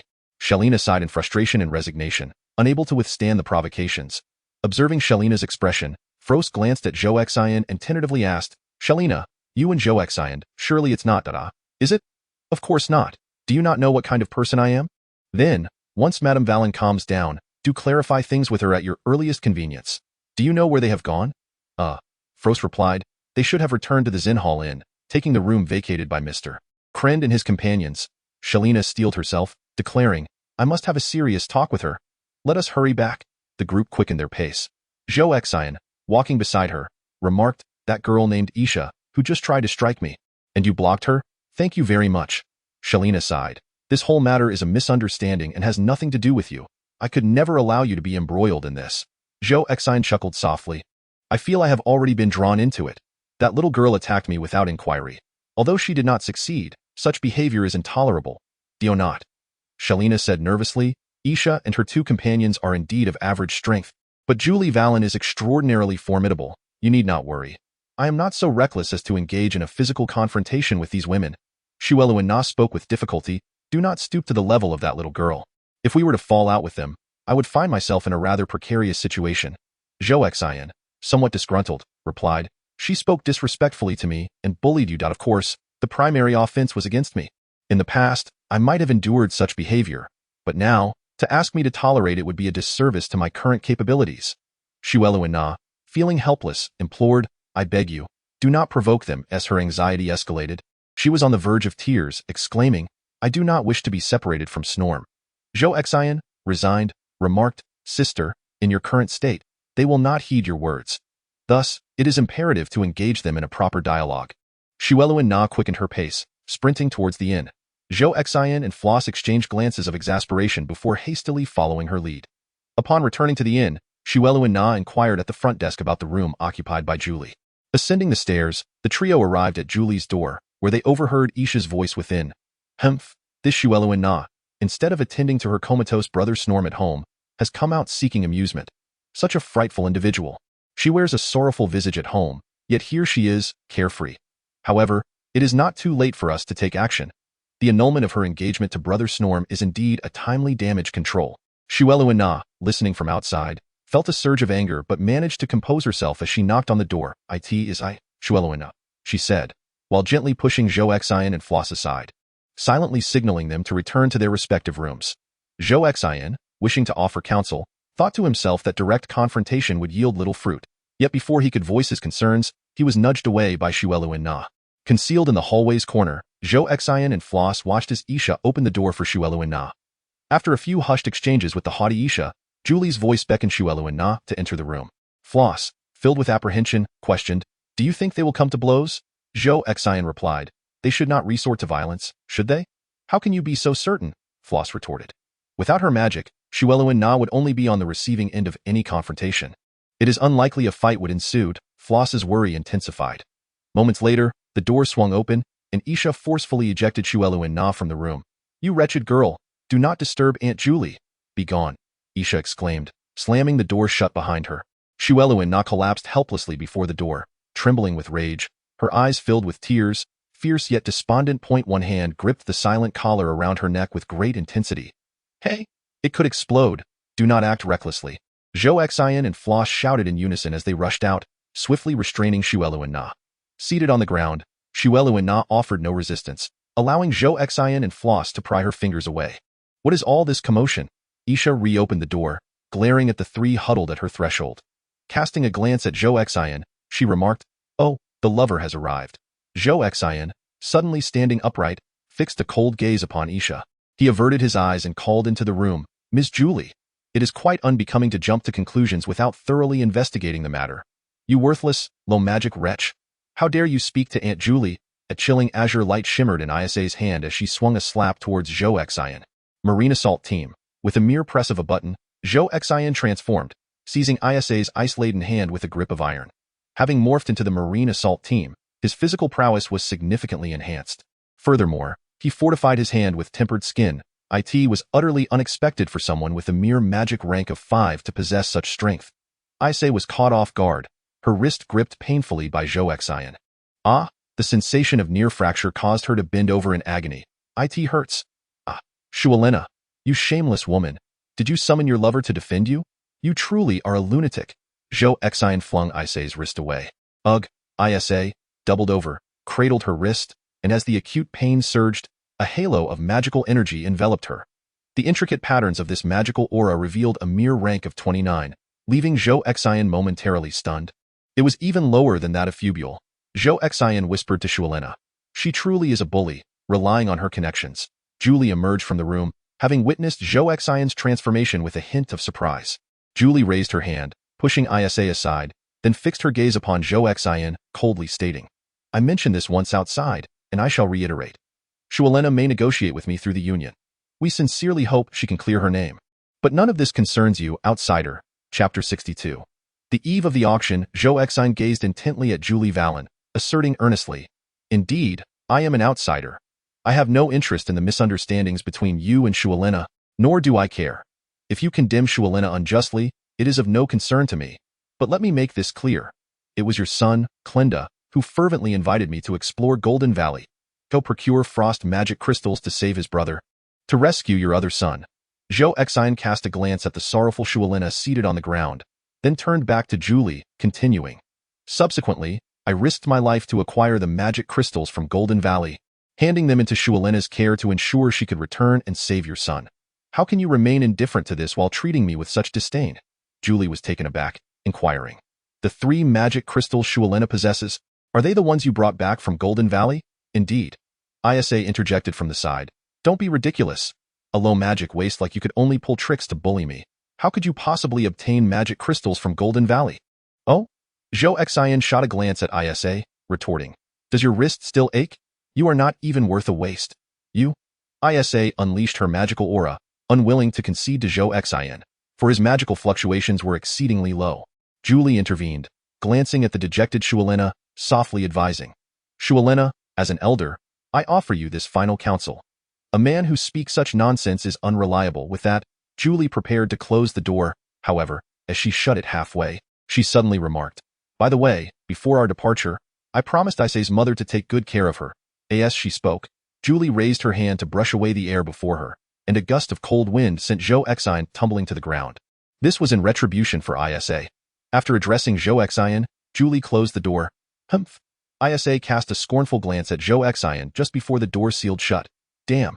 Zhou Xian, seated on the ground, noticed that his Marine Corps status had diminished from 8 health points to 7. The defensive capabilities of the Marine Corps far surpassed those of a mere soldier, and losing a health point was no trivial matter. Reforge.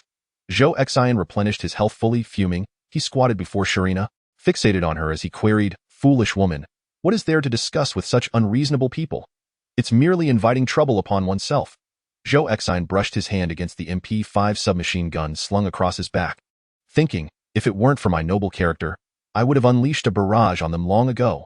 Sharina retreated to her room, With Zhou Xin and Floss following closely behind, their concern evident, Sharina sat despondently on the bed, while Zhou Xin and Floss stood nearby. Zhou Xin was the first to counsel. Don't do anything foolish. Don't make us worry unnecessarily. I'm fine now, Sharina replied, gazing at Zhou Xin. I was just incensed by what Isa said earlier, wanting to tear off this silent collar and teach her a lesson. But now it's all right. Zhou Xin, you have already dealt with her, and I feel much better. Zhou Xin pondered. It's truly perplexing. You possess the magic crystal to save her son's life, and yet she remains ungrateful, offering you no respect whatsoever. Sharina sighed in exasperation. Isa claims she has also acquired a magic crystal, so my possession of one does not sway them. Isn't this item supposed to be rare? How did she manage to obtain it at level 29? Ah, Isa's family is quite wealthy. It's not surprising she has channels to procure magic crystals. Zhou Xin nodded in understanding. He then inquired, what are your plans moving forward? Sharina gestured to the collar around her neck and lamented. First, we must go to Phelan City and have this removed. Is Floss capable of handling safety on his own? Do you need me to accompany you? Sharina chuckled wryly. If there are situations that even Floss can't manage, I doubt you would fare any better. Zhou Xin retorted. You underestimate me far too much. Floss, standing nearby, earnestly interjected, Sharina, the East isn't particularly stable right now.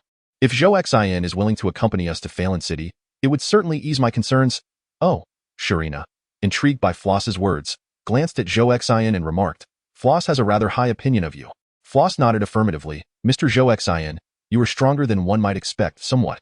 Upon hearing this, Sharina sighed. Very well then, I can offer you the remuneration for the accompanying bodyguard. Zhou Xin waved his hand and said, there is no need for such courtesy. In truth, I feel somewhat guilty.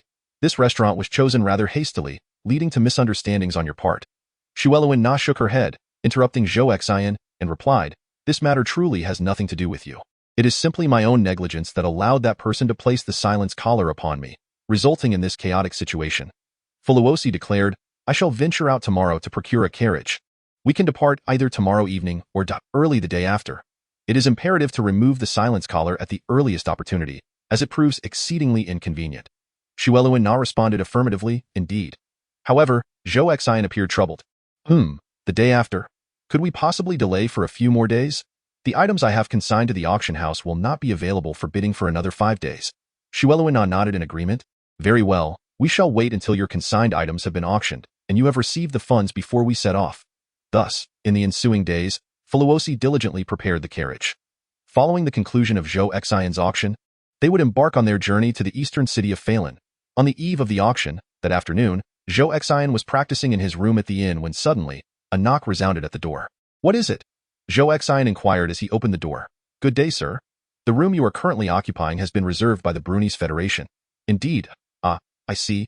Hence your information has not been registered. Zhou Xion asked, oh, is registration required now? Yes, the attendant nodded. Under normal circumstances, it would not be necessary, but an unusual situation has arisen. The attendant continued, today, some officials from the capital city of Junlinite have arrived in Xinhal town, prompting the town council to order strict inspections of all streets and establishments. Zhou Xion realized this was a routine inspection by the authorities, which was understandable. Very well, what do you require of me? Please present your magic certificate at the front desk for re-registration. All right. The following morning, Zhou Xion rose early. The auction was scheduled for the morning, featuring 10 consecutive sessions of high-purity ice attribute magic crystals. With nothing to occupy them before their journey, Shueluin Na and Fuluosi joined Zhou Xion to observe the auction in person. The three arrived at the trading hall bright and early, where they found the venue teeming with people. All astonished. Such high-purity frost magic crystals are rarely available at auctions, typically only 2 or 3 a year. Yet this time 10 had appeared at once. As the trio approached the entrance of the hall, the staff signaled for them to queue. Zhou Xion produced the badge given to him by Aoli and displayed it to the staff. Oh, a friend of Mr. Aoli. Quickly, escort them to the VIP passage. Thus, the three followed the staff through the VIP corridor, arriving early at the auction venue. Inside, several other esteemed bidders were already seated. To their astonishment, Zhou Xion, Shueluin Na, and Fuluosi spotted Julie, Isha, and their 2 attendants seated in a corner of the VIP area. Suddenly, Zhou Xion comprehended the situation, laughing, oh, haha, this Isha claimed she had a way to procure magic crystals. She must have been referring to these at the auction. These magic crystals are mine. Chapter 63. Zhou Xion cancels the auction. Shueluin Na found herself somewhat bewildered. Aunt Julie and Isa were here. Then she comprehended that Isa had claimed she could procure the magical crystal. It turned out she was referring to the items that the auction house had yet to put on sale. Fuluosi suddenly realized, oh, when they visited Xinhal town that day, the guild had already advertised today's auction. They must have seen the flyers and thus felt confident about the magical crystals being a sure thing. Hee hee. Zhou Xian let out a mischievous chuckle. Isa, who was also in the VIP section, spotted Zhou Xian and his companions across the way and was somewhat taken aback. Julie and her two female attendants also noticed Shuelu and Na over here. Isa rose from her seat and summoned a staff member. Dressed in Bruni's uniform magical robes, Isa, Julie, and the other two were instantly recognizable to the staff. The staff member promptly approached Isa. Isa regarded the staff member and inquired, "Do you recognize us?" "Yes, Lady Isa and Mrs. Valen." Isa gestured towards Shuelu and Na and Fuluosi, instructing, "You are to revoke the Bruni's guild privileges of those two. Expel them." They did not enter through the Bruni's guild privileges? It was. The staff member pointed at Zhou Xian, stating, "That gentleman possesses privileges granted by Supervisor Aoli. Humph.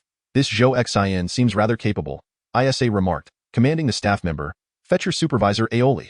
Zhou Xian and Shuelu and Na observed Isa's arrogant demeanor with growing irritation. Before long, Supervisor Aoli, accompanied by the staff member, arrived at Isa's side. Isa spoke first. "Supervisor Aoli, how is it that you grant privileges to anyone? Remove those three immediately." Aoli hesitated upon spotting Zhou Xian and his companions. Isa pressed, "What is the hold-up?" Please wait a moment," Aoli said hurriedly as he approached Zhou Xian. Upon nearing, Aoli noticed Fuluosi also donned in Bruni's uniform magical robe. This. Aoli appeared conflicted, glancing between the two groups. Zhou Xian greeted him. "Oh, Supervisor Aoli. What brings you here?" Mr. Zhou Xian," Aoli humbly gestured towards Isa and Julie. "Those ladies are from Bruni's, and I must retract the badge I previously granted you." Zhou Xian challenged. "So they ordered you to collect it, and you simply comply? How unfortunate." Aoli clearly dared not offend the people from Bruni's. Chuckling, Zhou Xian replied, "Returning it is certainly fine, but you must first go over and convey a message to them." What should I say? "Inform them that the 10 items for today's auction are all consigned by me."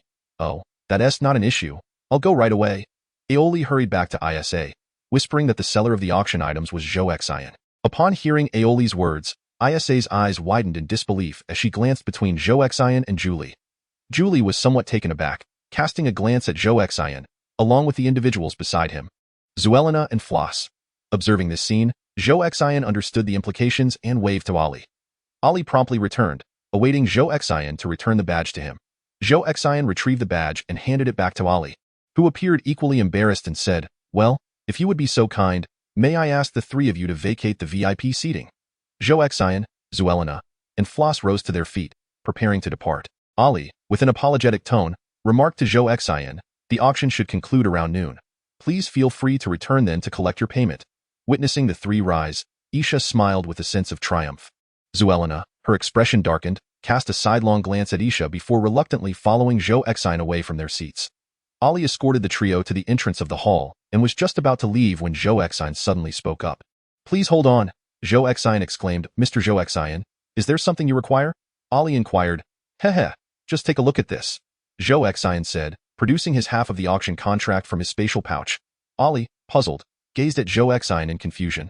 After perusing the contract, Zhou Xian pointed to a specific clause and stated, "Look here." The clause Zhou Xian indicated stipulated, should the seller arbitrarily cancel the auction, they must pay a penalty amounting to double the starting price of the item. Zhou Xian asked Ali, "Is the contract enforceable in your establishment?" Ali responded, "Certainly. The contract serves as the foundation of all transactions within the guild, and we shall adhere to it strictly." "Excellent," Zhou Xian declared.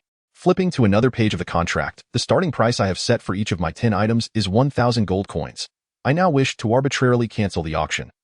As Zhou Xian spoke, he opened his spatial pouch, and with a resounding thud, 2 large bags of gold coins fell to the ground. "This amounts to 20,000 gold coins, which I shall use to cover the penalty.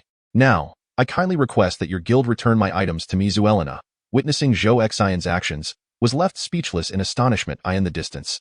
Isha noted that Zhou Xian and his companions lingered in the venue. Unable to discern the specifics of their conversation, she merely observed Zhou Xian tossing 2 hefty bags of gold coins, leaving her somewhat perplexed. Ali, taken aback and in disbelief, asked, "Mr. Zhou Xian, what is the necessity of this?" Zhou Xian retorted, "Am I not merely acting in accordance with the terms of the contract? Is there an issue with that? That is not the concern." Ali replied, conflicted. "It's just that Doesn't this feel like throwing money away? I genuinely feel for you. Zhou Xin nodded with a smile and said, no need to worry about that. He waved his hand dismissively at Ali, stating, take the money. Now, return my items to me. Well, Ali, despite years of mercantile experience driven by profit, felt a genuine pang of sympathy for Zhou Xin regarding the penalty. Observing Ali standing still, Zhou Xin urged, do not dawdle, hurry up, sigh. Very well, Ali replied, summoning 2 staff members to count the coins in no time. The counting was completed, with both bags precisely containing 10,000 coins each, totaling 20,000 gold coins. Subsequently, a staff member approached with a box containing Zhou Xin's 10 magical crystals. Ali took the box and handed it over to Zhou Xin. The individuals waiting for the trading event to commence observed the chamber's staff handing the magical crystals to Zhou Xin.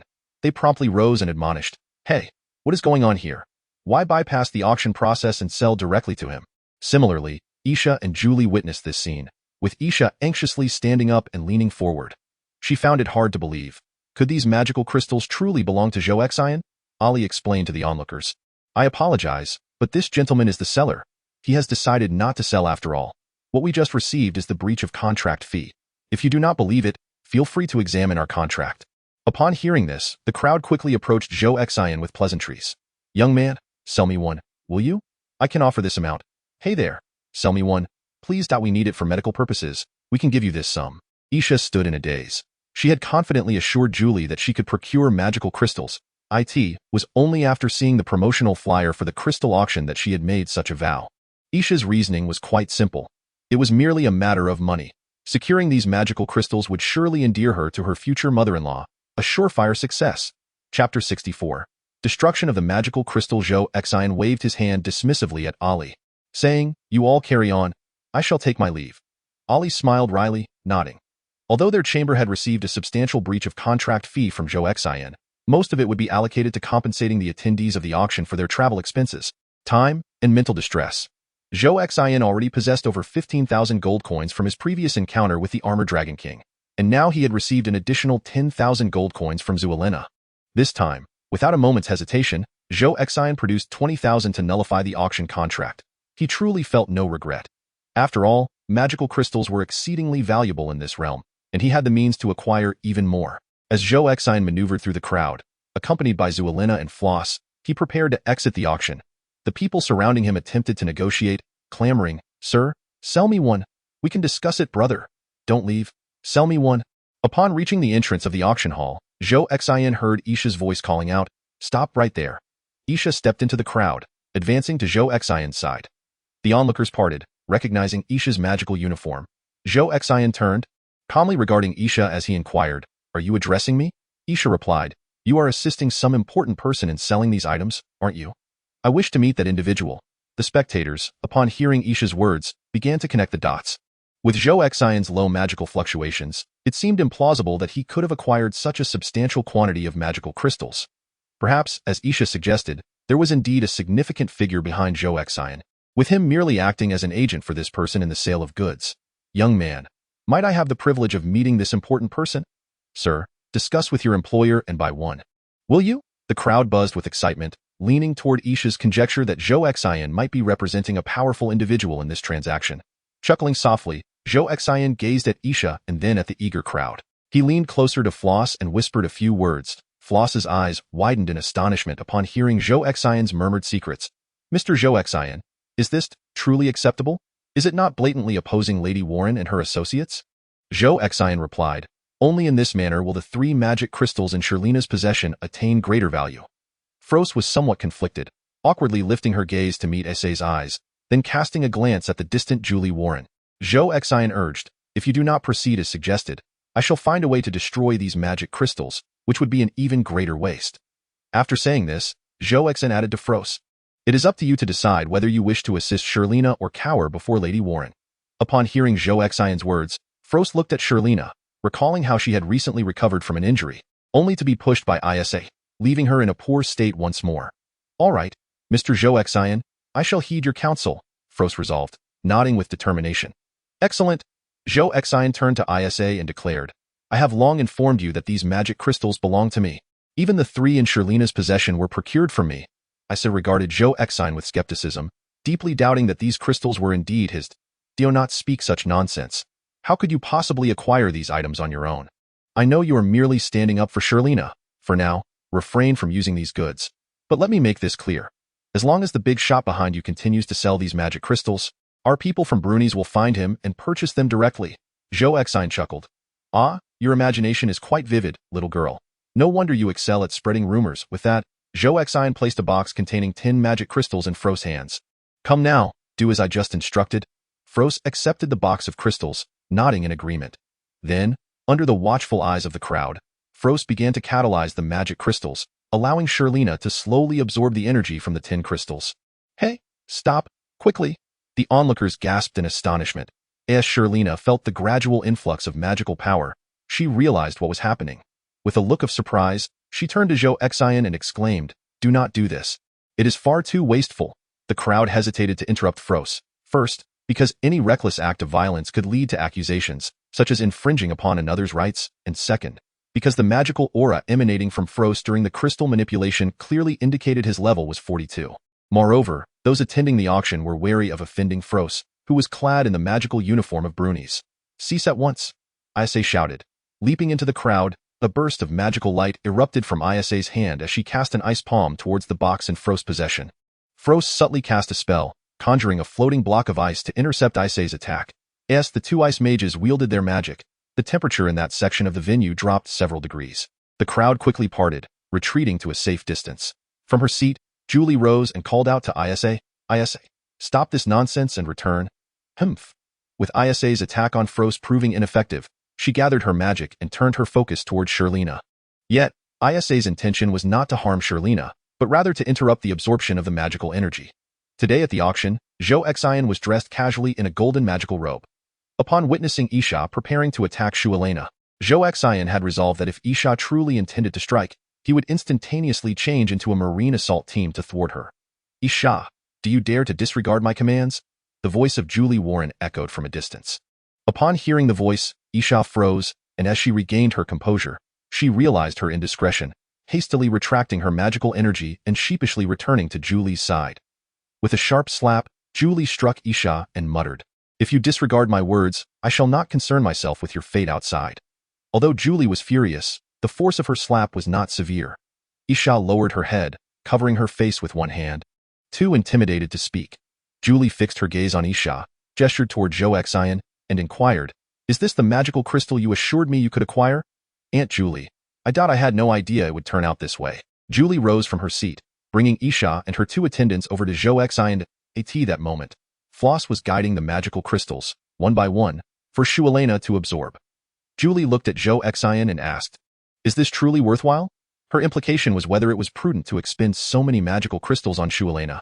Zhou Xin chuckled, "Haha, who could blame this girl named Isha for not believing these magical crystals belong to me? I undertake this endeavor to demonstrate that the ownership of these crystals indeed rests with me. Therefore, convincing Isha is, in my view, exceedingly worthwhile." Observing the diminishing crystals, with only 5 remaining, Julie inquired, "Is there no room for negotiation? Can't we discuss this further? Hearing the term discuss from your lips feels rather discordant." Zhou Xin replied nonchalantly, "Heh, for such obstinate individuals as yourselves, who are unwilling to listen to others' explanations, is a further discussion even feasible?" Chapter 65. Level 60. Julie Warren. Julie scoffed, "Enough of this fruitless chatter. Give me 3, and I shall cover your breach of contract." Her intent was clear, to purchase 3 from Zhou Xin for 20,000.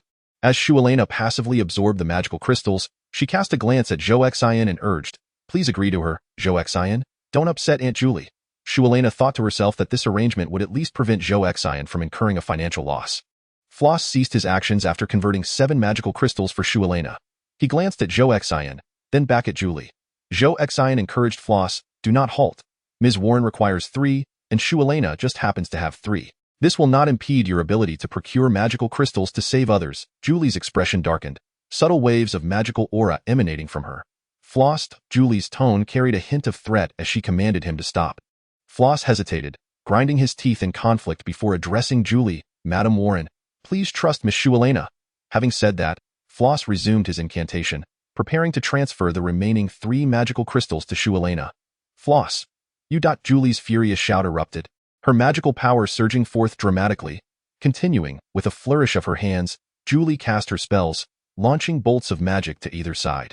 With one hand, she conjured icy chains from a distance, ensnaring Floss. With the other, she summoned a small box containing magical crystals, lifting it into the air and drawing it toward herself. Upon witnessing Julie's actions, the onlookers, alarmed, hastily vacated the auction hall. They had glimpsed the intricate patterns of magical energy radiating from Julie Vallon, indicating her formidable level of 60. Good heavens, is she about to commit a brazen theft? Zhou Xin observed as Julie, illuminated by a magical glow, crushed the floating box with a burst of light. 3 magical crystals drifted slowly toward her. The sniper. Zhou Xin swiftly switched to his sniper configuration, drawing an AWP rifle from his back. Bang, bang, bang. The 3 resounding shots reverberated throughout the auction hall. Allies and auction staff alike were left dumbfounded. Julie, ISA, and their 2 companions were equally taken aback by the cacophony. Floss, Shierna, and a handful of curious spectators were startled as well.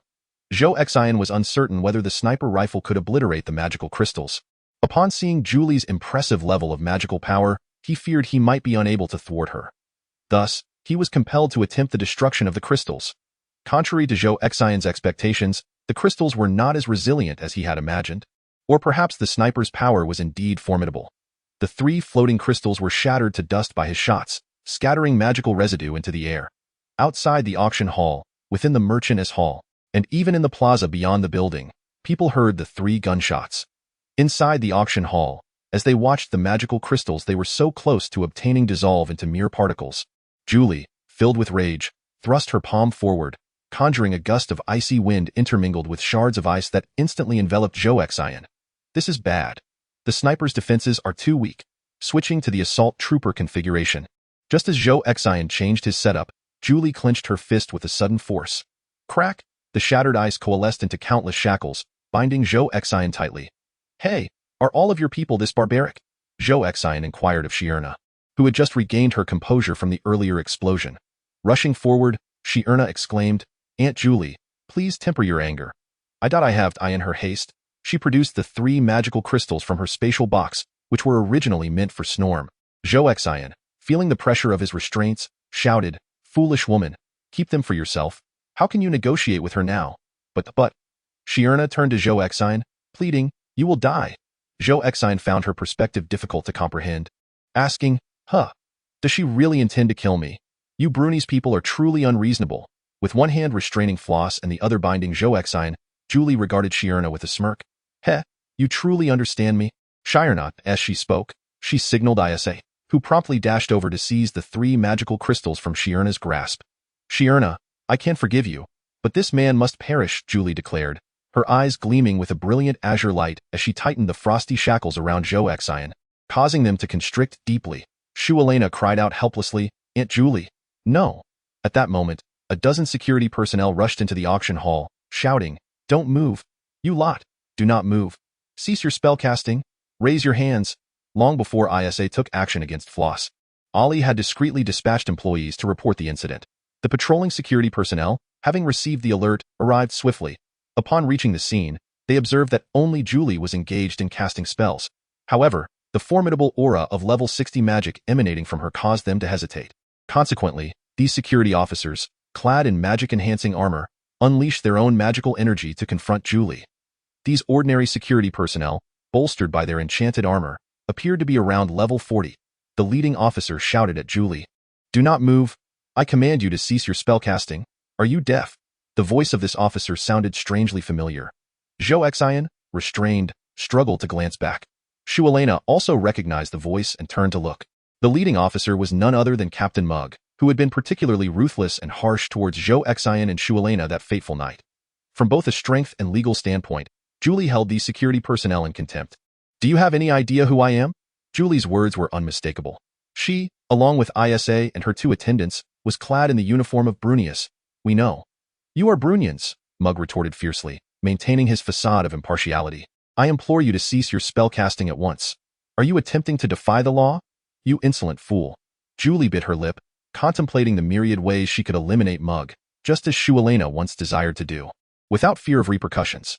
However, engaging in conflict with security personnel in broad daylight would undoubtedly lead to complications, even though the Brunius Federation could eventually quell such disturbances. Humph. After a moment of contemplation, Julie halted her spellcasting, retracting her magical aura. The restraints on Zhou Xin and Floss were lifted, Cough, cough, cough. Floss collapsed to the ground, coughing painfully. Zhou Xian fared better, feeling no discomfort, though he noted that in his marine assault team state, he had lost 6 out of 8 health points. Damn, that was close. Zhou Xian was not preoccupied with his own safety, but rather the thought that if the marine assault team's health was depleted, he would lose 800 in system economy. He attempted a reforge, discovering it restored only 2 health points. After 2 more attempts, his health was fully restored, yet he sensed his magical energy waning. With a low magic level, his reserves were insufficient for prolonged use. The situation was momentarily under control, and after a brief discussion with Ali, the supervisor of the guild, Mug pointed at the 3 from Zhou Xian's group and then at Julie's group, declaring, "Take all 7 of them away." Chapter 66. Soldiers of the Capital, Jinlight.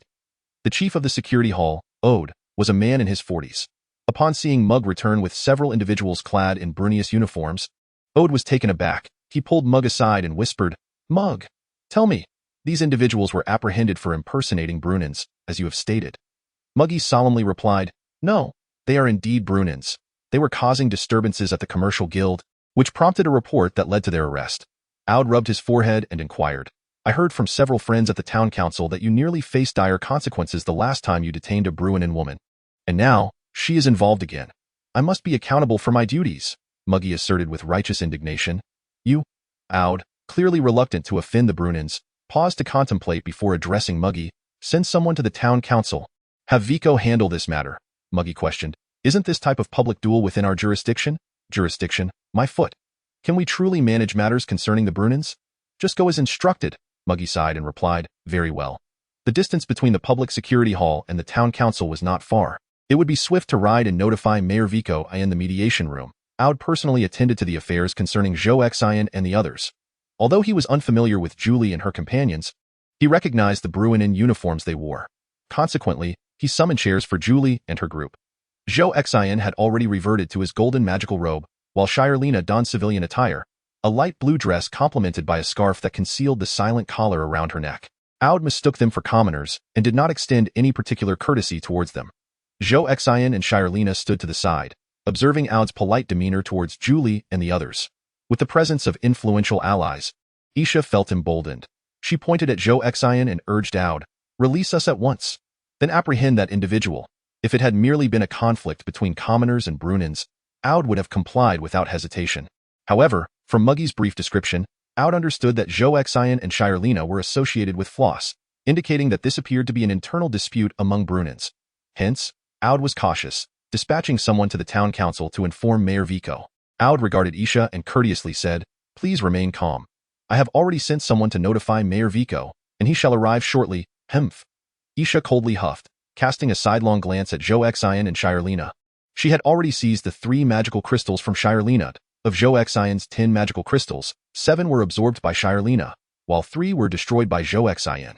Although Zhou Xian's methods appeared formidable, he ultimately was no match for Julie Valen. With these thoughts, Isha felt quite confident. "And what of the one who brought us here?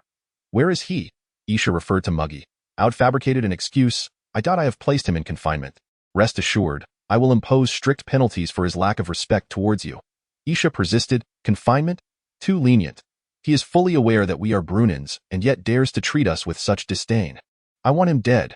Zhou Xian could not help but chuckle, whispering to Shirlena, "What is wrong with you Brunins?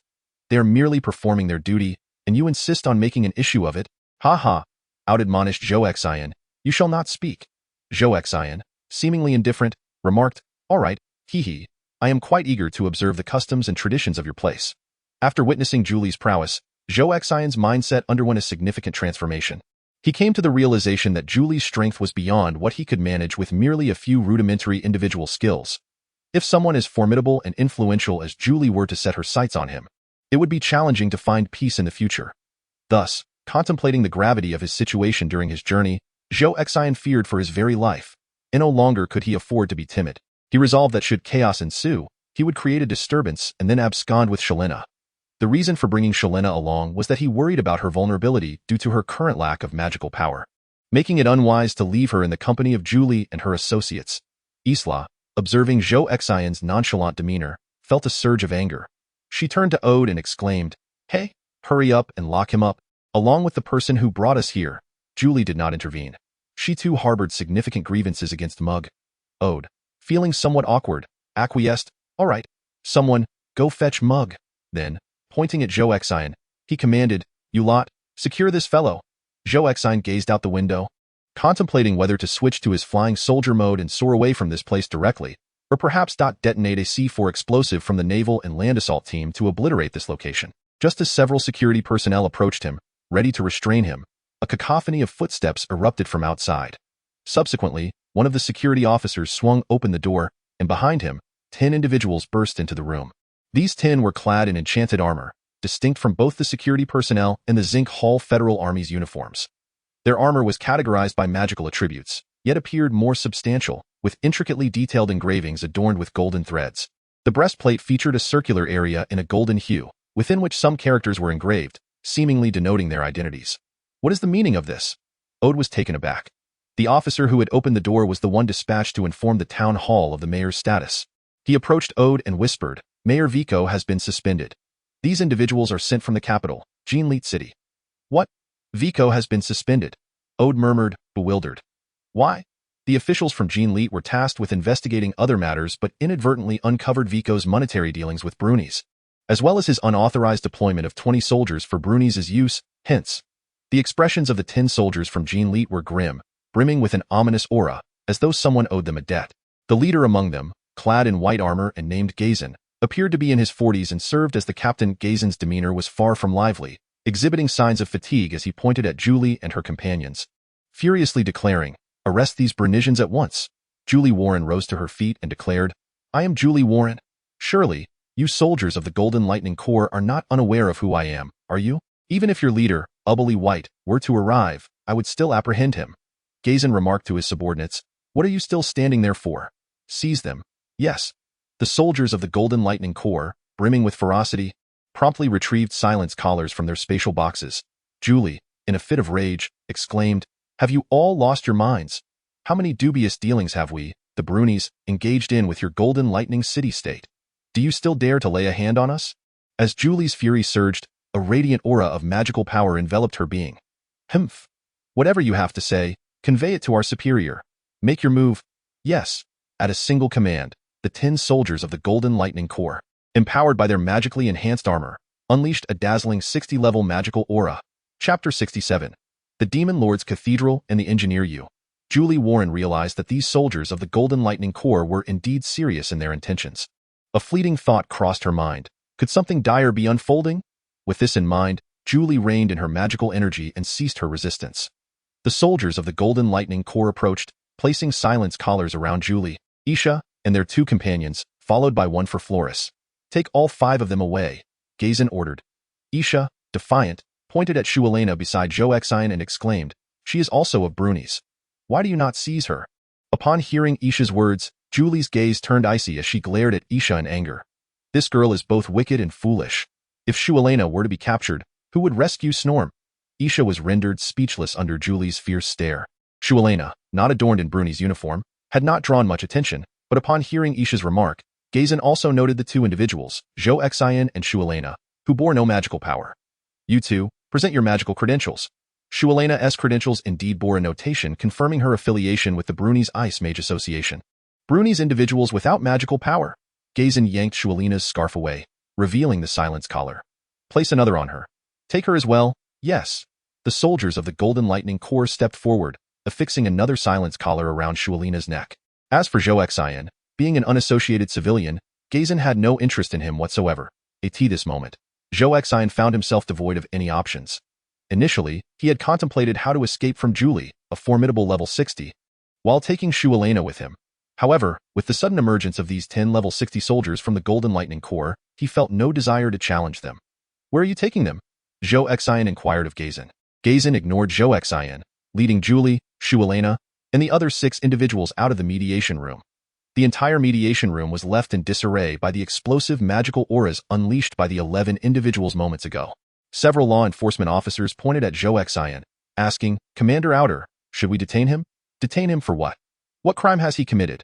As Zhou Xin exited the law enforcement hall, he caught sight of Shualena and the other 6 being escorted onto a carriage.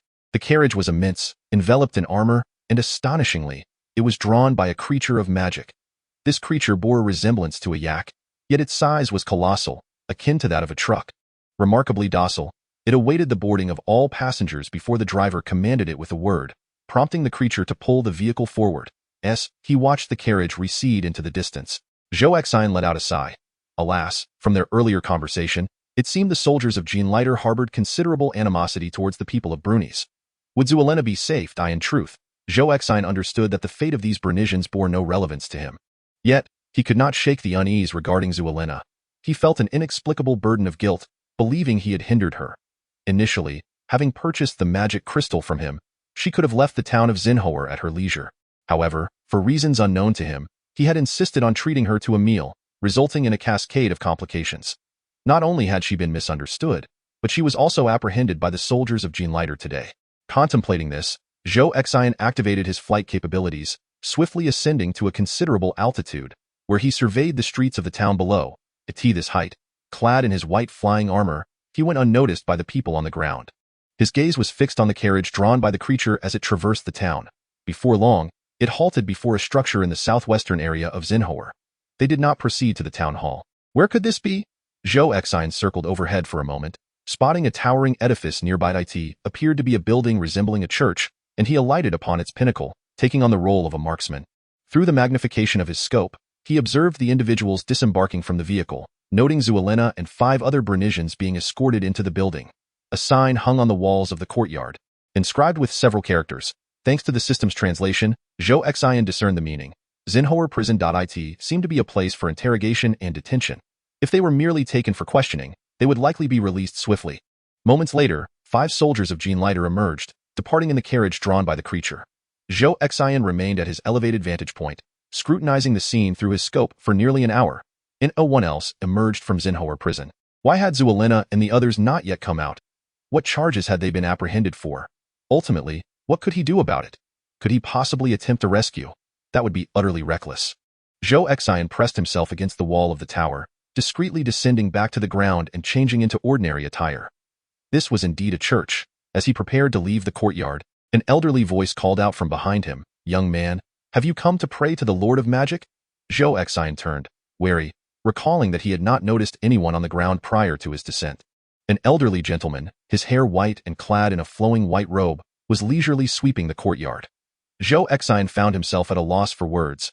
The elderly gentleman subtly gestured towards the main entrance of the church and remarked, "If you encounter any discontent, you may enter and confide in the mage." Zhou Xin, wishing to avoid appearing overly suspicious, calmly stepped into the church under the old man's watchful gaze. Upon entering, Zhou Xin beheld a magnificent statue directly opposite him.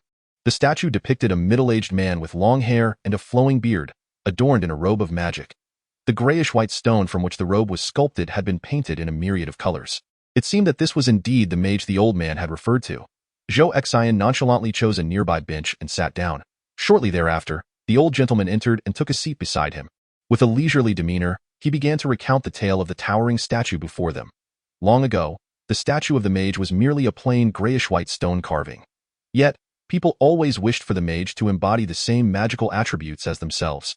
Consequently, they adorned the statue with paint, coloring it according to their own magical affinities. This led to endless disputes among the people, until an agreement was finally reached, resulting in the statue's current vibrant appearance. As Zhou Xin listened to the old man's musings, a thought suddenly flickered in his mind. Painting? Had he overlooked a crucial ability? In red alert, there exists a unit humorously dubbed the Painter, known as the Engineer. This unit has the capacity to occupy enemy buildings, thereby reclassifying them as allied structures and instantly altering their faction colors. This transformation, referred to by players as painting, made Zhou Xin ponder whether, within this system's framework, the Engineer retained such extraordinary capabilities. He glanced at the old man beside him, who remained devoutly fixated on the mage's statue, recounting tales of its lore. Silently, Zhou Xin intoned to himself, "Utilize my own capabilities, create an engineer." In the game, the engineer commands a lofty price of 500. Although devoid of combat prowess and possessing minimal defense, it boasts remarkable abilities in repair, bomb disposal, and occupation of enemy structures, rendering it an exceptionally functional unit. The host unit has been successfully constructed. Zhou Xion's temporary abilities now included an image of an individual donned in a safety helmet, work attire, protective footwear, and gloves. Simultaneously, his remaining system currency, originally 800, had dwindled to a mere 300. Switching abilities to engineer. With a single click, Zhou Xin transformed his appearance, eager to discover the engineer's capabilities. However, at the instant he assumed the engineer's abilities, the small map in the upper right corner of his vision brightened. Goodness! I completely forgot about the map function. Immediately, the mini-map expanded, nearly consuming Zhou Xion's entire field of vision, albeit in a semi-transparent state that did not obstruct his view. To his astonishment, Zhou Xion discovered that the minimap now displayed a three-dimensional schematic of the entire church. More accurately, it was a holographic representation of the internal structure. Chapter 68. The Engineer's Abilities. Young man, having heard my tale, do you now possess a deeper understanding of the mage? After the elderly gentleman concluded the tale of the demon lord, he glanced around, only to find that Zhou Xion had vanished. Zhou Xion soared back to the pinnacle of the church, transforming into an engineer, his gaze fixed upon the translucent map that encompassed his entire field of vision. Although the engineer could not physically occupy the building, this ability was no longer transient. Zhou Xion discovered that in the engineer's state, the three-dimensional holographic images of the interiors of buildings he had previously entered would be preserved within the system's map. While he remained inside the building, these images were active in real time at that moment. Having departed from the church, he could still access the images of the church's interior, along with the staff and the elderly gentleman who had just narrated the story, albeit they were all frozen in time. This could be considered a form of indirect occupation of the structure. Every inch of the building could be monitored. This was remarkably powerful. However, utilizing this ability required him to remain in the engineer's state continuously. Should he switch abilities, the map before him would shrink to the upper right corner, transforming into a standard small-scale compass map. Moreover, the engineer's state lacked any offensive or defensive capabilities. Yet, such considerations were not pertinent at the moment. Zhou Xion devised a brand new plan and once again shifted into the sniper state. From the tower's summit, he employed the sniper scope to observe the distant zinc hall prison. Guards were stationed at the entrance of the prison yard, while the entrance itself was unguarded, with only a few patrols roaming about. Through careful observation, Zhou Xion gleaned an understanding of the patrol's routines. Subsequently, he ascended into the sky and gently descended upon the prison's rooftop. Thus, all he needed was to identify an opportunity to slip inside, taking advantage of the visual blind spots during their patrols. Just as he was formulating his plan, Zhou Xion suddenly witnessed a scene nearby. Feeling a wave of foolishness wash over him, the prison was not merely a cage. It was divided into cells and guard offices. Zhou Xion noticed an open window on one of the upper floors of the prison, presumably belonging to the administrative personnel. With a swift motion, Zhou Xion flew up to the window and peered inside. The door to the room was closed, and the room was vacant. Who decreed that one must enter through the front door? Zhou Xion slipped through the window into the room and promptly switched to the engineer ability. Instantly, the entire structure of the prison was perceived as being under Zhou Xion's control, and the holographic representation of the prison materialized in his view. Wow! It was vast, with 3 levels of dungeons. Zhou Xion could observe this three-dimensional holographic projection from every conceivable angle, akin to retrieving footage from surveillance cameras placed throughout the building. Thus, he began to scrutinize each layer, searching for the location where Shalina was detained. Initially considering the more favorable scenario, they might have simply been summoned for questioning. Zhou Xion searched the office and the interrogation room, but found no clues. He then explored the holding cells and prison cells, yet discovered nothing. Well, that left the dungeons. What heinous crimes had they committed? Zhou Xion briefly examined the 3 layers of dungeons. The uppermost level was the torture chamber, the middle level contained the cells, and the bottom level housed death row inmates. Zhou Xion shifted his perspective to the first level of the dungeon, commencing his search for the interrogation room. Before long, he discovered Zhou Xin and the other 5 individuals. This ability only allowed him to observe images, devoid of sound. Zhou Xion noted that these 6 Brunians were confined within separate interrogation chambers, each subjected to solitary questioning. They were all restrained with torture devices, bound to a rack. Such treatment. Could it be that the leader of the Bruni Union had committed treachery? The clarity of this holographic image was limited, yet it was sufficient to discern the condition of each individual. The Xinhal federal troops, along with several remaining Jinlight soldiers, were taking turns interrogating the Brunians. Evidently, they were not obtaining the information they desired, prompting them to escalate the severity of the torture. Zuelina, Floss, Julie, Isha, and the 2 attendants were all fitted with silence collars, rendering them incapable of employing any magical resistance. Under such harsh conditions, the 6 soon found themselves battered and weakened. Just as Zhou Xion was witnessing this, he heard footsteps echoing from the corridor outside. Shortly thereafter, the sound of a key being inserted into the door followed. A prison guard entered the office. Casting a glance at the scene within, something seemed amiss, though he could not quite pinpoint it. The guard closed the window, took a document, and exited the room. Zhou Xion had now floated to the high ceiling above the prison. deep in contemplation. At the very least, he needed to rescue Zuelena and Floss. As for Julie and the others, he would leave them to fend for themselves in this dire situation. The sky had begun to darken, prompting Zhou Xin to prepare for a return to the inn to devise a plan. Perhaps it would be prudent to avoid the Xinhal Grand Hotel, lest he be entangled in their inquiries regarding the Brunians' whereabouts. Zhou Xin soared back to the town center, taking advantage of the night's cover, and discreetly landed in a narrow alley. Before long, he stumbled upon a quaint inn from a bustling street. As Zhou Xin was about to enter and secure a room, he suddenly spotted a man in green limping out of a nearby small restaurant.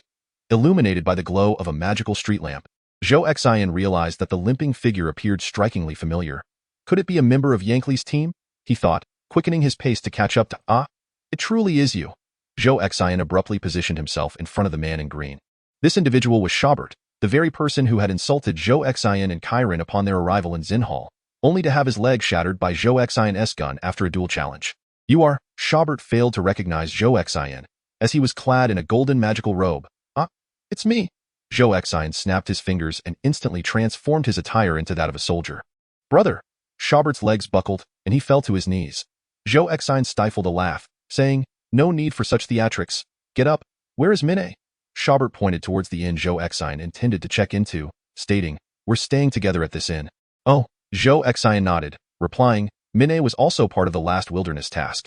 He mentioned he was looking after you for the sake of earning money. Indeed. Schaubert awkwardly glanced at his injured leg, then at the gun at Zhou Xin's waist. Zhou Xin felt a twinge of awkwardness as he observed Xia Bo Ti's injury, which was a result of their confrontation.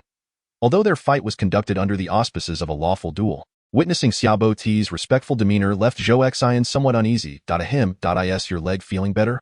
Much improved. With Medini providing me daily with holy light healing, I can now move about independently. I've booked a room here for the time being. As Zhou Xin spoke, he made his way towards the inn. Medini and I are staying in room 202. Xia Bo Ti hurriedly followed suit. The inn was considerably more affordable, charging merely 1 silver coin per day, allowing a gold coin to cover 10 days of lodging. Upon hearing that Zhou Xin was in room 205, Medini excitedly visited. Mr. Zhou Xin, long time no see. Indeed. It's been a while, and this place isn't too shabby. Thanks to our venture against the Armored Dragon King, I've managed to earn quite a bit. Otherwise, neither Xia Bo Ti nor I would dare to stay in such an expensive inn. Is an inn charging 1 silver coin per day considered expensive? Shirina is staying in one that costs 2 gold coins per day. Chapter 69. The Dazzling Light and the Trickster's Leaf within Zhou Xin's room. He and Medini sat across from each other at a small round table. Zhou Xin retrieved 30 gold coins from his spatial box and placed them on the table. Here, take this money. He nudged the coins towards Medini. Why would you do that? Medini hesitated to accept. We are fated to meet. I owe you for the holy light shield you provided during the battle against the Armored Dragon King. Medini waved his hand dismissively. That was merely my duty. I have already received my due share. I cannot accept your money. I haven't finished speaking yet. Zhou Xin continued. The thing is, I may need your assistance with a task that only a light magic user can accomplish. Still hesitant to accept the money, Medini cautiously inquired, from your tone, this doesn't seem like a trivial matter. Is it that I offered you too much money and startled you? Zhou Xin remarked, preparing to retract the coins. No, not at all. Medini quickly reached out to steady the coins on the table. As long as it's not too difficult, please tell me what it is. Among the light magic skills, there exists a unique ability, Dazzling Light. This is a skill that can only be mastered by light attribute mages, allowing them to compel the target to obey the caster's commands for a limited period. Medini gasped, releasing his hold on the coins, and asked, What? You want me to use Dazzling Light on the jailer? Zhou Xin replied, Yes, and then persuade the jailer to release my 2 friends. He proceeded to explain the general circumstances surrounding Shirina and Fros. Medini pondered, muttering to himself, the people from Bruni's have all been captured. This is quite serious. What are you rambling about? Can it be done? Zhou Xin pressed. Ahem. Medini snapped back to reality and responded, Firstly, this is fundamentally illegal. But that isn't the crux of the matter. Zhou Xin inquired, What is the crux of the matter? Minnie elucidated. The crux of the matter lies in the ephemeral nature of this mesmerizing light. Its duration is exceedingly brief, merely a few seconds. Typically, it is utilized sparingly amidst fierce combat, and never for such purposes as this. Moreover, the guards are undoubtedly clad in magically enhanced armor, likely of at least level 40, and I fear I would struggle to exert control over them. Upon hearing this, Zhou Xin, puzzled, inquired. I observed the skill description on the magic certificate, and the duration does not seem so short. Minnie replied. That applies to high-ranking sorcerers employing it against those of lower magical levels.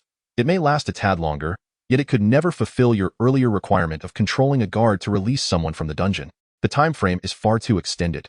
Surprised by this revelation, Zhou Xin realized that even with the mightiest of weapons, if one's own magical level is low, one would be defenseless against numerous peculiar spells, such as this mesmerizing light. Zhou Xin lamented.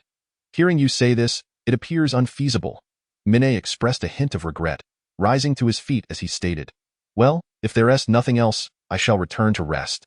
Please take this money. I have done nothing to warrant such payment. Given the gravity of the situation, consider it a hush fee.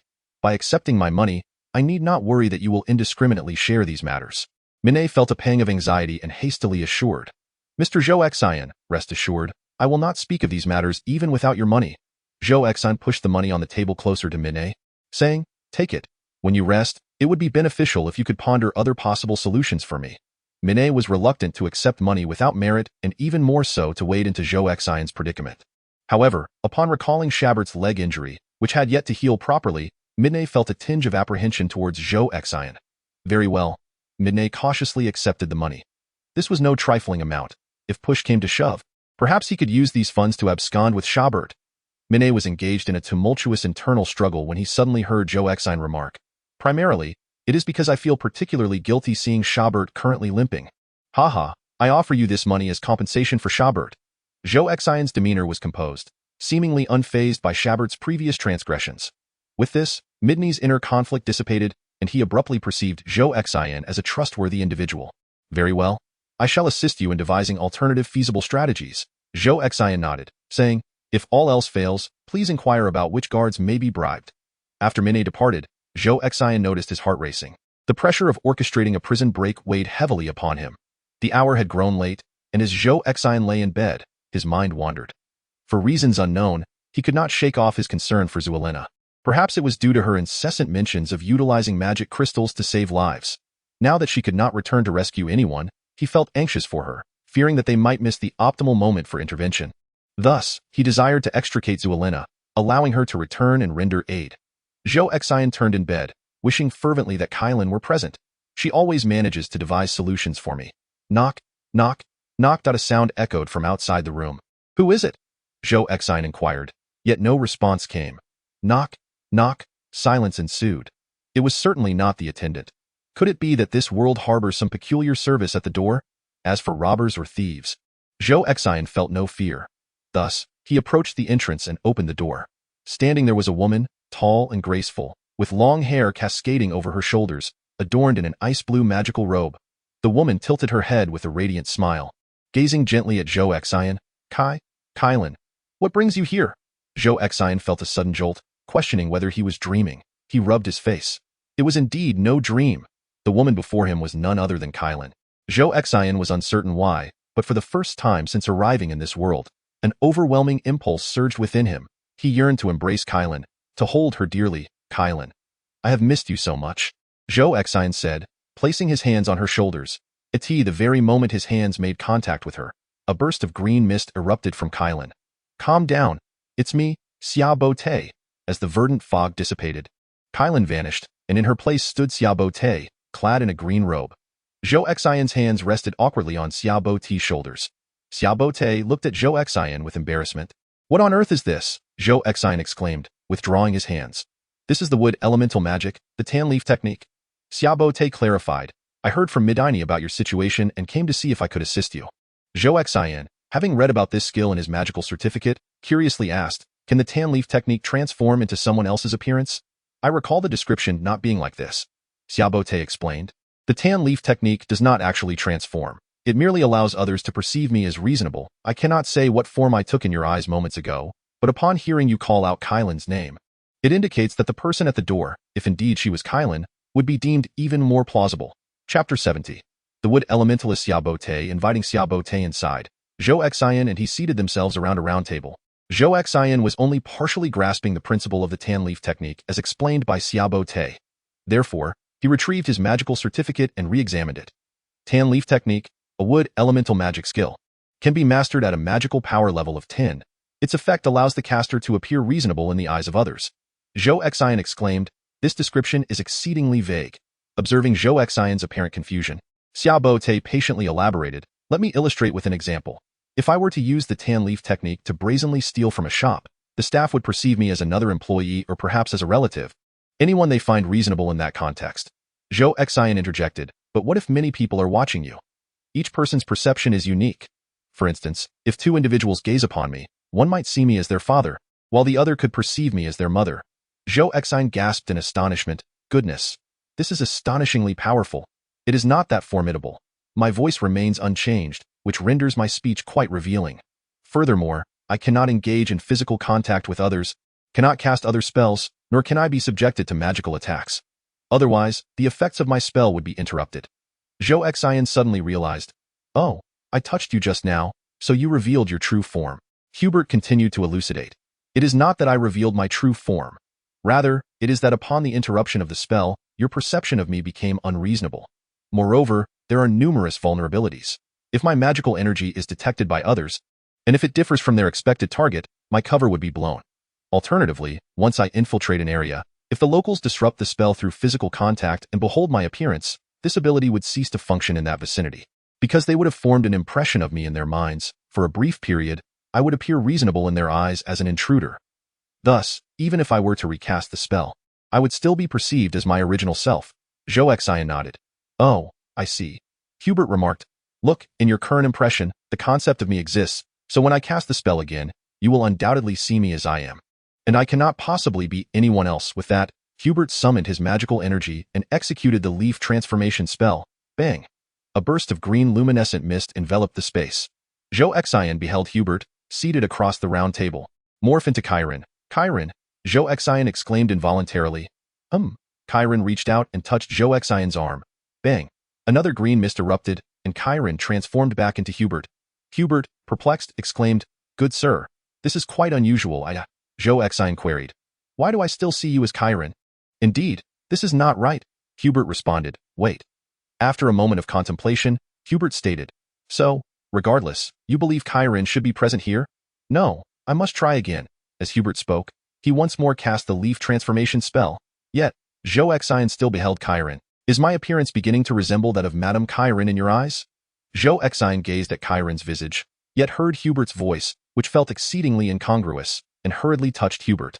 Hubert reverted to his original form, expressing his bewilderment. How strange. Why do you find Chiron's presence here so reasonable? Even if I were to transform into your father, that would still seem normal. Zhou Xian mused inwardly. If my father were to appear here, that would indeed be unreasonable. Suddenly, Hubert slapped his thigh and awkwardly exclaimed, I understand.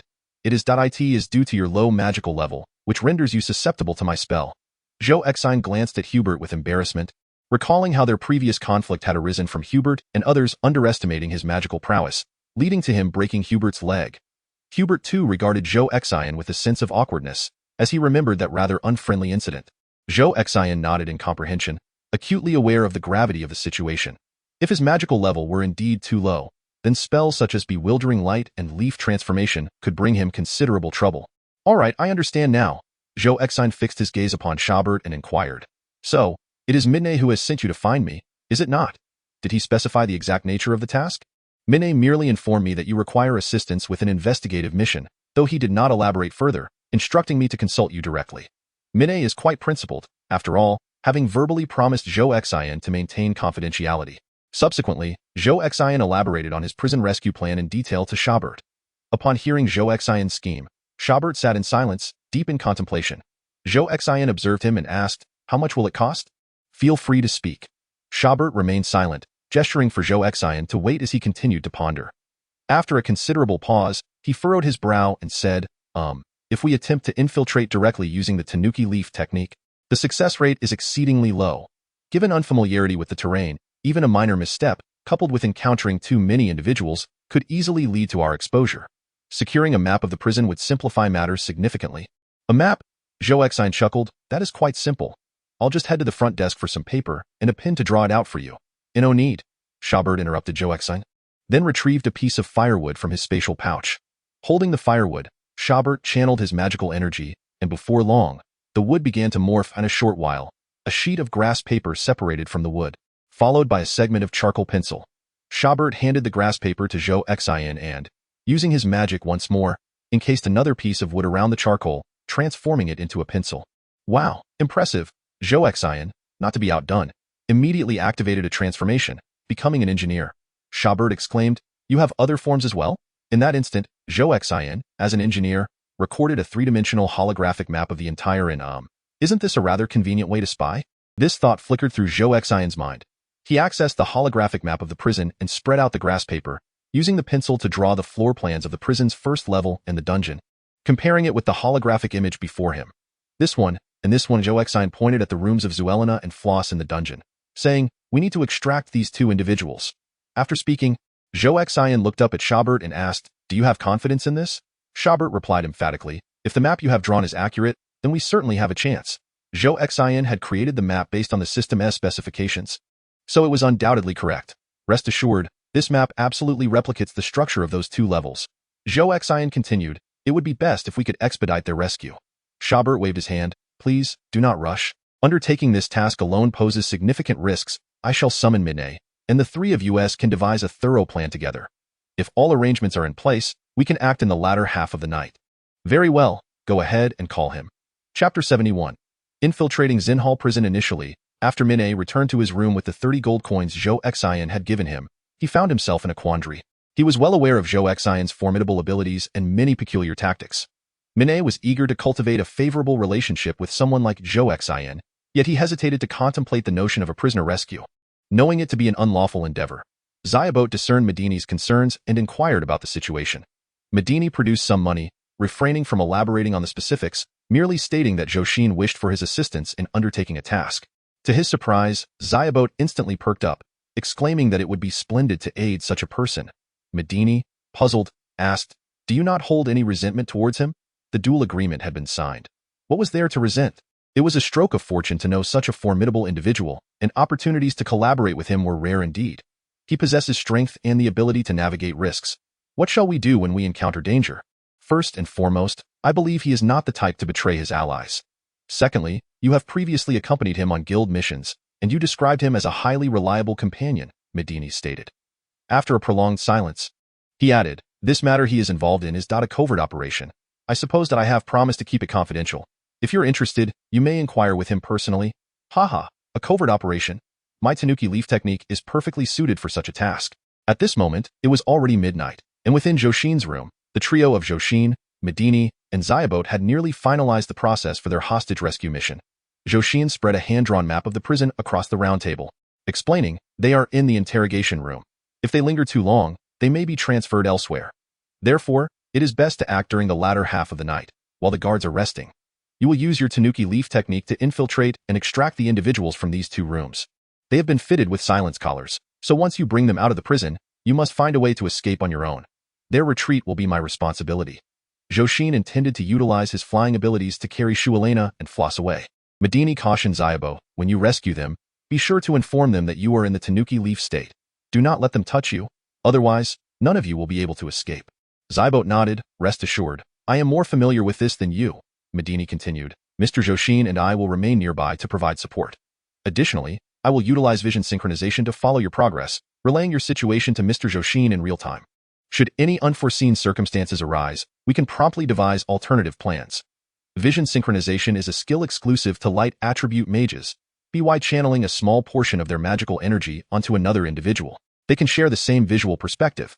Typically, this skill requires mutual consent, as the subject can easily resist the effects of vision synchronization using their own magic, thereby safeguarding their privacy. Thus, the skill can only be effectively employed when both parties willingly cooperate. For instance, if an individual possesses the authority or capability to enter a location but lacks the necessary expertise, they can voluntarily undergo vision synchronization, allowing the caster to observe the scene and analyze the situation through the subject's perspective. Xiaobot, brimming with confidence, declared, "It's not that complicated. I am well acquainted with the prison's regulations. As long as a person is not confined in a cell but rather in the interrogation or torture rooms, they can be brought out." Zhou Xin nodded. "All right, take the map. We shall set off now," Medini inquired. "Are we proceeding on foot?" "Of course not," Zhou Xian remarked, as he activated a transformation and morphed into the form of a flying soldier. Clad in a sleek and form-fitting metallic armor, Zhou Xian was enveloped in an aura of agility. This Medini and Shabert were taken aback, having never realized that a mage of the gold element possessed such abilities. Propellant flames erupted from beneath Zhou Xion's feet and his back, lifting him into the air as he approached the window. "Come on," Zhou Xion beckoned to the two inside the room. Medini and Shabert, somewhat perplexed by the principles of flight, hesitated momentarily but ultimately chose to trust Zhou Xion. With one hand grasping each of them, Zhou Xion soared into the skies. My heavens, how high we are! Mr. Zhou Xion, what other powers do you possess that we are yet unaware of? Only those with immense magical energy can achieve levitation. How did you manage this? Keep your voice down. The people below will hear us. Both Medini and Shabert had slender builds, and as Zhou Xion lifted them, he felt no additional burden, although the speed of their ascent was slightly diminished. Zhou Xion guided them to the pinnacle of the church's tower, where the trio surveyed the distant entrance of the prison. Zhou Xion instructed Shabert, in a moment, lead them out of that building, and then find a way to leave the compound on your own. I will take these two and fly away directly. If you two remain undiscovered, stay in Xinhou Hall town. If you are exposed or fear exposure, you may accompany me, Shabert replied. I will certainly stay with you. However, it is too soon to discuss that. Let me first rescue the others. After surveying the terrain from their elevated position, Zhou Xion descended with the two into a shadowy alley near the prison. Medini cast a vision synchronization spell on Shabert. Zhou Xion said, Shabert, it's your turn now. All right, raccoon leaf technique. A swirl of green mist emanated from Shabert. I'm off. As Zhou Xion watched Shabert's departing silhouette, he inquired of Medini, what form does Shabert's raccoon leaf technique take? It resembles a patrolling guard. Zhou Xion fell silent. He still perceived Shabert as Chiron. This was not entirely Zhou Xion's fault. Primarily, his magical level was too low, making him susceptible to the influences of such magical skills. Furthermore, the crucial factor was Zhou Xion's unfamiliarity with this world, as his mind had yet to establish certain foundational knowledge. Thus, it became challenging for him to discern what was reasonable and what was not. I shall observe Shabert's perspective through vision synchronization, Medini declared, closing his eyes. For Medini, closing his eyes did not plunge him into darkness. Instead, he found himself perceiving through Shabert's viewpoint. Medini began to narrate Shabert's current actions to Zhou Xion. He has arrived at the prison courtyard entrance. The gatekeeper has stopped him, demanding to see identification. Shabert raised his hand, mimicking the gesture of holding a document, though in reality, he possessed nothing. However, to the guard at the gate, Shabert appeared as a certain prison officer, and his raised hand seemed to present a corresponding document. Ultimately, under the influence of the raccoon leaf technique, everything appeared remarkably plausible. Even as Shabert limped slightly while walking, no one else seemed to notice. Xiaobot approached the entrance of the prison with an air of calmness, eye in the distance. Several soldiers were on their nightly patrol, yet they paid no heed to him. Though their eyes, he merely appeared as an ordinary prison guard, specifically one assigned to the night shift. This was entirely reasonable, and no one found it suspicious. Chapter 72. A sudden turn of events upon reaching the hall at the entrance of the prison's first floor. Xiaobot nonchalantly produced a hand-drawn map of the prison and began to study it. After confirming the route to the dungeon, he strode confidently towards his destination. Along the way, he occasionally encountered guards on duty, but the interactions were mostly akin to Zhang San mistaking Xiaobot for Wang Wu, Zhang San seeing Xiaobot as Li Si, and Li Si perceiving Xiaobot as Zhang San. Armed with the map, Xiaobot felt a surge of confidence. By minimizing delays along the route, he could significantly reduce the risk of his technique being uncovered. Upon arriving at the first level of the dungeon, he had a general understanding of where Shuirena and Fuluosi were being held. He would need a key. Hiding around the corner, Xiaobot cautiously peered at the guard, lost in thought. Although the effect of his technique was somewhat passive, it did require a degree of skill. I must first speak to ensure the guard hears my voice, and then allow him to see my visage. Hey, I need to interrogate these two individuals. The guard suddenly heard an unfamiliar voice echoing down the corridor. Upon turning to see the speaker, he immediately saluted. Before him stood a soldier from Gentilite City. Though entirely unacquainted, the man's armor and the insignia on his chest unmistakably identified him as a soldier of Gentilite City. This was, of course, the result of Xiaobot's technique. Since his voice was unfamiliar to the guard, he needed to first be heard, allowing the guard's mind to conjure an image of a plausible yet unknown figure. Just hand me the keys, and you continue your post here. Yes, sir. Avoiding any physical contact, Xiaobot accepted 2 keys. His first stop was Fuluosi's torture chamber, where Fuluosi was bound to a rack, wearing a collar of silence and bearing numerous wounds. Good heavens, what grave crime have you committed? Xiaobot marveled inwardly, surveying the surroundings of the torture chamber. Eye in the corner. He spotted Fuluosi's spatial box and magical credentials. I'll help you retrieve them. Hearing the commotion, Fuluosi opened his eyes. Weakly, he asked, Mr. Kelland? You've come to rescue me? Are you here to visit? Sure. Zyabot gestured for Fuluosi to lower his voice, saying, I am here to save you, utilizing the technique of concealment, as you understand. Upon hearing this, Fuluosi was taken aback, quickly realizing that the man before him was not truly Kelland, but rather a wood mage in disguise. Be mindful, once we exit this door, avoid any physical contact with me. Zyabot instructed as he unlocked Fuluosi's restraints. I understand. Fuluosi struggled to his feet, inquiring, Who sent you? Mr. Zhou Xin. Any questions can wait until we're outside. Now, follow me. Zyabot led Fuluosi out of the torture chamber, heading towards the cell where Shwirena was confined. Meanwhile, in the shadowy alley, Medini was relaying the situation to Zhou Xin in real time. The shackles binding Floss have been released, and they are on their way to Shirena's chamber. Zhou Xin inquired, Is Floss in good condition? Not particularly well. He has endured numerous tortures, came the response as they arrived at Shirena's room. Zhou Xin noticed Medini's pause and asked, What is it? Medini replied, Her injuries are quite severe. Schubert and Floss beheld Shirena, unconscious upon the torture rack. Floss gasped in horror. Why? Why have they inflicted such brutal punishment upon Shirena? Come, support her while I unfasten the shackles from the rack, Schubert said, carefully loosening the restraints binding Shirena's hands and feet. Subsequently, Schubert moved to the corner of the torture chamber to retrieve Shirena's spacebox and magical credentials. Leading the way, Schubert proceeded forward, with Floss carrying Shirena in tow, as they exited the torture chamber. Sir, this is a guard approached to inquire. Schubert replied, They are willing to confess. I am taking them to the interrogation room on the first floor. One step at a time, fabricating a reason to head to the first floor. They sought an opportunity to reach the entrance, leaving the remainder to Zhou Xion's handling. The guard sensed an underlying discord, yet everything unfolding before him appeared remarkably reasonable. Oh? After saluting Schubert, the guard asked, Sir, where are the keys? They are all left in the torture chamber. You may go retrieve them, Schubert instructed. He preferred not to return the keys personally, wishing to minimize any potential physical contact. As the guard made his way toward the torture chamber, Schubert signaled to Floss to hasten their pace. Soon, the trio ascended the stairs from the dungeon to the first floor. The journey has been smooth thus far, Schubert remarked, preparing to retrace their steps. He was aware that he was carrying Medini's synchronized vision, thus Zhou Xion was informed of their progress and likely en route. If they adhered to Mr. Zhou Xion's plan, escorting the two to the entrance, everything would be in order. Upon turning a corner, they found themselves in a long corridor, leading directly to the prison's exit. A.S. Schubert and his companions traversed halfway down the corridor. A voice called out from behind. Sir, where are you taking them? I am going to interrogate them. Schubert calmly responded as he turned around. However, the interrogation room is this way. Schubert began to fabricate an excuse. I am taking them to the entrance for a signature. The guard, puzzled, queried, The entrance? For a signature? Aware that excessive explanation would only heighten suspicion, Schubert ceased further dialogue with the guard and continued towards the entrance. The guard stood perplexed, feeling a sense of dissonance, yet under the influence of the raccoon leaf technique, he found nothing unreasonable about the situation.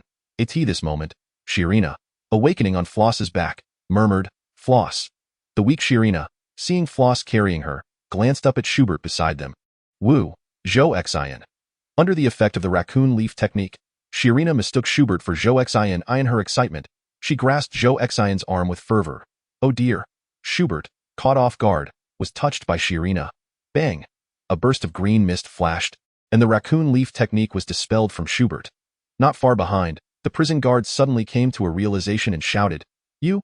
Who are you? Someone, come here. There's an intruder. In a panic, the guard fumbled for his whistle and blew it with all his might. The sharp sound pierced through the entire prison, alerting all patrolling soldiers both inside and outside. How did she wake up? Hubert was flustered.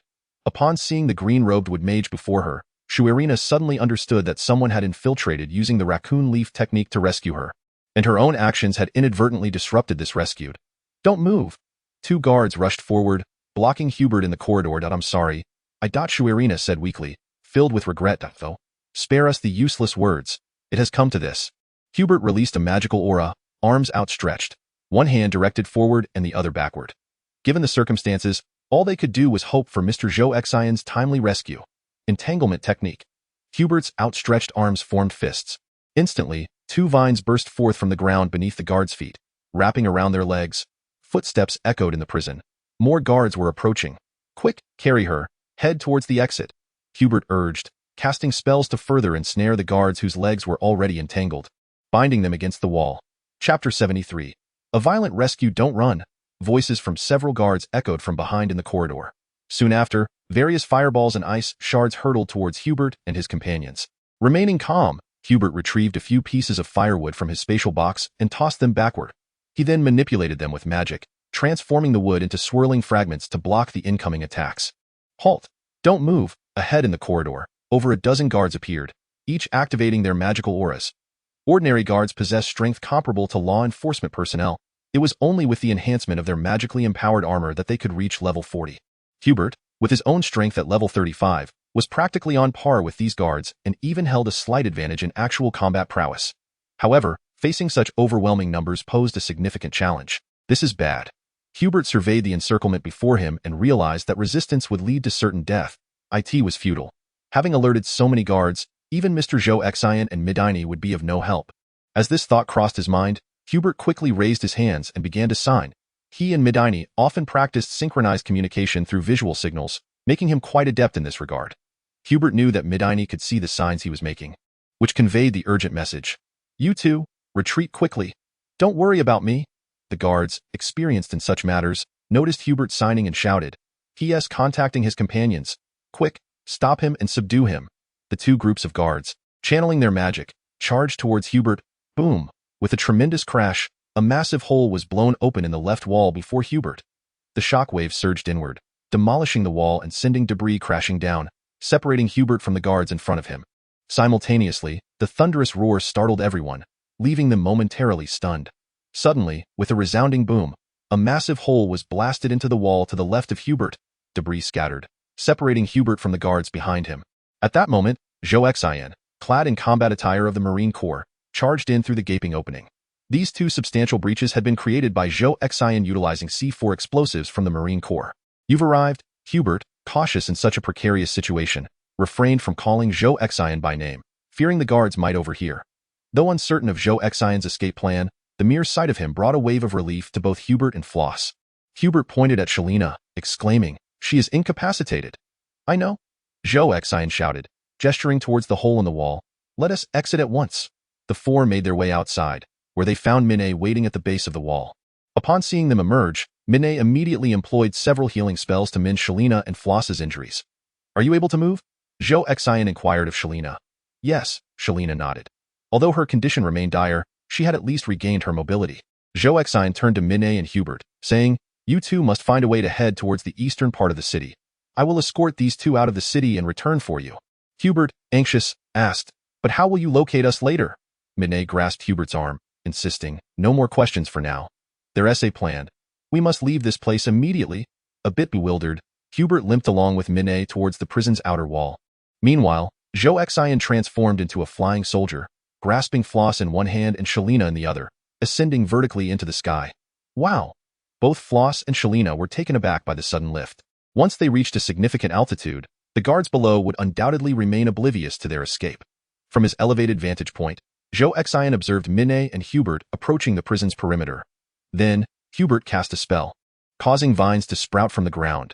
These vines, resembling climbing ivy, rapidly and densely covered the wall. In a flurry, Hubert and Minnie scrambled up the vines to scale the prison's barrier. Stay strong, you two. Don't let the authorities catch you before I return. Zhou Xian thought to himself before turning and soaring towards the eastern part of the city. Within Zinc Hall Prison, 5 soldiers of the Golden Thunder unit reacted with fury upon hearing the warden's report. I truly overestimated this wretched place. How could such a thing occur? The warden explained. We had already subdued the individual attempting the escape, but then 2 peculiar explosions occurred. The leader of the 5 Golden Thunder soldiers, a tall man in his 30s named Rezion, scoffed, You insignificant establishment can't even handle a few petty thieves. Rezion turned to his 4 comrades, instructing, You will remain here, monitoring the remaining Bruni prisoners while interrogating them about the origins of tonight's individuals. Understood. One soldier replied, I will coordinate with the local federal forces to apprehend those petty thieves and the escaped prisoners. The Zinc Hall Federal Army, alongside a faction of prison guards, commenced a thorough search of the vicinity. Meanwhile, Reza Ong employed his magical detection abilities and discerned 2 unusual fluctuations of magical energy. Humph! These 2 little rascals, the prisoners, adorned with silence collars, were likely trailing closely behind these miscreants. Even if the inmates did not accompany them, their lack of magical energy would prevent them from fleeing far. and they would soon be apprehended by the Federal Army and guards. Clad in yellow magical armor, Reza Ong operated solo, swiftly uncovering the trail of Medini and Shabert. These two little scamps, one at level 35 and the other at level 32. Was this truly sufficient to facilitate a rescue from the Zinc Hall prison? Reza Ong found it perplexing, suspecting that perhaps the prison's defensive capabilities were woefully inadequate. Medini and Shabert dashed through the shadowy alleys lining the streets, making their way toward the eastern part of the town. They navigated through narrow passages, and upon encountering a dead end, Shabert conjured a wooden ladder through magic to surmount the obstacle. Shabert's legs, somewhat impaired, were beginning to show signs of fatigue. There are still over 10 kilometers to go. If Mr. Zhou Xin doesn't arrive soon, we will be discovered by the Federal Army, he lamented. What arrangement did you make with Mr. Zhou Xin? How could he possibly know our location? Upon hearing Shabert's inquiry, Medini calculated the passage of time and replied, "It is not yet time. Shortly, Mr. Zhou Xin will soar to the skies above the eastern side of the town and survey the streets. That moment, I will periodically emit magical auras to signal him. He will easily spot us from his vantage point." Shabert's expression brightened with understanding. "Ah, I see now." Concerned for Shabert's still healing leg, Medini cast a healing spell of holy light upon him. "Do not squander your magical energy. My leg is merely fatigued." As the two conversed while running, they suddenly sensed a peculiar tingling in the air around them. Before they could react, two electric nets materialized, ensnaring them. Ugh! Medini collapsed to the ground, convulsing from the shock. By the heavens, such potent magic. I cannot withstand it. Shabert, protected by some wooden debris, avoided direct contact with the net, but the force was overwhelming, and the wood soon began to smolder and emit smoke. "Ha! You possess some skill.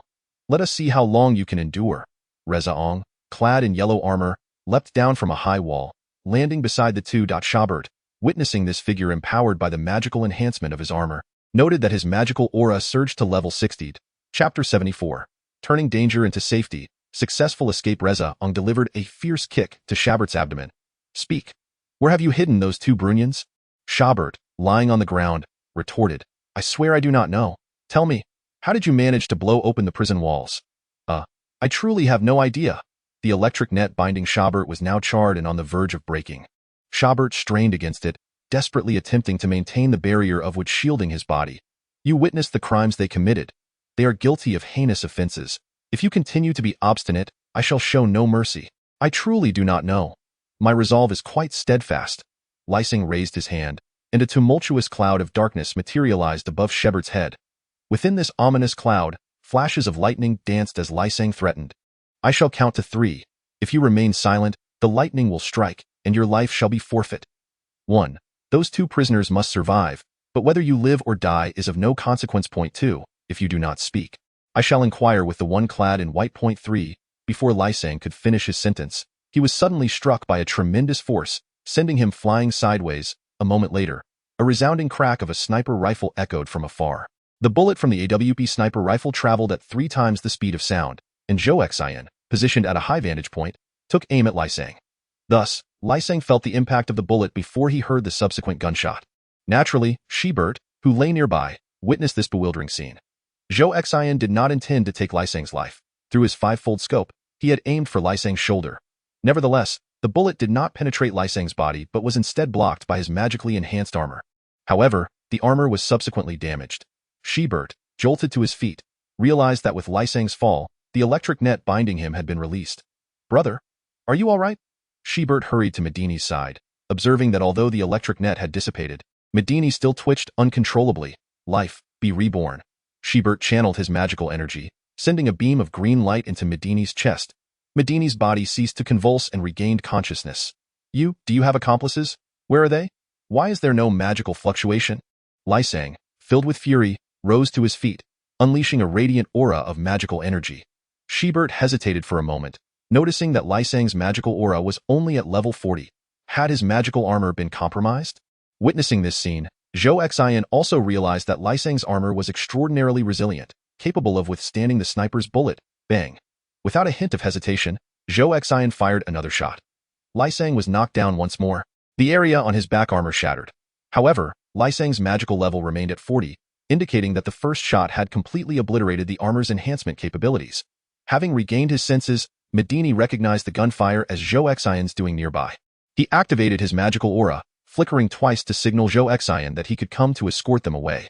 Lei Sang rose again, puzzled by the lack of a strong magical fluctuation, questioning the origin of this formidable attack. I shall first dispose of you two audacious scoundrels. Lei Sang gathered his magical energy, powerful bolts of electricity gathering around him. Lightning strike, wooden shield. Deprived of the amplification from his magical armor, Lei Sang was unable to execute a crushing attack against Shibert. To his astonishment, Shibert adeptly utilized his wooden shield to effortlessly withstand Lei Sang's lightning strike. Boom, boom. Zhou Xin dove from the sky, assaulting Lei Sang with 2 shots from his flight armor's cannons. What? Lei Sang had not anticipated the sudden emergence of an individual devoid of any magical fluctuation, capable of inflicting such severe damage upon him.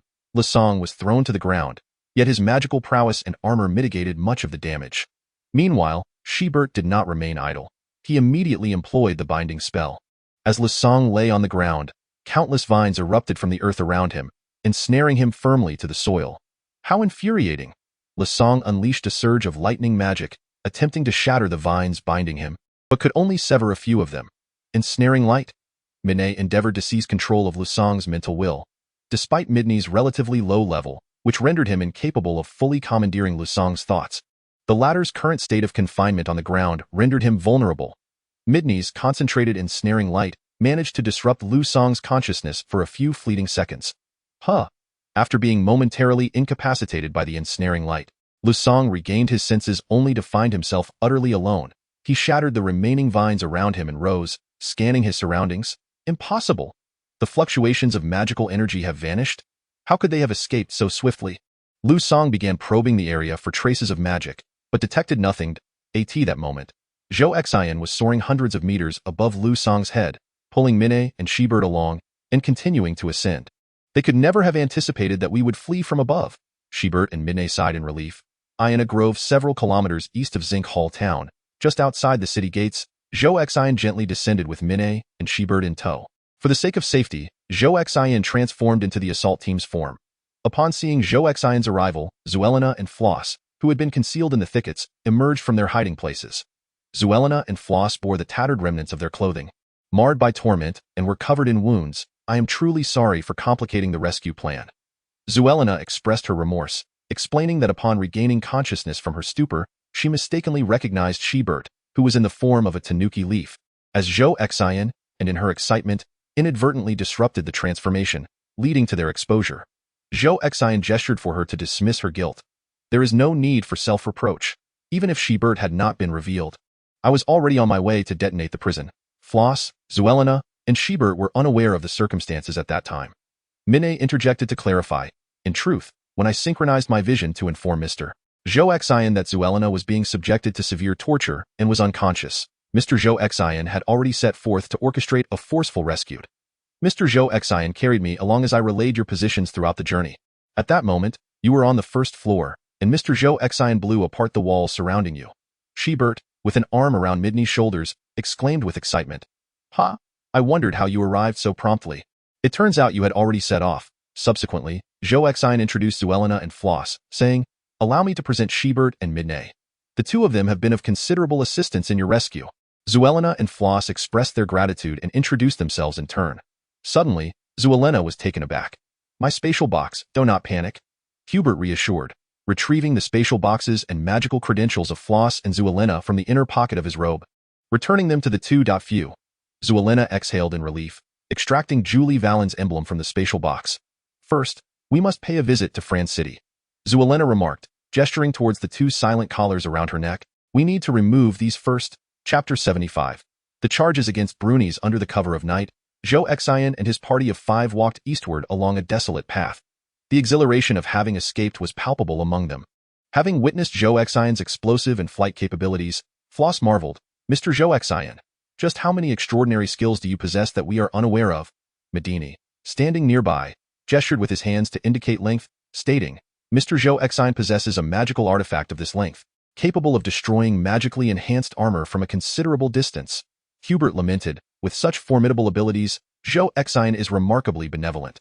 Had I been in his place, I would have dealt with that lightning-affiliated soldier. Zhou Xin replied, We are already engaged in dubious activities. There is no need to be excessively ruthless. Hubert countered, however, even without killing him, given our current predicament, we are still to be hunted. The magical attributes of both Medini and I are fully exposed, and with two individuals adorned with silent collars, our target is glaringly evident. Medini interjected. At least Mr. Zhou Xian's magical attributes remain concealed. Upon reaching the next town, he can procure supplies. Floss, overhearing their conversation, stated earnestly, if you two are pursued, I can recommend you for membership in the Brunies Association, which can offer you protection. Hubert chuckled. Ha! Is that truly the case? Medini inquired. At my level, can I join the association? And isn't Brunies exclusive to ice mages? Floss elucidated. Ice mages form the leadership. Anyone can join for logistical support. Medini expressed his delight. That would be wonderful. I never imagined I could also join Brunies. Sighing, Zuelena interjected. Do not be overly optimistic. Brunies may be facing unrest lately. Floss, puzzled, asked, what do you mean? Zuelena glanced at Floss and inquired. What did they ask you during your interrogation? Floss replied. They merely inquired about the whereabouts of those 20 soldiers. I told them they were in Gold Valley, but they did not believe me. They resorted to torture. And then, Floss, feeling somewhat embarrassed, continued, then, I inadvertently divulged some of Clen's plans, but they showed no interest and continued with the torture. And then, that was it. Zuelena solemnly nodded, sighing. It seems we were subjected to different lines of questioning. Floss suddenly realized that the penalties Zuelena endured were far more severe, though her external wounds had been alleviated by healing magic. Floss inquired, what did they ask you? Sharena replied. Initially, they questioned me about the whereabouts of those soldiers, to which I provided truthful answers, yet they did not believe me. Subsequently, they posed inquiries related to the Federation, and due to my inability to withstand the torture, coupled with my perception of the insignificance of these matters, I answered truthfully. However, the questions that followed left me utterly terrified. Floss and the others, intrigued, asked Sharena, what did they ask you? They inquired about the location of Princess Renee. 2 weeks ago, an incident occurred in the city-state of Jinlight. The Lord, Alec Bell, reported that his youngest daughter, the 17-year-old Princess Renee Bell, had gone missing. The princess's guards stated that since she had remained within the castle and had not ventured out for leisurely strolls, they had not provided her with close protection. The last sighting of the princess was in the castle's rear garden. Subsequently, the royal guard discovered traces of magical energy at the scene, leading them to suspect that a sorcerer from the Qingyang archipelago was responsible. Considering the recent series of minor conflicts between the eastern coast of the Golden Continent Federation and the Qingyang archipelago, the Jinlight Royal Guard surmised that the abduction of Princess Renee was likely a result of tensions between the two nations, with the intention of using her as leverage. Upon hearing this, Floss exclaimed in shock. No wonder the Jinlight people who captured us were so ruthless. Our president has been conducting business with Qingyang for the past few months, and the Jinlight believe this is related to Brunies. Sharena nodded, saying, Indeed, I was astounded upon hearing this news. After all, I had spent some time with Princess Renee. Floss asked, Are you saying that 4 years ago, when you served as a magical tutor to a princess, it was her? 4 years prior, Brunies and the Jinlight city-state enjoyed a close commercial relationship, coinciding with Princess Renee's 13th birthday. A Brunesian was invited to the birthday celebration in the Jinlight city-state, and the 19-year-old Sharena was also present at that time. Sharena's remarkable magical talent piqued Princess Renee's interest. Consequently, the princess invited Sharena to reside in the castle for a month to exchange magical techniques. Sharena affirmed, Yes, it was that occasion, though I wouldn't call myself a tutor, for although Renee was merely 13, her magical prowess was quite comparable to mine. Moreover, her magical experience was remarkably extensive. She is a prodigy. We truly spent a month learning from each other, Floss realized. So, they have cast their suspicions upon you. Is that why they subjected you to such severe punishment? Indeed, they have implicated me in the disappearance of Rain E. Zhou Xian, standing nearby, seemed to comprehend some of it and inquired. It truly sounds as though the people of Brunies and the Qingyang Islands have conspired to abduct that princess. Zuerena exclaimed indignantly. I cannot believe the Federation would stoop to such acts. I find it utterly incomprehensible. Zhou Xian shrugged and remarked. Regardless, it's futile to explain, for in their eyes, your transgressions are indeed considerable. If we simply vanish, leaving your so-called Aunt Julie behind, those 4 will surely suffer in their cells. Floros, Zuerena responded. They should not harm Julie, but Isa and those 2 attendants are bound to meet a grim fate. Zhou Xian, seemingly unconcerned and even somewhat pleased, said, Hee.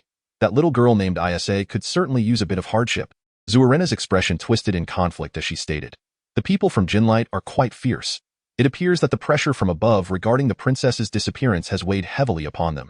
When they tortured me, they showed no regard for life. As Zuerena spoke, she sighed. With Isa's temperament, she might very well perish in the interrogation room. Zhou Xian thought to himself, Wouldn't that be splendid? She is, after all, your rival. Yet, upon seeing Zhou Xin's expression, he ultimately refrained from voicing his thoughts. Minnie interjected. In any case, our foremost task now is to accompany you both to Fran City to dismantle the silence collars. Therefore, it is imperative that we procure a carriage. Minnie pointed to the east and continued. Approximately 50 kilometers east of Xinhor Town lies Oak County. We should arrive by dawn. It is certain that Xinhor Town has dispatched messengers to swiftly disseminate news of the prison break, and Oak County will undoubtedly be apprised of our situation. We cannot afford to enter the city ourselves. Thus, let Mr. Zhou Xin venture in to acquire horses and a carriage. The group nodded in agreement with Midney's proposal. Chapter 76. Carriage purchase. Under the watchful eyes of ruffians in the early morning, Zhou Xin and his entourage of 5 set up camp in the wilderness, still some distance from Oak County. Zhou Xin ventured alone to Oak County to purchase horses and a carriage while discreetly assessing the current circumstances. Transitioning to his ordinary state, he donned a golden robe and approached the gates of Oak County. The guards here were rigorously inspecting all who entered and exited. It appeared that Midney's conjecture was indeed correct. Xinhor Town had swiftly disseminated news of the prison break overnight. Present your magic license. The guard halted Zhou Xin. Zhou Xin complied readily, producing his magic license. Upon seeing Zhou Xin's license, the guard's demeanor shifted to one of vigilance, asking, "Second level? How long has it been since you updated your magic license?" Just as he had grown accustomed to being questioned about his low rank previously, Zhou Xin replied, "My level is indeed quite low." As he spoke, he released a faint aura of magical energy. The guard, upon observing Zhou Xin's mere 5th level magical aura, quickly apologized. "Ah, my apologies."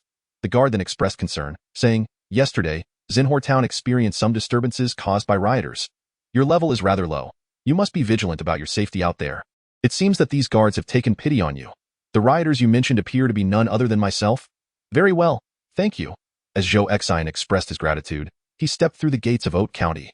In comparison to Xinhor Town, Oak County is considerably smaller, resembling a modest, less affluent county seat, with streets that appear quite rudimentary. Zhou Xin strolled down the street, searching for a place to procure goods. Within the spatial boxes of Shuelena and Floss, there were spare garments, thus he did not need to purchase clothing. He merely required provisions, as well as horses and a cart. Before long, Zhou Xin found himself on a bustling thoroughfare. The street was exceedingly filthy, reeking of various livestock excrement. However, the busy populace seemed unfazed by the unpleasantness. Some were engrossed in commerce, others traversed the streets, while a few indulged in meals at the roadside stalls. This was unmistakably a locale plagued by poor public order.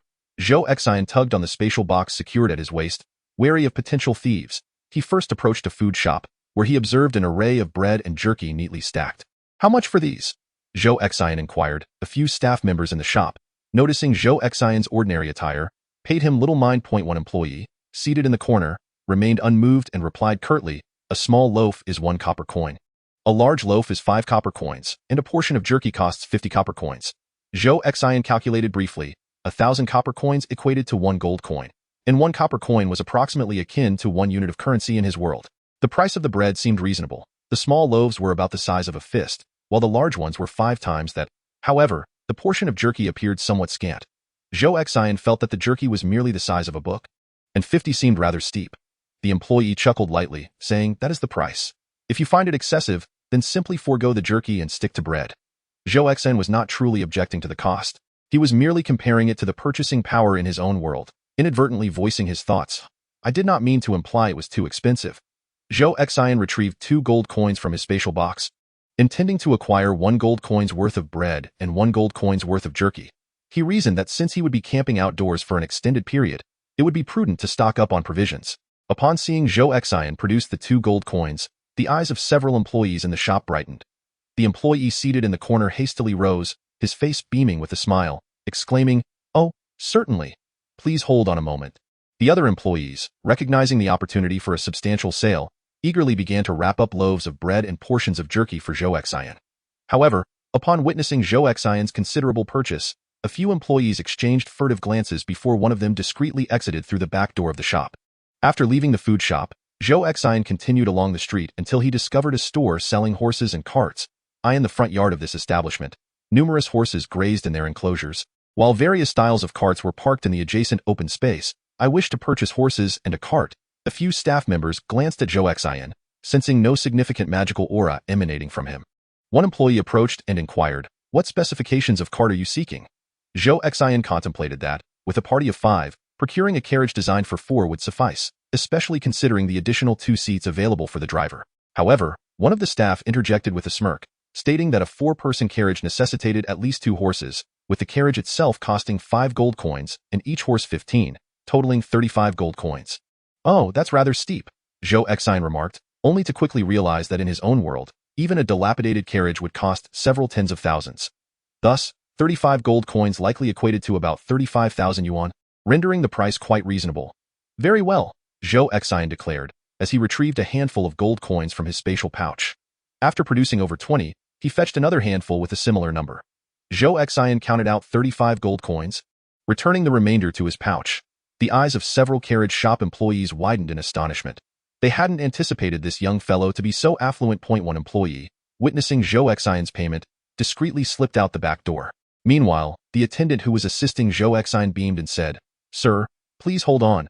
I shall prepare the horses and harness the carriage for you, and additionally, present you with some feed." "All right, do expedite your efforts." The employee who had exited through the back door made his way through the bustling alleys to a shop selling building materials. "Brother Raoul, we have a rather wealthy outsider here." The man known as Raoul appeared to be in his 20s, with a robust physique, his face adorned with excess flesh, and donned in a soiled gray-brown mage's robe. Raoul scoffed, "A wealthy outsider? That's hardly surprising. Everywhere is wealthier than our town," an employee from the food shop chimed in. However, despite his affluence, his magical prowess seems rather lacking. It appears to be below level 10. Such a person exists. You discerned his wealth? Raoul's interest piqued. Indeed.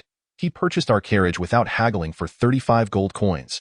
He seemed to be pulling out handfuls of coins, suggesting he possesses quite a fortune, and his expression is rather dazed. Likely a young master who has never ventured far from home.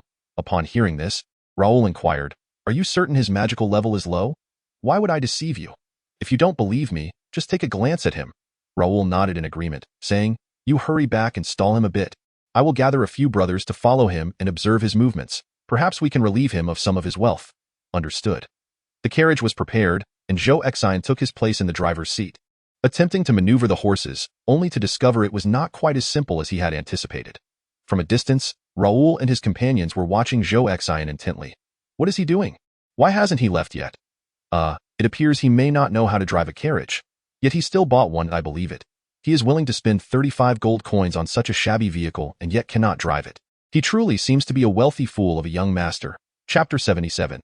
Extricating oneself from trouble under the enthusiastic and patient guidance of the carriage shop staff, Zhou Xin eventually managed to somewhat master the handling of the 2 horses. "Thank you." Zhou Xin expressed his heartfelt gratitude to the employees of the carriage shop, feeling as though he had acquired a fine tool. Subsequently, Zhou Xin navigated his carriage, swaying gently as he made his way onto the street, preparing to depart from Oat County. In the shadows of the street corner, Raoul and his companions finally breathed a sigh of relief. "This fool, at last, he has learned. Let us follow him." Raoul trailed behind Zhou Xin's carriage, concocting a plan to ambush him. This fellow possesses remarkably low magical fluctuations. If he decides to stay at an inn, you shall entice him to our own brother's establishment and seize the opportunity. If he exits the city, we will strike directly from outside. Zhou Xin, awkwardly maneuvering the carriage, gradually exited the city, intending to meet up with Shirlina and the others in the outskirts of Oat County. Raoul and his men maintained a discreet distance behind Zhou Xin's carriage. Before long, Raoul sensed that the moment had arrived. "Brothers, prepare to act with that." Raoul unleashed his magic, causing stone pillars to rise abruptly from the ground before Zhou Xin. Startled by this unforeseen obstruction, Zhou Xin hastily reined in the horses. In ambush, Raoul, along with 4 masked accomplices, charged towards Zhou Xin. Dismissing them as inconsequential, Zhou Xin planned to adopt a more aggressive stance akin to that of a naval and land assault unit to drive them away. When suddenly, he heard the sound of galloping hooves approaching from behind. "Halt!" A contingent of soldiers from Oat County was advancing. Raoul shouted, "Is there a traitor among us? Who reported us? Who seeks to harm me?" "Brother, we did not." Zhou Xin interjected, "I did not report anything either." Unbeknownst to Zhou Xin, while purchasing bread and jerky, the considerable quantity raised suspicions among the shopkeepers. News had already spread overnight that inmates had escaped from the Xian Hall prison. The shopkeepers, conducting business early in the morning, had heard whispers of the incident. Consequently, upon witnessing Zhou Xion's substantial food purchases, they speculated that he might be aiding the fugitives. Thus, they reported to the authorities. Originally, There would have been insufficient time for the officers to intervene, but Zhou Xian's sluggish pace allowed them to catch up. Struggling to maneuver the horses, Zhou Xian attempted to navigate around the stone pillars, but his lack of finesse made him vulnerable as the pursuing soldiers drew nearer. Raoul, unaware of the true situation, assumed the soldiers were after him and hastily dispelled his magic, causing the stone pillars to vanish. Quickly, seize this lad's carriage, and we shall flee, Raoul exclaimed, leading his men toward Zhou Xian. Entangling technique. Hubert arrived from a distance, effortlessly subduing Raoul's band of miscreants. Then, limping, Hubert approached Zhou Xian, exclaiming, "Brother, you nearly gave us a fright. Allow me to take the reins." With that, Hubert climbed into the driver's seat beside Zhou Xian. A thought flashed through Zhou Xian's mind as he lightly touched Hubert's arm. "A brother. Sharp instincts. You recognize the need for vigilance against the raccoon leaf technique." Hubert marveled, simultaneously urging the horses forward. "Giddy up." Although Zhou Xian's carriage and horses were of inferior quality, Hubert's driving skills proved commendable. Meanwhile, the pursuing soldiers, mistakenly believing that Raoul and Zhou Xian were allies, apprehended several of Raoul's men, only to find that Zhou Xian's carriage had already vanished from sight. Racing along the desolate path, Chabert chuckled, "Ha ha, brother Zhou Xian, you have nearly driven us to despair." Zhou Xian, feeling somewhat embarrassed, replied, "I am not particularly skilled at driving a horse-drawn carriage, which has caused some delays. Ha ha, that is not what I meant. In truth, when Zhou Xian entered Hot County, Medini had imposed a synchronized vision upon him. This allowed for the exchange of information.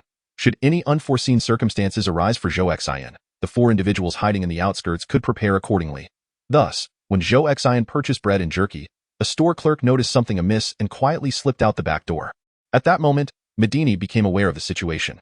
While Zhou Xian's gaze was fixated on the items within the store, Medini could concentrate on Zhou Xian's peripheral vision.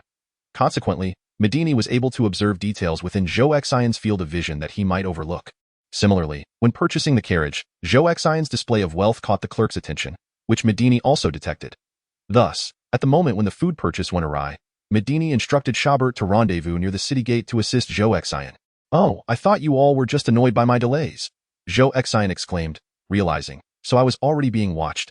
Chabert clarified, "Indeed. Under normal circumstances, it would not be a concern.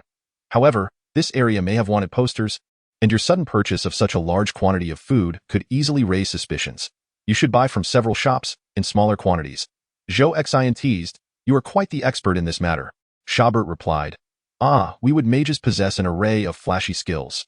We dabble in many things but excel in none. In numerous situations where we cannot rely on strength, we must resort to cunning, which enhances our awareness in such matters." Soon, Zhou Xian and Chabert arrived at the grove where Sharena and the others were camping, driving their carriage. Upon seeing Zhou Xian, Sharena immediately remarked, "I heard from Medini that you spent 35 gold on a rickety carriage. And indeed, it appears to be quite dilapidated." Chabert interjected diplomatically, "Brother Zhou Xian was merely trying to save time. Haggling could have led to unforeseen complications, rendering it an exercise in futility." Medini, sensing the surroundings, remarked, "It seems no one is pursuing us. The officials have mistaken those petty thieves for our accomplices and appear to have apprehended them." Medini and Zhou Xian shared a common vision. When Zhou Xian glanced back, he did not pay much attention, but Medini scrutinized the scene closely. Zhou Xian inquired, "How can we terminate the state of synchronized vision?" He was not keen on being subjected to shared perception indefinitely. Medini replied, "I merely need to disengage it from my end, but Mr. Zhou Xian could also attempt to resist the effects of synchronized vision. This way, should anyone employ it against you without your consent in the future, you will have a means of counteraction." "All right, I shall try." "How do I resist?" "Channel the magical energy within you, attune yourself to it, and locate the point of magic that does not belong to your essence." "Oh, I have found it." Zhou Xian closed his eyes and quickly sensed a magical point within him that was distinct from his OW and, as usual, one must harmonize with the magical energies of the surrounding space and extract it accordingly. Following this guidance, Zhou Xian swiftly manifested a subtle point of magical light that emanated from his being, dissipating into the ether. "Is this sufficient?" Zhou Xian inquired. "Indeed." After instructing Zhou Xian on how to resist spells, Medini addressed the group. "For safety reasons, aside from Mr. Zhou Xian, the rest of us should refrain from entering any towns or cities. Should we require any supplies, Mr. Zhou Xian can venture into the city to procure them. Before we reach Fran City, we shall take the back roads and camp outdoors." Chapter 78. Fran City and Lanpu County. Fran City, situated on the eastern coastline of the northern Golden Continent, is a coastal metropolis. The western mountainous regions of France City boast abundant metallic veins, while the eastern expanse unfolds into the boundless sea, stretching into the azure horizon. For ages, the thriving inland trade and maritime transport have gradually transformed France City into a prosperous locale. Concurrently, those enticed by the scent of wealth began to converge here in due course. Various factions such as the Union, dock gangs, smugglers, bandits, pirates, and bounty hunters established their presence, cohabiting under this avaricious framework. Within these confines, the federal army's influence is markedly limited. They can only provide protection and oversight for the common populace and low-tier mages. Dealing with the nefarious elements proves to be a formidable challenge. As perhaps they have become complicit with the local environment, as Zhou Xin and his companions traveled in a carriage, they listened to Schweirina's introduction of France City, the driver's seat outside the carriage. Schubert, upon hearing Schweirina's account, exclaimed with excitement, "This is wonderful. Once we arrive, we won't have to hide anymore." Schweirina chuckled awkwardly, saying, "You mustn't underestimate the situation. Given our current predicament, a mere few steps into France City, and we would be devoured by the locals." Zhou Xin discerned the underlying peril. Indeed, in such an ostensibly lawless territory, anyone could pose a threat. Schweirina continued, "Floss and I lack magical power, and Zhou Xin and Medini's magical levels are rather low. Only you, Schubert, your magical prowess is marginally respectable. When the time comes, you will need to carry Julie Warren's insignia to the Brunies chapter in France City and bring forth individuals to escort us inside." Zhou Xin questioned, "If we were to enter directly, would we face robbery or even more dire consequences?" Schweirina replied, "The locals, perceiving us as weak, will undoubtedly harass us. Theft and robbery are mere trifles. No one here cares for anyone else. In the narrow alleys, one often encounters bodies stripped of their space boxes. Then, can we not retaliate? Are you certain? Just the 5 of us against all the gangs in France City?" Zhou Xin awkwardly replied, "Oh, it truly seems impossible." Medini beside him inquired, "Is it not possible for you and Mr. Floss to enter solely based on your identity as members of the Brunies Union?" Zuelina shook her head and said, "Alas, in the Brunies branch of France City, no one recognizes either Floss or myself. Without the emblem of Julie Vallon, the branch would not acknowledge our identities, of course. This does not stem from their cold-heartedness, but rather from the regulations of the Union itself. 8 days later, Zhou Xin and his companions arrived at Lamp County, situated to the west of France City.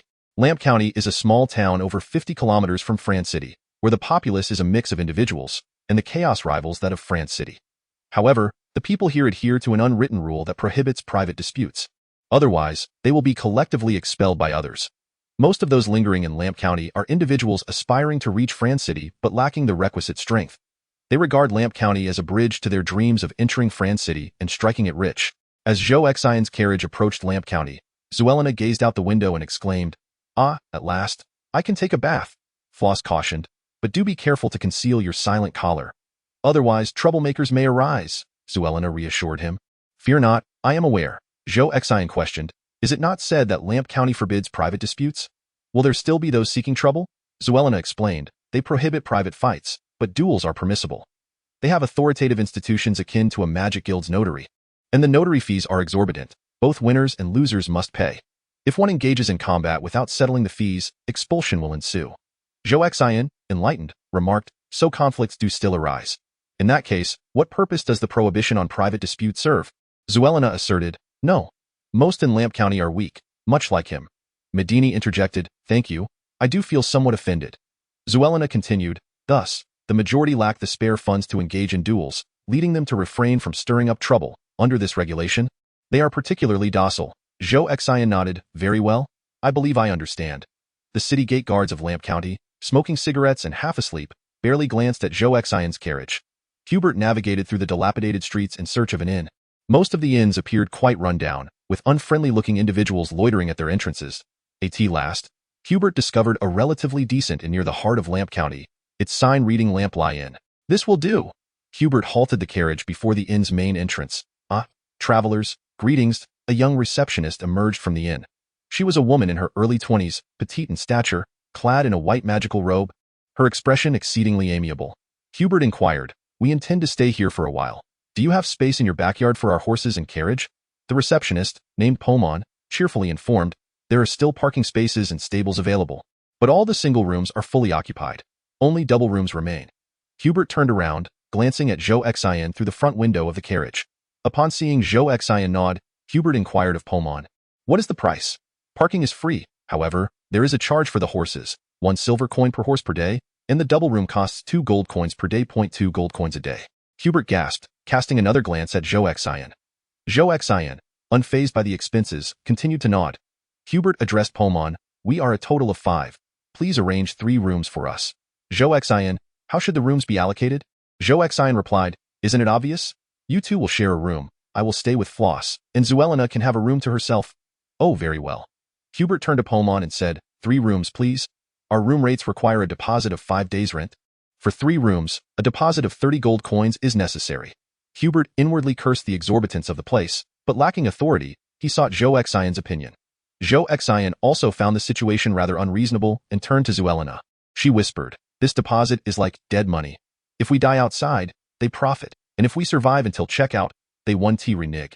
After speaking, Zuelina nodded at Hubert, saying, I can't accept that. Consequently, Zhou Xion retrieved 200 gold coins from his spatial box and handed them to Hubert. Zhou Xion instructed Hubert to handle all subsequent trivial matters, assuring him to come back for more funds if needed. Chapter 79. The Duel of the Inn. After days of exhausting travel in the wilderness, Zhou Xion and his party of 5 were physically and mentally drained. Furthermore, the lack of bathing opportunities outdoors had left them with a rather pungent odor. Now, having finally checked into the inn, they decided to take some time to recuperate. Since only double rooms were available, as per Zhou Xion's prior arrangement, he would share a room with Floss, Hubert would room with Minnie, and Zuelina would occupy a double room alone. After settling into their accommodations, they proceeded to bathe and rest. Upon awakening, they found the sky had darkened considerably. Knock, knock. The sound of knocking roused Zhou Xion from his slumber.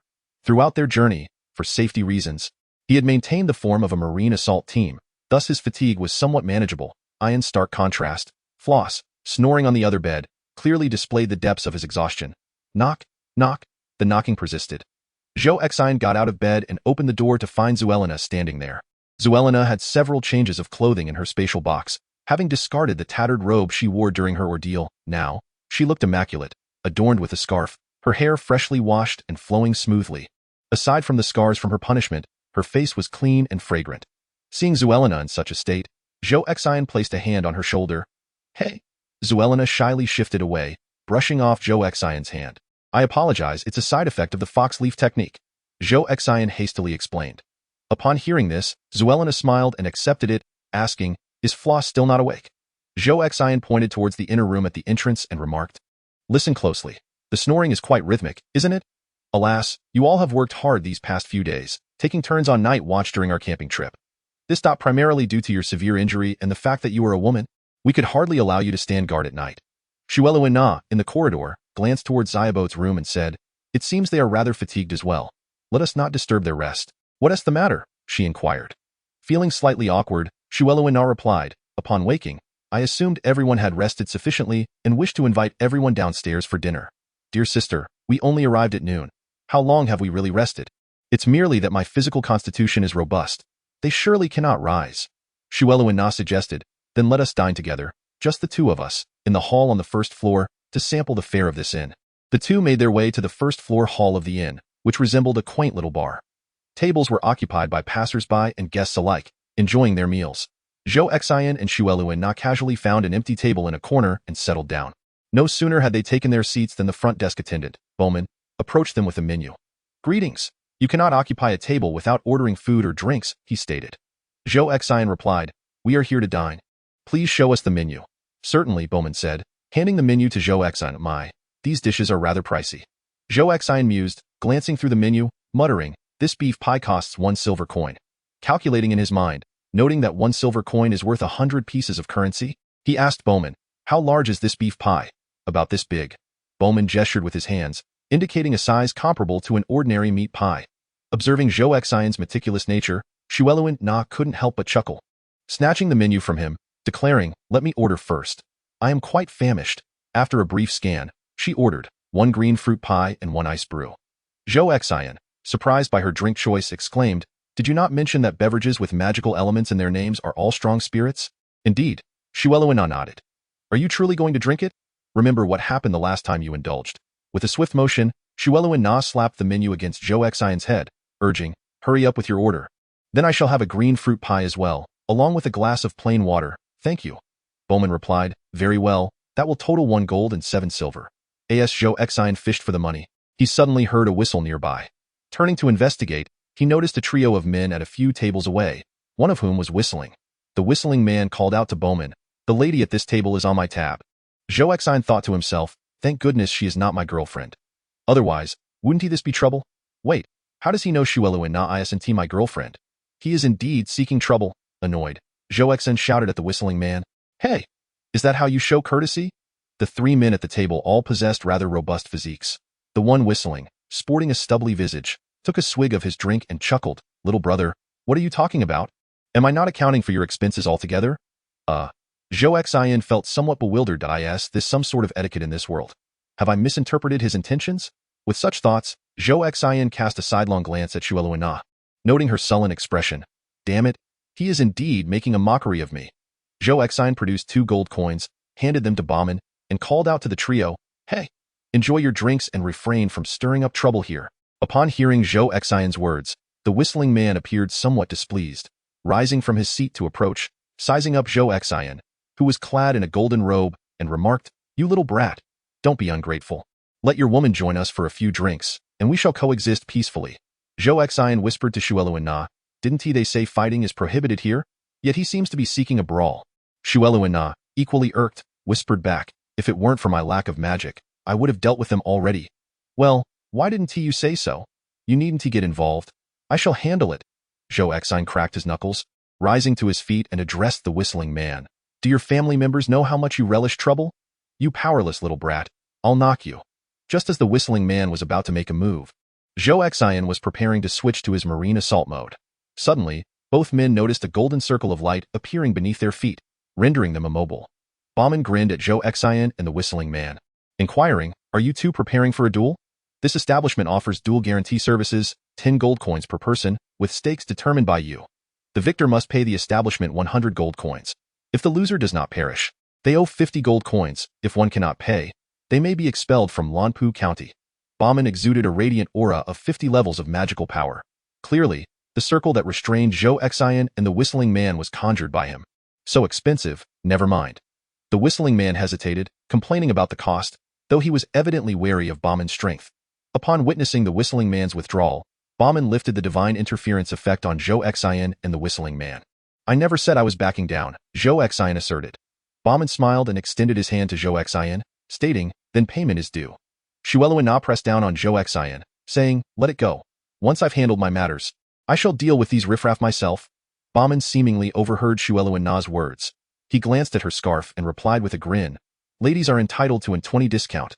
With that, Bauman departed with the menu, saying, "Please wait a moment. Your meals will be ready shortly." Chapter 80. The soulbound mage Zhou Xin and Shueluan were dining.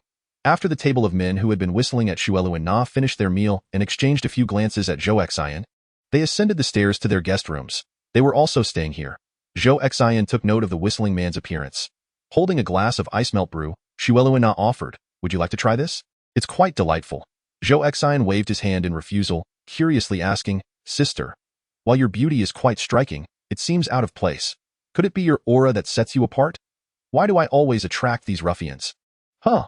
I have become accustomed to it." "Accustomed? You seemed rather angry just now." Zulanana put down her cup, indignantly exclaiming, "I am used to it, but I do not tolerate them in my daily life.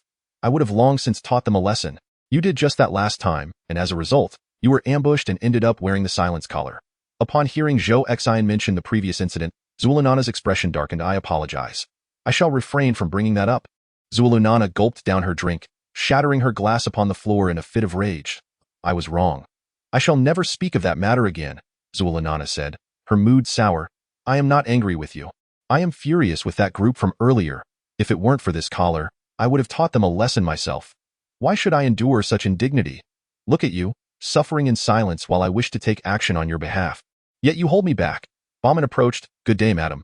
That cup is worth 1 silver coin." Zhou Xin replied, "You need not worry about change for the money I just gave you." "Thank you very much," Bauman said before departing.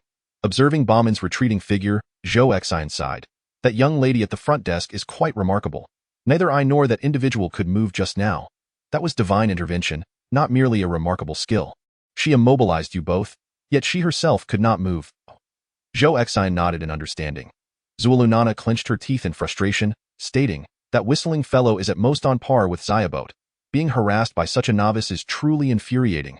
Zhou Xin remarked, "They likely perceive us as lacking magical power and thus think us easy targets, which is why they seek trouble. Indeed, it is quite vexing to have such a disturbance while simply trying to enjoy a meal." Neither Zhou nor Zhou Xin is pleased.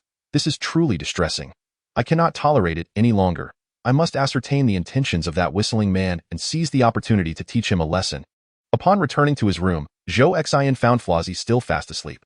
Activate ability Engineer. Transforming into an engineer, Zhou Xin stored the entire IN's holographic image. Then, through the map interface, he examined the living situation of the whistling man. The whistling man and his two companions resided in a three-person room. The whistling man donned a yellow robe, while his companions wore gray and green robes. That moment, they were playing cards and chatting in their room. However, due to the inability to capture sound, Zhou Xin could not discern the content of their conversation. Just a few insignificant characters. Once Zulana's business is concluded, I shall join her in teaching these nuisances a lesson and help her vent her frustrations. The following morning, Xiaobot, Medini, and Flossie finally awoke from their slumber. The group convened in Zhou Xion's room. Zulana handed the emblem of Julie Valen to Xiaobot. "Take this and contact the Bruni's branch in France City to send someone to escort us into France City." "Understood," Xiaobot replied, taking the emblem. "Remember, in case of any unforeseen circumstances, be sure to display the emblem immediately to establish your identity. Otherwise, in such a place, one could easily encounter someone who may ambush you, seeking your life or robbing you of your possessions." Xiaobot nodded solemnly. "I understand and I will remember." After concluding matters with Schaubert, the hour approached noon. The group intended to have lunch together before escorting Schaubert out of the city. In the lobby of the inn, Zhou Xian and his companions sat around a large table enjoying their meal. During lunch, Zhou Xian inquired of Shuelu. "Previously, I asked you where one might find gold-affiliated magical creatures, and you mentioned the vicinity of France City." Shuelu replied, "Indeed, to the northwest of France City, there lies a mountainous region known as the Lagan Mountain Range. It is rich in metallic ores, stretching nearly 100 kilometers to the north." "That's quite a large area," Zhou Xian remarked. "It's manageable, I suppose." According to the records, the mineral deposits there are rather scattered, and with magical creatures congregating, the overall mining efficiency is quite low. Yet it still sustains many lives. As Shuelu was speaking, three boisterous individuals entered the inn from outside. They were the same group that had whistled at her the previous day. "Humph!" Shuelu shot them an annoyed glance. The trio immediately spotted Shuelu and Zhou Xian, mocking, "Oh, look, the little beauty is having lunch here." Their insinuation implied that Shuelu lacked any magical energy fluctuations. Schaubert and Medini, keenly perceptive, detected the malice in their tone. They paused their meal, coldly regarding the trio. Upon noticing Schaubert and Medini, the whistling men sensed their magical prowess. Consequently, they refrained from further provoking Zhou Xian and his group, opting instead for a distant corner to settle down for their meal. Zhou Xian briefly recounted their encounter with the trio from the previous day. Hearing of their actions, Schaubert, Medini, and Floris were all greatly incensed. However, they were ultimately astonished by the strength of the receptionist, Bauman. "Does that young girl possess level 50? I can't perceive it at all. Her magical energy is well concealed. Could someone of such caliber truly run a business from this establishment?" "Quite right." As lunch neared its end, Schaubert prepared to depart. Medini said, "Allow me to cast vision synchronization on you. I will periodically monitor your situation. Should any emergencies arise, we can devise a strategy promptly." Schaubert chuckled, teasing, "Very well. Once I enter France City, I shall indulge in a few more glimpses of beautiful women, allowing you to feast your eyes as well. Temper your enthusiasm. Do not invite trouble." Just then, a figure entered through the main door of the inn. It was a woman of medium height, clad entirely in a black mage robe. Her long, wavy hair cascaded down to her waist, and her exquisite features were adorned with delicate makeup. "Oh, you have any rooms available?" The woman's voice possessed an inexplicable ethereal quality. Bauman approached to greet her. "Good day, madam. We only have double rooms left." "That will suffice," the woman replied, producing a handful of gold coins to hand to Bauman. The attention of Zhou Xian's table was captivated by the woman. Zhou Xian whispered in awe, "Wow, so stunning. It's my first time seeing such a pure black mage robe." Shuelu remarked, "That is a soul affinity mage. A rather rare attribute, though. Is this the type of mage the town mayor referred to, one capable of controlling corpses?" "Indeed. However, it is unwise to speak of such matters. Controlling corpses is a forbidden art, and soul-based sorcerers themselves are often reluctant to employ such abilities. Firstly, the general populace harbors a strong aversion to this skill, and secondly, after exerting control over a corpse, they are inevitably left with an unsettling feeling. After the woman in the black robe paid and received the keys to her abode, she was about to ascend the stairs. At that moment, from a corner of the hall, a sudden whistle pierced the air. "Hey, beautiful, come join us for a drink." Chapter 81. The Ragwan mining district. Ahem. Sherlina nearly choked on her own saliva. These three ruffians dared to provoke that soul-based sorceress? Sherlina whispered in astonishment. How have they managed to survive this long? Are they unaware that the magical fluctuations of soul-based sorcerers cannot be perceived? Zhou Xin expressed his surprise. Is such an ability possible? Sherlina nodded. Sorcerers of other attributes can actively conceal their magical essence, but those of the soul attribute do not need to. Unless a soul-based sorcerer consciously reveals their magical aura, others cannot perceive them nor discern their true strength. Are you suggesting that this woman might possess formidable power? Zhou Xin inquired. No sooner had he spoken than the woman in the black robe approached the table occupied by the whistling man and his companions. The whistling man, brimming with excitement, exclaimed, "Wow, such a lovely lady. Please, have a seat." The woman in the black robe remained silent, neither sitting down nor speaking, but rather smiled warmly as she scrutinized the three men before her. The trio, while aware of soul-based sorcerers, found it hard to believe they could encounter one so casually. They thought this woman might merely be donning a black robe to create an illusion. "My lady, are you intentionally wearing a soul sorcerer's robe to frighten off the wicked? It's quite dangerous for you to be here alone. We are good people. There is no need for pretense. Allow us to protect you." The woman in the black robe laughed lightly, raising her delicate arm and presenting the back of her left hand to the whistling man. He gazed at her hand, pure as jade, and seized it, gently kissing the back of her hand. "Wow, so fragrant." Before he could savor the enchanting aroma, he found himself unable to utter a sound. From a distance, Zhou Xin whispered in disbelief, "Does she have poison on her hand?" Sherlina replied quietly, "Poison? Nonsense. It must be soul burning. It is documented in the magical texts, but this is the first time I have witnessed it firsthand." The whistling man convulsed in agony, collapsing to the ground as his body gradually turned crimson. In mere moments, red smoke billowed from him, and then he breathed his last. His two companions, witnessing this, furiously lunged at the woman in black. The woman elegantly placed her hands before her, remaining still. Yet, purple-red shadows manifested around her arms, resembling souls departing from her limbs. Crack, crack. The woman stood poised, her body motionless, while the spectral hands seized the throats of the two assailants. Then, with a sudden tug, the spectral arms yanked downward. It was as if nothing was torn away, yet simultaneously, everything was taken. The two men convulsed momentarily before collapsing to the ground, lifeless. Sherlina whispered, "It is the separation of souls. Those two individuals had their souls extracted." Pomon approached the dark-clad woman from the front desk and exclaimed, "Wow, sister, you are truly impressive. The fee for 3 duels is 30 gold coins, and with 3 victories, that amounts to 300 gold coins.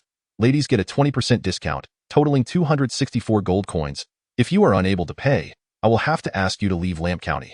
The young girl, the woman in black, cast a glance at Pomon. Unfazed, Pomon smiled brightly and replied, "This is simply the rule here. Even if you were to kill me, others would come to enforce it. No, I merely find you quite charming."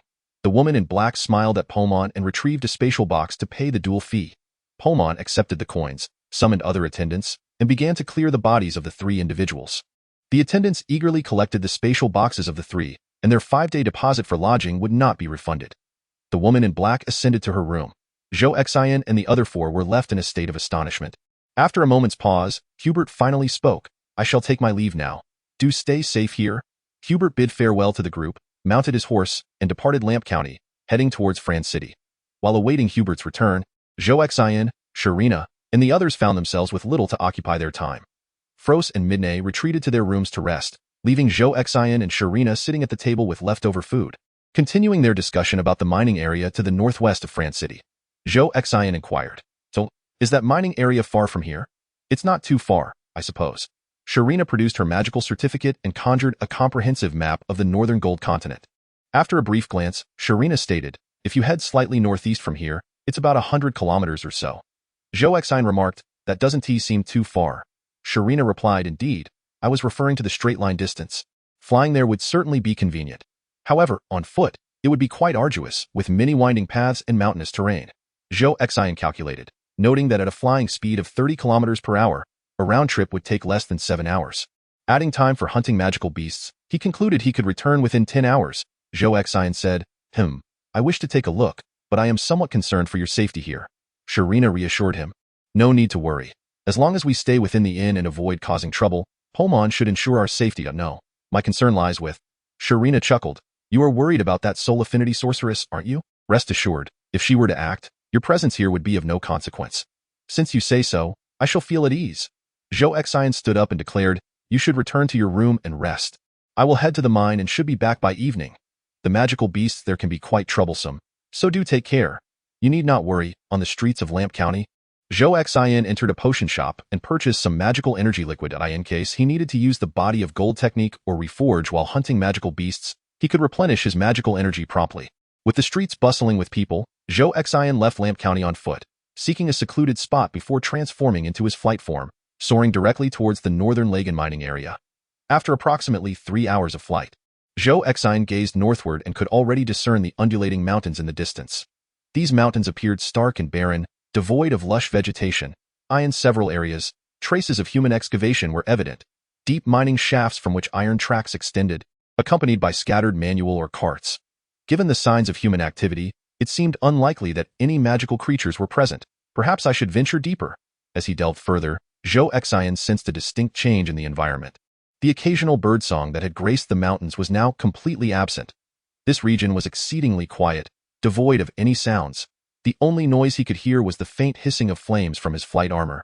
Exercising caution, Zhou Xin selected a flat mountaintop to land upon.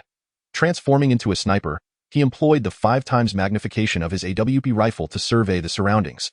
Remarkably, he saw not a single shadow of a magical creature. Had they been eradicated by the miners? Just as Zhou Xin stood there, perplexed, the stones beneath his feet suddenly shifted. What? A colossal claw emerged from the soil. Zhou Xin quickly switched to his amphibious assault mode and, utilizing his formidable agility, leaped aside. Upon closer inspection, he discerned the nature of the claw. It belonged to an ant. Albeit one the size of a human, its enormous pincers as thick as an arm, serving as its mandibles. Thankfully, I am not afraid of insects. Otherwise, I might have been frightened enough to take flight. As he contemplated this, the stones below him shifted once more, and then an entire expanse of rocks began to bulge with numerous small mounds. Massive pincers burst forth from the ground, revealing hundreds of gigantic ants emerging onto the surface. Zhou Xin had already transformed into his flying soldier form, hovering in the air as he observed. What appeared to be a mountaintop was, in fact, the entrance to an anthill. Chapter 82. Metal-type magical creatures and magical crystals suspended high above. Zhou Xin retrieved his magical identification card and consulted the accompanying illustrations. Copper ants, a species that nest within mines, subsisting on or and absorbing the metallic substances contained within. A metal-type magical creature. Copper ants are categorized into 4 types: the queen, male ants, soldier ants, and worker ants. Zhou Xin briefly perused additional information on the copper ants, including their distribution, attack methods, and standard magical power levels. Good heavens, they thrive on metal. Will my bullets even inflict damage upon them? Stowing away the magical identification card, Zhou Xin gazed down at the densely packed copper ants on the mountaintop. These worker ants were roughly the size of a person lying on the ground, and yet the ground beneath them was deeply indented. Clearly, their body density was significant, and their overall weight was considerable. Disturbed by Zhou Xin's presence, the worker ants raised their heads, their antennae resembling 2 probing antennas, capable of detecting Zhou Xin's existence. Subsequently, it appeared that these worker ants engaged in some form of communication, their movements remarkably synchronized. A dark golden magical aura emanated from their bodies, and then, in unison, they pointed their antennae skyward, indicating the very location of Zhou Xin. This was the copper ant's ability. Metal noise. The metallic cacophony is a magical skill of the copper ant, capable of producing harsh sounds reminiscent of metal grinding against metal, inflicting damage upon its foes. In an instant, Zhou Xin perceived the chilling sound of fingernails scraping against a chalkboard, akin to nails being abruptly severed. A wave of unease surged through Zhou Xin's mind, inducing an acute sense of physical discomfort. He felt like a mosquito doused in insecticide, fluttering erratically as he sought to escape. Dizziness overwhelmed Zhou Xin, leaving him disoriented, unsure of how far he had flown, and he felt nauseous, on the verge of vomiting.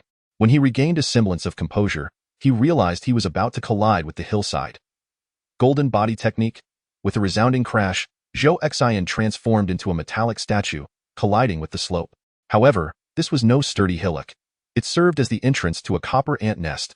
As Zhou Xin became a metal effigy, he plunged into the soft earth with a dull thud. Once the effects of the golden body technique subsided, Zhou Xin found himself surrounded by a multitude of copper ants. "Oh my goodness!" he exclaimed, abruptly taking to the skies, breaking through the soil and ascending into the air. "I understand now. I was mistaken. I see why no one ventures here." Anxiously, Zhou Xin retraced his flight path, momentarily hesitant to delve deeper into the Ragwan mountain range. He returned to the summit marked by signs of human excavation, and upon landing, he observed no abnormalities, which finally put his mind at ease. That was perilously close. "I lost 6 health points, and my flying unit nearly met its end here." Zhou Xin hastily employed a reforge to heal himself, using it twice to restore his flying unit's health to full capacity. With only 300 units of system economy remaining, he could afford to replenish one additional unit, but could not create any other troops.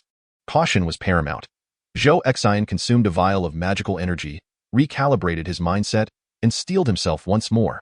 He approached the mountain peak he had just surveyed again, only to find the copper ants had vanished, and the slope had reverted to a chaotic jumble of rocks and earth. Upon closer inspection, he discerned the distinction between the slope formed by the copper ant nest's entrance and an ordinary hill. Thus, Zhou Xin selected the most peripheral entrance of the copper ant nest and descended onto the adjacent regular slope. "Truth be told, I feel confident in handling one of them, but in swarms, they become exceedingly troublesome. Perhaps," he pondered, "it would be prudent to deploy a marine land assault team to detonate some explosives." Having devised a tactical plan, Zhou Xin swiftly took flight toward a copper ant nest slope. The moment he touched down, he felt the tremors of the mountain. Clearly, the copper ants sensed his presence, and they would soon emerge to expel the intruder. Zhou Xin switched to the marine land assault team and placed a C4 explosive on the ground.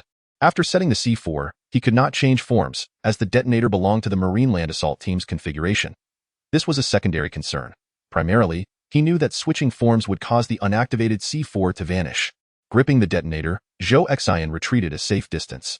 Just as a throng of copper ants surged forth from the debris, Zhou Xin triggered the C4. With a thunderous explosion, the slope was blasted open, sending several nearby copper ants flying in the shockwave's wake. After detonating the bomb, Zhou Xin immediately transformed into his flying state, ascending rapidly to create distance and deny the copper ants any chance of retaliation. Zhou Xin ascended to a lofty height, casting his gaze downward upon the recently blasted copper ants, which appeared to be injured yet not lifeless. They stumbled back towards their anthill, resilient despite their plight. The C4 explosives required proximity to maximize lethality. The shockwave alone was insufficient to ensure their demise.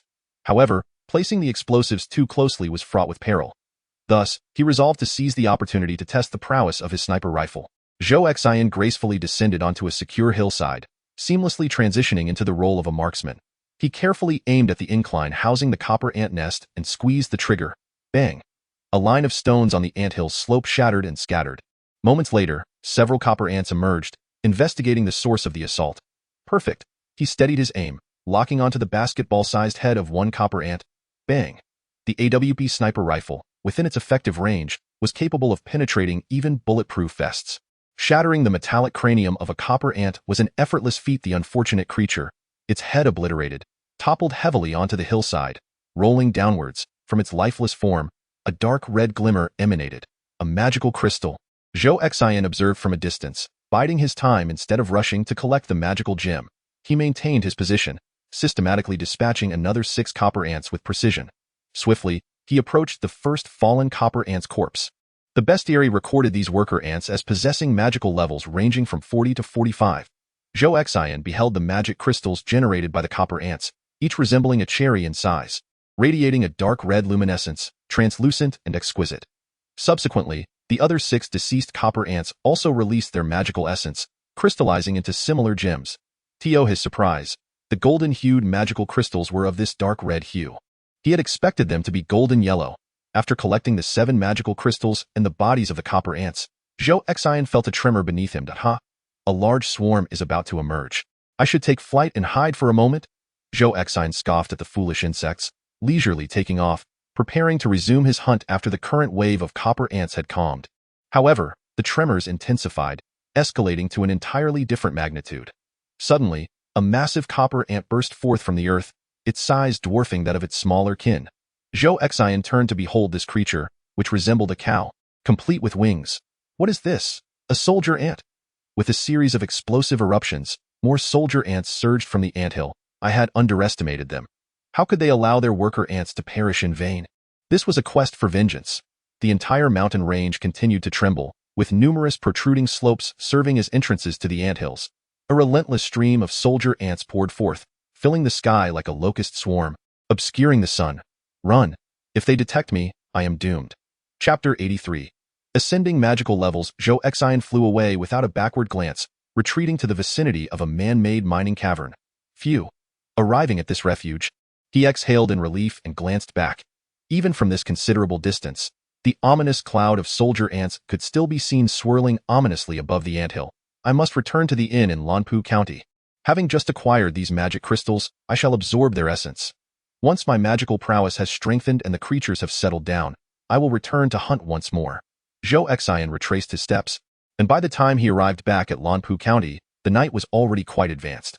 Concealed by the cloak of darkness, he deemed it unnecessary to land outside the city and walk back through the gates. Therefore, he opted to fly directly to the vicinity of the Lamplight Inn, locating an unoccupied alley to descend. Upon entering his room, he discovered Floss was preparing for bed. Mr. Zhou Xin, I heard from Sharina that you ventured to the Ligin mine. Have you returned so soon? Yes. Zhou Xin carefully closed the door and tiptoed to the bedside, tossing 7 golden-hued magic crystals onto his bed. What is this? Floss exclaimed upon seeing the 7 dark red crystals radiating a golden light. Mr. Zhou Xin, you managed to procure so many crystals on your outing, Zhou Xin replied. Had I not disturbed those copper ants, soldier ants, I could have obtained even more. Copper ants? Floss said, astonished. How on earth did you manage that? Those swarm-like fiends are quite troublesome. Indeed. I killed 7 of them, and they all came rushing out. What? You obtained 7 magic crystals just from slaying 7 of them? Zhou Xin then realized that Floss had not witnessed his method of hunting magical creatures as intuitively as Clun did. How is Shabert faring in Fran City? Has Minnie reported back? Oh, Shabert arrived in Fran City during dinner time. As it was late, he opted to find an inn for safety's sake in a state of synchronized vision with Minnie. Shabert could simply write or use sign language to convey detailed information. Zhou Xin nodded in understanding and said, Very well, rest now. I shall absorb these magic crystals and take my leave to rest as well. Seated cross-legged on the bed, Zhou Xin closed his eyes, sensing the magic. He became aware of the 7 crystals before him. This was his first experience absorbing magic crystals of the same attribute as his own. The sensation was entirely different from absorbing ice or wood attributes. It felt akin to a rapid charge, as he sensed his magical core enveloped by an unceasing flow of energy. The magic became increasingly substantial and stable. Before long, all the crystals were absorbed, yet Zhou Xin felt the magic within him surging. Currently, this magic had not yet transformed into a halo. He needed to spend time stabilizing it, allowing it to fully become part of his strength. When Zhou Xin finally opened his eyes again, it was well into the night. Floss lay snoring softly beside him. Zhou Xin vaguely sensed changes within his body. With a gentle exertion, he activated the magical halo.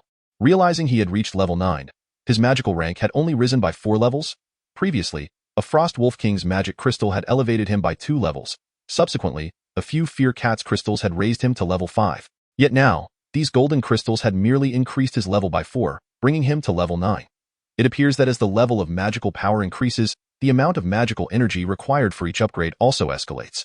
In fact, for a sorcerer, achieving such a swift enhancement in magical prowess within a short span is quite remarkable. This is primarily because, for the average individual, acquiring magical crystals is not an easy feat. Relying solely on the absorption of magical crystals to elevate one's level is impractical for those with limited financial resources. At level 9, it seems that new skills may be learned. Zhou Xin opened his magic certificate and located the gold magic skills within.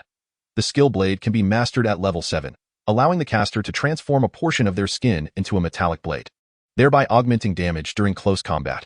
The skill gravity disc can be mastered at level 9, enabling the caster to alter their own weight, making it more challenging for enemies to knock them down. Its effectiveness is further enhanced when acting as a defender.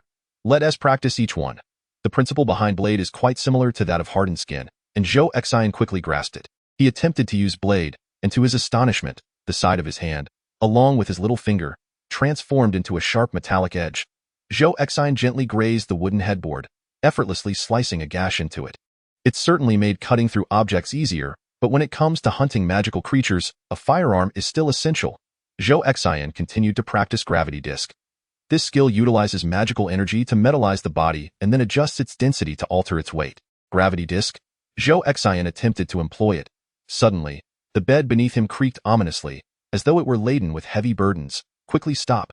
Zhou Xin, fearing he would damage the bed, hastily withdrew his magical energy.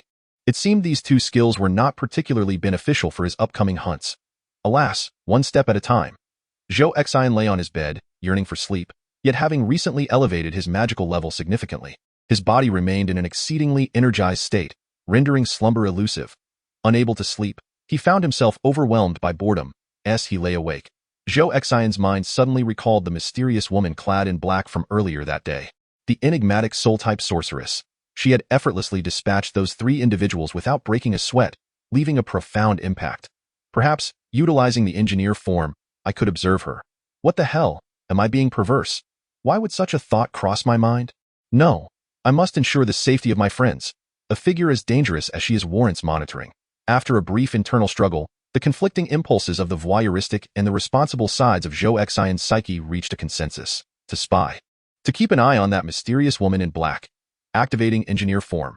Zhou Xion's attire morphed into workwear, and the small map in the upper right corner of his vision transformed into a full-screen translucent mode, enveloping his entire field of view. The holographic layout of the Rampley Inn. After retrieving the holographic map of the inn, Zhou Xion began searching room by room for the soul-type sorceress. The inn comprises 4 floors, with the first floor serving as the lobby, front desk, and dining area, while the second floor and above are occupied by guest rooms. The 3 rooms occupied by Zhou Xion and his companions are all located on the second floor. Zhou Xion swiftly ascended to the 4th floor, locating the chamber of the woman clad in black. As if peering through surveillance cameras, the imagery before Zhou Xion transitioned to that very room. In the pitch-black enclosure, his perspective resembled that of night vision equipment. He observed the woman, who lay undraped by any covers, still clad in the black gown she had worn during the day, serenely resting upon the bed. Her eyes were gently closed, hands gracefully folded upon her abdomen, exuding an aura of tranquility, as if in slumber. Indeed, were it not for the subtle rise and fall of her chest, Zhou Xion might have been led to believe she was lifeless. At this juncture, his vantage point mirrored that of one standing at the edge of her bed. Suddenly, the woman's head tilted slightly, aligning with Zhou Xion's surveillance angle. In that moment, she opened her eyes, adorned with the remnants of her makeup, and smiled. Chapter 84. Golden Skills. Gravity Disc. Zhou Xion, lying in wait, felt every hair on his body stand on end. He momentarily lost the intent to disengage from his engineer form and ceased his observational activities. The woman in black remained reclined, her head turned, gazing intently into the empty space before her. Zhou Xion felt as though they were sharing a gaze. Unbeknownst to her, it was Zhou Xion who was observing her. She merely sensed an unseen presence while enveloped in sleep. Consequently, she awakened, fixating on the direction where she felt an intangible scrutiny. Maintaining her smile, she confirmed that something was indeed watching her from that direction. The woman then raised her arm, her fingertips emanating a purplish-red magical glow. Subsequently, she inscribed a few characters in the air before her with this mystical light. Care to join? Out-of-body experience. The violet rays formed letters that lingered for a few seconds before dissipating. Zhou Xion beheld the words she had written, yet he found himself incapable of conversing with her. Even if he could, he would not dare to respond. The woman continued to write. Impressive, I cannot discern your true form. Zhou Xion felt a jolt of fear and hastily abandoned his engineer form, reverting to his ordinary state. The woman suddenly sensed the absence of an observer. Have they departed? She mused, attempting to inscribe more characters and reaching out to sense other directions, confirming that no one was watching her any longer. A slight smirk graced her lips. I initially thought this mission would be dull, yet unexpectedly, I encountered something so intriguing. Zhou Xion, startled, found sleep evading him entirely, beads of perspiration soaking the sheets beneath him. Truly, he had brought this upon himself. What folly it was to invade another's privacy. But wait, my surveillance abilities stem from the system. How could she perceive them? It felt as though the dimensional barrier had been breached. This woman is extraordinarily powerful. Zhou Xion's thoughts spiraled until the dawn's light began to filter through, at which point he finally succumbed to a fitful slumber. By noon, Shuelena and Medini arrived at the quarters shared by Zhou Xion and Fros. Zhou Xion, groggy and disoriented, queried, "What is the matter?" Shuelena, her face alight with excitement, gestured toward Medini, exclaiming, "Let him explain." Medini bore news from Schubert. Earlier that very morning, Schubert had successfully established contact with members of the Brunies branch within the city of Fran. After presenting the insignia of Julie Vallon, he elucidated his intentions and the particulars of the situation. Upon grasping the situation, the head of the Bruni's branch dismissed the proposal for Shualena and Floss to enter the city of Fran. The turmoil within Fran rendered it perilous, as one bearing a silence collar possessed no means of self-defense. Even with an escort, the risks were considerable. Consequently, the branch leader dispatched an envoy to contact the craftsman Bonet Eric. The leader asserted that it would be most prudent for craftsman Bonet to come directly to Lampa County to dismantle the silence collar. Shualena praised, "Hubert is truly capable." "This is splendid," Zhou Xin inquired. "When will the craftsman arrive?" Minet replied, "He should set off tomorrow morning and arrive by noon." Hubert meticulously documented the details on paper and shared the written information with Minet through a visual synchronization. The craftsman, Bonet, was notoriously difficult to summon. However, upon seeing the emblem of Julie Warren that the Brunisians bore, he readily acquiesced and promptly arranged to depart the following day. Julie. Shualena suddenly grew anxious about Julie's imprisonment in Zinc Hall. She understood well the undeniable strength of the Warren family, a formidable force both within Bruni's and among various factions. The fact that Julie had entrusted her emblem to Shualena indicated that she held some significance in Julie's esteem. After discussing Hubert's situation in Fran, Minet remarked, "As soon as I entered the room, I noticed that Mr. Zhou Xion's magical prowess has significantly increased." Floss concurred, "Indeed, yesterday, Mr. Zhou Xion acquired a substantial amount of gold-type magic crystals." Shualena exclaimed, "Impressive. What level are you at now?"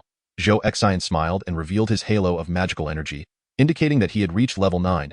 Level 9? Shualena was taken aback, then laughed. "You should be able to learn the skill gravitational disc now." Zhou Xion responded, "Yes, I've learned a keen blade and a gravitational disc, but I feel they don't significantly aid me in hunting magical creatures." Floss commented, "That is true. Your magical artifact is exceedingly powerful." Yet Shualena interjected, "The keen blade is indeed of limited utility. However, the gravitational disc is a highly beneficial skill." Zhou Xion, puzzled, asked, "Does this skill possess some hidden efficacy?" Shualena smiled mysteriously and replied, "Take a moment to revisit the skill description of the gravitational disc." Zhou Xion pondered, "Gravitational disc. The caster can alter their own weight, making it difficult for enemies to topple them through increased weight." Shualena emphasized, "It is about altering weight.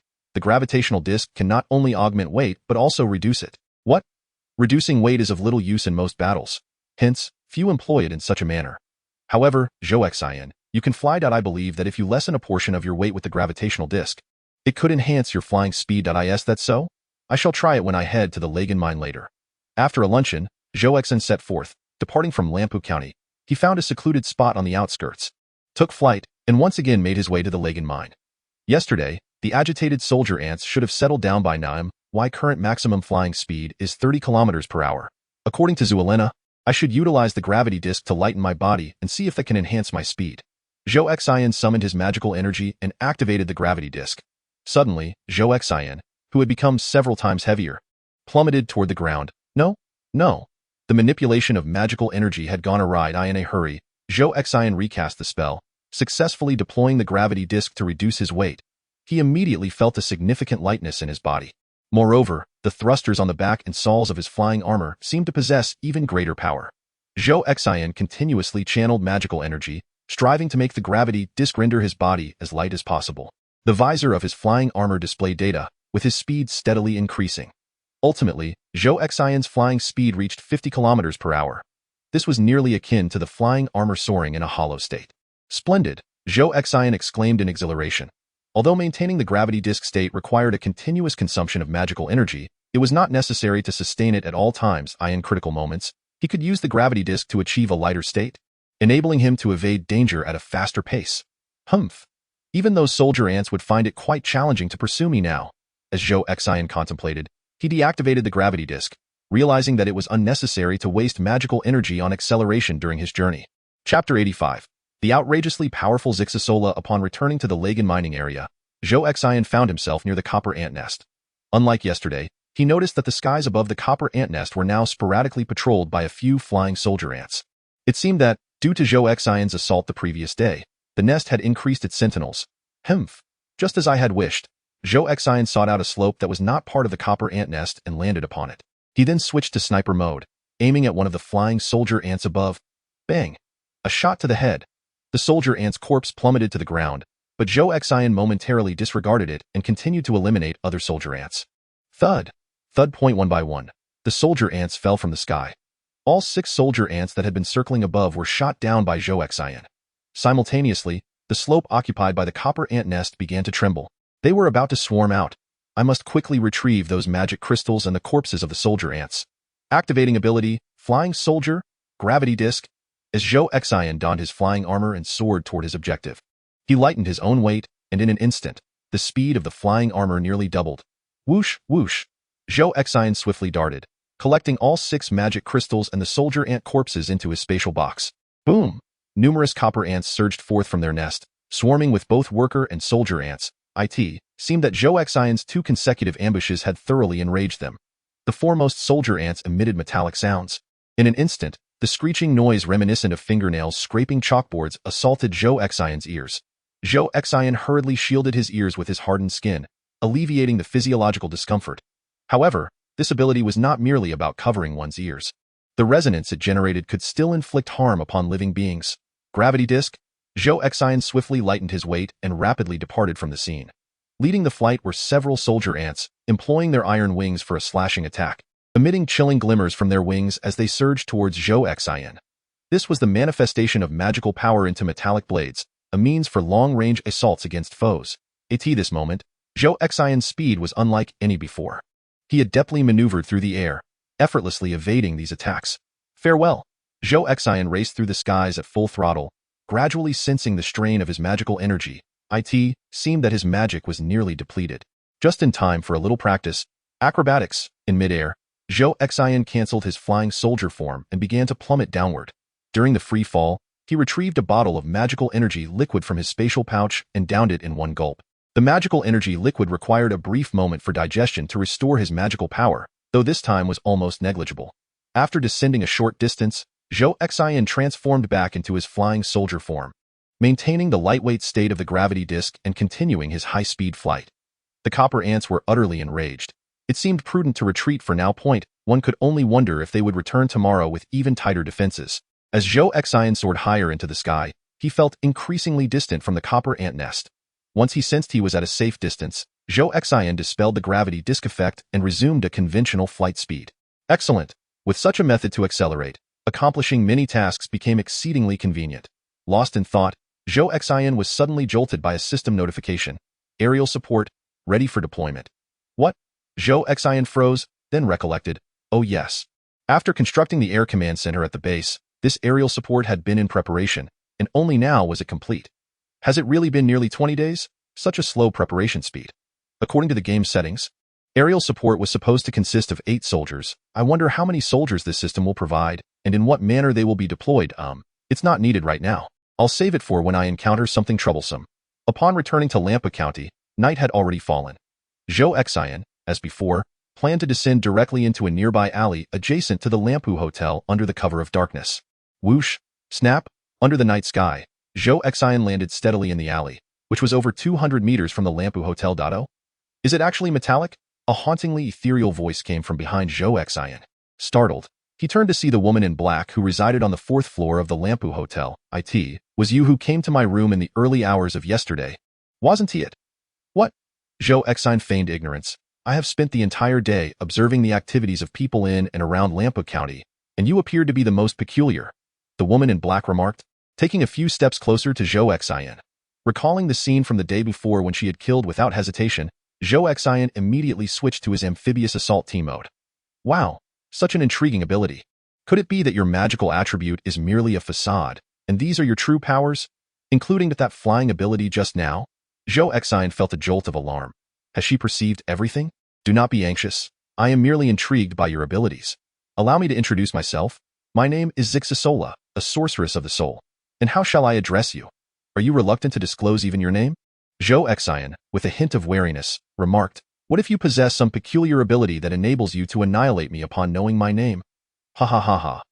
The ethereal laughter of Zixasola carried an unsettling undertone as she fixed her gaze upon Zhou Xion and stated, do you truly believe that I cannot eliminate you at this very moment?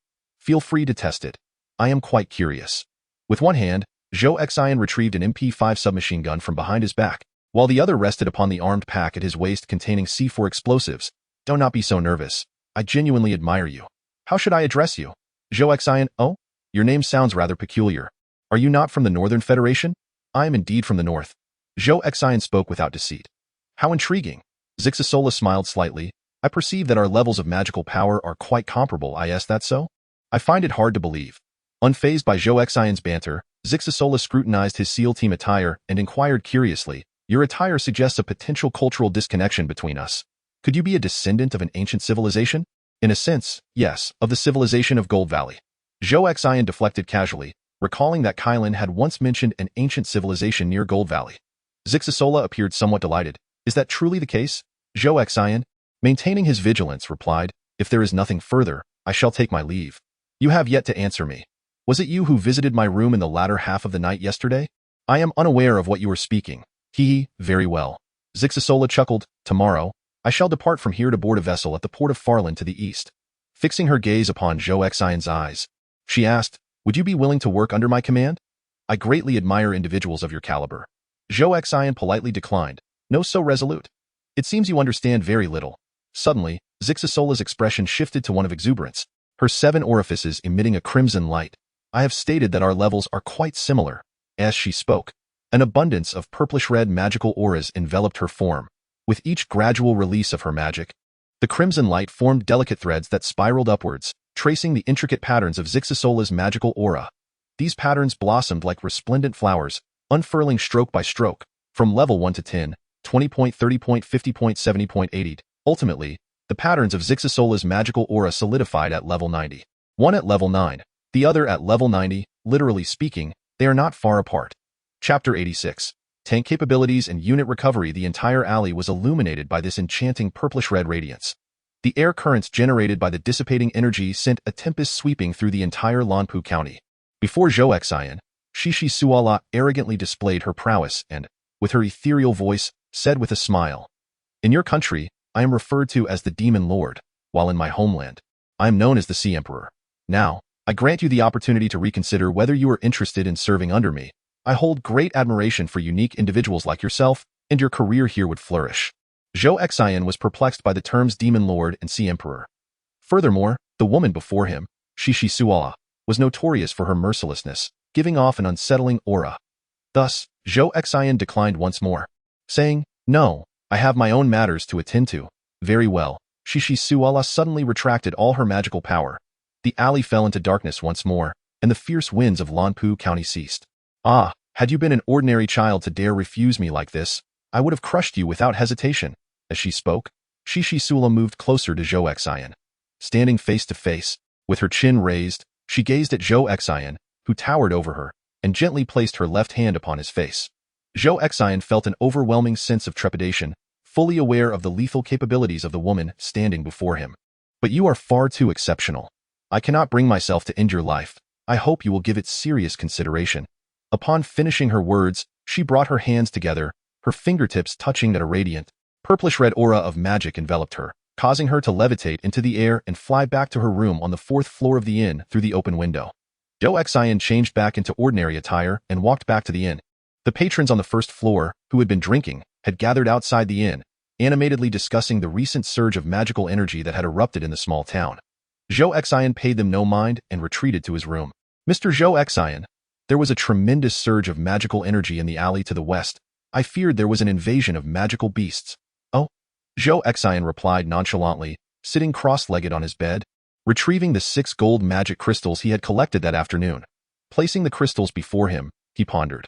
I had thought encountering a creature like the armored Dragon King would be the pinnacle of my experiences. The magical beasts in Golden Valley were merely numerous. True power was represented by someone like Julie Valen. At most, I would face a group of Golden Thunder soldiers. To my surprise, I encountered something far more sinister today. The patterns of Shishi Suala's magical aura bloom extravagantly without restraint.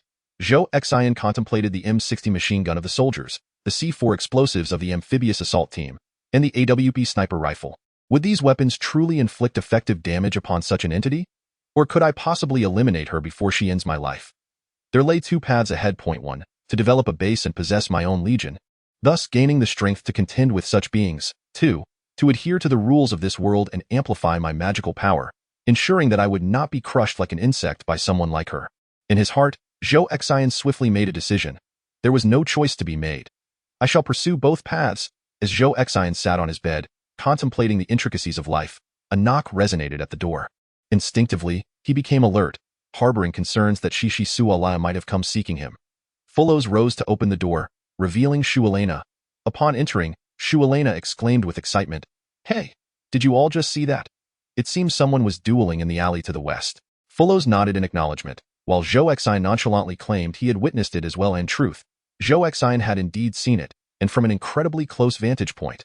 Elation adorned Shualena's face as she declared, "Ah, tomorrow I shall be rid of this repugnant thing around my neck. At that moment, I shall unleash my magical prowess."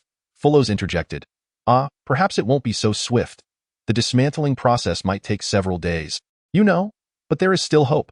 Zhou Xin paid little heed to their conversation, instead sitting cross-legged on the bed, preparing to absorb the 6 magical crystals before him. Shualena also noticed Zhou Xin and expressed her astonishment. "Zhou Xin, have you acquired magical crystals again?" Fullos turned to him as well, equally astonished. Zhou Xin nodded silently, intent on swiftly digesting the magical gems. "You must persevere. As your magical level increases, the energy required for each advancement grows proportionately. I won't disturb your cultivation any longer. Good night, gentlemen." Shualena hummed a cheerful tune as she happily departed. She was genuinely elated. After enduring the oppressive silence of the collar for so many days, she felt suffocated. Just like the day before, Zhou Xin swiftly absorbed the 6 gold-type magical crystals. Soon, a surge of magical energy coursed through his body. However, the intensity of this surge was noticeably milder than the previous day. Zhou Xion's physical constitution had improved to the extent that he could now handle a greater volume of magical energy. After several hours of cultivation, he finally mastered the tumultuous energy within him. By now, the night had deepened and Fullos had long since fallen asleep. Zhou Xion invoked his magical energy, and a halo of radiant patterns emerged around him. All right, level 11. Just as Zhou Xion reveled in his achievement, he suddenly heard the system's voice echoing in his mind. Detection of host's bodily changes. New abilities unlocked. The host can now utilize battle vehicle units on themselves and temporarily store battle vehicle capabilities. Zhou Xion was taken aback. What? Use battle vehicle capabilities on myself?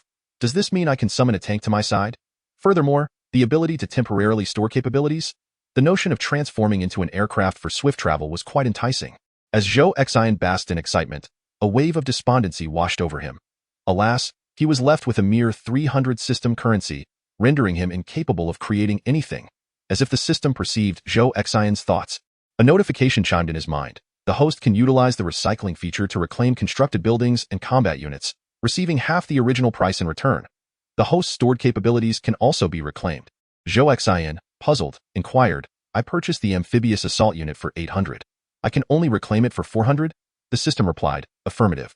Would you like to reclaim the amphibious assault unit?" "No. Am I out of my mind? I have no money to begin with, and now you want to buy it back at half price." Nevertheless, Zhou Xion recalled that the Grizzly tank within the battle vehicle units could be constructed for merely 700 system currency. If the Marine Commando were to be scrapped, it would be sufficient to manufacture 700 tanks. No, that feels like too great a loss. Zhou Xion dismissed this thought and continued to consult the system. Would the recovery price be affected if the unit or ability is in a critically low state? System. No impact. The recovery price is always half of the original value. The essence of Zhou Xion's inquiry lay in the consideration that if his ability were depleted, it would be rendered useless. Thus, he could recoup half the funds to mitigate his losses. However, he soon realized that he could utilize magic to restore his ability's health, rendering the notion of recouping half the funds rather trivial and of little utility. Chapter 87. The missing Princess Renee. The following noon, 2 carriages from Bruni's arrived in Lampa County. These were 4-seater carriages, predominantly adorned in blue, exquisitely decorated, and lavishly finished. These 2 carriages had traveled from France City. One carriage bore the esteemed craftsman, Bonnet Eric, along with his assistant, as well as Schaubert and a captain from the Bruni's branch. The other carriage accommodated 4 attendants from Bruni's, tasked with ensuring safety along the journey. Due to Schaubert possessing the synchronized vision of Midini was aware of their movements and had arrived early outside the Lamprey Inn to greet them. Craftsman Bonnet was a gentleman in his 50s. With disheveled, grizzled hair and beard, he wore a tattered, oil-stained golden magical robe and thick spectacles. The captain of Bruni's, a man in his 30s named Gulaz, donned the blue uniform robe of Bruni's, much like the 4 accompanying attendants. The group convened in the room of Zhou Xion and Floss. After a brief introduction, Bonnet and Gulaz gained a general understanding of the situation. Bonnet remarked, "This young lady's condition is rather complicated. Let us attend to Mr. Floss first." Sharina inquired, "Will it take a long time?" Bonnet shook his head. "It shouldn't take too long. This is quite simple and will be resolved shortly, however, with you wearing 2. There are a few tools that will be troublesome to mount, so the preliminary work may be a bit cumbersome, but the removal process itself will not take long. Sharina sighed in relief. As long as it wasn't a matter of waiting several days, she would be quite satisfied. After Bonnet spoke, he instructed his assistant to open several toolboxes they had brought and commence the removal of Floss's silent collar. The process of removal proved rather dull. Thus, Gulaz commanded his 4 subordinates to remain in the room to safeguard Bonnet and the others. The rest proceeded to the hall downstairs, ordering some food and drinks while awaiting the completion of the removal task. Zhou Xin expressed admiration for Shabert. Well done. You handled this efficiently, Shabert humbly replied. When I first arrived in France City, there were some who harbored ill intentions towards me. Though I felt somewhat apprehensive, I still managed to maintain a demeanor as if I had returned to my own backyard. Medini chuckled. You are truly a master of performance. Gulaz interjected. Lady Sharina, I heard from this brother Shabert that you are betrothed to the son of Lady Valen. Zuelena nodded. Indeed, her youngest son, Snum. Upon hearing the name Snum, Gulaz was taken aback and inquired, is he the same Snum who was ambushed while leading a group to the west a year ago? Yes, that is him, Zuelena confirmed. Gulaz sighed. Their ambush was a result of someone within the Federation leaking their whereabouts. Zuelena nodded in agreement and quietly remarked, I have heard such rumors, but I dared not speak of them recklessly.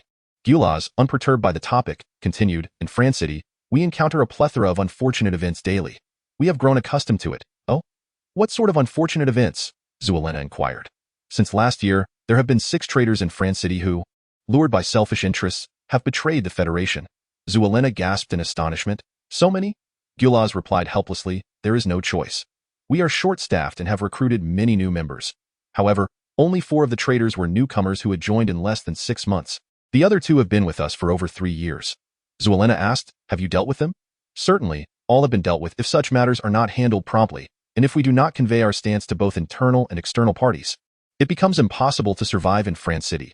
As Zuelena and Gulaz engaged in conversation, Zhou Xin, Zyabot, and Medini found themselves unable to interject, silently marveling at the myriad of hidden troubles within the vast Brunese Federation. While everyone was enjoying drinks and idle chatter, 2 figures entered through the main entrance of the inn. One was a man clad in a black robe, accompanied by a young woman, also in black. The man appeared to be in his 40s, tall and clean-shaven, sporting a bald head and an expression of utter indifference. The girl beside him looked to be around 17 or 18 years old. Though petite, her figure was striking, and the slightly loose black robe did little to conceal her curves. Her long hair cascaded to her shoulders, and her porcelain skin seemed almost fragile. Her features were exquisitely beautiful, yet her face bore no expression. However, unlike the man's aloofness, the girl's gaze was vacant and devoid of life, her eyes unfocused as if the world around her held no significance. The receptionist, Pomon, approached them with a welcoming demeanor. Welcome, do you require accommodation? The bald man replied in a low, deep voice. We seek a woman dressed similarly to us. Pomon acknowledged, gesturing towards the staircase. She resides on the 4th floor, room number. The patrons dining in the hall on the 1st floor were drawn to the enigmatic pair in black robes. As the bald man and the girl ascended the stairs, Zyabot and Medini exchanged curious remarks. Zyabot commented, that girl is truly captivating. Medini nodded in agreement. However, with that vacant expression, do soul mages truly appear so detached? Gulaz pondered. The soul mages from several surrounding regions are documented in France City. Yet I do not recognize these 2. Zhou Xin whispered to Zuelena. They must be associated with the woman who arrived the day before yesterday. Despite the murmurs of the group, Zuelena paid them no heed. Her expression was one of sheer terror as she gazed toward the staircase. Zhou Xin inquired, Zuelena, what troubles you? Gulaz also noticed Zuelena's unusual demeanor and asked, what is it? Do you recognize those 2 individuals? Zuelena, snapping back to reality, sniffed the air with an expression of incredulity and whispered nervously, that girl is Princess Rennie. Princess Rennie? Gulaz was unaware of the situation. However, Zhou Xin, Zyabot, and Medini had indeed heard Zuelena mention her before. Are you implying that the missing princess you were questioned about during your interrogation is that girl in black? Zuelena nodded, stating, she has grown up. Yet her appearance has not changed much. The key is the scent she carries. It is a unique fragrance. You might not have noticed, but I only recognized it after spending some time with her. This exquisite and rare fragrance is exclusively used by women of the royal lineage. Gulaz sensed the gravity of the situation and asked, then why is she here? I do not know. All I am aware of is that she has been missing for many days. As Zuelena spoke, she recounted the reasons for her imprisonment and the information regarding the princess's disappearance that she had learned during her interrogation to Gulaz. Chapter 88. The king's sorcerer, Jishan, having listened to Zuelena's account and pieced together the crucial information she provided, Guluaz deduced that the soul mage clad in black robes might belong to the Qingyang Islands. Zhou Xin also grasped the seriousness of the matter and no longer withheld his own experiences with Zixasola. Upon hearing that name, both Zuelena and Guluaz were taken aback. Guluaz asked, "Zixasola? Isn't that the name of the soul mage from over a century ago?" Zuelena appeared somewhat familiar with the name yet expressed her confusion, saying, "We encountered that woman. She looked remarkably young, no more than 30. Could it be a case of sharing a name?" Zuelena then queried Zhou Xin, "What level was the magical aura she cast upon you?" Zhou Xin replied, "The patterns of her aura corresponded to the magical certification guide." Level 90. Zuelena appeared incredulous. "Level 90?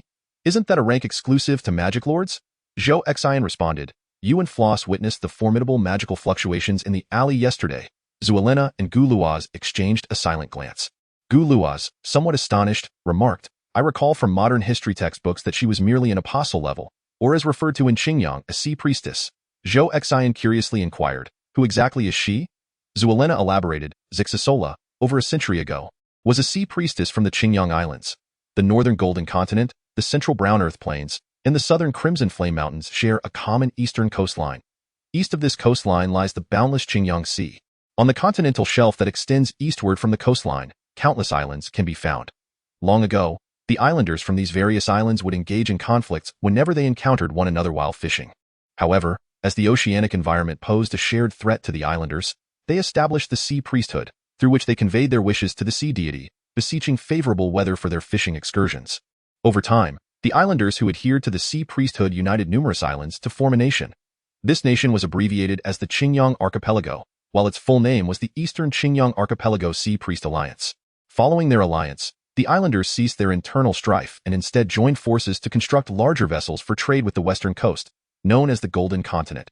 However, after experiencing the wealth of the western continent through trade, the Qingyang people grew discontent with merely residing on their islands.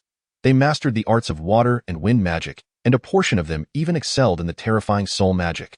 Utilizing these attributes to develop skills and arm themselves, they ultimately launched a war against the Golden Continent over a century ago. At that time, the combat prowess of the Qingyang people ranged between levels 80 and 89.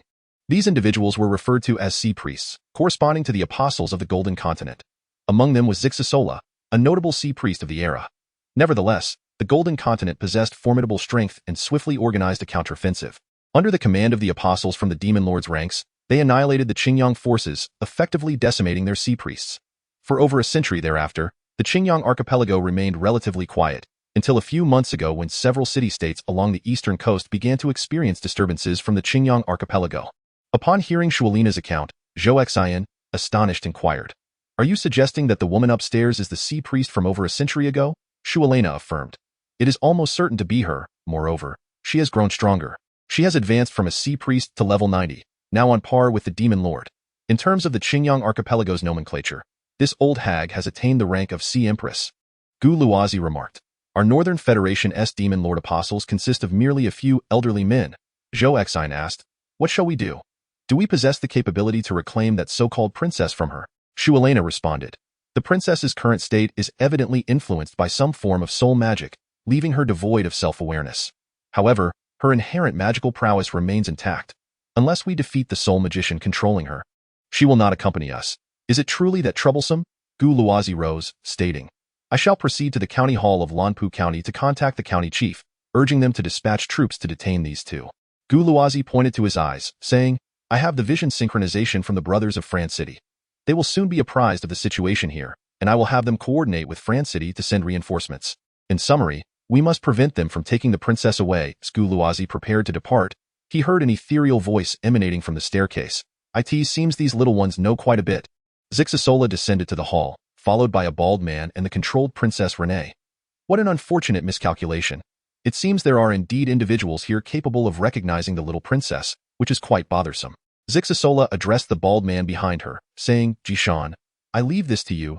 I have no desire to engage with these little rascals." The bald man, known as Jishan, responded respectfully to Zixasola's command, "Yes, Your Majesty the Sea Emperor." "Princess, let us proceed," Zixasola declared, striding purposefully towards the entrance, while Princess Renee followed her with a blank expression. "Stop her," shrieked Shuarina, as Galozi radiated a powerful aura of level 42 magical energy, preparing for action, while Zhou Xin transitioned into a combat stance akin to that of a marine assault team.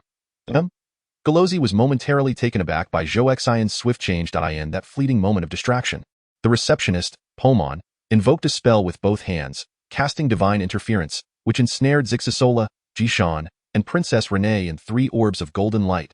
It was already a considerable challenge to immobilize the three. With a strained expression yet maintaining a polite smile, Pomon stated, "Such a grave matter as kidnapping a princess cannot allow you to leave our establishment, Jishan. What are you dawdling for?" Upon hearing Zixasola's command, Jishan immediately summoned his magical energy. However, under the influence of Pomon's divine interference, he refrained from casting any spells. Yet soon, a purplish-red shadow emerged from Jishan's leg, resembling a leg itself, as if his soul had momentarily separated. This ethereal leg, infused with magical power, was not subject to the constraints of divine interference. With a swift motion, Jishan's soul leg shattered the circle on the ground, breaking free from the divine interference and regaining his ability to act. He then thrust his palm towards Pomon from a distance. As he executed this strike, a dazzling purplish-red magical aura erupted from his entire being. A transparent arm of a similar hue, akin to a disembodied limb, shot forth from his palm, growing enormous. It barreled towards the receptionist, seizing Pomon and thrusting her against the wall behind the reception desk. Bang! The impact, enhanced by magical energy, severely injured Pomon, rendering her unconscious. The divine interference binding Zixasola and Princess Renee dissipated, allowing them to continue their advance towards the inn's entrance. Galozi remained frozen in place, awestruck, for he was intimidated by Jishan's formidable aura, signifying a level befitting a master sorcerer. Tap, tap, tap. Zhou Xin unleashed a barrage from his MP5 submachine gun, aiming at Zixasola. The 9mm bullets sped towards her. However, just a foot away from Zixasola, they seemed to be repelled by an invisible barrier. The bullets, being energy projectiles from the system, left no casings behind. Thus, upon contact with the barrier, they transformed into a burst of white light and vanished. Each bullet struck the barrier but could not reach Zixasola, merely generating a series of purplish-red circles in her vicinity. Wow! Zixasola's expression resembled that of one beholding cherished jewels. She gazed intently at Zhou Xin and remarked, "Your abilities are truly fascinating. Once I conclude my current affairs, I shall certainly return to seek you out, provided, of course, that you possess the capability to survive, Jishan." With decisive action, Zixasola disregarded Zhou Xin's barrage and, accompanied by Princess Rennie, departed from the Rampalai Inn. Chapter 89. The soul scorch in the upper room, the craftsman Bonet, along with his assistant, was meticulously disassembling the silent collar for Floss. Suddenly, the sound of gunfire erupted from downstairs. The unfamiliar noise startled both men and the 4 Bruin followers accompanying them. Floss's heart tightened. He recognized that peculiar sound could only emanate from Zhou Xin's magical artifact. What is happening downstairs? The Bruin men pondered. You two, go down and investigate. It might have escalated into a confrontation. Floss instructed. I in the lobby below. Goals was enveloped in a frost shield as he burst from the inn, only to witness the townsfolk gazing upwards towards the eastern sky. Zixasola was surrounded by a swirling mist of crimson light, entwining him and Princess Rennie as they soared towards the east. Heading in the direction of Fran City. Quickly, inform the county magistrate. An outsider has abducted our princess, Goals exclaimed, signaling through hand gestures to alert his comrades in Fran City. With a resounding crash, a massive crimson soul hand burst through the inn's entrance, reaching out to seize Goals. The chilling wind surged. Goals unleashed his full magical prowess, assaulting the soul hand of Jishan with a gale as sharp as a blade, slicing through the ethereal appendage. However, the effect was minimal. It was akin to cutting through mud, the severed parts quickly rejoining. Tat-tat-tat. Inside the inn, Zhou Xin unleashed a hail of bullets from his MP5 submachine gun towards Jishan. A barrier, akin to Zixasola's, materialized before Jishan, absorbing the onslaught of bullets as if they were raindrops striking the surface of a lake, creating circles of magical energy. Yet, unlike Zixasola's calm demeanor, Jishan appeared strained, quickly redirecting his focus towards Zhou Xin. He released the soul hand outside, freeing Goals, and turned his full attention to Zhou Xin. Simultaneously, Jishan's 2 soul hands seemed to transform, flames igniting around them, indicating they now bore the effect of soul scorching. Do not let him touch you, Shirina shouted urgently to Zhou Xin, taking refuge beneath a table, unable to assist at that moment. Divine light infusion, wooden shield.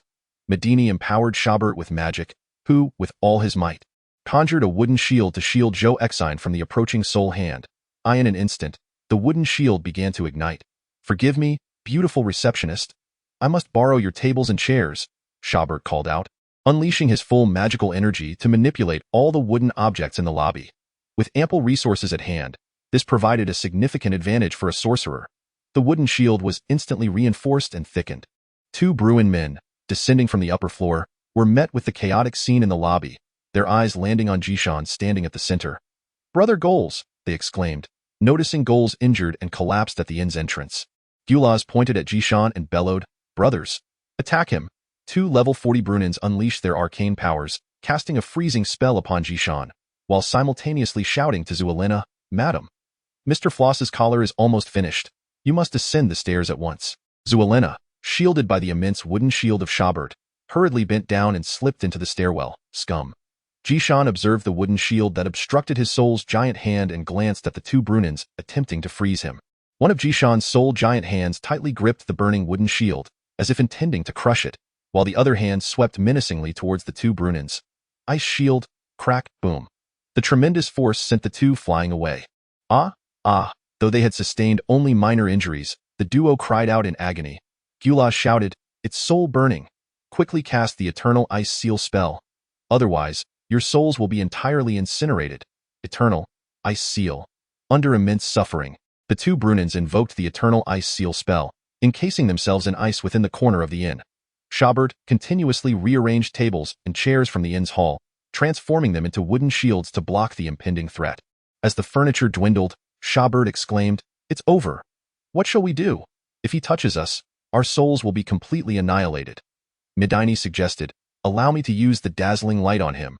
While he is dazzled, we can make our escape. His level is so high. Can you manage it?" "How will we know unless we try?" Medini retorted, peering through a gap in the wooden shield. "Dazzling light?" Then, Medini returned to Zhou Xin and Schaubert, saying it failed. Zhou Xin pondered that MP5 could not inflict effective damage on him. Perhaps he should try the AWP sniper rifle. However, the sniper form was exceedingly fragile, not nearly as robust as the Marine Commando's physique. A single misstep could lead to instant demise, resulting in the loss of that capability. Yet, it was worth a shot. "Schaubert, hold on. I will launch an attack to test it," Zhou Xin declared, swiftly switching to sniper mode and approaching the gap in the wooden shield. He steadied his rifle and fired with a resounding bang. Returning to Schaubert and Medini, he remarked, "It had some effect, but not quite enough." Medini inquired, "What shall we do now?" Crack! At that moment, Schaubert's wooden shield finally succumbed to exhaustion and was torn asunder by Zhishan. However, Zhishan seemed indifferent to Schaubert and Medini, zeroing in on Zhou Xin instead. "His target appears to be me."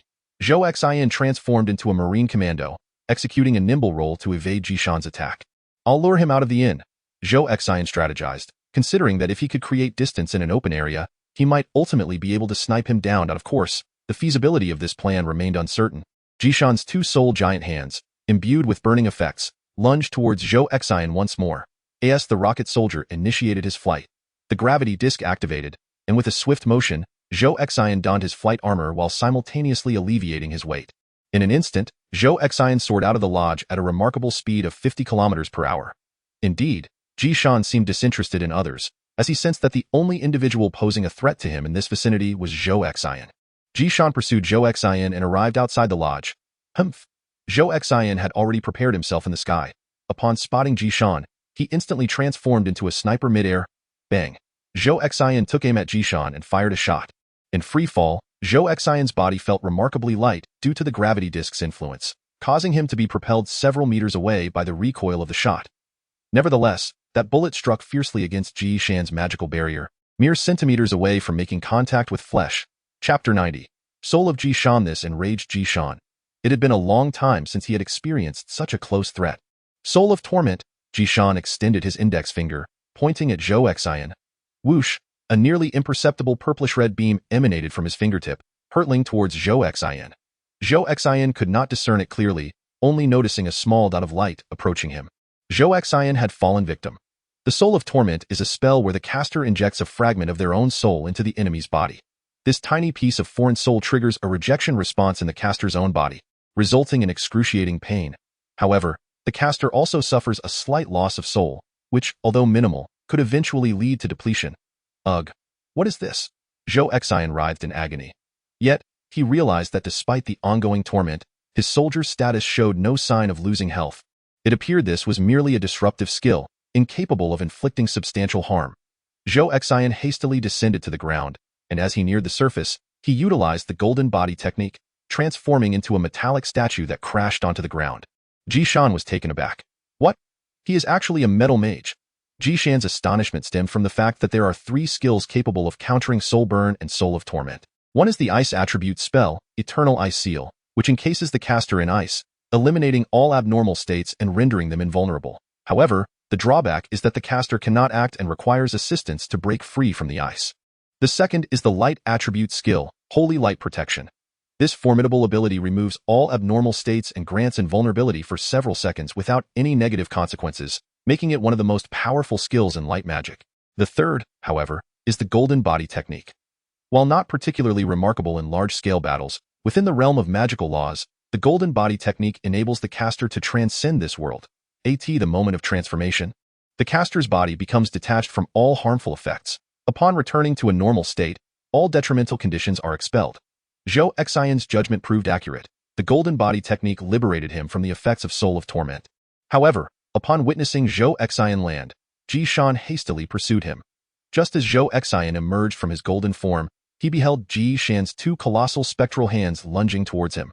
Soul Tear, with his arms hanging limply, Jishan experienced a moment of soul detachment. Under the influence of a purplish-red magical force, his arms expanded to an enormous size and swung towards Zhou Xin. Gravitation disc? Zhou Xin soared into the sky, evading Jishan's assault. He had to remain vigilant, avoiding the encroaching red orbs of light. As Zhou Xin danced through the air, he continuously switched between sniper shots and aerial combat, maintaining his flight. Enduring the relentless fire of powerful sniper rifles, Jishan unleashed several rounds at Zhou Xin. Soul Impact. This manifested as a purplish-red wave of magical energy that Zhou Xin skillfully dodged by somersaulting in midair. The two engaged in a long-range exchange of attacks, with Zhou Xin enjoying a significant advantage. Thanks to the system's enhancements, all of Zhou Xin's strikes were guaranteed to hit their target, never straying off course. Whoever Zhou Xin aimed to strike would invariably be struck. The only variable was whether he could target the opponent's vital points effectively. Frustrated by his continuous misses, Jishan bellowed in anger, "I cannot waste so much time on a little brat like you. Lord Sea Emperor will be disappointed." Ignoring everything else, Jishan shouted, "Soul detachment." Upon uttering these words, Jishan's entire being ceased to exhibit any signs of life, collapsing to the ground. From his lifeless body, a purplish-red spirit emerged. Subsequently, in his ethereal state, Jishan cast a protective barrier around his corporeal form to prevent any harm. The spirit of Jishan then ascended into the heavens, hovering before Zhou Xin. Zhou Xin, caught off guard, exclaimed, "Big brother. What a coincidence. You can fly too." The transparent spirit of Jishan radiated with a purplish-red glow, flames of soul energy flickering around him.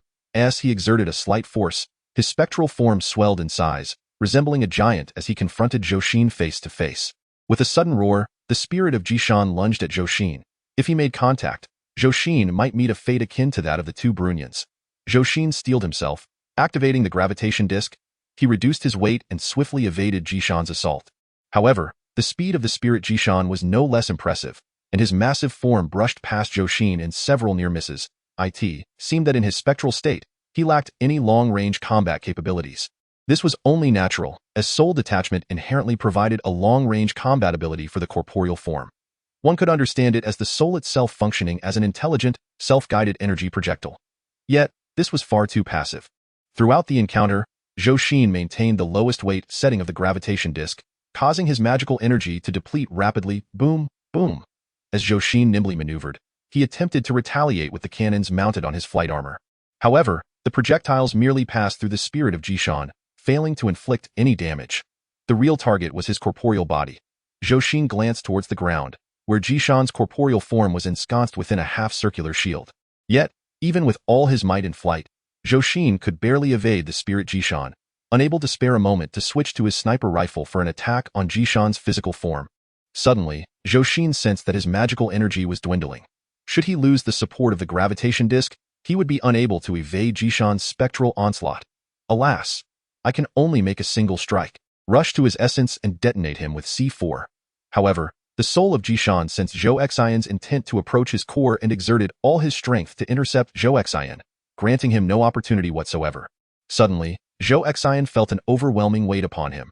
His magical energy had been depleted, and the effects of the gravity disk vanished. With a resounding smack, the soul of Jishan lunged forward, striking Zhou Xian directly. Both Zhou Xian and Jishan were momentarily taken aback, for Zhou Xian's body exhibited no signs of abnormality. Yet, Zhou Xian soon realized that matters were far from simple.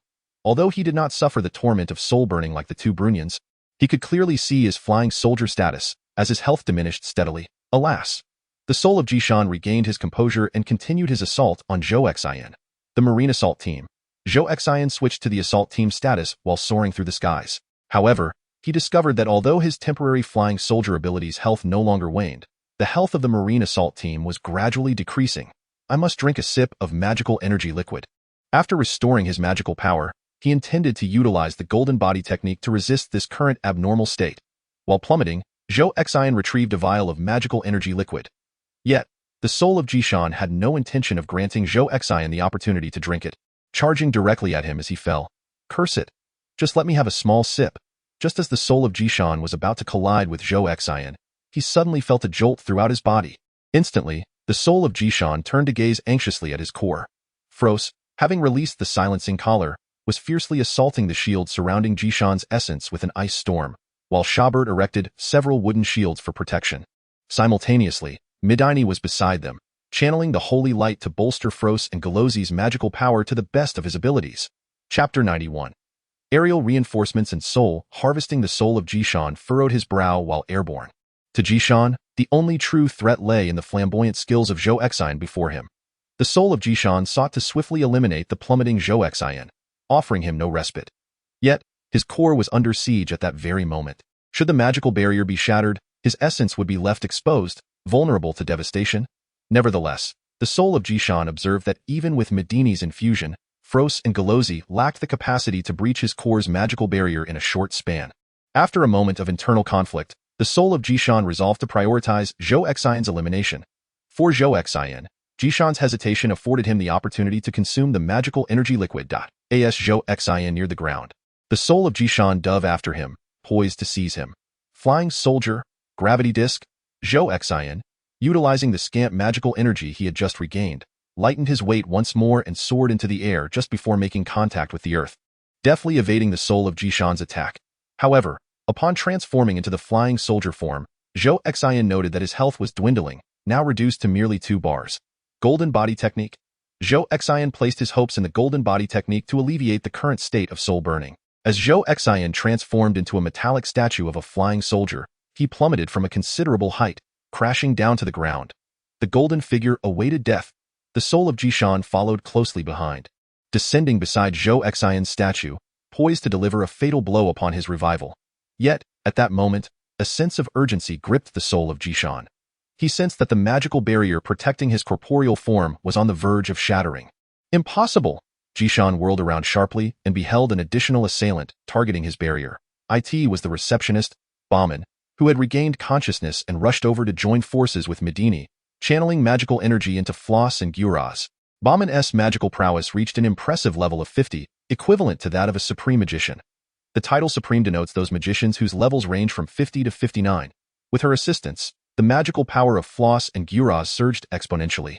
The two unleashed their full might in an icy tempest, threatening to obliterate the magical barrier shielding Jishan's essence. Cursed minions. With a furious curse, the soul of Jishan dissipated before Zhou Xian. Meanwhile, the brilliance of the magical barrier surrounding Jishan's corporeal form grew increasingly dim. The 5 individuals encircling Jishan's body could sense imminent success. However, Jishan, lying within the barrier, suddenly opened his eyes. In a low murmur, he declared, "Did you think this was merely an ordinary magical barrier?" With a fierce cry, Jishan sprang to his feet, his body surging with overwhelming magical energy, shattering the dim barrier in an instant. A massive shockwave erupted from Jishan, radiating outward. Midini and Shabert were flung to the ground, battered and bloodied. Unconscious from the impact, Floss and Guraz were also thrown back, severely injured. Having expended their magical reserves in attacking the barrier, they were left defenseless against the ensuing shockwave. Only Bauman sustained minor injuries. As she fell to the ground, her expression turned to one of horror as she exclaimed, Is it a counterattack barrier? The counterattack barrier, akin to an ordinary magical barrier, dissipates upon being breached. However, the user can actively detonate the barrier using their magical energy. The damage inflicted by the explosion of a counterattack barrier is contingent upon the magical damage it absorbed during its duration. Thus, the explosive force that propelled the five away stemmed entirely from Floss and Gyura's icy tempest. The onlookers on the streets of Lampa County had long since scattered in fear. Yet, at that moment, nearly 100 soldiers clad in magical enhancement armor appeared at the empty street's end. This was due to an urgent report made to the county hall, prompting the mayor to hastily deploy all available soldiers to the Lampa Inn.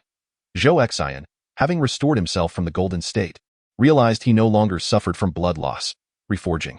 Zhou Xin observed that Jishan had returned to his corporeal form and had inflicted injuries upon Floss, Medini, and the others. What a nuisance, what to do? Zhou Xin replenished the health of his flying soldier status and amphibious assault team state, only to glance at the arriving soldiers from Lampa County. He recognized their armor design well. It was capable of elevating low-tier magicians to level 40. These soldiers might not be their match either. Indeed. Zhou Xion's eyes sparkled with realization. He recalled that the system now had an opportunity for aerial support, though he was uncertain how long it would take to arrive. Could it be dispatched from Golden Valley? If it were that far, perhaps the airborne soldiers could assist me in dealing with the aftermath. Zhou Xin set aside his concerns and identified a nearby open area, issuing the command for aerial support. Moments later, a voice echoed in his mind. Aerial support is imminent. Preparations for the next round of drops are underway. The inhabitants of this world possessed little awareness of aerial phenomena, rendering them less sensitive to the appearance of anything unusual in the sky. Yet Zhou Xian, with keen perception, noticed a small black emerging on the horizon. Could it be an airdrop plane? So soon? Hundreds of soldiers from Lanpu County surrounded Jishan. Do not move. Cease your spells. Surrender at once. Enclosed within the throng, Jishan fixed his gaze on Zhou Xian in the distance. His singular focus was on Zhou Xian. He dismissed the surrounding rabble as inconsequential, for they posed no threat to him. Jishan thrust forth a palm. A tempest of crimson energy surged forth, sending the line of soldiers facing Zhou Xian hurtling away. These soldiers, struck by the force of the soul energy, suffered grievously. With the exception of a few ice mages who employed the ancient ice seal spell, the others succumbed to the agonizing burn of their souls. Attack! Attack! The soldiers were taken aback, never anticipating Jishan's formidable power. In an instant, a cacophony of chaotic spells rained down upon Jishan. Yet, a dark red magical shield materialized around him, absorbing all assaults. Jishan broke through the encirclement, recognizing Zhou Xian and sensing that his condition had improved significantly since their last encounter. This boy is peculiar. He must be eliminated with utmost fervor. As Jishan spoke, he surveyed the circle of soldiers around him and sneered. Assist me in dealing with that brat. The soldiers were perplexed by the implication of Jishan's words, yet they continued to unleash their attacks upon him. Suddenly, a purplish-red beam of light connected Jishan to every individual in close proximity. This is bad.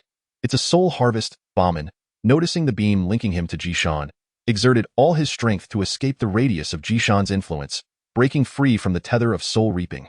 Divine intervention. Bauman turned and, with swift motion, enveloped Medini, Shabert, and Floss in a radiant shield of holy light. Instantly, the beams connecting them to Jishan were severed. Miss, what about me? Golaz cried out as he distanced himself from Jishan. Bauman shouted back, I've done all I can. I can't do more. You'll have to find a way yourself. Moreover, they are my customers. I must ensure their safety. Chapter 92. The Chariot's Power. The Grizzly Bear Tank. The wounded Golaz crawled away from Jishan, escaping the grasp of the soul-harvesting light. However, Golaz was still harmed by the soul reaping. His complexion was ashen, having already been weakened by the earlier explosion. He collapsed beside Bauman. Surrounded by over 100 soldiers, Jishan found himself ensnared within the confines of his own soul-harvesting prowess. Despite their valiant attempts to assault him, the soldiers could only elicit a flicker from Jishan's magical shield. Suddenly, the inhabitants of Lanpu County were graced with a sound they had never before encountered. A low hum filled the AI. It was the distant roar of an aircraft soaring high above. Drawing near, then receding. It has arrived. Zhou Xian looked up, spotting 10 small black dots in the sky above. He recognized them as 10 soldiers yet to deploy their parachutes. The airdrop plane gradually disappeared from sight. What on earth is this? Jishan too was perplexed by the aerial phenomenon. Intensifying his efforts, soldiers around him began to fall in rows. The soldiers launched a full-scale counterattack against Jishan, yet their strikes proved futile against the defenses of his magical shield. At last, the final soldier succumbed, and Jishan absorbed their souls, significantly augmenting his power. The magical aura enveloping Jishan danced like ghostly flames. In that moment, the 10 soldiers, now parachuting down, gently descended to the designated clearing marked by Zhou Xin. Deploy and attack. Zhou Xin commanded, transforming into a sharpshooter as he aimed at Jishan. Instantly, the firepower of 10 M60 machine guns converged upon Jishan. Shocked, Jishan exclaimed, "What? There are so many with abilities akin to yours?" Though he sensed his own strength had increased considerably, he was astonished to feel his magical energy swiftly depleting under the combined fire of Zhou Xin and the 10 soldiers. There was no time to delay. With his magic at an all-time high, Jishan separated the souls from his hands, manifesting 2 colossal spectral arms. One arm harnessed his magical energy, positioned defensively in front of him to shield against Zhou Xion's onslaught. The other arm stretched forth, seizing the soldier standing at the front. The spectral grip tightened around the soldier, exerting pressure that caused his health to plummet. Zhou Xian, clutching his sniper rifle, took a slightly more advantageous position. He observed the soldier's health rapidly diminishing. 8, 7, 6, 5. Was he truly about to lose this freshly airdropped soldier? Recovery? Yes, the system had a recovery function. Recover that soldier. At Zhou Xian's command, a system notification echoed in his mind. Unit recovered. To his astonishment, Zhou Xian's system economy surged from 300 to 400 in an instant.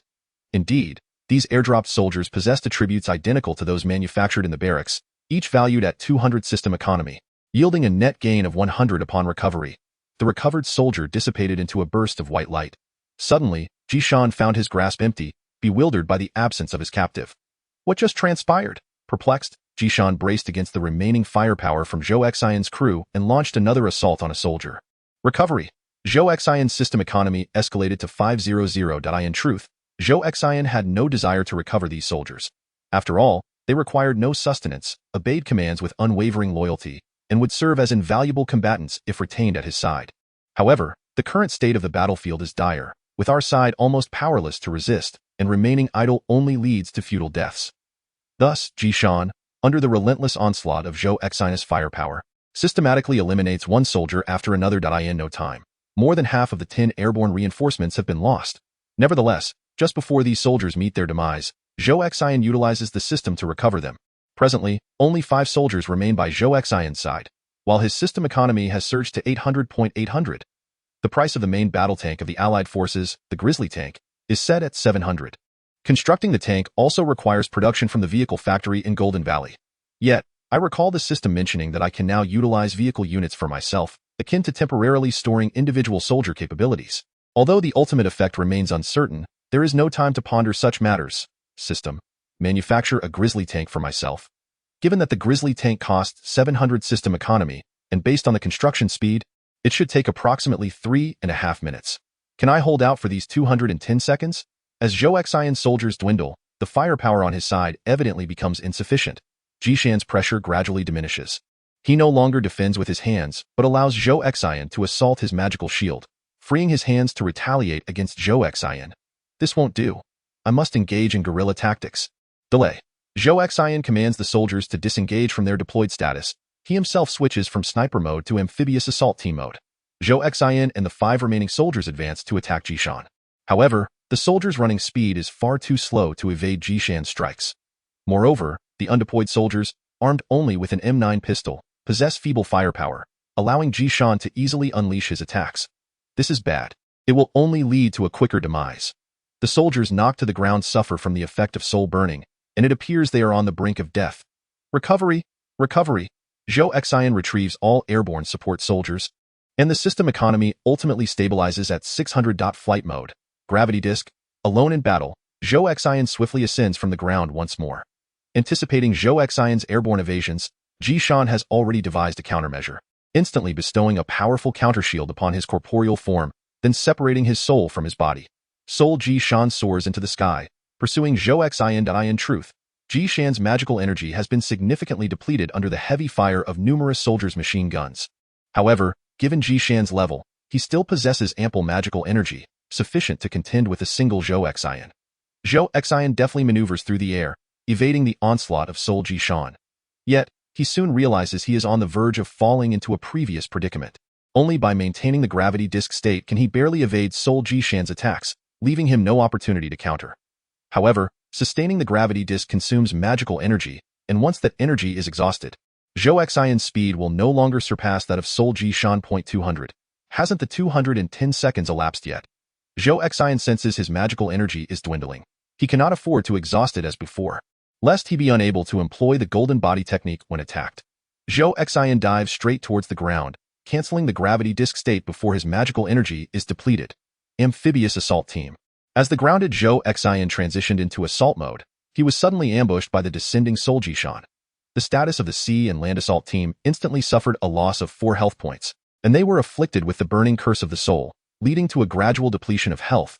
It was imperative to employ the golden body technique to eliminate the soul's burning effect. Yet, using the golden body technique in such a manner would amount to waiting for death in place, wouldn't it? Zhou Xin dared not remain stationary, acutely aware of Zhou Xin's impending attack. Suddenly, a crisp system notification echoed. The host unit has been prepared.